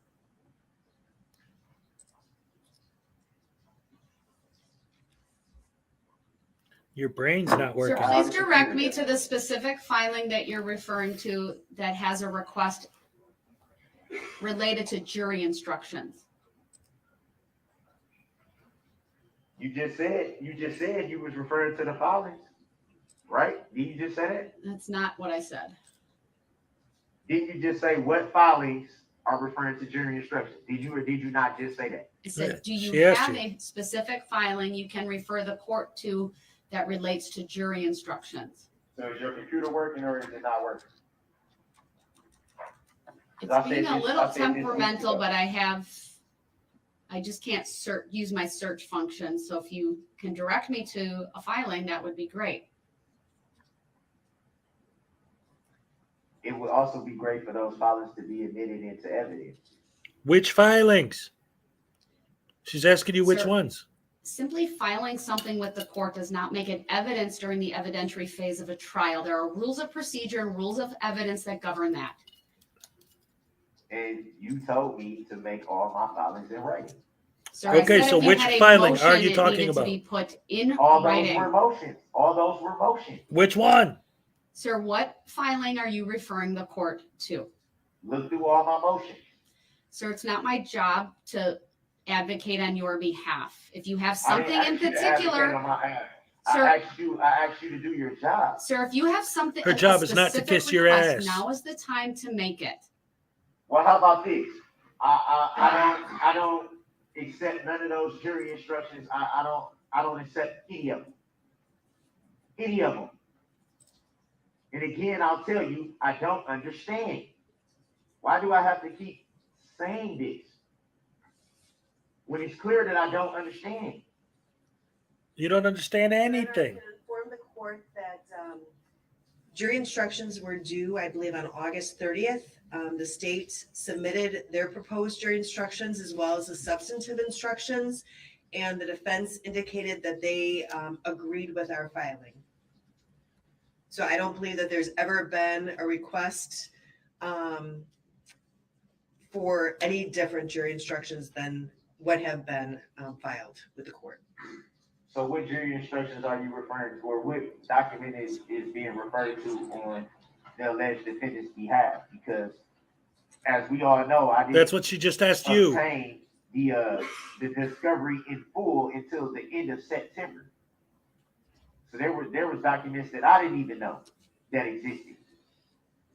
Mr. Brooks, one final time. Do you have any specific requests as it relates to the jury instructions other than your request that they all be struck? And I'm telling you, Your Honor, I don't understand the question. I can't All right, then I will take his response that he does not understand, that he does not have any additional requests. I didn't say And that. they will be I said I don't approved. understand. They will be You can't- approved and are, No. I'm gonna have to mute No. him. They are approved as been drafted by the court and modified during the jury instruction conference on the record this morning and this afternoon. I will once again review all of them just for grammar, just to make sure all of that is correct. And provide a written printout of the final draft for the parties before we break for the day today. I am also approving of the verdict forms that have been previously submitted to the parties, just noting there's just a few grammatical things that need to be corrected, but the content and substance are there, and I've already addressed on the record any requests by the parties this afternoon.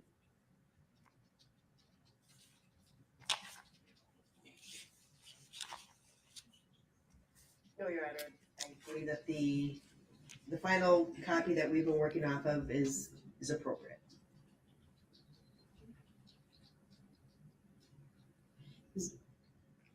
Any comment about that, Mr. Brooks, or any statement? I don't consider being called that name, and I've just told you I don't understand these jury questions. I'm not going to know how they allow it to pass just because you feel that they should. When I'm telling you I don't understand them. I would note that one of those jury instructions came from me, not one. How's that fair? You have them all on the piece of Mr. paper Brooks, that you threw in this the garbage. Gave you the draft you didn't of give the me jury anything. instructions. You didn't I give need me to anything. mute you because once again, he's debating about things that I think are very clear on the record. This court provided both the state and Mr. Brooks with a written printout, 107 pages long, of the jury instructions it was considering in this case. We had a discussion this morning. We continued that discussion this afternoon. Prior to breaking for the lunch hour, all of the verdict forms were printed off and provided to both the state and to Mr. Brooks. It is also true that when he was previously represented by counsel, the court had some specific deadlines related to jury instruction proposals. And the state reminded me that there essentially was not an objection raised regarding the proposal and the filing from the state. I had a brief opportunity to look through the record of the inmate communication forms that have been sent during this trial that are on file. I haven't seen anything that references jury instructions. I'm well aware that he has other filings, but I could not find anything related to jury instructions and any specific requests that he is making or made during this case.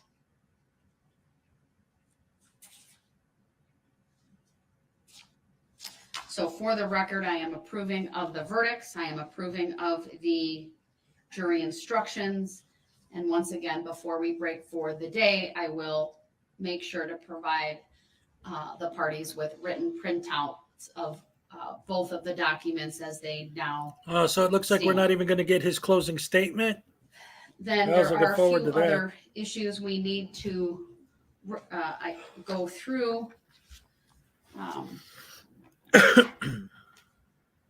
Attorney Basie, I think you brought these up prior to the break. Maybe it was Attorney Opper in terms of scheduling and what I would consider other housekeeping issues, but go ahead and remind me once again of the issues you wanted to bring up.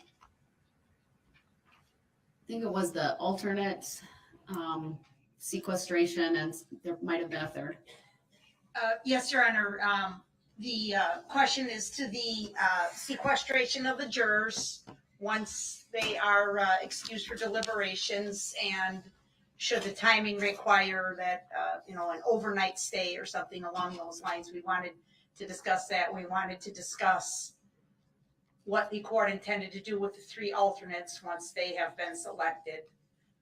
It would be our request, the position that they should remain in a secure location, separate and apart from anyone else, unless and until full deliberations are complete by the 12 selected to decide the case, so that if needed, and in light of the brief COVID history we have on this record, if needed, one of the alternates could slide into position of one of the 12 who are deliberating, if that became necessary. So we wanted to address that, and then we just wanted to address timing generally for closing arguments, verdict returned by the jury, and then the court's intentions as to the rest of the week, should there be guilty verdicts returned. It's funny too. This guy's so stupid. Before I address all He of would have those, learned are more there from any watching of my those cousin final type of Vinny issues, than he sir, knows. that you would want the court to address? You have been unmuted, so you can answer that.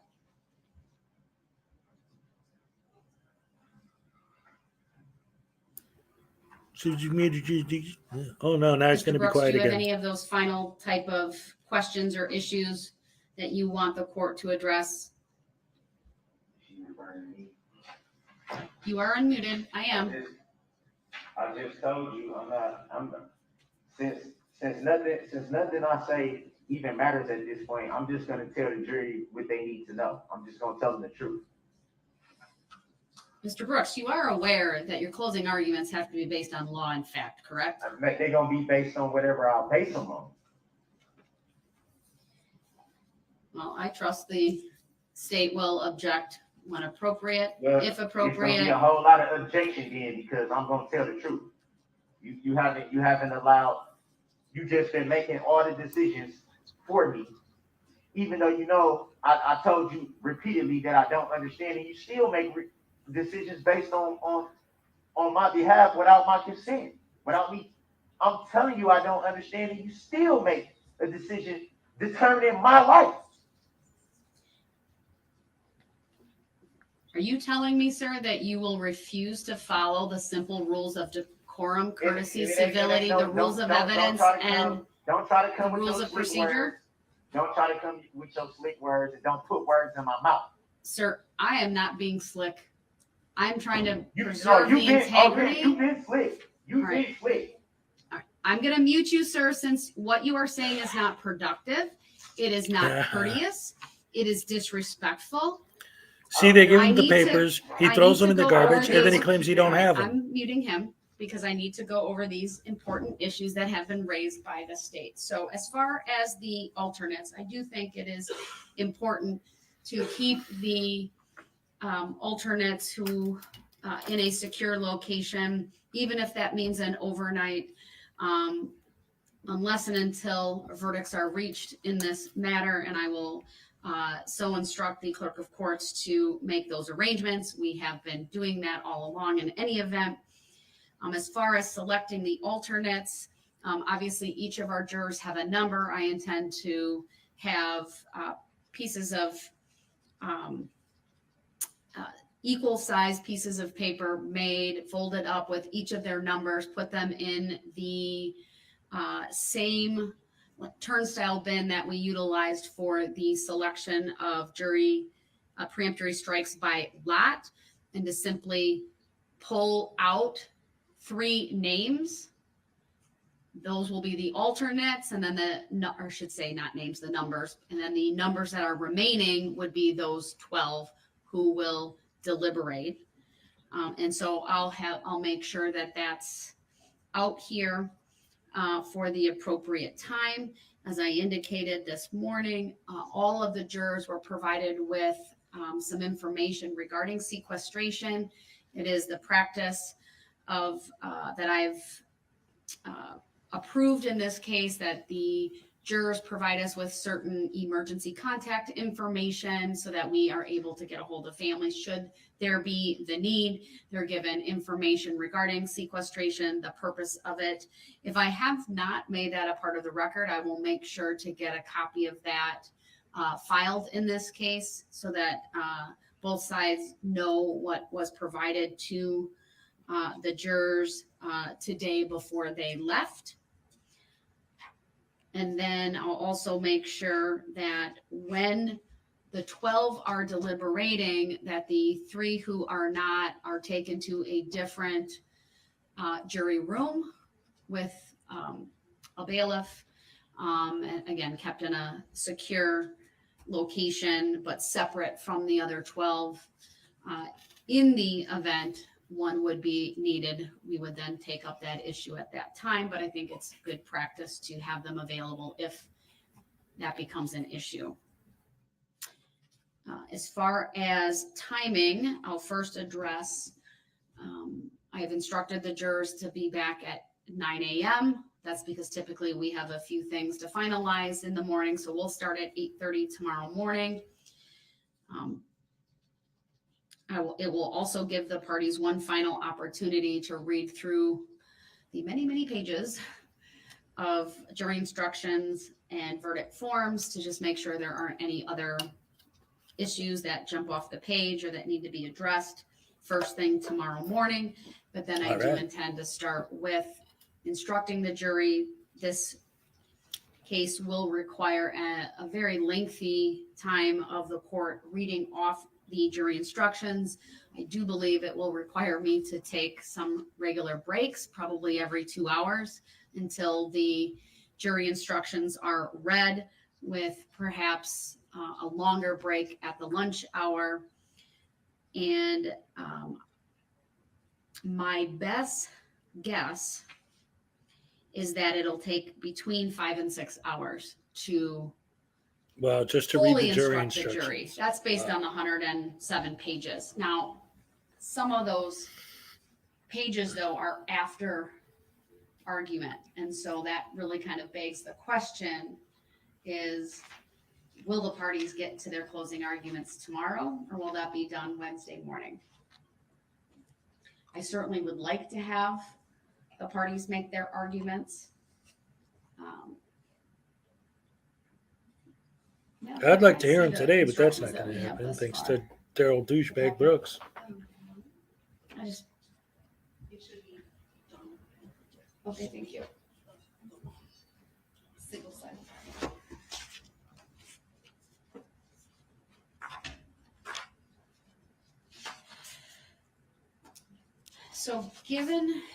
So the instructions that I read prior to the parties giving their closing arguments finishes on page 73. So given that, I believe that the parties will be able to give their closing arguments tomorrow. It just may be, depending on where that takes us, whether the final instructions are given the following morning, because that's another 30 pages. I'd like to be able to do it. It just really depends on how late of an evening. I'm not opposed to going late, but letting the jurors go to the hotel and then starting their deliberations in the morning, if that's what needs to be done. Understood, and we'll be ready. I think from our recollection, it took you about 2.5 hours to read the preliminary instructions, which was 69 pages in length. So if that holds, I think, we reasonably could do closings in the afternoon, and it'd probably take you about an hour, hour and a half to read those remaining 30 pages. And we may still be able to wrap up by 4 or 5. Depending on how long Daryl goes off on his closing I think argument. that's a reasonable time frame. Do you have any estimation on the length of your closing? I'm contemplating maybe putting a time restriction for both parties. I mean, we had a solid 15 days of testimony, so I'm mindful that this is not a 30-minute closing. Well, actually, I'm trying to keep it in the 30 to 45-minute range, just out of courtesy to the jury, and to highlight the important points. Yeah, but he's going to talk for 2 Do you think hours. it would be reasonable to give the parties each an hour total? That would reserve whatever's left from your initial for any rebuttal. Yes. All right, Mr. Brooks, do you have any position on that? I am unmuting you.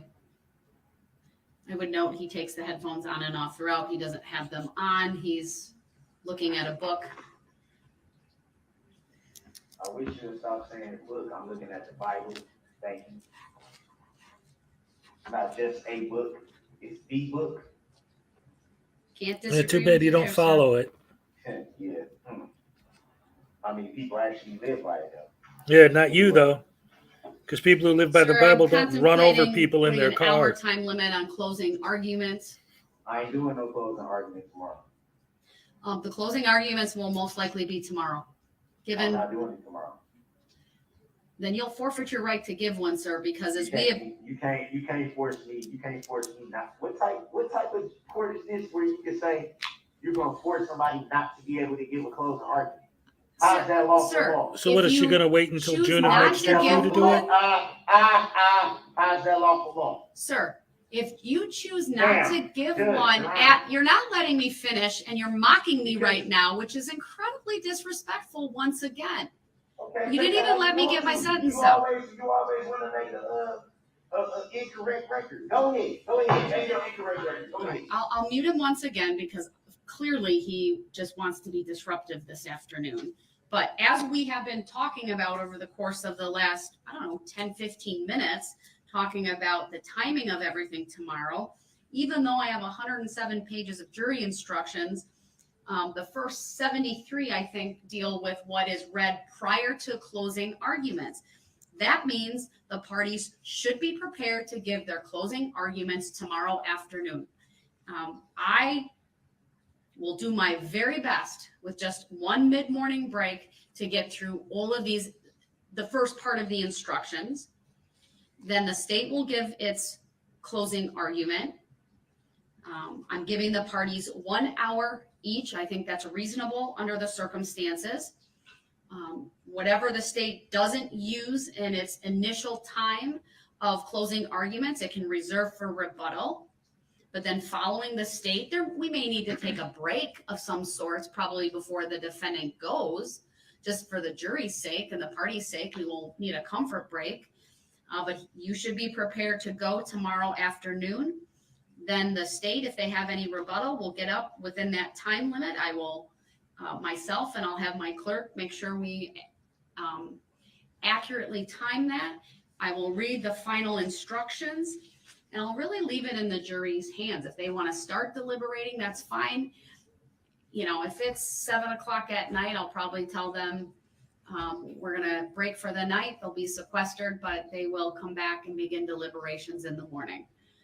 That will be Wednesday morning. But now that I really kind of laid that out and thought about the break I will have for closing arguments with even my 107 pages, we can get this done tomorrow. And so that's my expectation. So, Mr. Brooks, I'll unmute you, but that is the expectation of the court, that closing arguments will be done tomorrow. You can't rush me to judgment, or you can't practice law from the bench and tell me when I can do something and when I can't. Mr. Brooks, I actually can, under all of the rules of procedure. It is my job to make sure there's effective and efficient administration of this trial. Then I should be allowed to, then if that's the case, then I should be allowed to tell the jury what they need to know, which is the truth, that they have the power. They have the power to nullify laws they don't agree with. You are absolutely not allowed to tell the jury that. There's a jury instruction that I will have ready to go if you even attempt to raise the issue of jury nullification, sir. You have absolutely no right to raise that. That is clear under the law. I can raise what I want to raise. But you just said you're not going to do it. Jury instructions at the last minute, then you should have never approved them from the get-go, because I never approved them.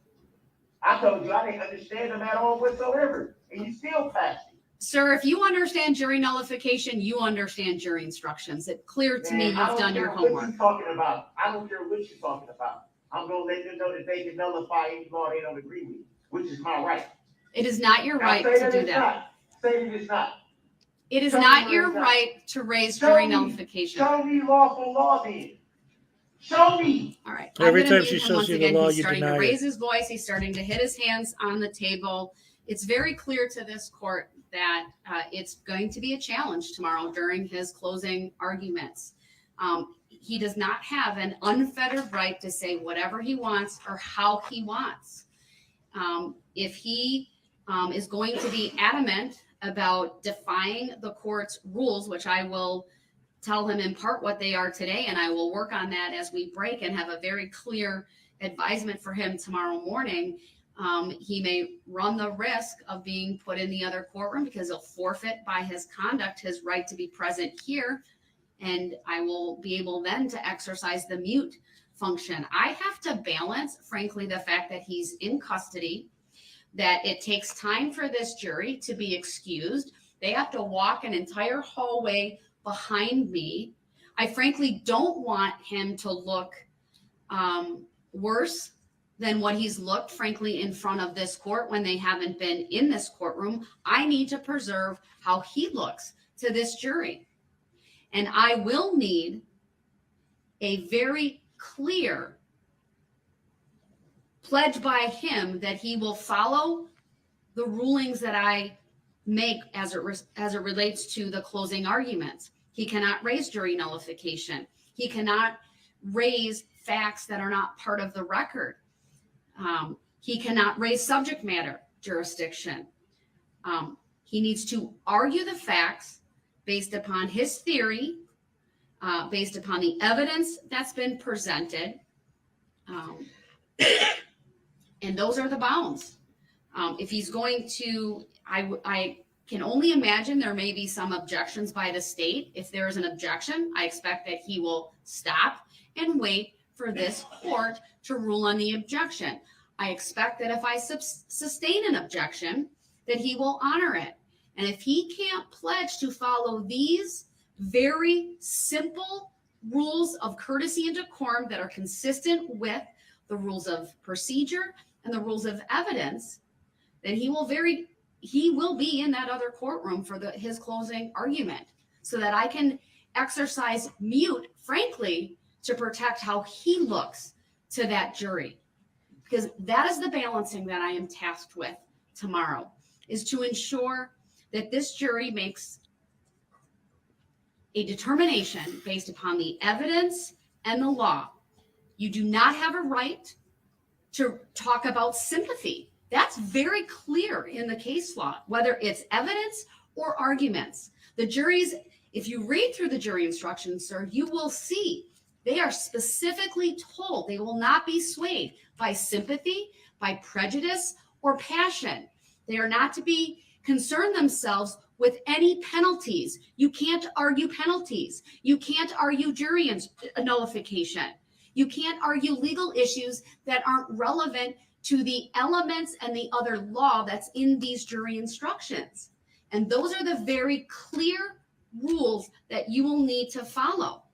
And like any other time in this trial, if you don't do that, you will forfeit your right to argue your case to the jury, or forfeit your right to be present in this courtroom and appear from the other courtroom.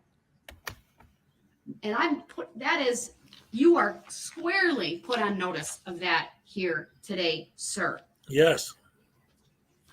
With that, I think I've addressed all of the issues the state has asked me to address. Oh, one other issue, verdict timing. I know we have some time on this. I realize that there are many, many victims who may still be watching the proceedings remotely. There may be news media, in fact, that may want to cover the verdicts, and that this jury will take some time due to the sheer volume of counts in this case. When this court is advised that verdicts have been reached, I'm contemplating between 30 and 60 minutes before bringing everyone back into the courtroom for the verdicts to be read in open court. And if parties believe I need to wait longer, then let me know. But I think some of it will depend on is it late at night? Is it during the day? Are we dealing with any kind of traffic issues? I realize Mr. Brooks has family in Milwaukee area that may want to be here as well. Even if I consider the outlying areas of Waukesha, you could be as much as 30 minutes away. So that's my initial thought on that. Any statement from the state on that? Not on that issue directly, sir. I'm sorry. Your Honor. It's okay. I apologize. Any other issues? Yes, my other issue as to verdicts was seating, if you intended to maintain the designated benches for the reasons you just said. I would intend to keep the seating as is.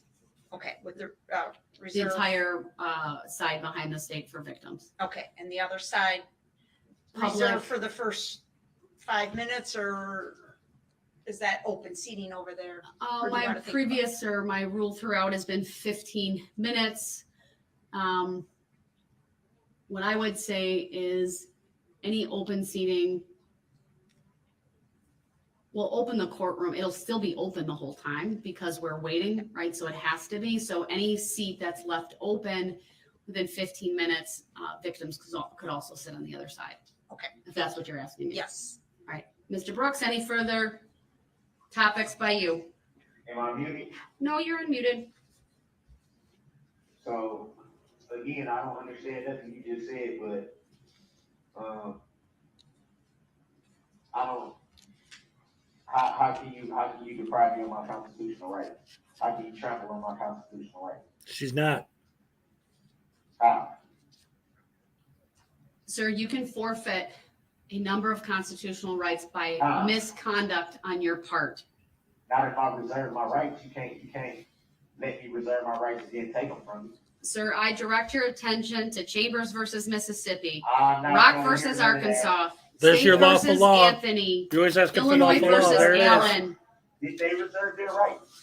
the Did Beneby you know- decision. There's a host Did of they- case did they- law, sir. Did they reserve their rights? All right, sir, you are simply mistaken on that. So I'm Because I muting him said all once rights again. reserved, He's that not means that giving I me any don't other have to do issues, anything and I can just get to away with murder. address. We are in recess. Oh, I'm sorry, I have a few Go other. ahead. I'm You sorry. do. I'm Yeah. sorry. Go ahead. I just wanted the record to reflect that at about 2:04 PM, your clerk had provided the final version of jury instructions to both the state and to the defense. I watched on video as Deputy Wittig left this courtroom, went over to the other courtroom, handed the final jury instructions to Mr. Brooks, and he immediately turned and dropped them to his left off the side of the table. I can't tell from the video if that's where the trash can is located or not, but I did see that immediate response after he was handed the final jury instructions. Another Did that thing. include the verdicts or just the jury No, instructions? just the jury instructions. I'm still doing verdicts. Okay, it's just the jury instructions, but Okay. thank you, because I didn't see that given some of the things I was looking at up here, so I appreciate that. Were all jurors or will all jurors then be told to report with an overnight bag? That's part of the instructions that Okay, they were and you're given. gonna make that available to us? Yes, Okay. I'll get Lauren down here right away, and I'll make sure that before Mr. Brooks is taken back to the cell. I see your arms waving, I'll get you in a second, that he's provided with that as well, All right. and you as well. And then one final thing as to timing, and again, I don't mean to be disrespectful to Mr. Brooks or anyone involved in this matter, but should there be any guilty verdicts in this case, would you be intending to proceed to sentencing yet this week or at a future time? You know, that's an interesting question because I don't know how many victims will want to speak. If we have time, I would certainly consider that. I mean, I have this entire week set aside yet. And I have Monday morning, but I have some other things Monday afternoon, and then I am not available the rest of next week.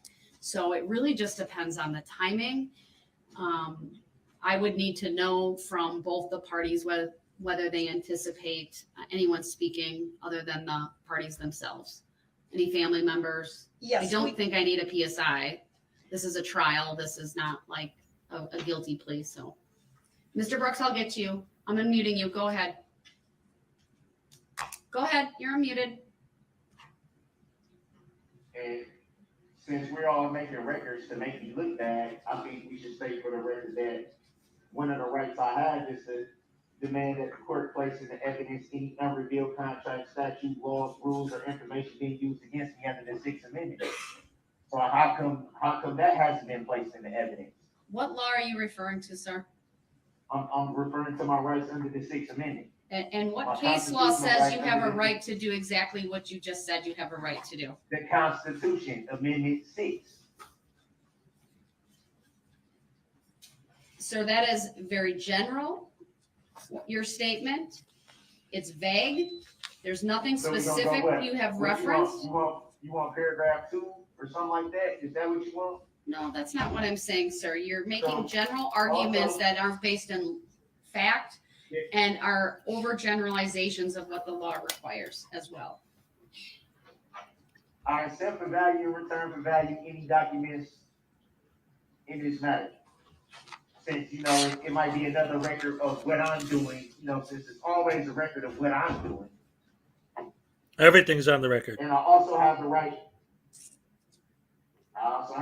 to ask, is this common law or admiralty law? Because judging by the gold eagle on top of the flag, Oh it's boy. some explaining that needs to be done. And that is a military symbol. So is this a common law court or admiralty law court?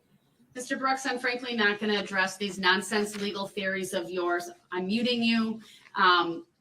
They have been debunked. They are typical sovereign tactics that have no place in our judicial system. We are in recess. I'll see everyone tomorrow morning at 8:30. I'll just direct the bailiffs to wait until we have the verdict forms to give. And if it takes us longer than 30 minutes, we'll make sure they're delivered to him in his jail today. Thank you, everyone. Thank you.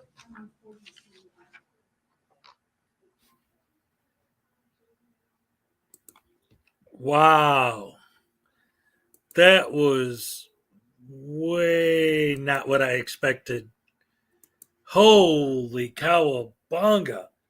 After Friday, I knew it was going to be a dumpster fire, but I didn't know it was going to be all that. Holy crap. At this point, I don't even know if he's going to end up giving a closing statement. He keeps talking about how he wants to say all these things to the jury on his closing statement, but the way he acts, I don't think he's going to give one. They're going to come in on Tuesday, tomorrow morning, and they're going to do part of the jury instruction. They're going to go to lunch. They're going to come back. They're going to say closing arguments from the prosecution. Prosecution's going to do their bit.